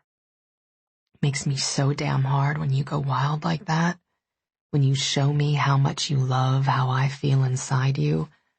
No, fair, I moaned, knowing he was deliberately provoking me. The cadence of his raspy voice was perfectly timed with the relentless surging of his hips. You're torturing me. Good things come to those who wait. His tongue traced the shell of my ear, and then dipped inside at the same moment he tugged on my nipples. I bucked into his next thrust and nearly came. Gideon knew my body so well, knew all its secrets and erogenous zones. He was expertly stroking his cock inside me, rubbing over and over the tender bundle of nerves that quivered in delight. Rolling his hips, he screwed into me, exploiting other spots. I made a plaintive sound, on fire for him, desperately infatuated. My fingers cramped with the grip I had on my pillow, my head thrashing against the driving need to orgasm. He could get me there just by rubbing inside me. The only man who'd ever been skilled enough to give me an intense vaginal orgasm. Don't come, he repeated, his voice hoarse. Make it last. I can't. It feels too good. God, Gideon. Tears leaked out of the corners of my eyes. I'm lost in you.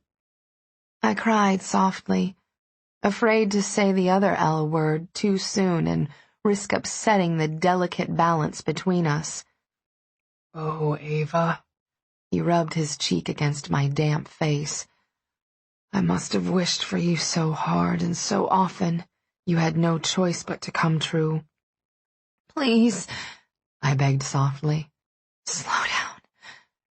Gideon lifted his head to look at me, choosing that moment to pinch my nipples with just enough force to inflict a hint of pain. The tender muscles inside me clenched down so hard that his next thrust caused him to groan. Please, I pleaded again, trembling with the effort to stave off my building climax. I'm going to come if you don't slow down. His gaze was hot on my face, his hips still lunging in a measured tempo that was slowly stealing my sanity. Don't you want to come, Eva? He purred in that voice that could lure me into hell with a dreamy smile. Isn't that what you've been working toward all night?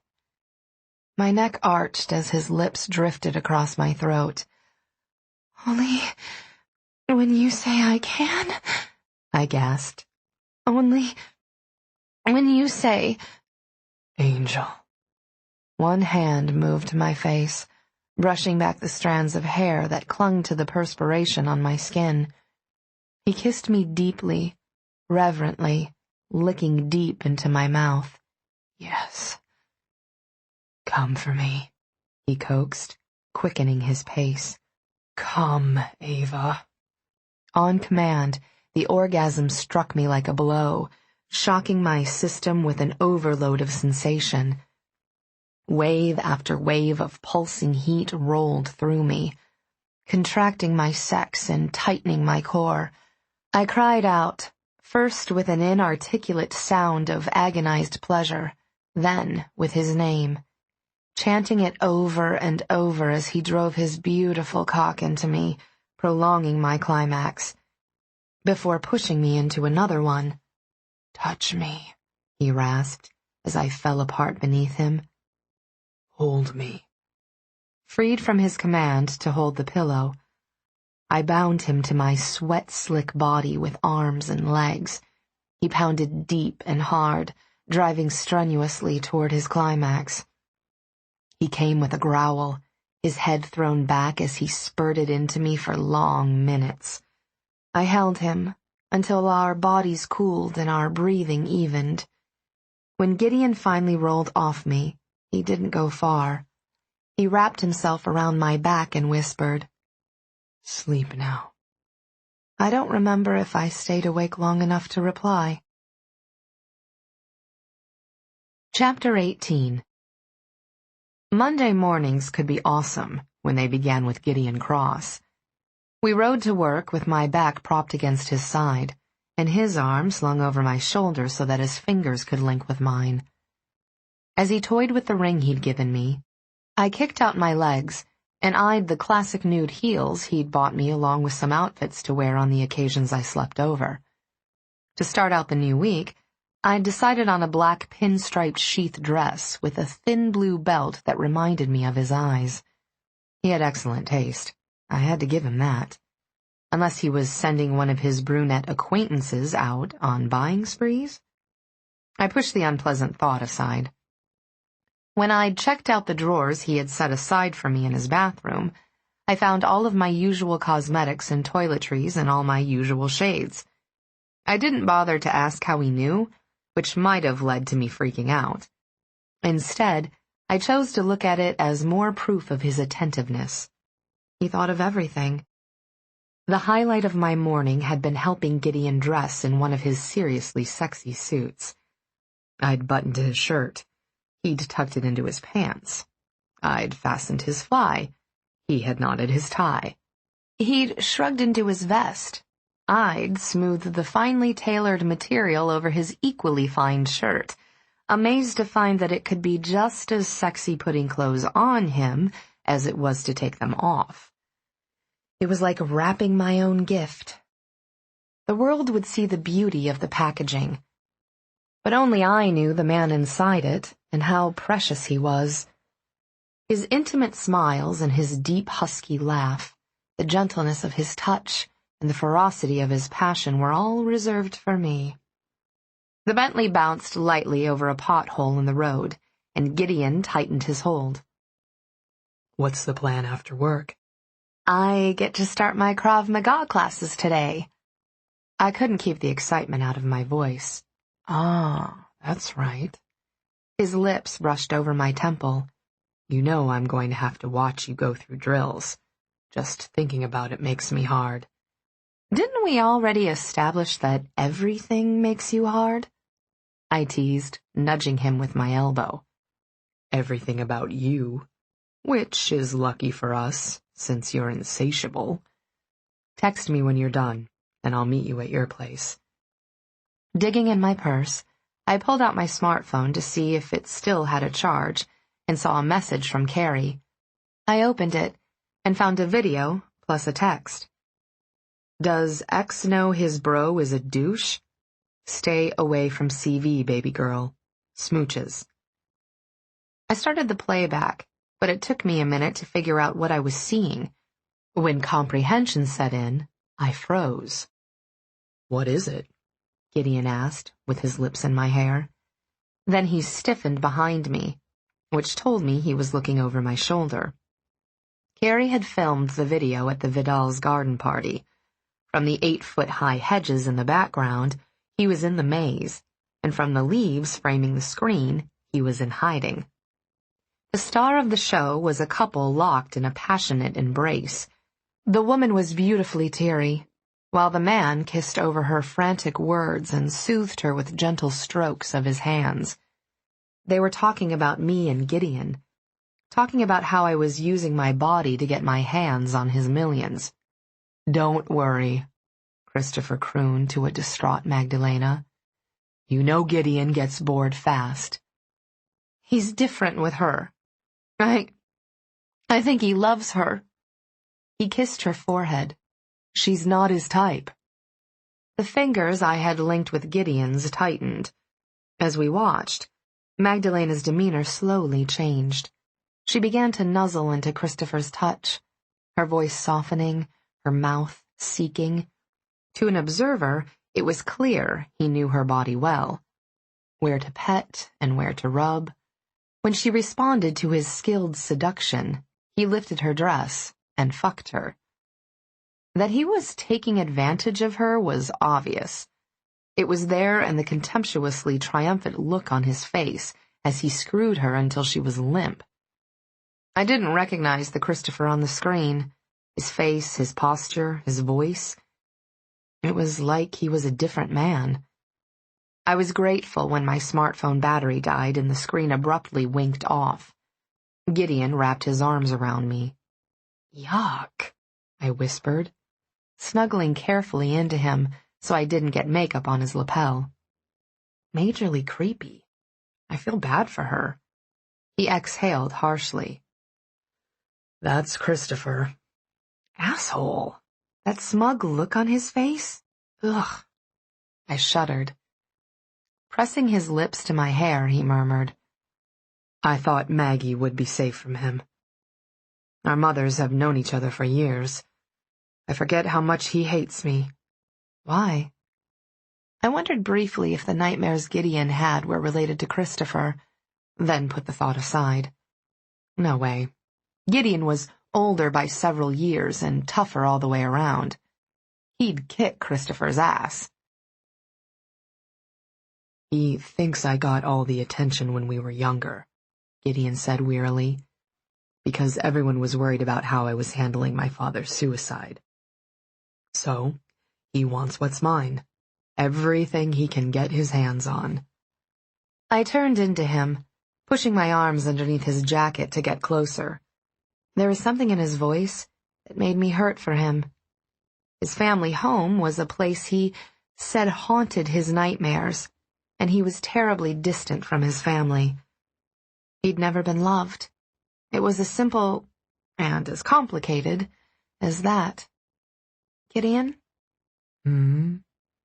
I pulled back to look at him. Reaching up, I traced the bold arch of his brow. "I love you." A violent shudder moved through him, one hard enough to shake me, too. "I don't mean to freak you out," I reassured him quickly, averting my face to give him some privacy. "You don't have to do anything about it. I just didn't want another minute to go by without you knowing how I feel. You can tuck it away now." One of his hands gripped my nape. The other dug almost painfully into my waist. Gideon held me there, immobile, locked against him as if I might blow away. His breathing was ragged, his heartbeat pounding. He didn't say another word the rest of the ride to work, but he didn't let me go either. I planned on telling him again one day in the future, but as far as first times went, I thought we'd both done okay. At 10 o'clock sharp, I had 24 long-stemmed red roses delivered to Gideon's office with the note, "In celebration of red dresses and limo rides." 10 minutes later, I received an inter-office envelope with a note card that read, "Let's do that again. Soon."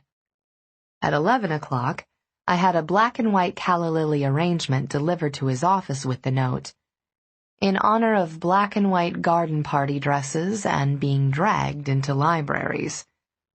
10 minutes later, I received his reply, "I'll be dragging you to the floor in a minute." At noon, I went shopping. Ring shopping. I hit 6 different shops before I found a piece that struck me as being absolutely perfect. Made of platinum, engraved and studded with black diamonds, it was an industrial-looking ring that made me think of power and bondage. It was a dominant ring, very bold and masculine. I had to open a new charge account with the store to cover the hefty cost, but I considered the months of payments ahead of me worth it. I called Gideon's office and talked with Scott, who helped me arrange a 15-minute window in Gideon's packed day for me to stop by. "Thank you so much for your help, Scott." "You're very welcome. I've enjoyed watching him receive your flowers today. I don't think I've ever seen him smile like that." A warm rush of love flowed through me. I wanted to make Gideon happy. As he'd said, I lived for it. I went back to work with a smile of my own. At 2:00, I had a tiger lily arrangement delivered to Gideon's office, followed by a private note sent via interoffice envelope. In gratitude for all the jungle sex. His reply? Skip the Krav Maga. I'll give you a workout. When 3:40 rolled around, 5 minutes before my appointment with Gideon, I got nervous. I stood up from my chair on shaky legs and paced in the elevator on the way up to his floor. Now that the time had come to give him my gift, I worried that maybe he didn't like rings. After all, he didn't wear any. Was it too presumptuous and possessive of me to want him to wear one just because I did? The red-headed receptionist didn't give me any trouble getting in when Scott spotted me emerging from the hallway. He stood from his desk and greeted me with a wide grin.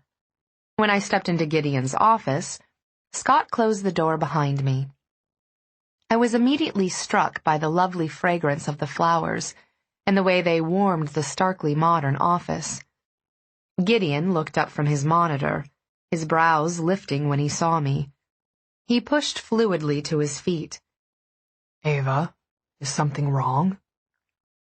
I watched him shift gears from professional to personal, his gaze softening as he looked at me. No, it's just... I took a deep breath and went to him. I have something for you. More? Did I forget a special occasion? I set the ring box down in the center of his desk.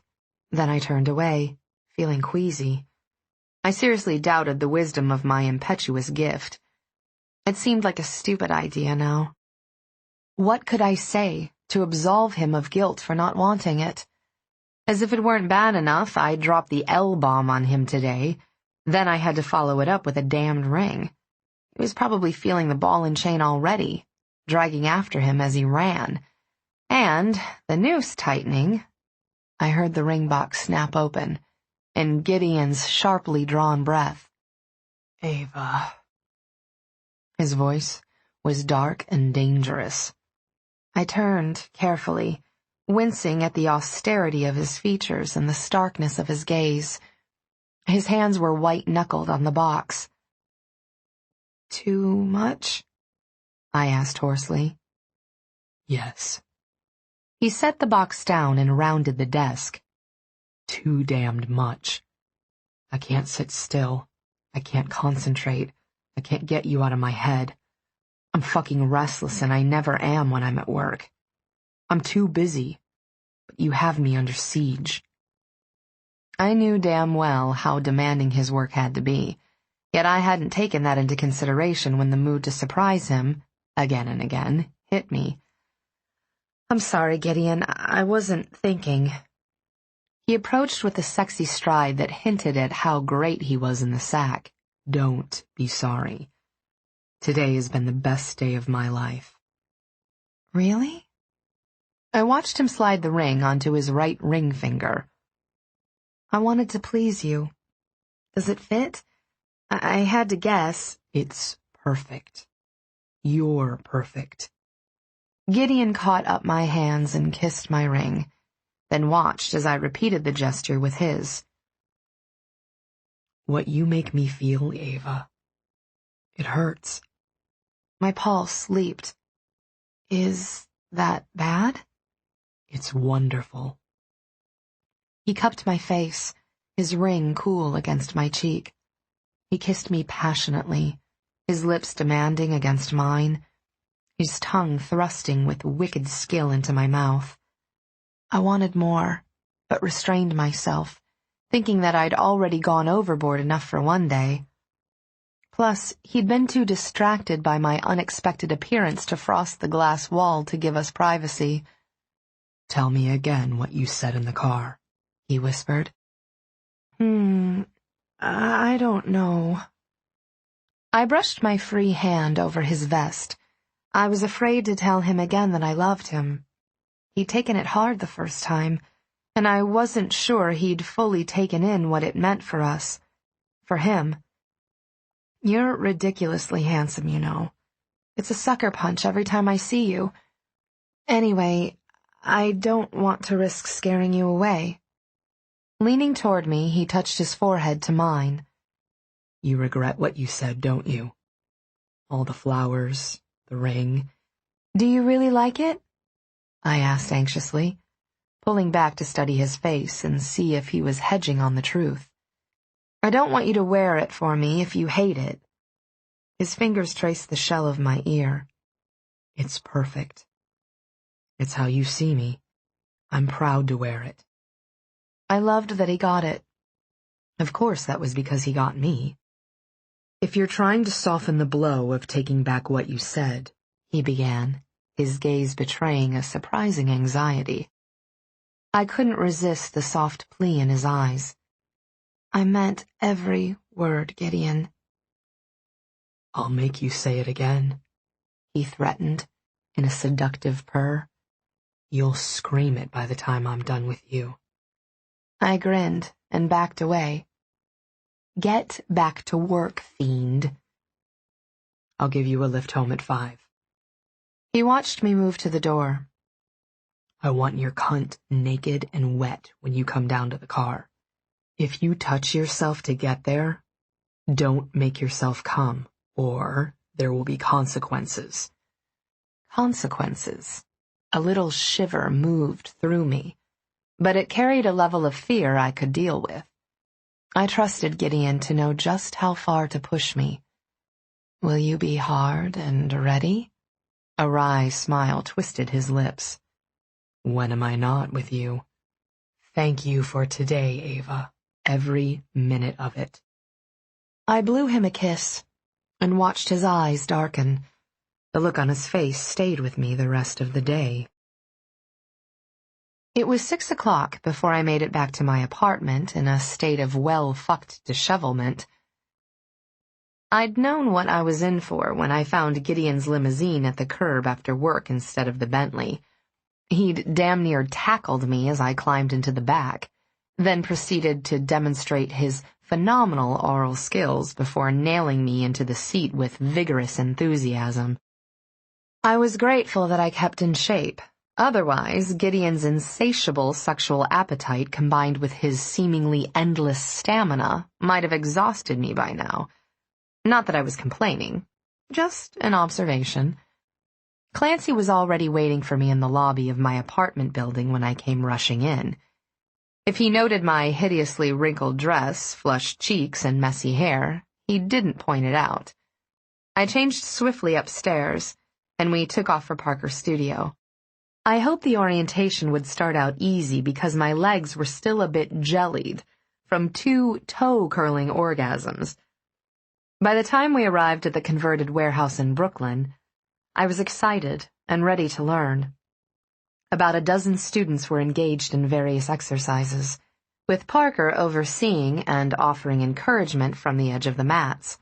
When he saw me, he came over and directed me to a far corner of the sparring area, where we could work one-on-one. So, how's it going? I asked, to break my own tension. He smiled, showing off a very interesting and arresting face. Nervous? A little. We're going to work on your physical strength and stamina, as well as your awareness. I'm also going to start training you not to freeze or hesitate in unexpected confrontations. Before we began, I thought I had pretty good physical strength and stamina, but I learned both could be better. We started out with a brief introduction to the equipment and layout of the space, and then moved on to an explanation of both fighting and neutral, passive stances. We warmed up with basic bodyweight calisthenics, then progressed to tagging, where we tried to tag each other's shoulders and knees while standing face-to-face and blocking counter moves. Parker was amazing at tagging, of course, but I started to get the hang of it. The majority of the time, however, was spent covering groundwork, and I really sank my teeth into that. I knew very well what it was like to be down and at a disadvantage. If Parker noted my underlying vehemence, he didn't comment on it. When Gideon showed up at my apartment later that evening, he found me soaking my aching body in my bathtub. Although I could tell he was fresh from a shower after his own workout with his personal trainer, he stripped and slid into the bath behind me, cradling me with his arms and legs. I whimpered as he rocked me. "That good, huh?"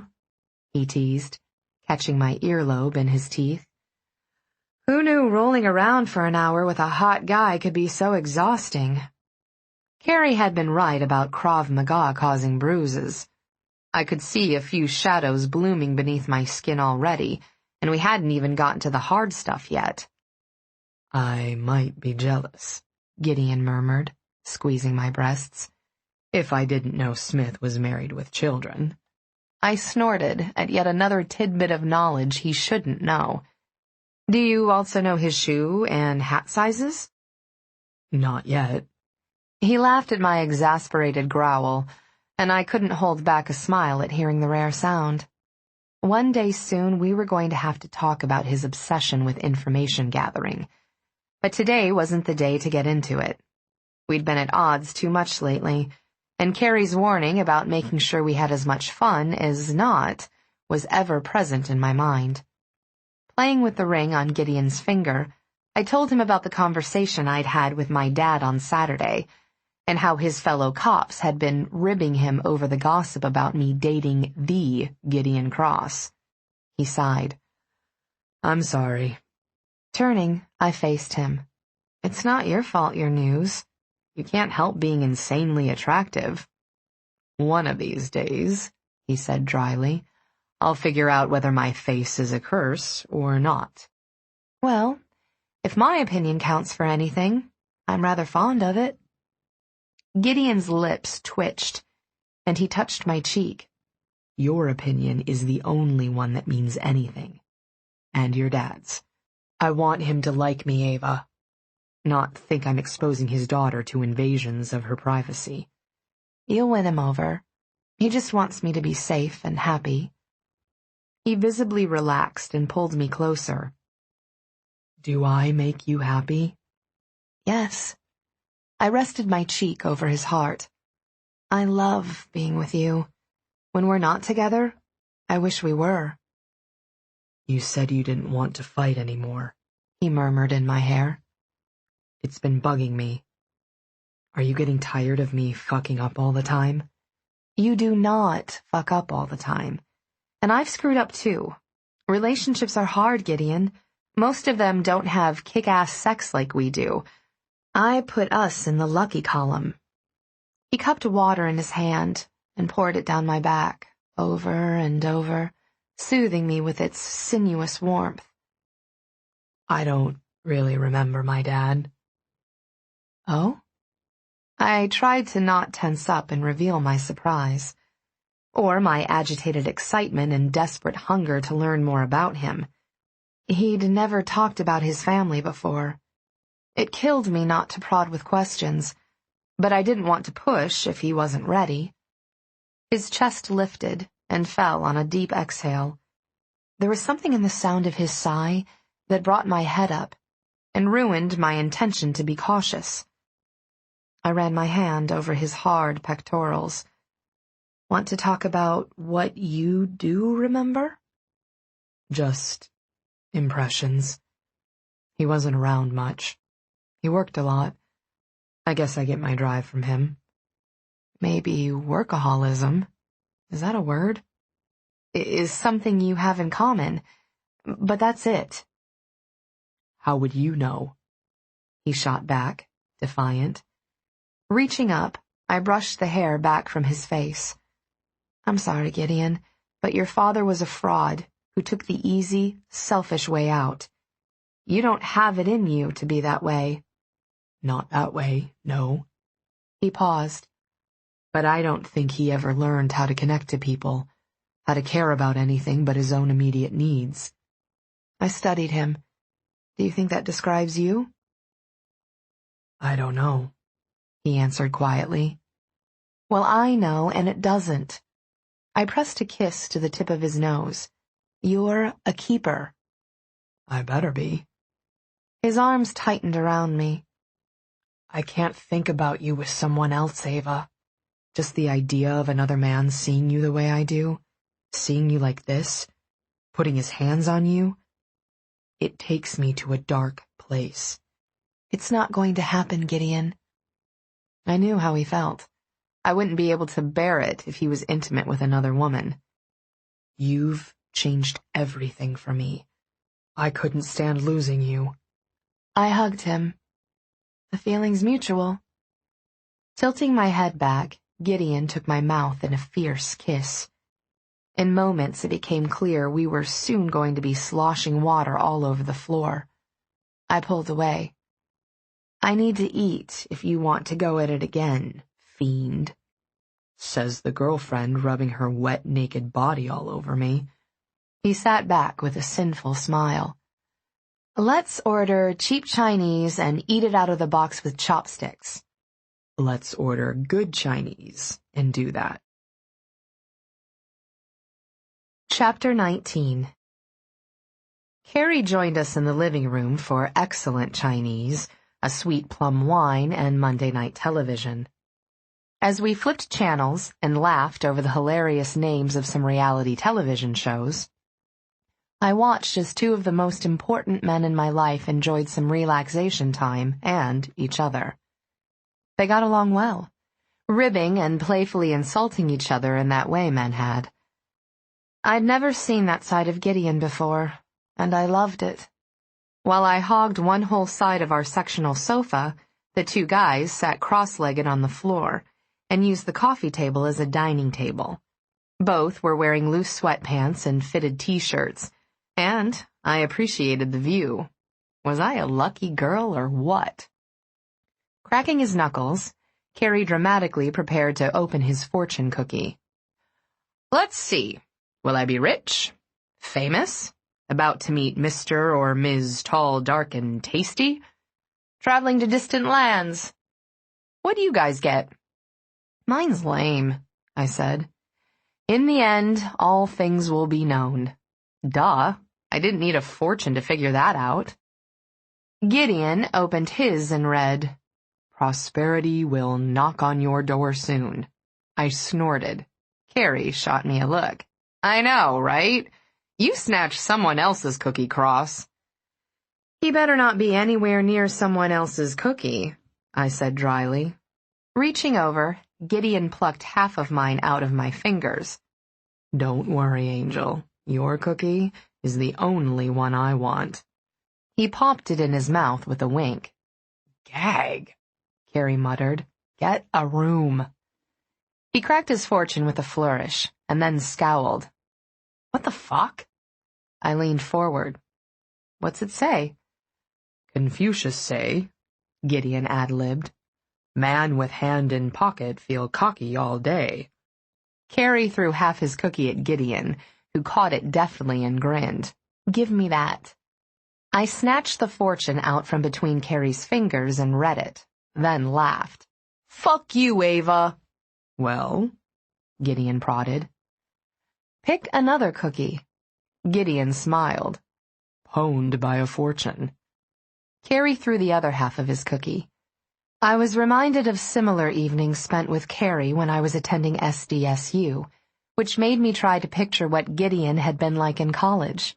From the articles I'd read, I knew he'd attended Columbia for his undergraduate studies, then left to focus on his expanding business interests. Had he associated with the other students?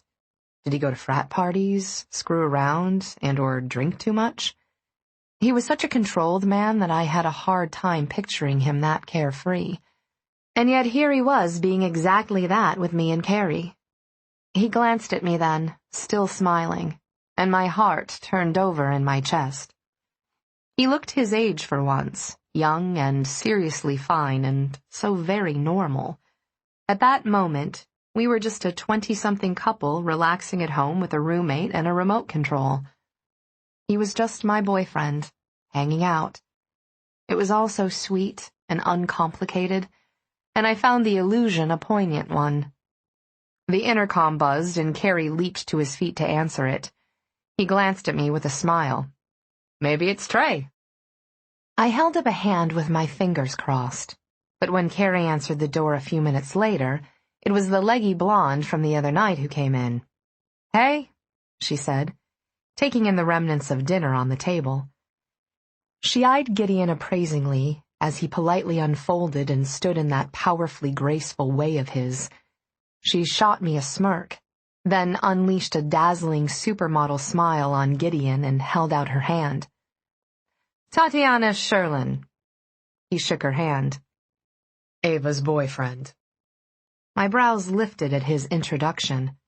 Was he protecting his identity or his personal space? Either way, I liked his response. Carrie came back into the room with a bottle of wine and 2 glasses. "Come on," he said, gesturing down the hallway to his bedroom. Tatiana gave a little wave and preceded Carrie out. I mouthed behind her back to Carrie, "What are you doing?" He winked and whispered, "Picking another cookie." Gideon and I called it a night shortly after and headed to my room. As we got ready for bed, I asked him something I'd wondered about earlier.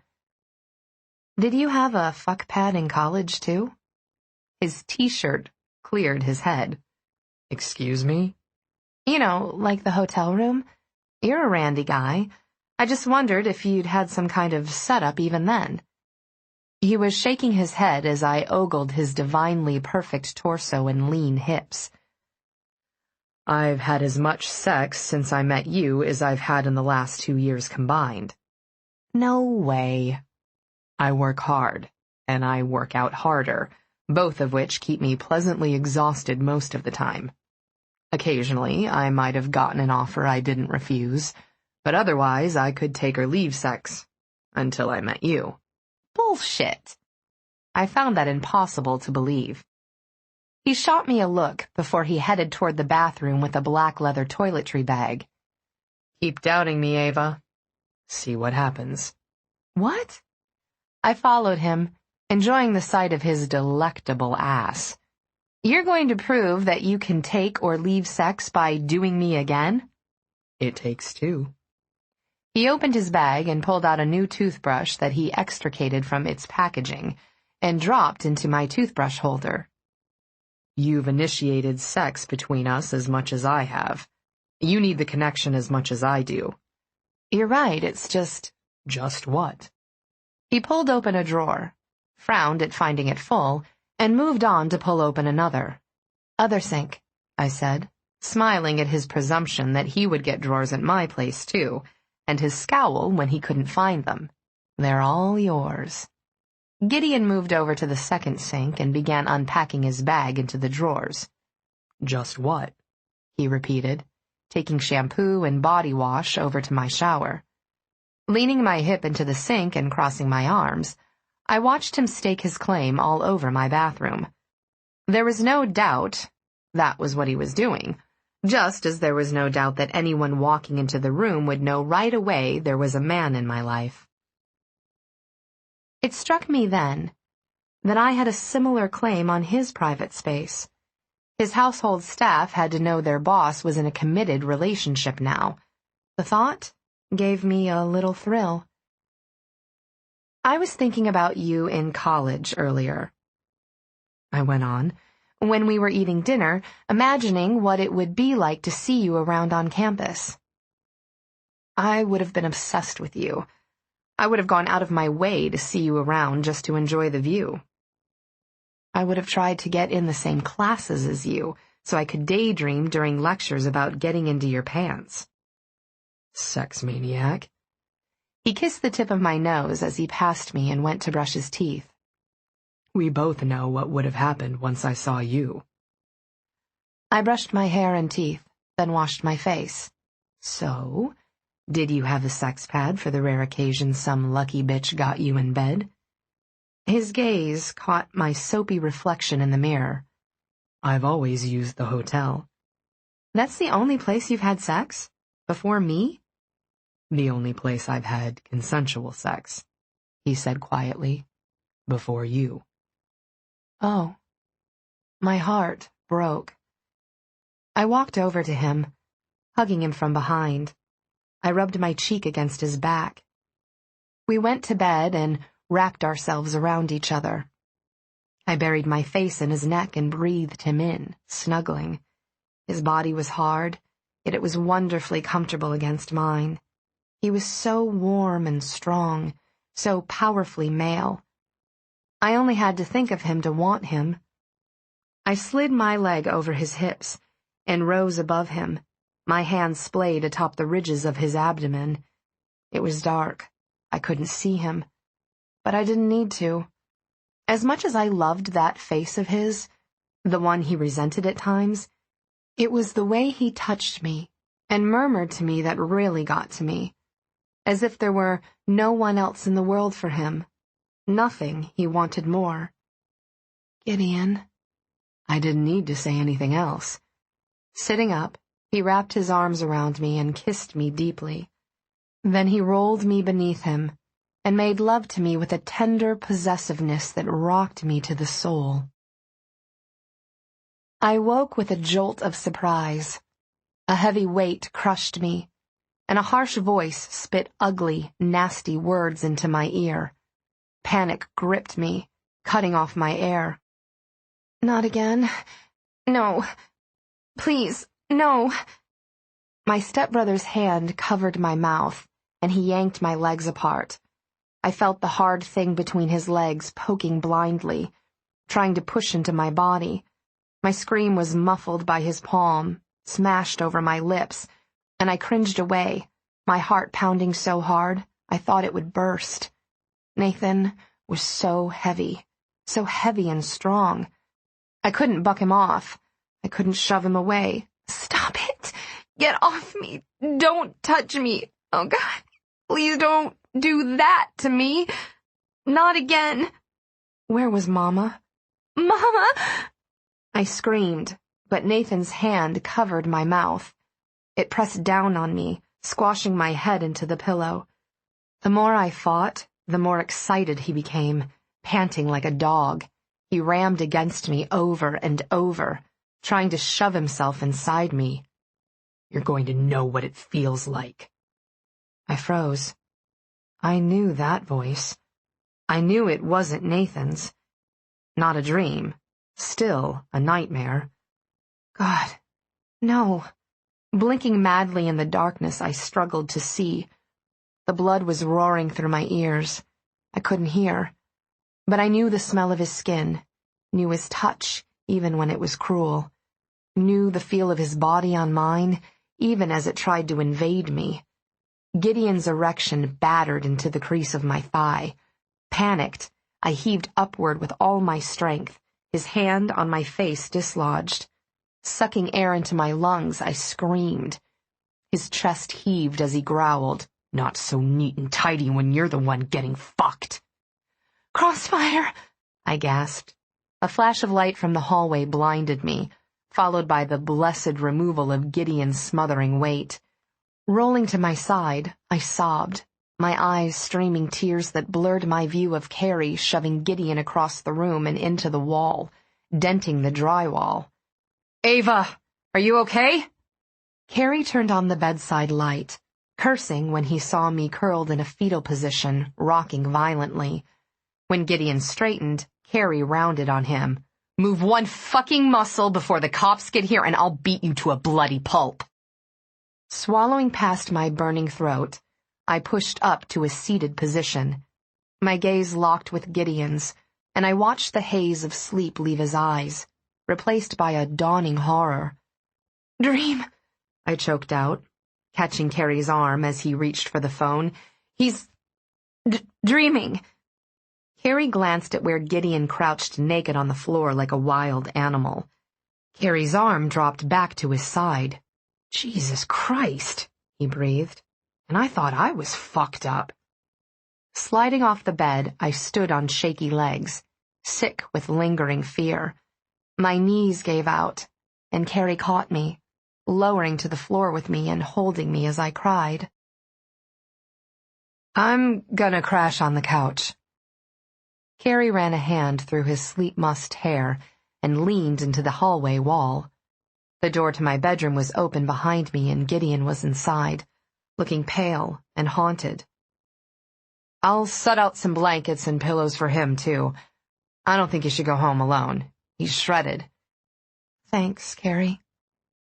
The arms I had wrapped around my middle tightened. Is Tatiana still here? Hell no. It's not like that. We just fuck. What about Trey? I asked quietly, my mind already drifting back to Gideon. I love Trey. I think he's the best person I've ever met aside from you. He bent forward and kissed my forehead. And what he doesn't know won't hurt him. Stop worrying about me and take care of you. I looked up at him, my eyes swimming in tears. I don't know what to do. Carrie sighed, his green eyes dark and serious. I think you need to decide if you're in over your head, baby girl. Some people can't be fixed. Look at me. I've got a great guy, and I'm giving it to a girl I can't stand. Carrie. Reaching out, I touched his shoulder. He caught my hand and squeezed it. I'm here if you need me. Gideon was zipping up his duffel bag when I returned to my room. He looked at me, and fear slithered in my gut. Not for me, but for him. I'd never seen anyone look so desolate, so utterly broken. The bleakness in his beautiful eyes frightened me. There was no life in him. He was gray as death with deep shadows in all the angles and planes of his breathtaking face. What are you doing? I whispered. He backed up, as if he wanted to be as far away from me as he could get. I can't stay. It worried me that I felt a surge of relief at the thought of being alone. We agreed. No running. That was before I attacked you, he snapped, showing the first sign of spirit in over an hour. You were unconscious. You're not going to be a victim ever again, Eva. My God, what I almost did to you. He turned his back to me, his shoulders hunched in a way that scared me as much as the attack had. If you leave, we lose, and our pasts win. I saw my words hit him like a blow. Every light in my room was on, as if electricity alone could banish all the shadows on our souls. If you give up now, I'm afraid it'll be easier for you to stay away, and for me to let you. We'll be over, Gideon. How can I stay? Why would you want me to? Turning around, he looked at me with such longing, it brought fresh tears to my eyes. I'd kill myself before I hurt you. Which was one of my fears. I had a difficult time picturing the Gideon I knew, the dominant, willful force of nature, taking his own life. But the Gideon standing before me was an entirely different person. And he was the child of a suicidal parent. My fingers plucked at the hem of my t-shirt. You'd never hurt me. You're afraid of me, he said hoarsely. I can see it on your face. I'm afraid of me. Afraid of sleeping with you and doing something that will destroy us both. He was right. I was afraid. Dread chilled my stomach. Now I knew the explosive violence in him, the festering fury. And we were so impassioned with each other. I'd slapped his face at the garden party, lashing out physically when I never did that. It was the nature of our relationship to be lusty and emotional, earthy and raw. The trust that held us together also opened us up to each other in ways that made us both vulnerable and dangerous. And it would get worse before it got better. He shoved a hand through his hair. Eva, I love you, Gideon.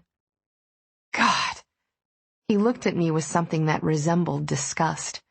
Whether it was directed at me or himself, I didn't know. How can you say that? Because it's the truth. You just see this. He gestured at himself with a wave of his hand. You're not seeing the fucked up, broken mess inside. I inhaled sharply. You can say that to me? when you know I'm fucked up and broken too? Maybe you're wired to go for someone who's terrible for you, he said bitterly. Stop it.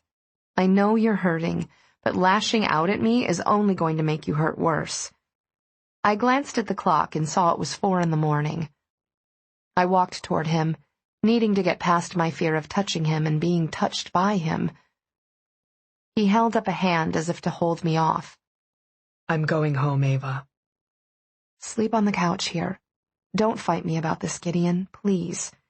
I'll worry myself sick if you go. You'll be more worried if I stay. He stared at me, looking lost and angry and filled with terrible yearning. His eyes pleaded with me for forgiveness, but he wouldn't accept it when I tried to give it to him. I went to him and took his hand, fighting back the surge of apprehension that hit me when we touched. My nerves were still raw, my throat and mouth still sore. The memory of his attempts at penetration, so like Nathan's, still too fresh.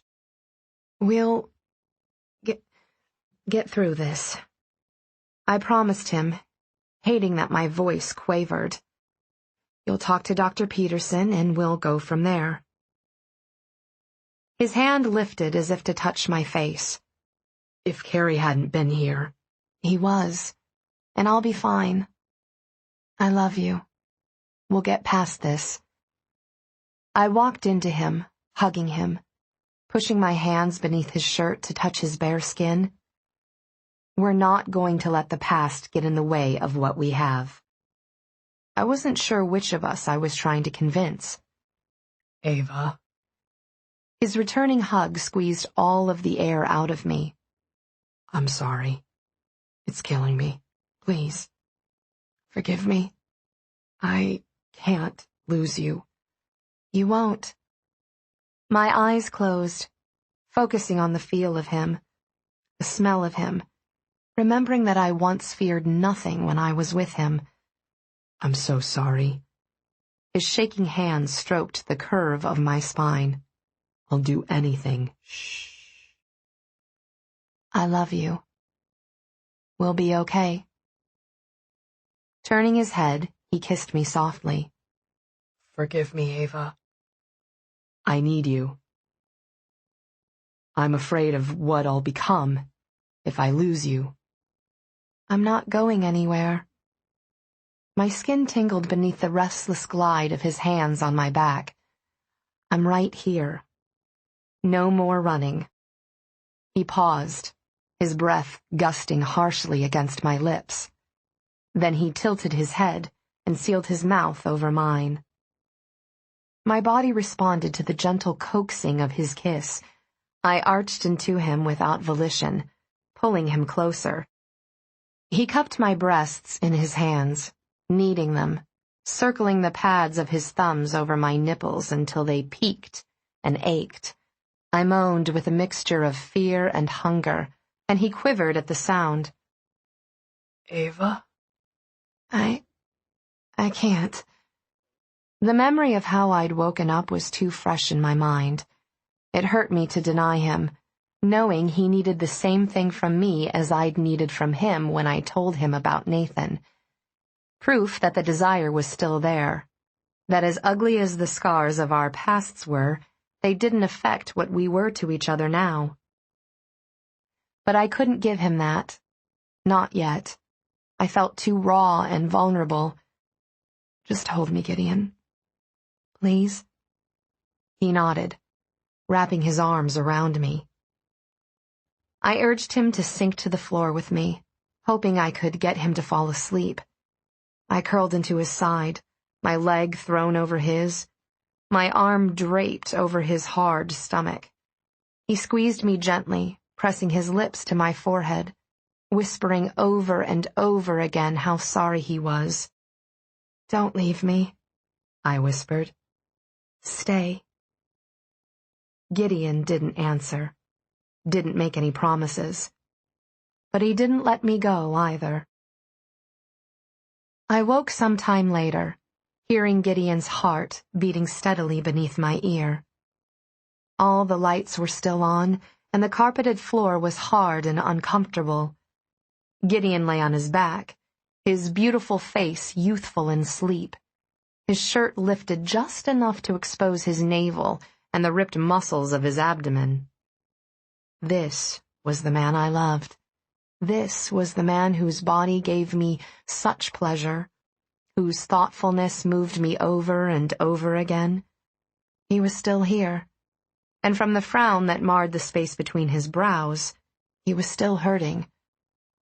I slid my hand into his sweatpants. For the first time since we'd been together, he wasn't hot steel in my palms, but he quickly swelled and thickened as I tentatively stroked him from root to tip. Fear lingered just beneath my arousal, but I was more afraid of losing him than of living with the demons inside him. He stirred, his arm tightening around my back. Eva? This time I answered him the way I couldn't before. Let's forget, I breathed into his mouth. Make us forget. Eva. He rolled into me, peeling my shirt off with cautious movements. I was similarly tentative in undressing him. We approached each other as if each of us were breakable. The bond between us was fragile just then, both of us apprehensive about the future, and the wounds we could inflict with all of our jagged edges. His lips wrapped around my nipple, his cheeks hollowing slowly, his seduction subdued. The tender suckling felt so good I gasped and arched into his hand. He caressed my side from breast to hip and back again, over and over, gentling me as my heart raced wildly. He kissed across my chest to the other breast, murmuring words of apology and need in a voice broken by regret and misery.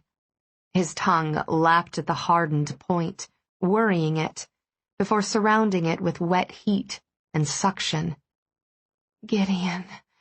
The delicate pulls expertly coaxed desire through my skittish mind.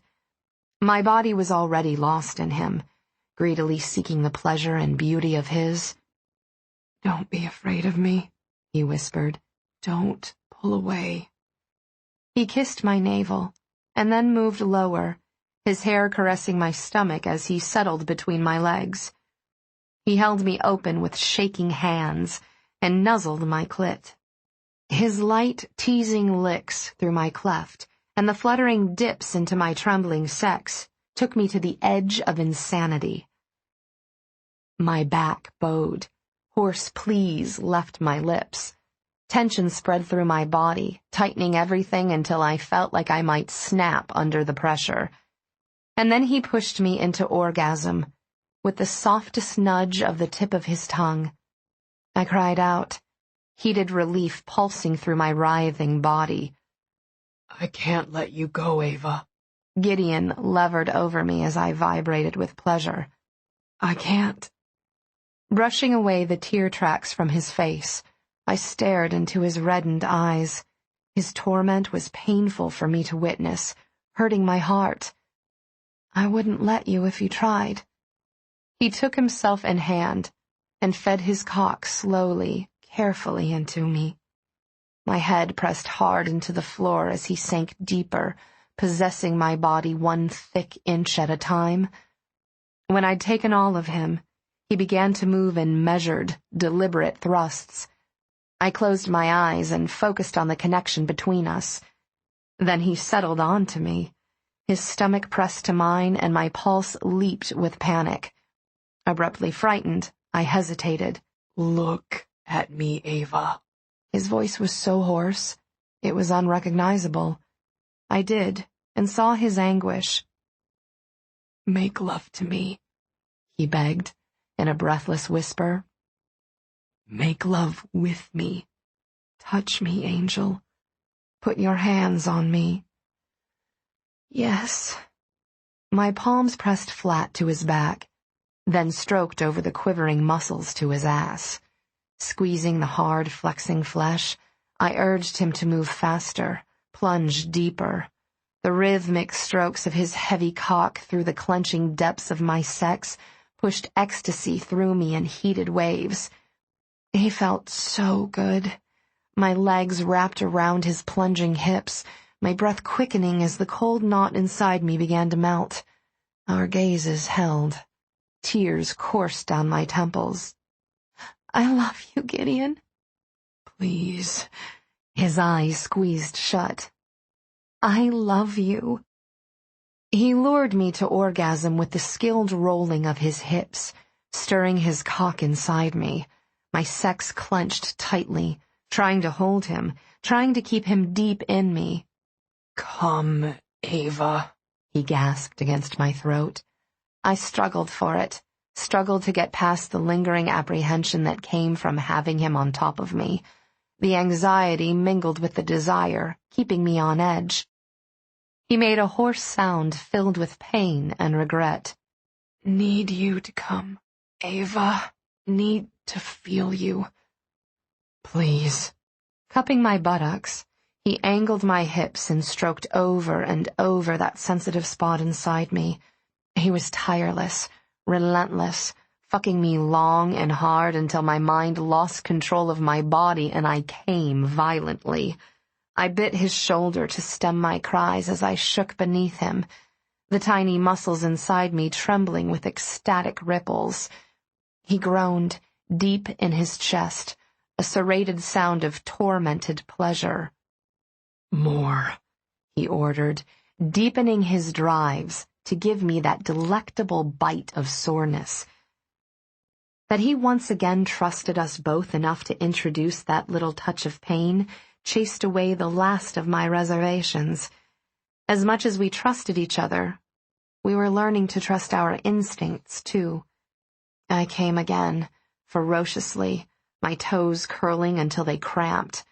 I felt the familiar tension grip Gideon and tighten my grasp on his hips, spurring him on, desperate to feel him spurting inside me. "No." He wrenched away, falling to his back and throwing an arm over his eyes, punishing himself by denying his body the comfort and pleasure of mine. His chest heaved and glistened with sweat. His cock lay heavily on his belly, brutal-looking with its broad purpled head and thick roping of veins. I dove for it with hands and mouth, ignoring his vicious curse. Pinning his torso with my forearm, I pumped him hard with my other fist and sucked voraciously on the sensitive crown. His thighs quivered, his legs kicking restlessly. "Damn it, Eva. Fuck." He stiffened and gasped, his hands shoving into my hair, his hips bucking. "Oh, fuck. Suck it hard. Christ." He exploded in a powerful rush that almost choked me, coming hard, flooding my mouth. I took it all, my fist milking pulse after pulse up the throbbing length of his cock, swallowing repeatedly until he shuddered with the surfeit of sensation and begged me to stop. I straightened, and Gideon sat up and wrapped himself around me. He took me back down to the floor, where he buried his face in my throat and cried until dawn.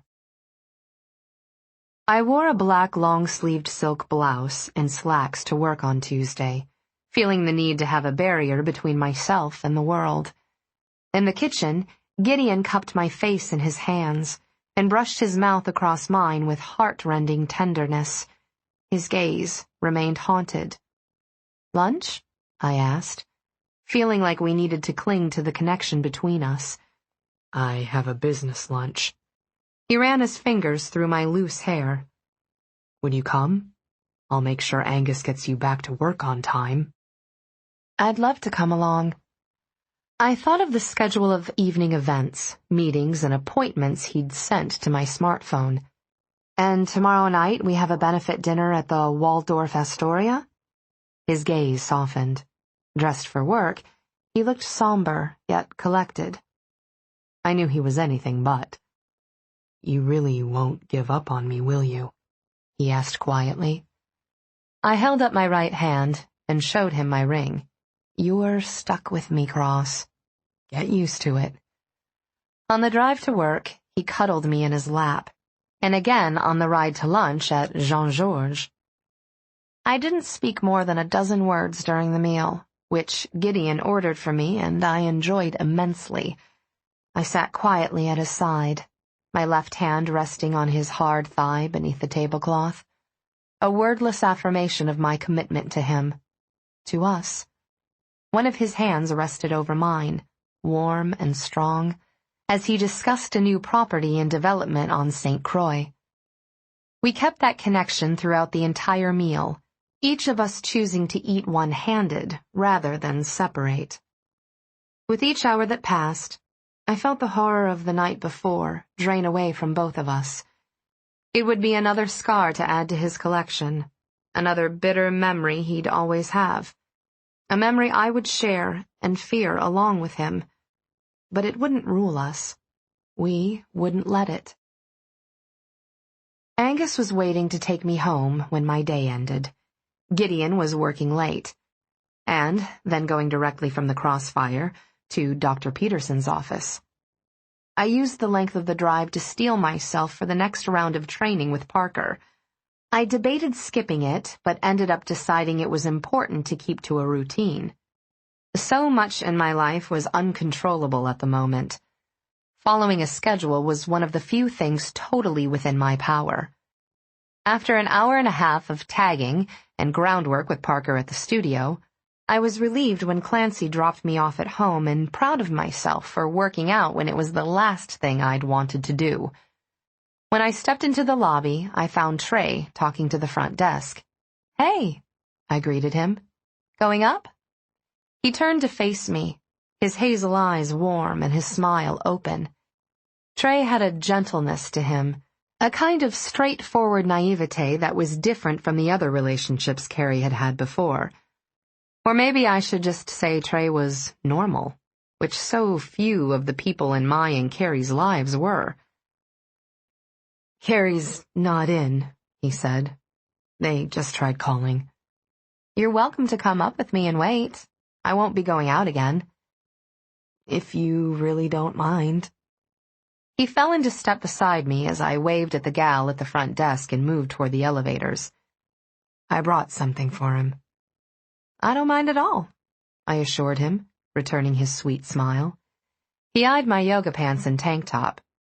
"You just get back from the gym?" "Yeah."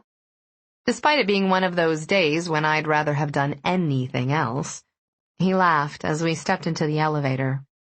"I know that feeling." As we rode up, silence descended. It was weighted. "Everything all right?" I asked him. "Well," Trey adjusted the sling of his backpack. "Carrie's just seemed a little off the last few days." "Oh?" I bit my lower lip. "In what way?" "I don't know. It's hard to explain. I just feel like maybe something's up with him and I'm missing what it is." I thought of the blonde and winced inwardly. Maybe he's stressed about the Grey Isles job and he doesn't want to bother you with it. He knows you've got your hands full with your job and school. The tension in his shoulders softened. Maybe that's it. It makes sense. Okay. Thank you. I let us into the apartment and told him to make himself at home. Trey headed to Carrie's room to drop his stuff, while I went to the phone to check the voicemail. A shout from down the hallway had me reaching for the phone for a different reason, my heart thudding with thoughts of intruders and imminent danger. More yelling followed, with one voice clearly belonging to Carrie. I exhaled in a rush, relieved.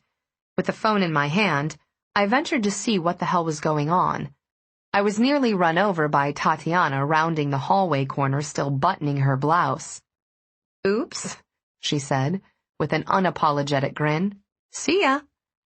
I couldn't hear the door shut behind her over Trey's shouting. "Fuck you, Carrie. We talked about this. You promised." "You're blowing this out of proportion," Carrie barked. "It's not what you think."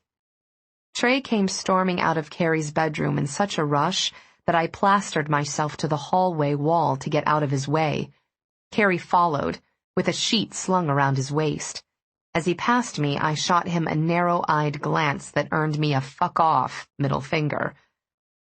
I left the two men alone and escaped into my shower, angry at Carrie for once again ruining something good in his life. It was a pattern I kept hoping he'd break, but he couldn't seem to kick it. When I came out to the kitchen a half hour later, the stillness in the apartment was absolute. I focused on cooking dinner, deciding to go with a pork roast and new potatoes with asparagus, one of Carrie's favorite dinners, in case he was home for dinner and needed some cheering up. The sight of Trey stepping into the hallway while I was putting the roast in the oven surprised me. And then it made me sad.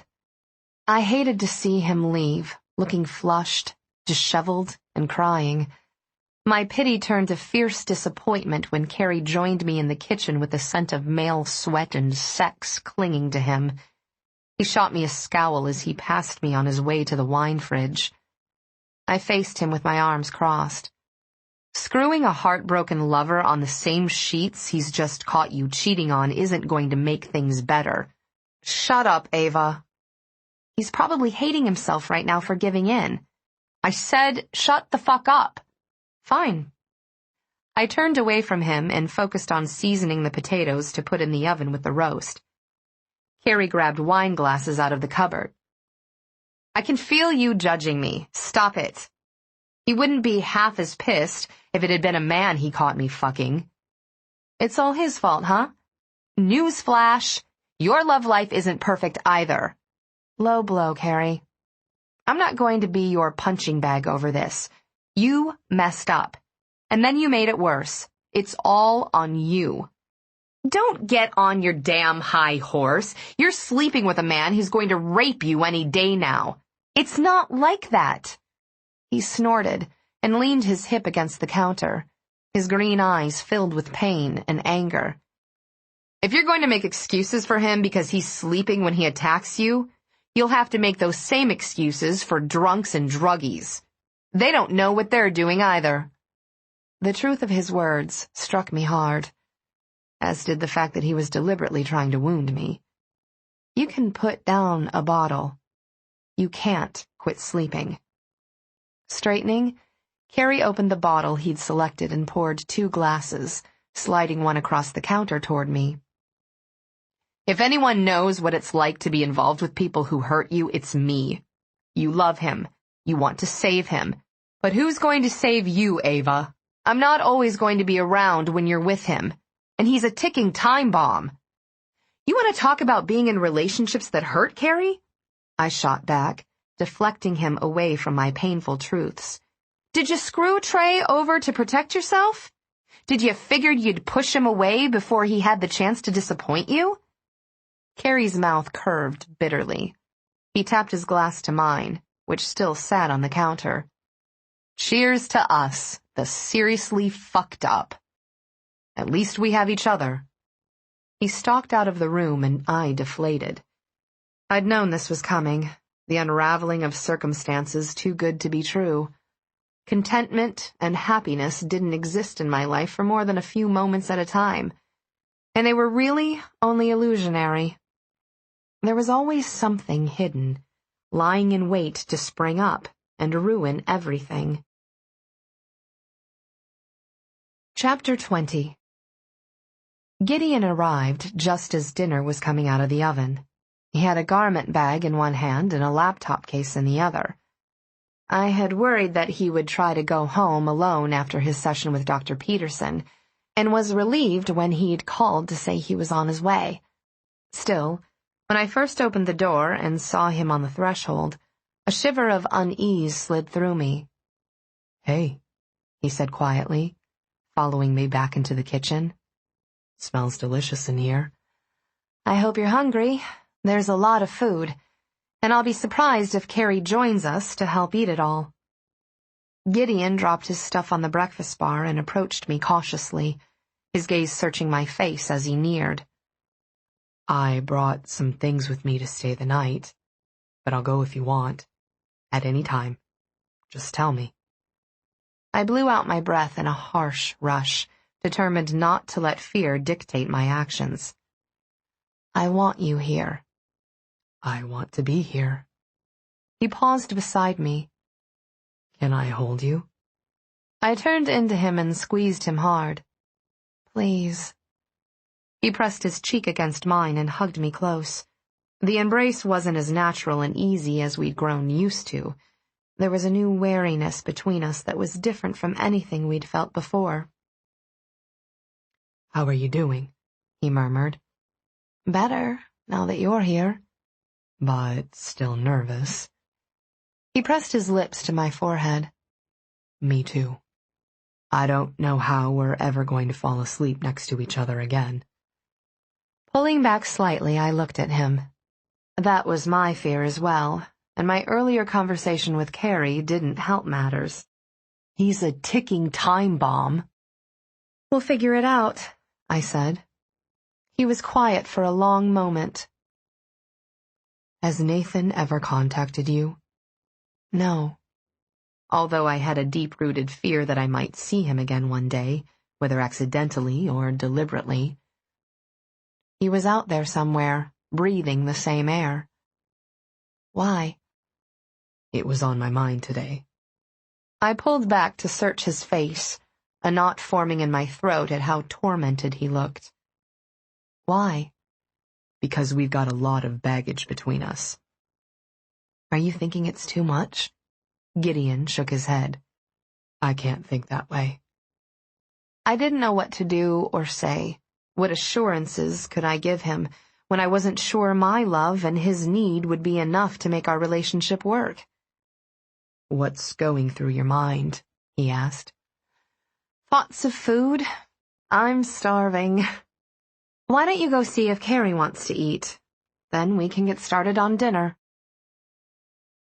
Gideon found Carrie sleeping, so he and I ate a candlelit dinner for two at the dining table.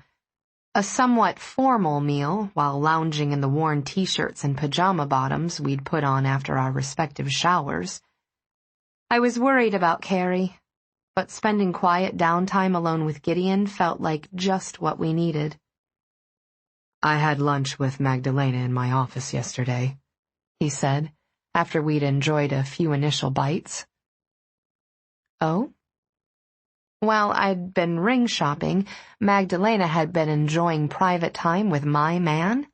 Don't take that tone, he admonished. She ate a meal in an office covered in your flowers, with you blowing kisses from my desk. You were as much there as she was. Sorry. Knee-jerk reaction. He lifted my hand to his mouth and pressed a quick, hard kiss to the back.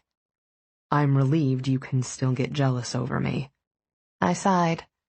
My emotions had been all over the map all day. I couldn't decide how I felt about anything. Did you say anything to her about Christopher? That was the point of the lunch. I showed her the video. What? I frowned, remembering my phone had died in his car. How did you do that? I took your phone up to my office and pulled the video off via USB. Didn't you notice I brought it back last night fully charged? No. I set my silverware down. Dominant or not, Gideon and I were going to have to work on which lines crossed over into my freak-out zone. You can't just hack into my phone, Gideon. I didn't hack into it. You haven't set a password yet. That's not the point. It's a serious invasion of my fucking privacy. Jesus! Why in hell did no one in my life understand that I had boundaries?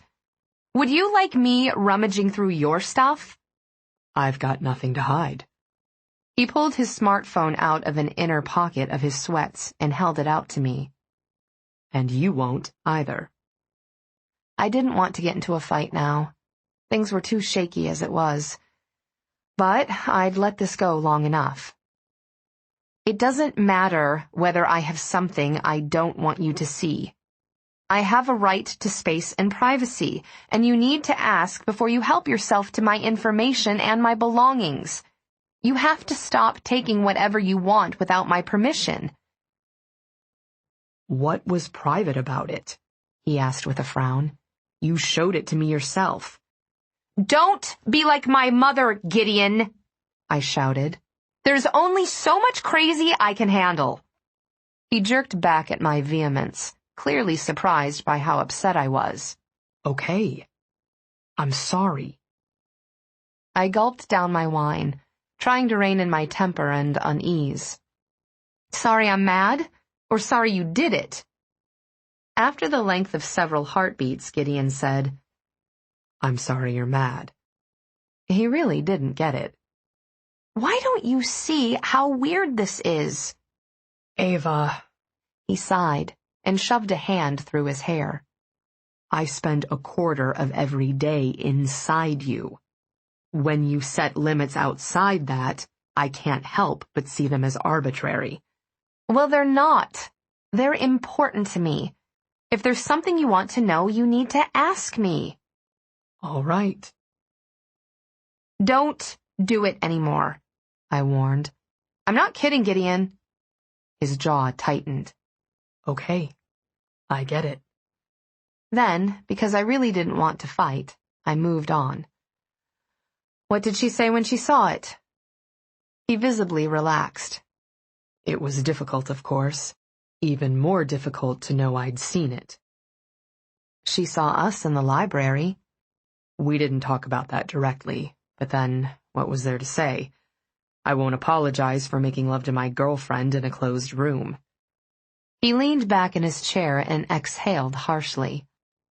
Seeing Christopher's face on the video, seeing what he really thought of her, that hurt her. It's hard to see yourself being used that way, especially by someone you think you know, someone who's supposed to care about you. To hide my reaction, I busied myself with refilling both my glass and his. He spoke as if from experience. What exactly had been done to him?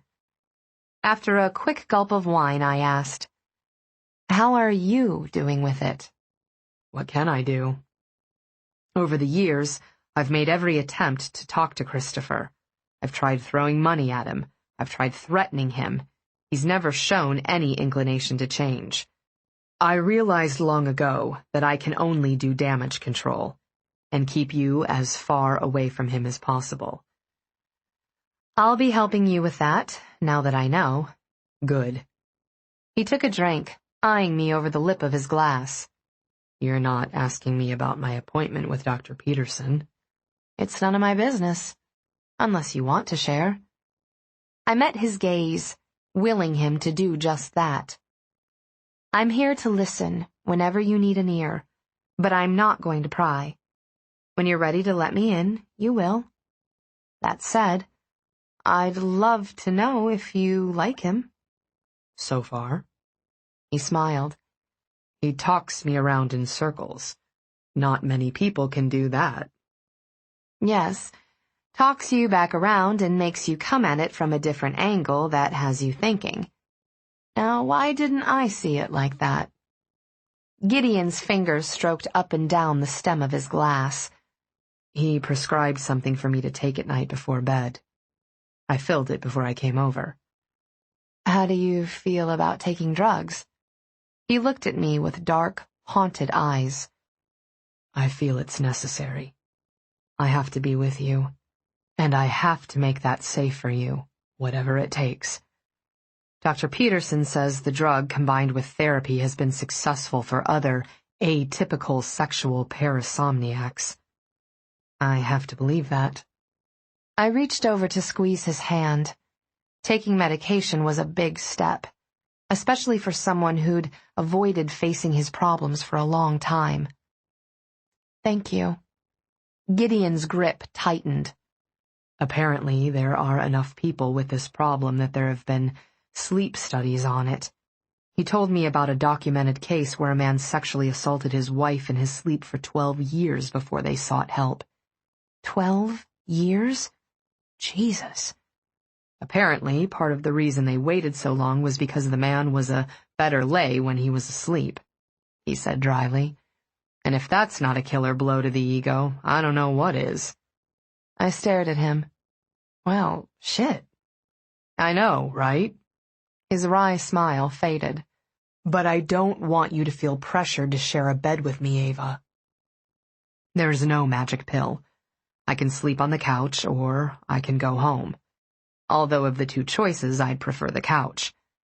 My whole day is better after getting ready for work with you. For me, too. Reaching over, Gideon caught my hand and lifted it to his lips. I never imagined I could have this. Someone in my life who knows what you do about me. Someone who could talk about my fuck-ups over dinner because they accept me anyway. I'm grateful for you, Eva. My heart twisted with a sweet pain in my chest. He could say such beautiful things, the perfect things. I feel the same way about you, Ace. Deeper, maybe, because I loved him. But I didn't say that aloud. He'd get there someday. I wasn't going to give up until he was absolutely, irrevocably mine. With his bare feet propped on the coffee table and his computer on his lap, Gideon looked so at home and relaxed that he kept distracting me from my television shows. How did we get here? I asked myself, this extravagantly sexy man in me. You're staring, he murmured, his gaze on his laptop screen. I stuck my tongue out at him. Is that a sexual suggestion, Miss Trammell? How do you see me while staring at whatever you're working on? He looked up then and caught my gaze. His blue eyes blazed with power and heat. I've always seen you, Angel. From the moment you found me, I've seen nothing but you. Wednesday started with Gideon's cock pushing into me from behind, my new favorite way to wake up. Well, then, I said hoarsely, rubbing the sleep from my eyes as his arm hitched around my waist and hauled me closer to his warm, hard chest. You're frisky this morning. You're gorgeous and sexy every morning, he murmured, nibbling on my shoulder. I love waking up to you. We celebrated a night of uninterrupted sleep with a handful of orgasms between us. Much later in the day, I had lunch with Mark and his partner Stephen at a lovely Mexican restaurant tucked beneath the street. We descended a short set of cement stairs into a surprisingly spacious restaurant with black-vested waitstaff and plenty of light. "You'll need to bring your man back here," Stephen said, "and have him buy you one of the pomegranate margaritas." "Good stuff?" I asked. "Oh, yeah." When the waitress came to take our orders, she flirted outrageously with Mark, fluttering enviously long lashes. Mark flirted back. As the meal progressed, the exuberant redhead, whose name tag introduced her as Shauna, became bolder, touching Mark's shoulders and the back of his neck every time she came by. In return, Mark's banter became more suggestive, until I eyed Stephen nervously, watching his face redden and his scowl deepen by the moment. Shifting uncomfortably, I was counting down the minutes until the tension-fraught meal was over. "Let's get together tonight," Shauna said to Mark when she brought the check. "One night with me, and I'll cure you." I gaped. "Seriously?" "7 o'clock work for you?" Mark purred. "I'll ruin you, Shauna. You know what happens once you go black." I inhaled my water down the wrong pipe and choked. Stephen leaped to his feet and rounded the table, pounding me on the back. "Hell, Ava," he said, laughing. "We're just playing with you. Don't die on us." "What?" I gasped, my eyes watering. Grinning, he came around my shoulder and tossed his arm around the waitress. "Ava, meet my sister Shauna. Shauna, Ava here is the one who makes Mark's life easier." "That's good," Shauna said, "since he's got you to make things harder." Stephen winked at me. "That's why he keeps me around." Seeing the brother and sister pair so close together, I finally caught the resemblance I'd missed before. I sagged into my seat and narrowed my eyes at Mark. That was rotten. I thought Stephen was going to blow a gasket. Mark held up his hands in a show of surrender. It was all his idea. He's the drama queen, remember?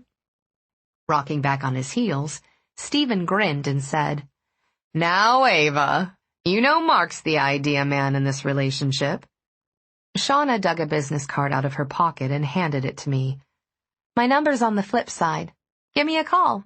I've got the inside dirt on these two. You can pay 'em back really good."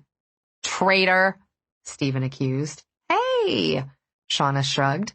"Us girls have to stick together." After work, Gideon and I went to his gym. Angus dropped us off at the curb, and we headed inside. The place was hopping, and the locker room crowded. I changed and stowed my stuff, then met Gideon in the hallway. I waved at Daniel, the trainer who'd talked to me on my first visit to Cross Trainer, and got a smack on the ass for it. "Hey!" I protested, swatting at Gideon's chastising hand. "Cut it out!" He tugged my ponytail and gently urged my head back, tilting my mouth up so he could mark his territory with a deep, lush kiss. The way he pulled my hair sent electricity sweeping across my skin. "If this is your idea of a deterrent," I whispered against his lips, "I have to say it's much more of an incentive." "I'm quite willing to take it up a notch." He nipped my lower lip with his teeth. "But I wouldn't suggest testing my limits that way, Ava." "Don't worry. I have other ways to do it." Gideon hit the treadmill first, offering me the pleasure of seeing his body glistening with sweat. In public. As often as I saw him that way in private, it never ceased to be a major turn-on. And God, I loved the way he looked with his hair tied back, and the flex of his muscles beneath lightly tanned skin, and the graceful power of his movements. Seeing such an elegantly urbane man shed the suits and show off his animal side hit all my hot buttons. I couldn't stop staring, and was happy I didn't have to. He was mine, after all, a fact that sent warm pleasure sliding through me. Besides, every other woman in the gym was checking him out, too. As he moved from station to station, dozens of admiring eyes followed. When he caught me ogling, I shot him a suggestive glance and ran my tongue along my lower lip. His arched brow and rueful half-smile made me tingly. I couldn't remember the last time I'd been so motivated while working out. An hour and a half just flew by. By the time we got back in the Bentley and headed to the penthouse, I was squirming in my seat. My gaze slid repeatedly to Gideon in silent invitation. He linked his fingers with mine. "You'll wait for it." That pronouncement startled me. "What?" "You heard me." He kissed my fingers and had the nerve to give me a wicked smile. "Delayed gratification, Angel." "Why would we do that?" "Think of how crazed we'll be for each other after dinner." I leaned closer so Angus didn't overhear me, although I knew he was professional enough to ignore us. "That's a given, waiting or not. I say we go with not." But he wouldn't budge.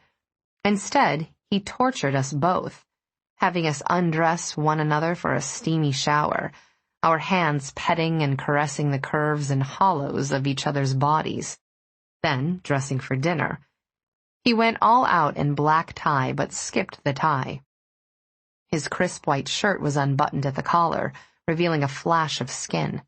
The cocktail dress he selected for me was a champagne silk Vera Wang with a strapless bustier bodice, an open back, and a tiered skirt that ended a few inches above my knees.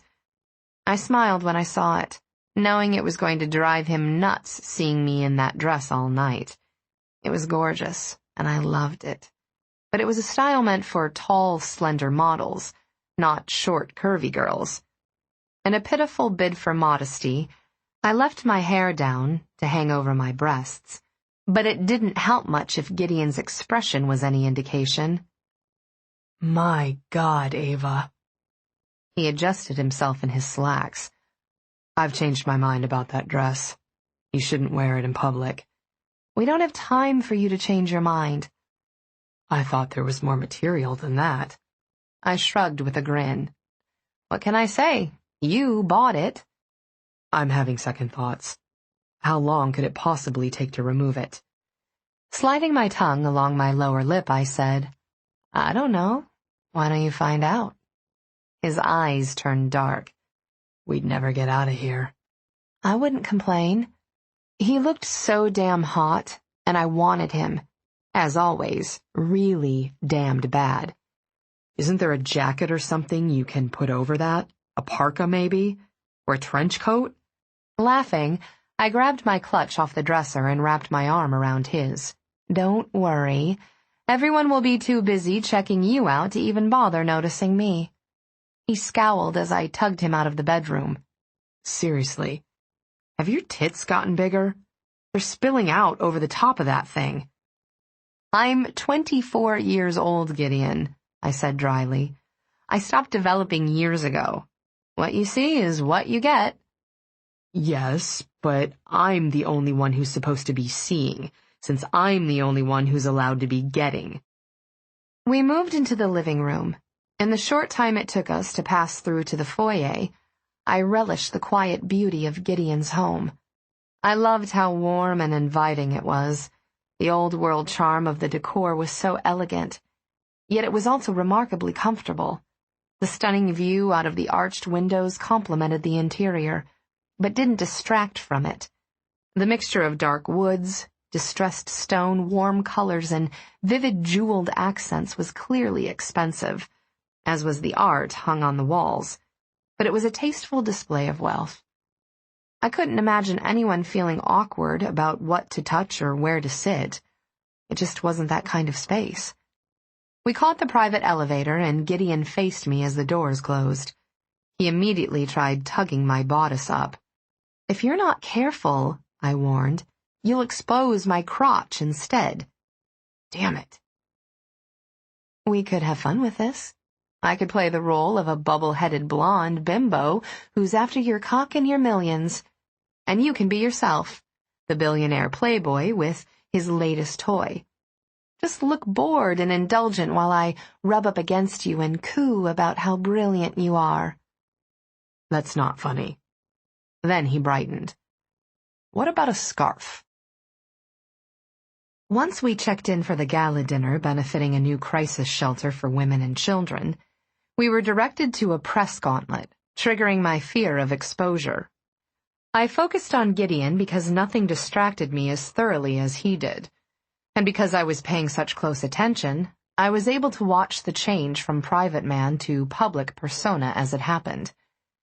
The mask slipped smoothly into place, his irises chilled to an icy blue, and his sensual mouth lost any hint of curve. I could almost feel the force of his will enclosing us. There was a shield between us and the rest of the world simply because he wished it to be there. Standing beside him, I knew no one would approach or speak to me until he gave them some sign they could. Still, the don't touch vibe didn't extend to looking. Gideon turned heads as we walked to the ballroom, and eyes followed him. I got a nervous twitch from all the attention he garnered, but he seemed oblivious and completely unruffled. If I'd had my heart set on cooing and rubbing all over Gideon, I would have had to wait in line. He was pretty much mobbed the moment we stopped walking. I stepped away to make room for those vying to catch his attention and wandered off to find some champagne. Waters, Field, and Lehman had done the pro bono advertising for the gala, and I spotted a few people I knew. I'd managed to snag a glass off a passing waiter's tray when I heard someone call out my name. Turning, I saw Stanton's nephew approaching with a broad smile. Dark-haired and green-eyed, he was around my age. I knew him from the times I'd visited my mother on holiday breaks, and was glad to see him. "Martin!" I greeted him with open arms, and we hugged briefly. "How are you? You look fabulous." I was about to say the same. He eyed my dress appreciatively. I'd heard you'd moved to New York and meant to look you up. How long have you been in town? Not long. A few weeks. Drink your champagne, he said, and let's dance. The wine was still bubbling nicely through my system when we moved onto the dance floor to the sound of Billie Holiday singing Summertime. So, he began, are you working? As we danced, I told him about my job, and I asked what he was up to. I wasn't surprised to hear he was working for Stanton's investment firm and doing well. I'd love to come uptown and take you out to lunch sometime, he said. That would be great. I stepped back as the music ended and bumped into someone behind me. Hands went to my waist to steady me, and I looked over my shoulder to find Gideon at my back. "Hello," he purred, his icy gaze on Martin. "Introduce us." "Gideon, this is Martin Stanton. We've known each other for a few years now. He's my stepfather's nephew." I took a deep breath and went for it. "Martin, this is the significant man in my life, Gideon Cross." "Cross?" Martin grinned and held out his hand. "I know who you are, of course. It's a pleasure to meet you. If things work out, maybe I'll be seeing you at some of the family gatherings." Gideon's arm slid around my shoulders. "Count on it." Martin was hailed by someone he knew, and he leaned forward to kiss my cheek. "I'll call you about lunch. Next week, maybe?" "Great." I was highly conscious of Gideon vibrating with energy beside me, although when I glanced at him, his face was calm and impassive. He pulled me into a dance, with Louis Armstrong singing, "What a Wonderful World." "Not sure I like him," he muttered. "Martin's a very nice guy." "Just so long as he knows you're mine." He pressed his cheek to my temple and placed his hand within the cutout back of my dress, skin to skin.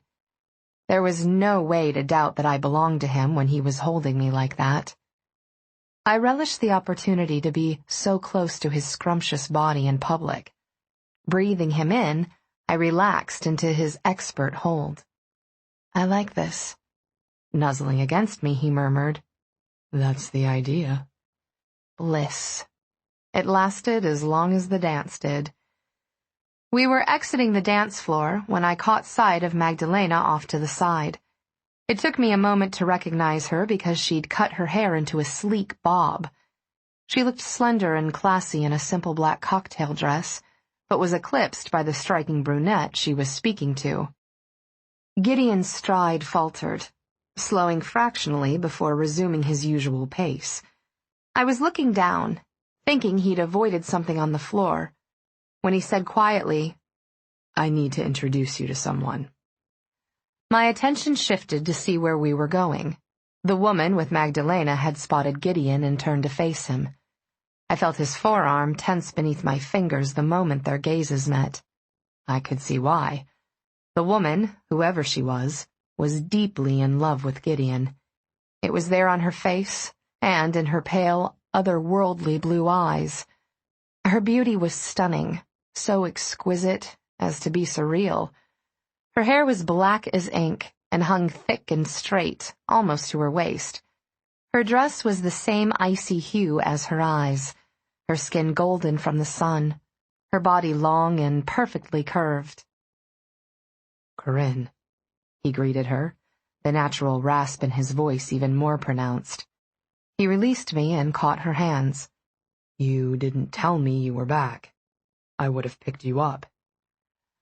"I left a few messages on your voicemail at home," she said, in a voice that was cultured and smooth. "Ah, I haven't been there much lately."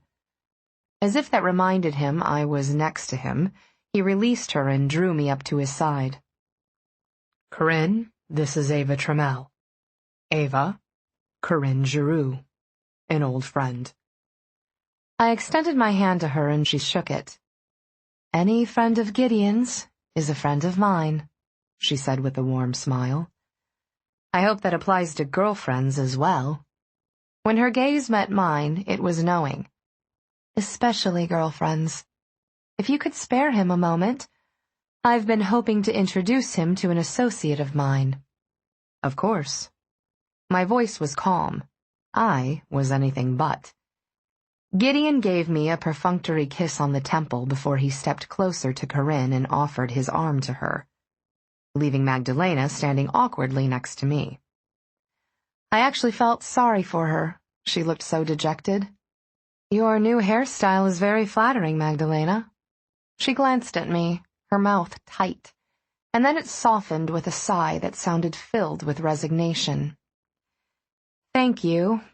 It was time for a change. Time for many changes, I think. Also, there was no reason to imitate the one who got away now that she's back." I frowned in confusion. "You lost me." "I'm talking about Corinne." She studied my face. "You don't know. She and Gideon were engaged for over a year. She broke it off, married a wealthy Frenchman, and moved to Europe. But the marriage fell apart. They're now getting divorced, and she's moved back to New York." Engaged. I felt the blood drain from my face, my gaze shifting to where the man I loved stood with the woman he must have once loved. His hand moving to the small of her back to steady her as she leaned into him with a laugh. As my stomach twisted with jealousy and sick fear, it struck me that I'd assumed he had never had a serious romantic relationship before me. Stupid. As hot as he was, I should have known better. Magdalena touched my shoulder. "You should sit down, Eva. You're very pale." I knew I was breathing too fast, and my speeding pulse rate was dangerously high. "You're right." Moving to the nearest available chair, I got off my feet. Magdalena sat beside me. "You love him," she said. "I didn't see it. I'm sorry. And I'm sorry for what I said to you the first time we met." "You love him too," I replied woodenly, my gaze unfocused. "And at that time I didn't. Not yet." "Doesn't excuse me, does it?" I gratefully accepted another glass of champagne when it was offered to me, and took a second for Magdalena before the waiter straightened to move on. We clinked glasses in a pitiful display of scorned female solidarity. I wanted to leave. I wanted to get up and walk out. I wanted Gideon to realize I'd left, to be forced to leave after me. I wanted him to feel some of the pain I felt. Stupid, immature, hurtful imaginings that made me feel small. I took comfort from Magdalena sitting silently beside me in commiseration. She knew how it felt to love Gideon and want him too much. That I sensed she was as miserable as I was confirmed what a threat Corinne might be. Had he been pining for her this whole time? Was she the reason he'd closed himself off from other women? "There you are." I looked up as Gideon found me. Of course Corinne was still on his arm, and I got the full effect of the two of them as a couple. They were, quite simply, impossibly gorgeous together. Corinne took a seat beside me, and Gideon brushed his fingertips over my cheek. "I have to speak with someone," he said. "Would you like me to bring you back anything?" "Stoli and cranberry. Make it a double." I needed a buzz. Bad. "All right." But he frowned at my request before he walked away. "I'm so glad to meet you, Eva," Corinne said.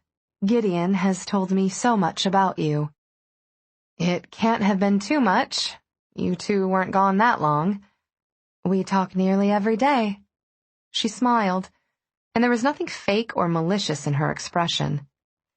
"We've been friends a long time." "More than friends," Magdalena said, pointedly. Corinne frowned at Magdalena, and I realized I wasn't supposed to know. Was it she or Gideon or both of them that had decided it was best not to tell me? Why cover up something if there was nothing to hide? "Yes, that's true," she admitted, with obvious reluctance. "Although that was some years ago now." I twisted in my seat to face her. "You still love him." "You can't blame me for that. Any woman who spends time with him falls in love with him. He's beautiful and untouchable. That's an irresistible combination." Her smile softened. "He tells me you've inspired him to start opening up. I'm grateful to you for that." I was about to say, "I didn't do it for you." Then an insidious doubt drifted through my mind, making a vulnerable spot inside me fold in on itself. Was I doing it for her without knowing it? I twisted the base of my empty champagne flute around and around on the table. "He was going to marry you. And it was the biggest mistake of my life walking away."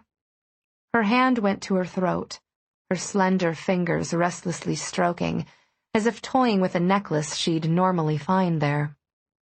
"I was young, and in some ways he frightened me. He was so possessive. It wasn't until after I married that I realized possessiveness is much better than indifference, at least for me." I looked away, fighting the nausea that rose in my throat. "You're awfully quiet," she said. "What is there to say?" Magdalena tossed out. We all loved him. We were all available to him. In the end, he would make a choice between us. "You should know, Eva," Corinne began, looking at me with those clear aquamarine eyes. "He's told me how special you are to him. It took me some time to gather the courage to come back here and face you two together. I even canceled a flight I had booked a couple weekends ago. I interrupted him at some charity event he was giving a speech at, poor guy, to tell him I was on my way and to ask for his help getting settled." I froze, feeling as brittle as cracked glass. She had to be talking about the Advocacy Center dinner, the night Gideon and I had sex for the first time, the night we'd christened his limo and he'd immediately withdrawn, then left me abruptly. "When he called me back," she continued, "he told me he'd met someone, that he wanted you and me to meet when I got into town. I ended up chickening out. He's never asked me to meet a woman in his life before." Oh, my God. I glanced at Magdalena. Gideon had left me in a rush that night for her. For Corinne. Chapter 21. "Excuse me." I pushed back from the table and searched for Gideon. I saw him at the bar and went to him. He was just turning away from the bartender with 2 glasses in his hands when I intercepted him.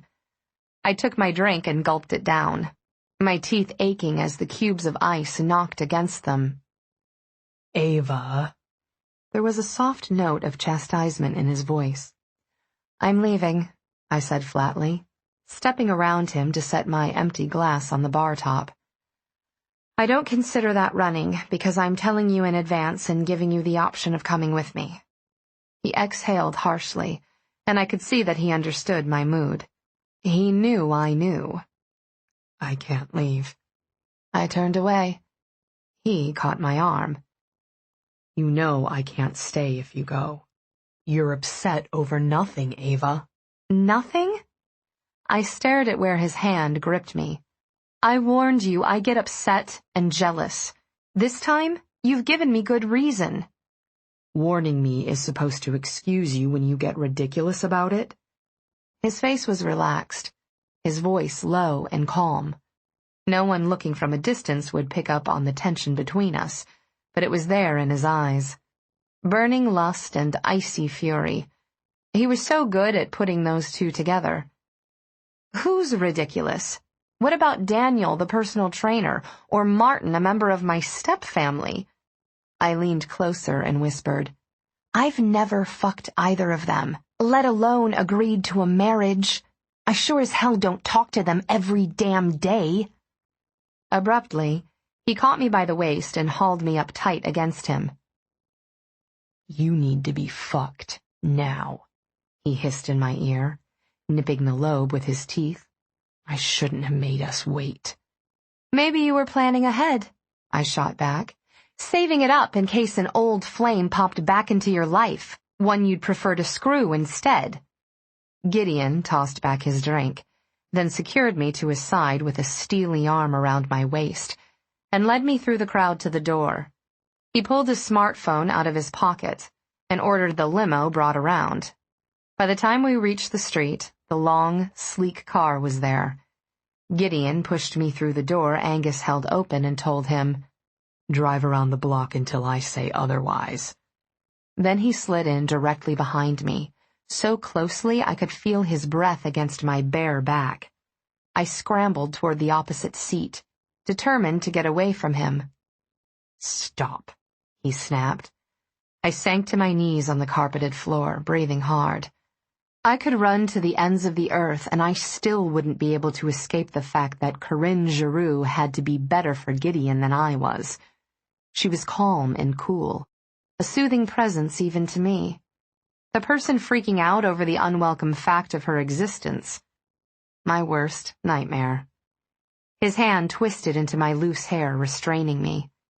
His spread legs surrounded mine, his grip tightening so that my head was pulled back gently to touch his shoulder.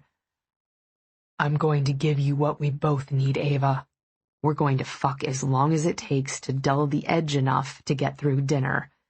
And you're not going to worry about Corinne, because while she's inside the ballroom, I'll be deep inside you." "Yes," I whispered, licking dry lips. "You forget who submits, Eva," he said gruffly. "I've given up control for you. I've bent and adjusted for you. I'll do anything to keep you and make you happy. But I won't be tamed or topped. Don't mistake indulgence for weakness." I swallowed hard, my blood on fire for him. "Gideon." "Reach up with both hands and hold on to the grab handle above the window. Don't let go until I tell you. Understand?" I did as he ordered, pushing my hands through the leather loop.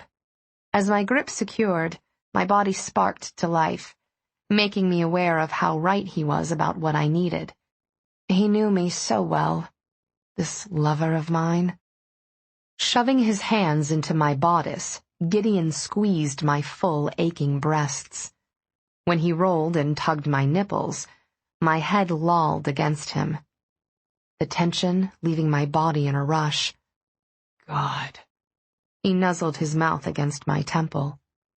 "It's so perfect when you give yourself over to me like that, all at once, as if it's a huge relief." "Fuck me," I begged, needing the connection. "Please." Releasing my hair, he reached under my dress and pulled my panties down my thighs. His jacket flew past me to land on the seat. Then his hand pushed between my legs from the front. He growled at finding me wet and swollen. "You were made for me, Eva. You can't go long without me inside you." Still he primed me, running his skilled fingers through my cleft, spreading the moisture over my clit and the lips of my sex. He pushed 2 fingers into me, scissoring them, preparing me for the thrust of his long, thick cock. "Do you want me, Gideon?" I asked hoarsely, needing to ride his thrusting fingers, but hampered by how far I had to reach to grab the strap. "More than my next breath." His lips moved over my throat and the top of my shoulder, the warm velvet of his tongue sliding seductively across my skin. "I can't go long without you either, Eva. You're an addiction. My obsession." His teeth bit gently into my flesh, conveying his animal need with a rough sound of desire. All the while he fucked me with his fingers, his other hand massaging my clit, making me come again and again from the simultaneous stimulation. "Gideon," I gasped, when my damp fingers began to slip from the leather. His hands left me, and I heard the erotic rasp of his zipper lowering. "Let go and lie on your back with your legs spread." I moved to the seat and stretched along it, offering my body to him in quivering anticipation. His gaze met mine, his face briefly lit by a passing swath of headlights. "Don't be afraid." He came over me, setting his weight onto me with excruciating care. I'm too horny to be scared. I caught him and pulled my body up to press against the hardness of his. I want you. His cock head nudged against the lips of my sex. With a flex of his hips, he pushed into me, his breath hissing just as mine did at the searing connection. I went lax against the seat, my fingers barely clinging to his lean waist. I love you, I whispered, watching his face as he began to move. Every inch of my skin burned, as if from the sun, and my chest was so tight, with longing and emotion, that it was hard to breathe. And I need you, Gideon. You have me, he whispered, his cock sliding in and out. I couldn't be more yours. I quivered and tensed, my hips meeting his relentlessly measured drives. I climaxed with a breathless cry, shuddering as the ecstasy rippled through my sex, milking him until he grunted and started powering into me. Eva! I rocked into his ferocious lunges, urging him on. He clutched at me, riding me hard and fast. My head thrashed, and I moaned shamelessly, loving the feel of him, that decadent sensation of being possessed and ruthlessly pleasured. We were wild for each other, fucking like feral beasts, and I was so turned on by our primal lust I thought I'd die from the orgasm building inside me. You're so good at this, Gideon. So good. He gripped my buttock and yanked me up to meet his next thrust, hitting the end of me, forcing a gasp of pleasure pain from my throat. I came again, clenching down hard on him. Oh, God, Eva! With a serrated groan, he erupted violently, flooding me with his heat. Pinning my hips, he ground against me, emptying himself as deep in me as he could get. When he finished, he sucked in a harsh breath and gathered my hair in his hands, kissing the side of my damp throat. I wish you knew what you do to me. I wish I could tell you. I held him tightly. I can't help it that I'm stupid over you. It's just too much, Gideon. It's uncontrollable. He started over again, thrusting rhythmically, leisurely, as if we had all the time in the world, thickening and lengthening with each push and pull. And you need control. I lost my breath on a particularly masterful stroke. I need you, Eva. His gaze was fierce on my face as he moved inside me. I need you. Gideon didn't leave my side or allow me to leave his the rest of the evening.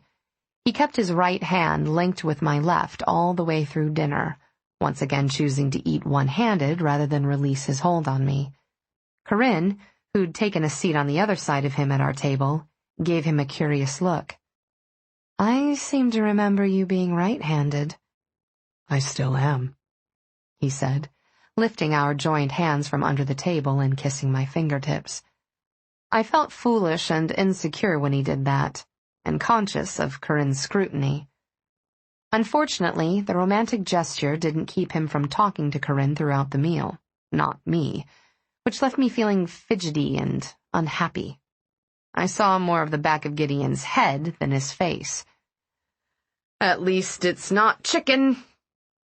I turned my head toward the man sitting beside me. I'd been so focused on trying to eavesdrop on Gideon's conversation that I hadn't paid any mind to our table mates. I like chicken, I said. And I had liked the tilapia served for dinner. I'd cleaned my plate. Not rubberized, certainly, he grinned, and suddenly looked much younger than his pure white hair would suggest. Ah, there's a smile, he murmured, and it's a beautiful one. Thank you. I introduced myself. Dr. Terence Lucas, he said, but I prefer Terry. Dr. Terry, it's lovely to meet you. He smiled again. Just Terry, Eva.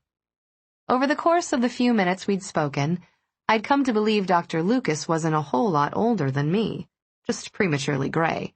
Aside from that, his face was handsome and unlined, his green eyes intelligent and kind. I revised my guesstimate of his age to be mid to late 30s. "You look as bored as I feel," he said. "These events raise a considerable amount of money for the shelter, but they can be dull. Would you like to accompany me to the bar? I'll buy you a drink." Beneath the table, I tested Gideon's grip by flexing my hand. His tightened. "What are you doing?" he murmured. Looking over my shoulder, I saw him watching me. Then I watched his gaze lift as Dr. Lucas stood behind me. Gideon's gaze noticeably cooled. "She's going to alleviate the boredom of being ignored, Cross," Terry said, setting his hands on the back of my chair, "by spending time with someone who's more than happy to pay attention to such a beautiful woman." I was immediately uncomfortable, aware of the crackling animosity between the two men. I tugged on his hand, but Gideon wouldn't release me. "Walk away, Terry," Gideon warned. "You've been so preoccupied with Mrs. Giroux, you didn't even notice when I sat at your table." Terry's smile took on an edge. "Eva, shall we?" "Don't move, Eva." I shivered at the ice in Gideon's voice, but felt stung enough to say, "It's not his fault he has a point." Gideon's grip tightened painfully. "Not now." Terry's gaze moved to my face. "You don't have to tolerate him talking to you that way. All the money in the world doesn't give anyone the right to order you around." Infuriated and horribly embarrassed, I looked at Gideon. Crossfire. I wasn't sure I could use the safe word outside the bedroom, but he released me as if I'd burned him. I shoved my chair back and threw my napkin onto my plate. "Excuse me, both of you." With my clutch in hand, I walked away from the table, my stride easy and smooth. I made a beeline toward the restrooms, intending to freshen my makeup and collect myself. But then I saw the lighted exit sign and went with my urge to bail. I pulled out my smartphone when I hit the sidewalk and texted Gideon.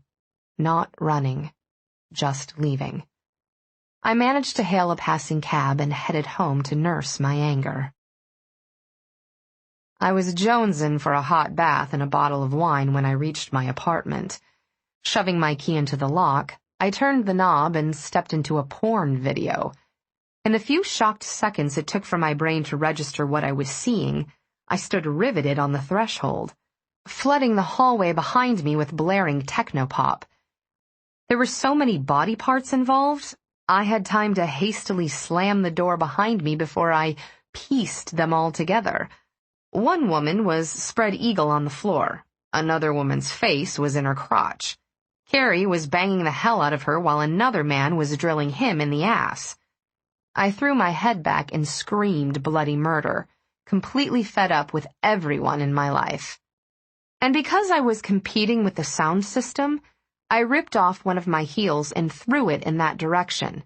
The CD skipped, which jolted the ménage à quatre in progress on my living room floor into awareness of my presence. I limped over and shut off the volume, then faced the lot of them. "Get the fuck out of my house," I snapped. "Right now." "Who the hell is that?" the redhead at the bottom of the pile asked. "Your wife?" There was a brief flash of embarrassment and guilt on Carrie's face, and then he shot me a cocky smile. "My roommate. There's room for more, baby girl." "Carrie Taylor, don't push me," I warned. "It's really, really not a good night." The dark-haired male on top disengaged from Carrie and stood, sauntering toward me.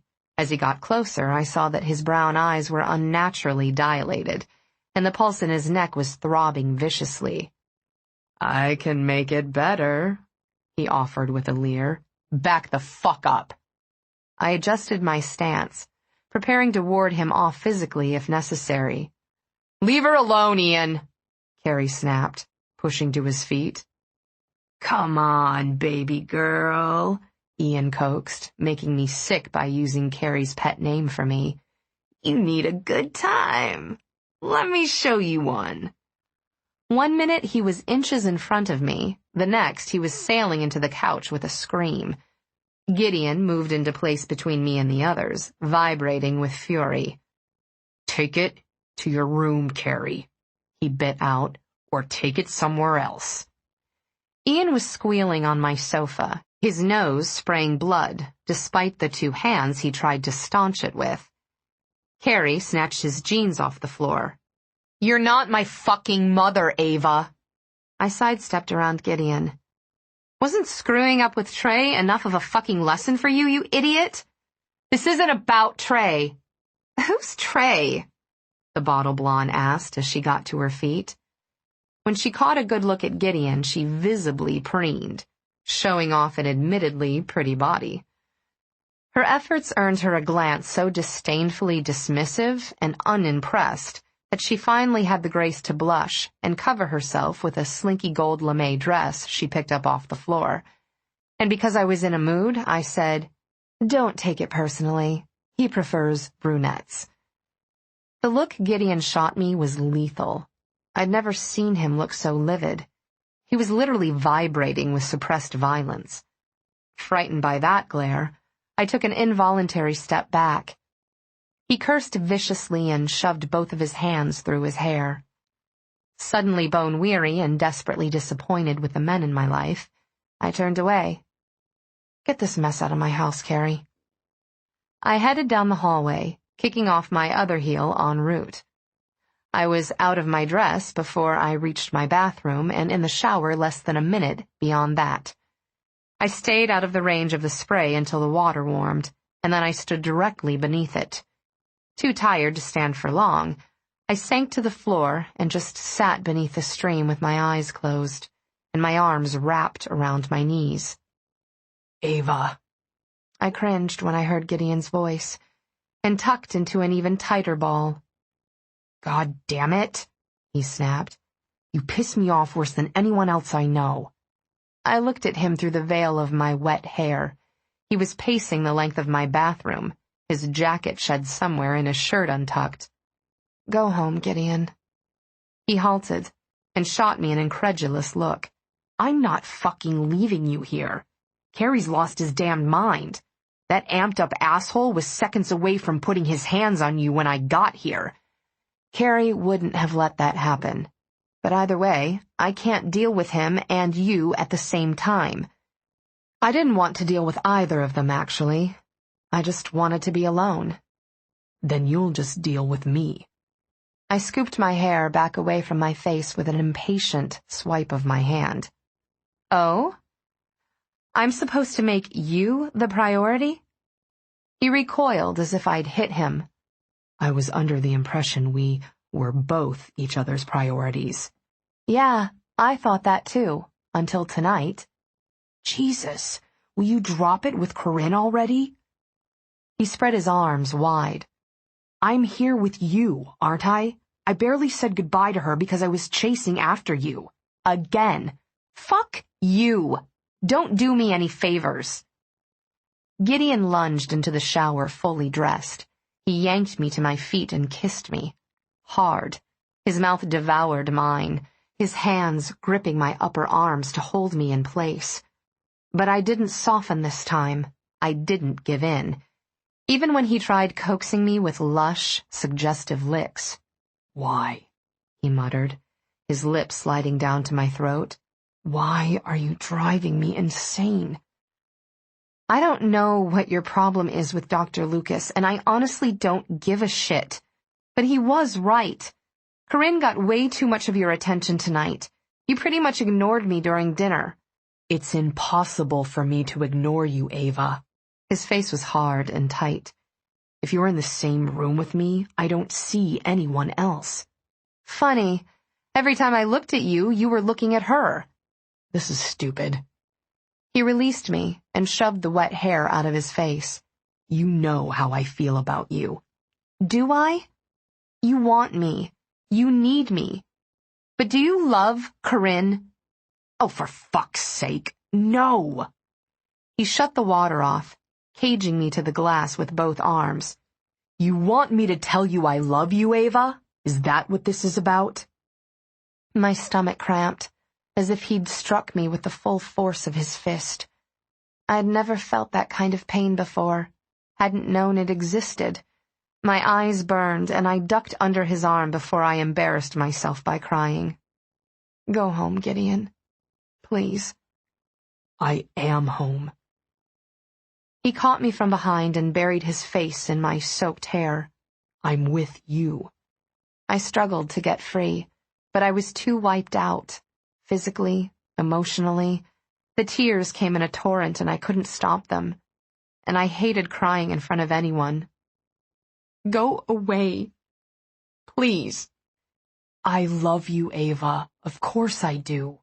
Oh my God! I kicked at him, flailing. Anything to get away from the person who'd become a massive source of pain and misery. I don't want your fucking pity. I just want you to go away. I can't. You know I can't. Eva, stop fighting. Listen to me. Everything you're saying hurts, Gideon. It's not the right word, Eva. He pressed on stubbornly, his lips at my ear. That's why I haven't said it. It's not the right word for you and what I feel for you. Shut up. If you care about me at all, you'll just shut up and go away.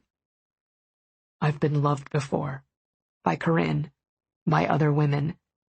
But what the hell do they know about me? What the hell are they in love with when they don't know how fucked up I am? If that's love, it's nothing compared to what I feel for you. I stilled, trembling, my gaze on the mirror's reflection of my mascara-smeared face and bedraggled wet hair next to Gideon's ravaged beauty. His features were overcome by volatile emotion as he wrapped himself tightly around me. We looked all wrong for each other. And yet I understood the alienation of being around others who couldn't really see you or chose not to. I'd felt the self-loathing that came with being a fraud, portraying an image of what you wished you could be but weren't. I'd lived with the fear that the people you loved might turn away from you if they ever got to know the true person hidden inside. Gideon. His lips touched my temple. I think I loved you the moment I saw you. Then we made love that first time in the limo, and it became something else, something more. Whatever. You cut me off that night and left me behind to take care of Corinne. How could you, Gideon? He released me only long enough to scoop me up and carry me over to where my bathrobe hung from a hook on the back of the door. He bundled me up, then had me sit on the edge of the tub while he went to the sink and pulled my makeup removal wipes out of the drawer. Crouching in front of me, he stroked the cloth over my cheek. When Corinne called during the advocacy dinner, it was the perfect time to make me do something stupid. His gaze was soft and warm on my tear-streaked face. You and I had just made love, and I wasn't thinking clearly. I told her I was busy and that I was with someone, and when I heard the pain in her voice, I knew I had to deal with her so I could move forward with you. I don't understand. You left me behind for her. How does that move us forward? I screwed up with Corinne, Eva. He tilted my chin back to rub at my raccoon eyes. I met her my first year at Columbia. I noticed her, of course. She's beautiful and sweet, and never had an unkind word to say about anyone. When she pursued me, I let myself be caught, and she became my first consensual sexual experience. I hate her.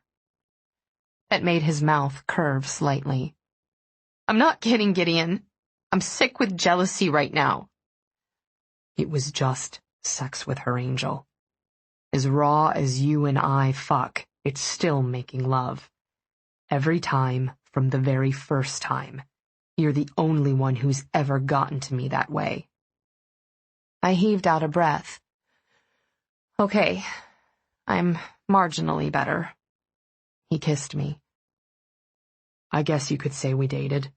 We were exclusive sexually, and we often ended up going to the same places as a couple. Still, when she told me she loved me, I was surprised. And flattered. I cared about her. I enjoyed spending time with her. Still do, apparently, I muttered. Keep listening. He chastised me with a tap of his finger to the end of my nose. I thought maybe I might love her too, in my own way. The only way I knew how. I didn't want her to be with anyone else. So I said yes when she proposed. I jerked back to look at him. She proposed? Don't look so shocked, he said wryly. You're bruising my ego. Relief flooded me in a rush that made me dizzy. I threw myself at him, hugging him as tight as I could. Hey. His returning embrace was just as fierce. You okay? Yes. Yes, I'm getting there. I pulled back and cupped his jaw in my hand. Keep going. I said yes for all the wrong reasons. After 2 years of hanging out, we'd never spent a full night together. Never talked about any of the things I talked to you about. She didn't know me, not really, and yet I convinced myself that being loved at all was something to hang on to. Who else was going to do it right, if not her? He moved his attention to my other eye, cleaning away the black streaks. I think she was hoping that being engaged would take us to a different level. Maybe I'd open up more. Maybe we'd stay the night at the hotel. Which she thought was romantic, by the way, instead of calling it an early night because of classes in the morning. I don't know. I thought it sounded terribly lonely. My poor Gideon. He'd been alone for so long. Maybe his whole life. And maybe, when she broke it off after a year, he went on, she was hoping that would kickstart things too. That I'd make a bigger effort to keep her. Instead, I was relieved because I started to realize it was going to be impossible to share a home with her. What excuse was I going to come up with to sleep in separate rooms and have my own space? You never considered telling her? No. He shrugged. Until you, I didn't consider my past an issue.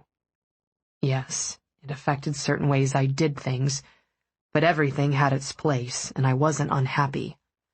In fact, I thought I had a comfortable and uncomplicated life. Oh, boy. My nose wrinkled. Hello, Mr. Comfortable. I'm Miss Complicated. His grin flashed.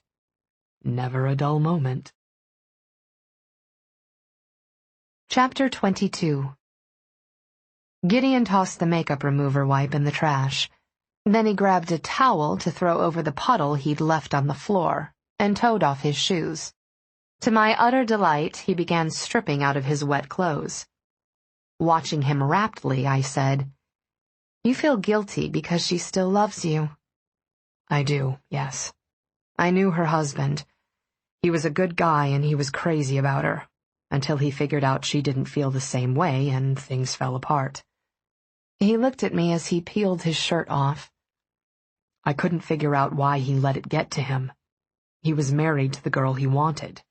They lived in a different country away from me, so what was his problem? Now, I understand. If you loved someone else, Eva, it'd shred me to pieces. Every single day. It'd kill me even if you were with me and not him. But unlike Giroux, I wouldn't let you go. Maybe I wouldn't have all of you, but you'd still be mine, and I'd take what I could get. My fingers laced in my lap. That's what scares me, Gideon. You don't know what you're worth. Actually, I do. 12 bill... Shut up. My head spun, and I pressed my fingertips to my eyes. It shouldn't be such a mystery that women fall in love with you and stay in love. Did you know that Magdalena kept her hair long hoping it'd remind you of Corinne? He dropped his slacks and frowned at me. Why? I sighed at his cluelessness. Because she believes Corinne is who you want. Then she's not paying attention. Isn't she? Corinne told me she talks to you almost every day. Not quite. I'm often not available. You know how busy I am. His gaze took on the heated look I was so familiar with. I knew he was thinking about the times he got busy with me. That's nuts, Gideon. Her calling every day? That's stalking. Which reminded me of her assertion that he'd been as possessive over her as he was about me. That niggled at me in a terrible way. Where are you going with this? He asked, in a voice laced with warm amusement.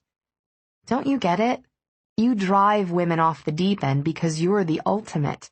You're the grand prize.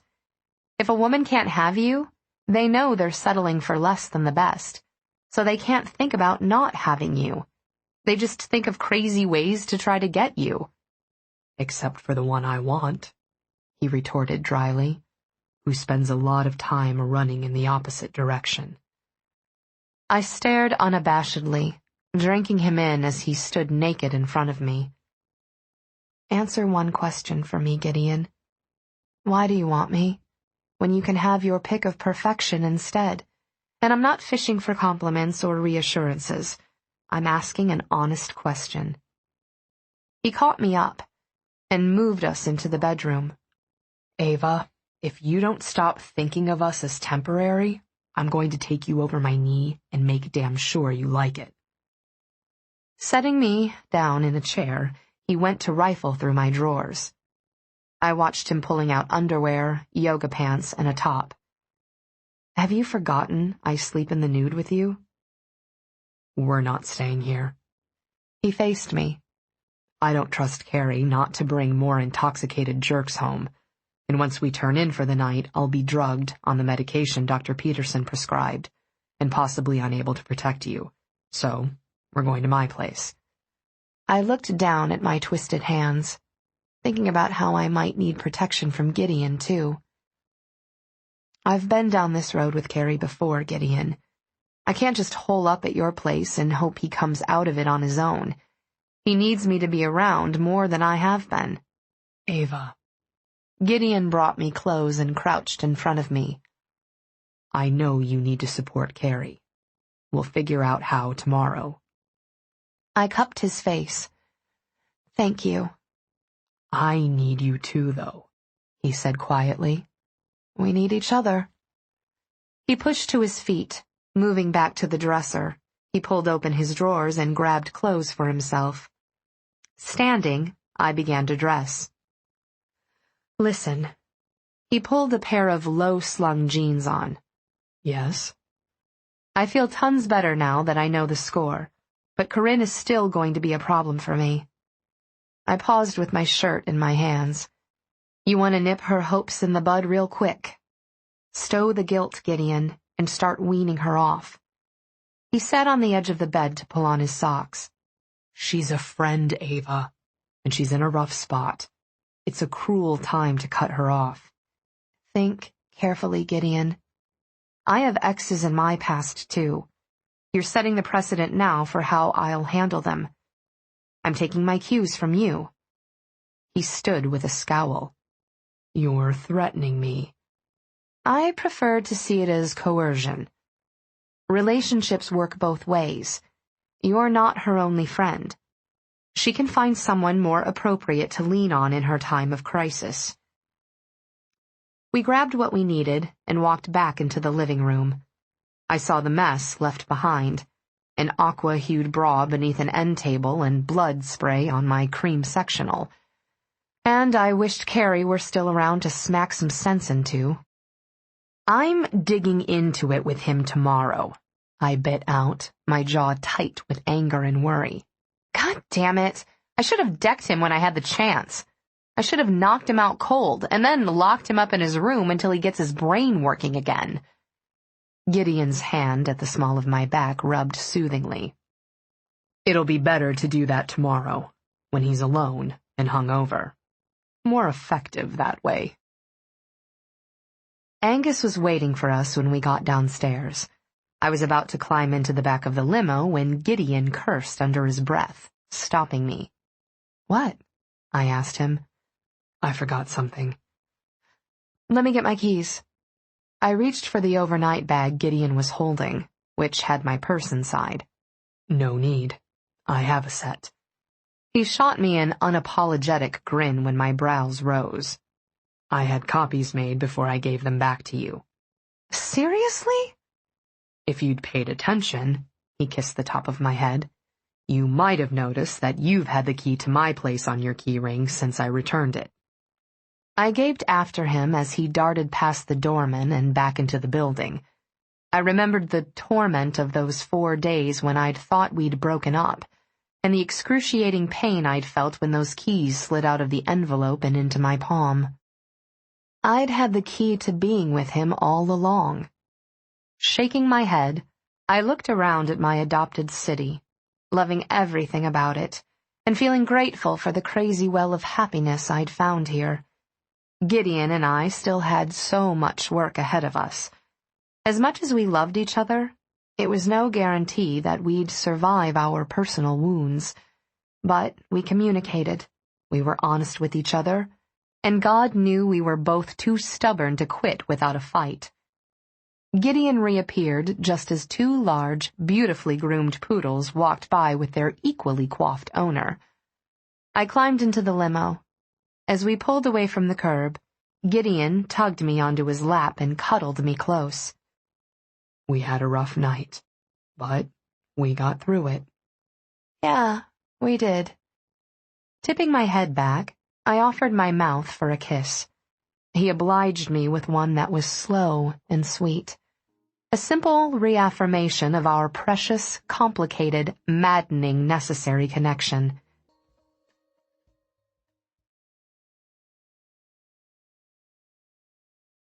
Audible hopes you have enjoyed this program. This is Audible. Kind of mad passion I reserved for only one other thing in my life. The city was a microcosm of New World opportunities and Old World traditions. Conservatives rubbed shoulders with bohemians. Oddities coexisted with priceless rarities. The pulsing energy of the city fueled international business bloodlines and drew people from all over the world.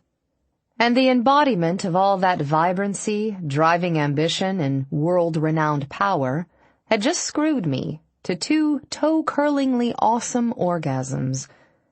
As I padded over to his massive walk-in closet, I glanced at Gideon Cross's sex-rumpled bed and shivered with remembered pleasure. My hair was still damp from a shower, and the towel wrapped around me was my only article of clothing. I had an hour and a half before I had to be at work, which was cutting it a little too close for comfort. Obviously, I was going to have to allot time in my morning routine for sex. Otherwise, I'd always be scrambling. Gideon woke up ready to conquer the world, and he liked to start that domination with me. How lucky was I? Because it was sliding into July in New York, and the temperature was heating up, I chose a slim pair of pressed natural linen slacks, and a sleeveless poplin shell in a soft gray that matched my eyes. Since I had no hairstyling talent, I pulled my long blonde hair back in a simple ponytail, then made up my face. When I was presentable, I left the bedroom. I heard Gideon's voice the moment I stepped into the hallway. A tiny shiver moved through me when I realized he was angry, his voice low and clipped. He didn't rile easily, unless he was ticked off with me. I could get him to raise his voice and curse, even shove his hands through his glorious shoulder-length mane of inky black hair. For the most part, though, Gideon was a testament to leashed power. There was no need for him to shout when he could get people to quake in their shoes with just a look or a tersely spoken word. I found him in his home office. He stood with his back to the door and a Bluetooth receiver in his ear. His arms were crossed, and he was staring out the windows of his Fifth Avenue penthouse apartment, giving the impression of a very solitary man, an individual who was separate from the world around him, yet entirely capable of ruling it. Leaning into the door jamb, I drank him in. I was certain my view of the skyline was more awe-inspiring than his. My vantage point included him superimposed over those towering skyscrapers, an equally powerful and impressive presence. He'd finished his shower before I managed to crawl out of bed. His seriously addictive body was now dressed in 2 pieces of an expensively tailored 3-piece suit, an admitted hot button of mine. The rear view of him showcased a perfect ass and a powerful back encased in a vest. On the wall was a massive collage of photos of us as a couple, and one very intimate one that he'd taken of me while I was sleeping. Most were pictures taken by the paparazzi who followed his every move. He was Gideon Cross, of Cross Industries, and at the ridiculous age of 28, he was one of the top 25 richest people in the world. I was pretty sure he owned a significant chunk of Manhattan. I was positive he was the hottest man on the planet.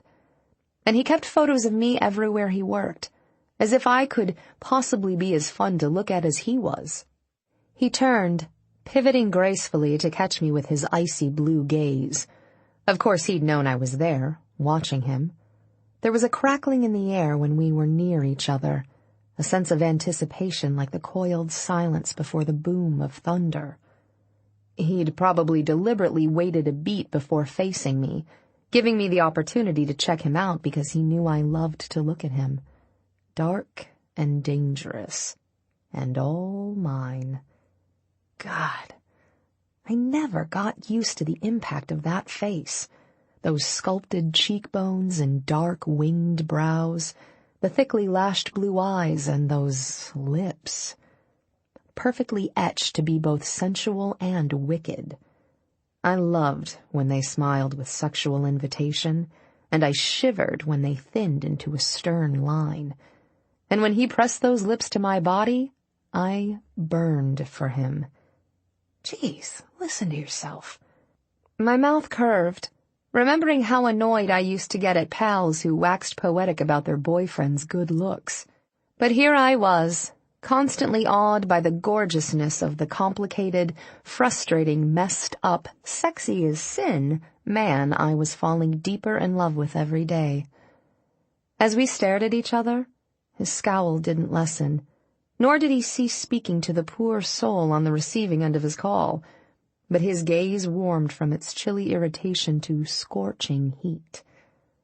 I should have become used to the change that came over him when he looked at me, but it still hit me with a force strong enough to rock me on my feet.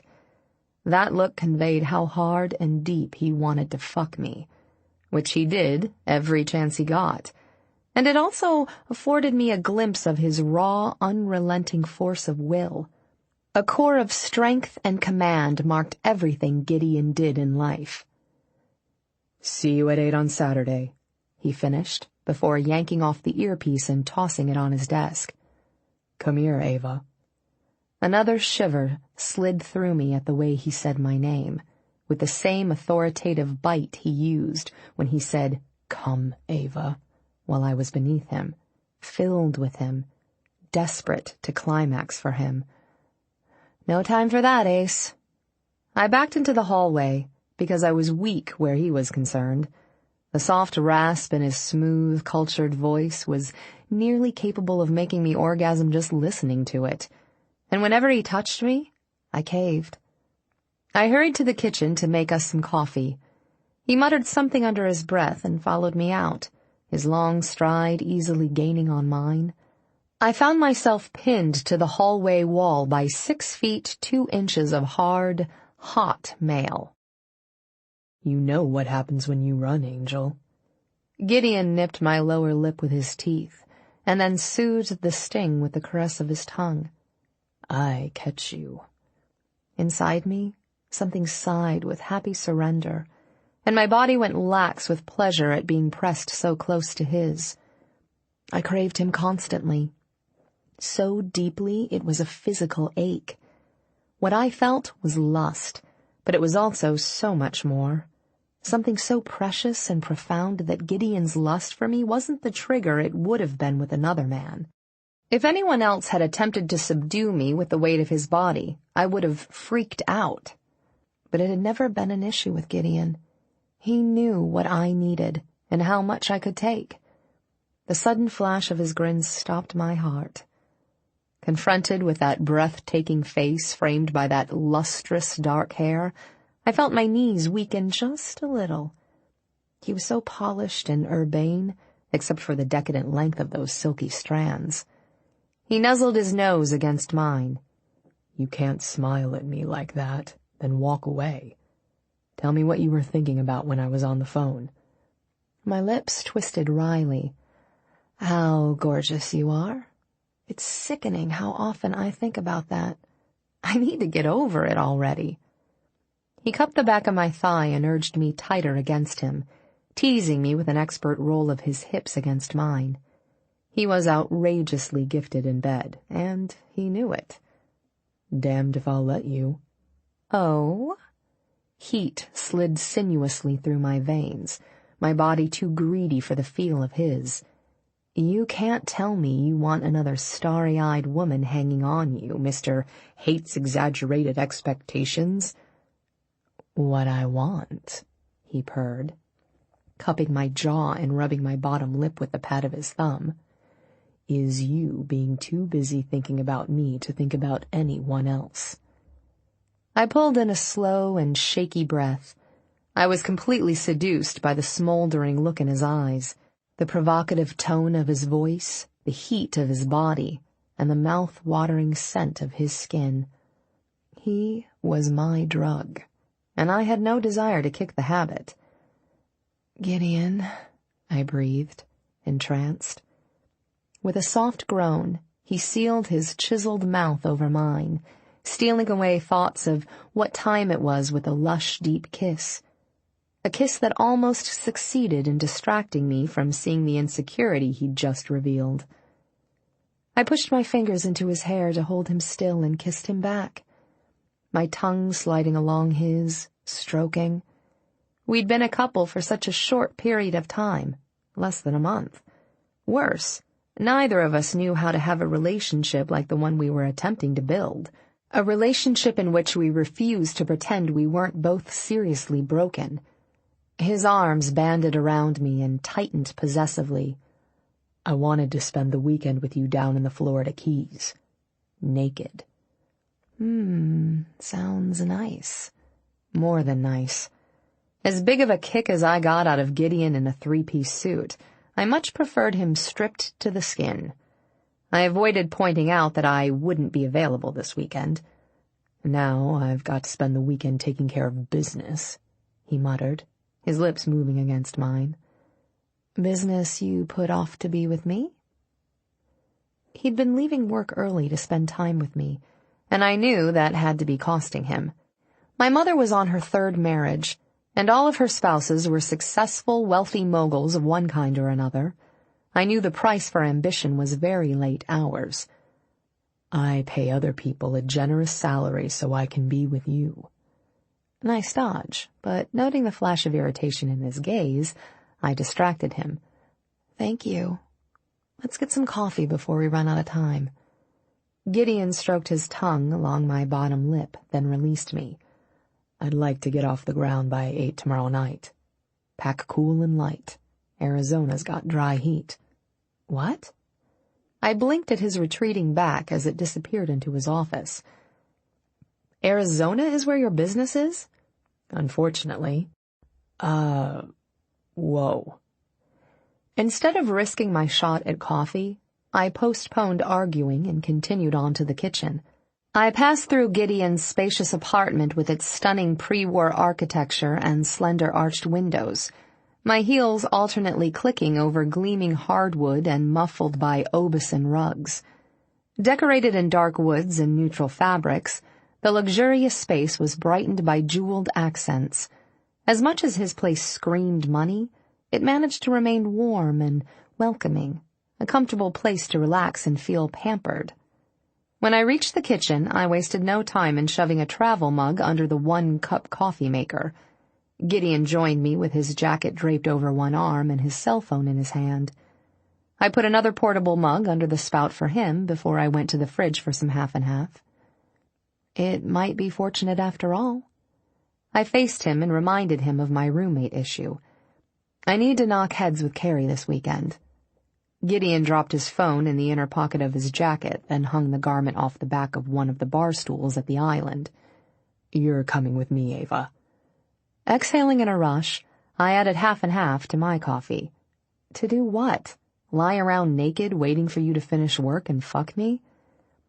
His gaze held mine as he collected his mug and sipped his steaming coffee with too calm deliberation. Are we going to argue? Are you going to be difficult? We talked about this. You know I can't leave Carrie after what happened last night. The multi-body tangle I'd found in my living room gave new meaning to the word clusterfuck. I put the carton back in the fridge and absorbed the sensation of being drawn to him inexorably by the force of his will. It had been that way from the beginning. When he chose to, Gideon could make me feel his demands, and it was very, very difficult to ignore the part of me that begged to give him whatever he wanted. You're going to take care of business, and I'm going to take care of my best friend.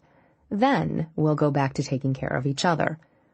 I won't be back until Sunday night, Eva. Oh. I felt a sharp twinge in my belly at hearing we'd be apart that long. Most couples didn't spend every free moment together, but we weren't like most people. We both had hang-ups, insecurities, and an addiction to each other that required regular contact to keep us functioning properly. I hated being apart from him. I rarely went more than a couple of hours without thinking of him. You can't stand the thought either, he said quietly, studying me in that way he had that saw everything. By Sunday, we'll both be worthless. I blew on the surface of my coffee, then took a quick sip. I was unsettled at the thought of going the entire weekend without him. Worse, I hated the thought of him spending that amount of time away from me.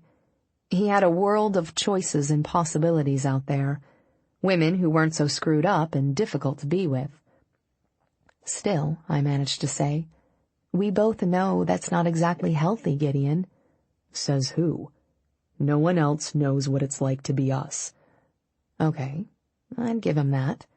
We need to get to work, I said, knowing this impasse was going to drive both of us crazy all day. We'd sort it out later, but for now we were stuck with it. Resting his hip against the counter, he crossed his ankles and stubbornly settled in. What we need is for you to come with me. Gideon. My foot began to tap against the travertine tile. I can't just give up my life for you. If I turn into arm candy, you'll get bored real quick. Hell, I'd get sick of myself. It shouldn't kill us to spend a couple of days straightening out other parts of our lives, even if we hate doing it. His gaze captured mine. You're too much trouble to be arm candy. Takes a troublemaker to know one. Gideon straightened, shrugging off his brooding sensuality and instantly capturing me with his severe intensity. So mercurial. Like me. You've gotten a lot of press lately, Eva. It's no secret that you're in New York. I can't leave you here while I'm gone. Bring Carrie with us if you have to. You can butt heads with him while you're waiting for me to finish work and fuck you. Huh. Even as I acknowledged his attempt to lighten the strain with humor, I realized what his real objection to being apart from me was. Nathan. My former stepbrother. The living nightmare from my past that Gideon seemed to fear might reappear in my present. It frightened me to concede that he wasn't totally wrong. The shield of anonymity that had protected me for years had been shattered by our highly public relationship. God, we totally didn't have the time to get into that mess. But I knew it wasn't a point Gideon would concede on. He was a man who claimed his possessions utterly, fought off his competitors with ruthless precision, and would never allow any harm to come to me. I was his safe place, which made me rare and invaluable to him. Gideon glanced at his watch. Time to go, Angel. He fetched his jacket, then gestured for me to precede him through his luxurious living room, where I grabbed my purse and the bag holding my walking shoes and other necessities. A few moments later, we'd finished the descent to the ground floor in his private elevator and slid into the back of his black Bentley SUV. "Hi, Angus," I greeted his driver, who touched the brim of his old-fashioned chauffeur's hat. "Good morning, Miss Trammell," he replied, smiling. He was an older gentleman, with a liberal sprinkling of white in his red hair. I liked him for a lot of reasons, not the least of which was the fact that he'd been driving Gideon around since grade school and genuinely cared for him. A quick glance at the Rolex my mother and stepfather had given me told me I'd make it to work on time, if we didn't get boxed in by traffic. Even as I thought this, Angus slid deftly into the sea of taxis and cars on the street. After the tense quiet of Gideon's apartment, the noise of Manhattan woke me as effectively as a jolt of caffeine. The blaring of horns and the thud of tires over a manhole cover invigorated me. Rapid-moving streams of pedestrians flanked both sides of the clogged street, while buildings stretched ambitiously toward the sky, keeping us in shadow even as the sun climbed. God, I seriously loved New York. I took the time every day to absorb it, to try to draw it into me. I settled into the leather seat back and reached for Gideon's hand, giving it a squeeze. "Would you feel better if Carrie and I left town for the weekend? Maybe a quick trip to Vegas?" Gideon's gaze narrowed. "Am I a threat to Carrie? Is that why you won't consider Arizona?" "What? No, I don't think so." Shifting in the seat, I faced him. Sometimes it takes an all-nighter before I can get him to open up. "You don't think so?" He repeated my answer, ignoring everything but the first words out of my mouth. "He might feel like he can't reach out to me when he needs to talk because I'm always with you," I clarified, steadying my mug with two hands as we drove over a pothole. "Listen, you're going to have to get over any jealousy about Carrie. When I say he's like a brother to me, Gideon, I'm not kidding. You don't have to like him, but you have to understand that he's a permanent part of my life." "Do you tell him the same thing about me?" "I don't have to. He knows. I'm trying to reach a compromise here." "I never compromise." My brows rose. "In business, I'm sure you don't. But this is a relationship, Gideon. It requires give and—" Gideon's growl cut me off. "My plane, my hotel, and if you leave the premises, you take a security team with you." His sudden, reluctant capitulation surprised me silent for a long minute. Long enough for his brow to arch over those piercing blue eyes in a look that said, "Take it or leave it." "Don't you think that's a little extreme?" I prodded. "I'll have Carrie with me." "You'll forgive me if I don't trust him with your safety after last night." As he drank his coffee, his posture made it very clear that the conversation was done in his mind. He'd given me his acceptable options. I might have gotten bitchy about that kind of high-handedness if I didn't understand that taking care of me was his motivation. My past had vicious skeletons, and dating Gideon had put me in a media spotlight that could bring Nathan Barker right to my door. Plus, controlling everything around him was just part of who Gideon was. It came with the package, and I had to make accommodations for that. "Okay," I agreed. "Which hotel is yours?" "I have a few. You can take your pick." He turned his head to look out the window. "Scott will email you the list. When you've decided, let him know, and he'll make the arrangements. We'll fly out together and return together." Leaning my shoulder into the seat, I took a drink of my coffee and noted the way his hand was fisted on his thigh. In the tinted window's reflection, Gideon's face was impassive, but I could feel his moodiness. "Thank you," I murmured. "Don't. I'm not happy about this, Eva." A muscle in his jaw twitched. "Your roommate fucks up, and I have to spend the weekend without you." Hating that he was unhappy, I took his coffee from him and set our travel mugs in the backseat cup holders. Then I climbed into his lap, straddling him. I draped my arms around his shoulders. "I appreciate you bending on this, Gideon. It means a lot to me." He caught me in his fierce blue gaze. I knew you were going to drive me insane the moment I saw you. I smiled, recalling how we'd met. Sprawled on my ass on the lobby floor of the Crossfire building? Before. Outside. Frowning, I asked, "Outside where?" On the sidewalk. Gideon gripped my hips, squeezing in that possessive, commanding way of his that made me ache for him. I was leaving for a meeting.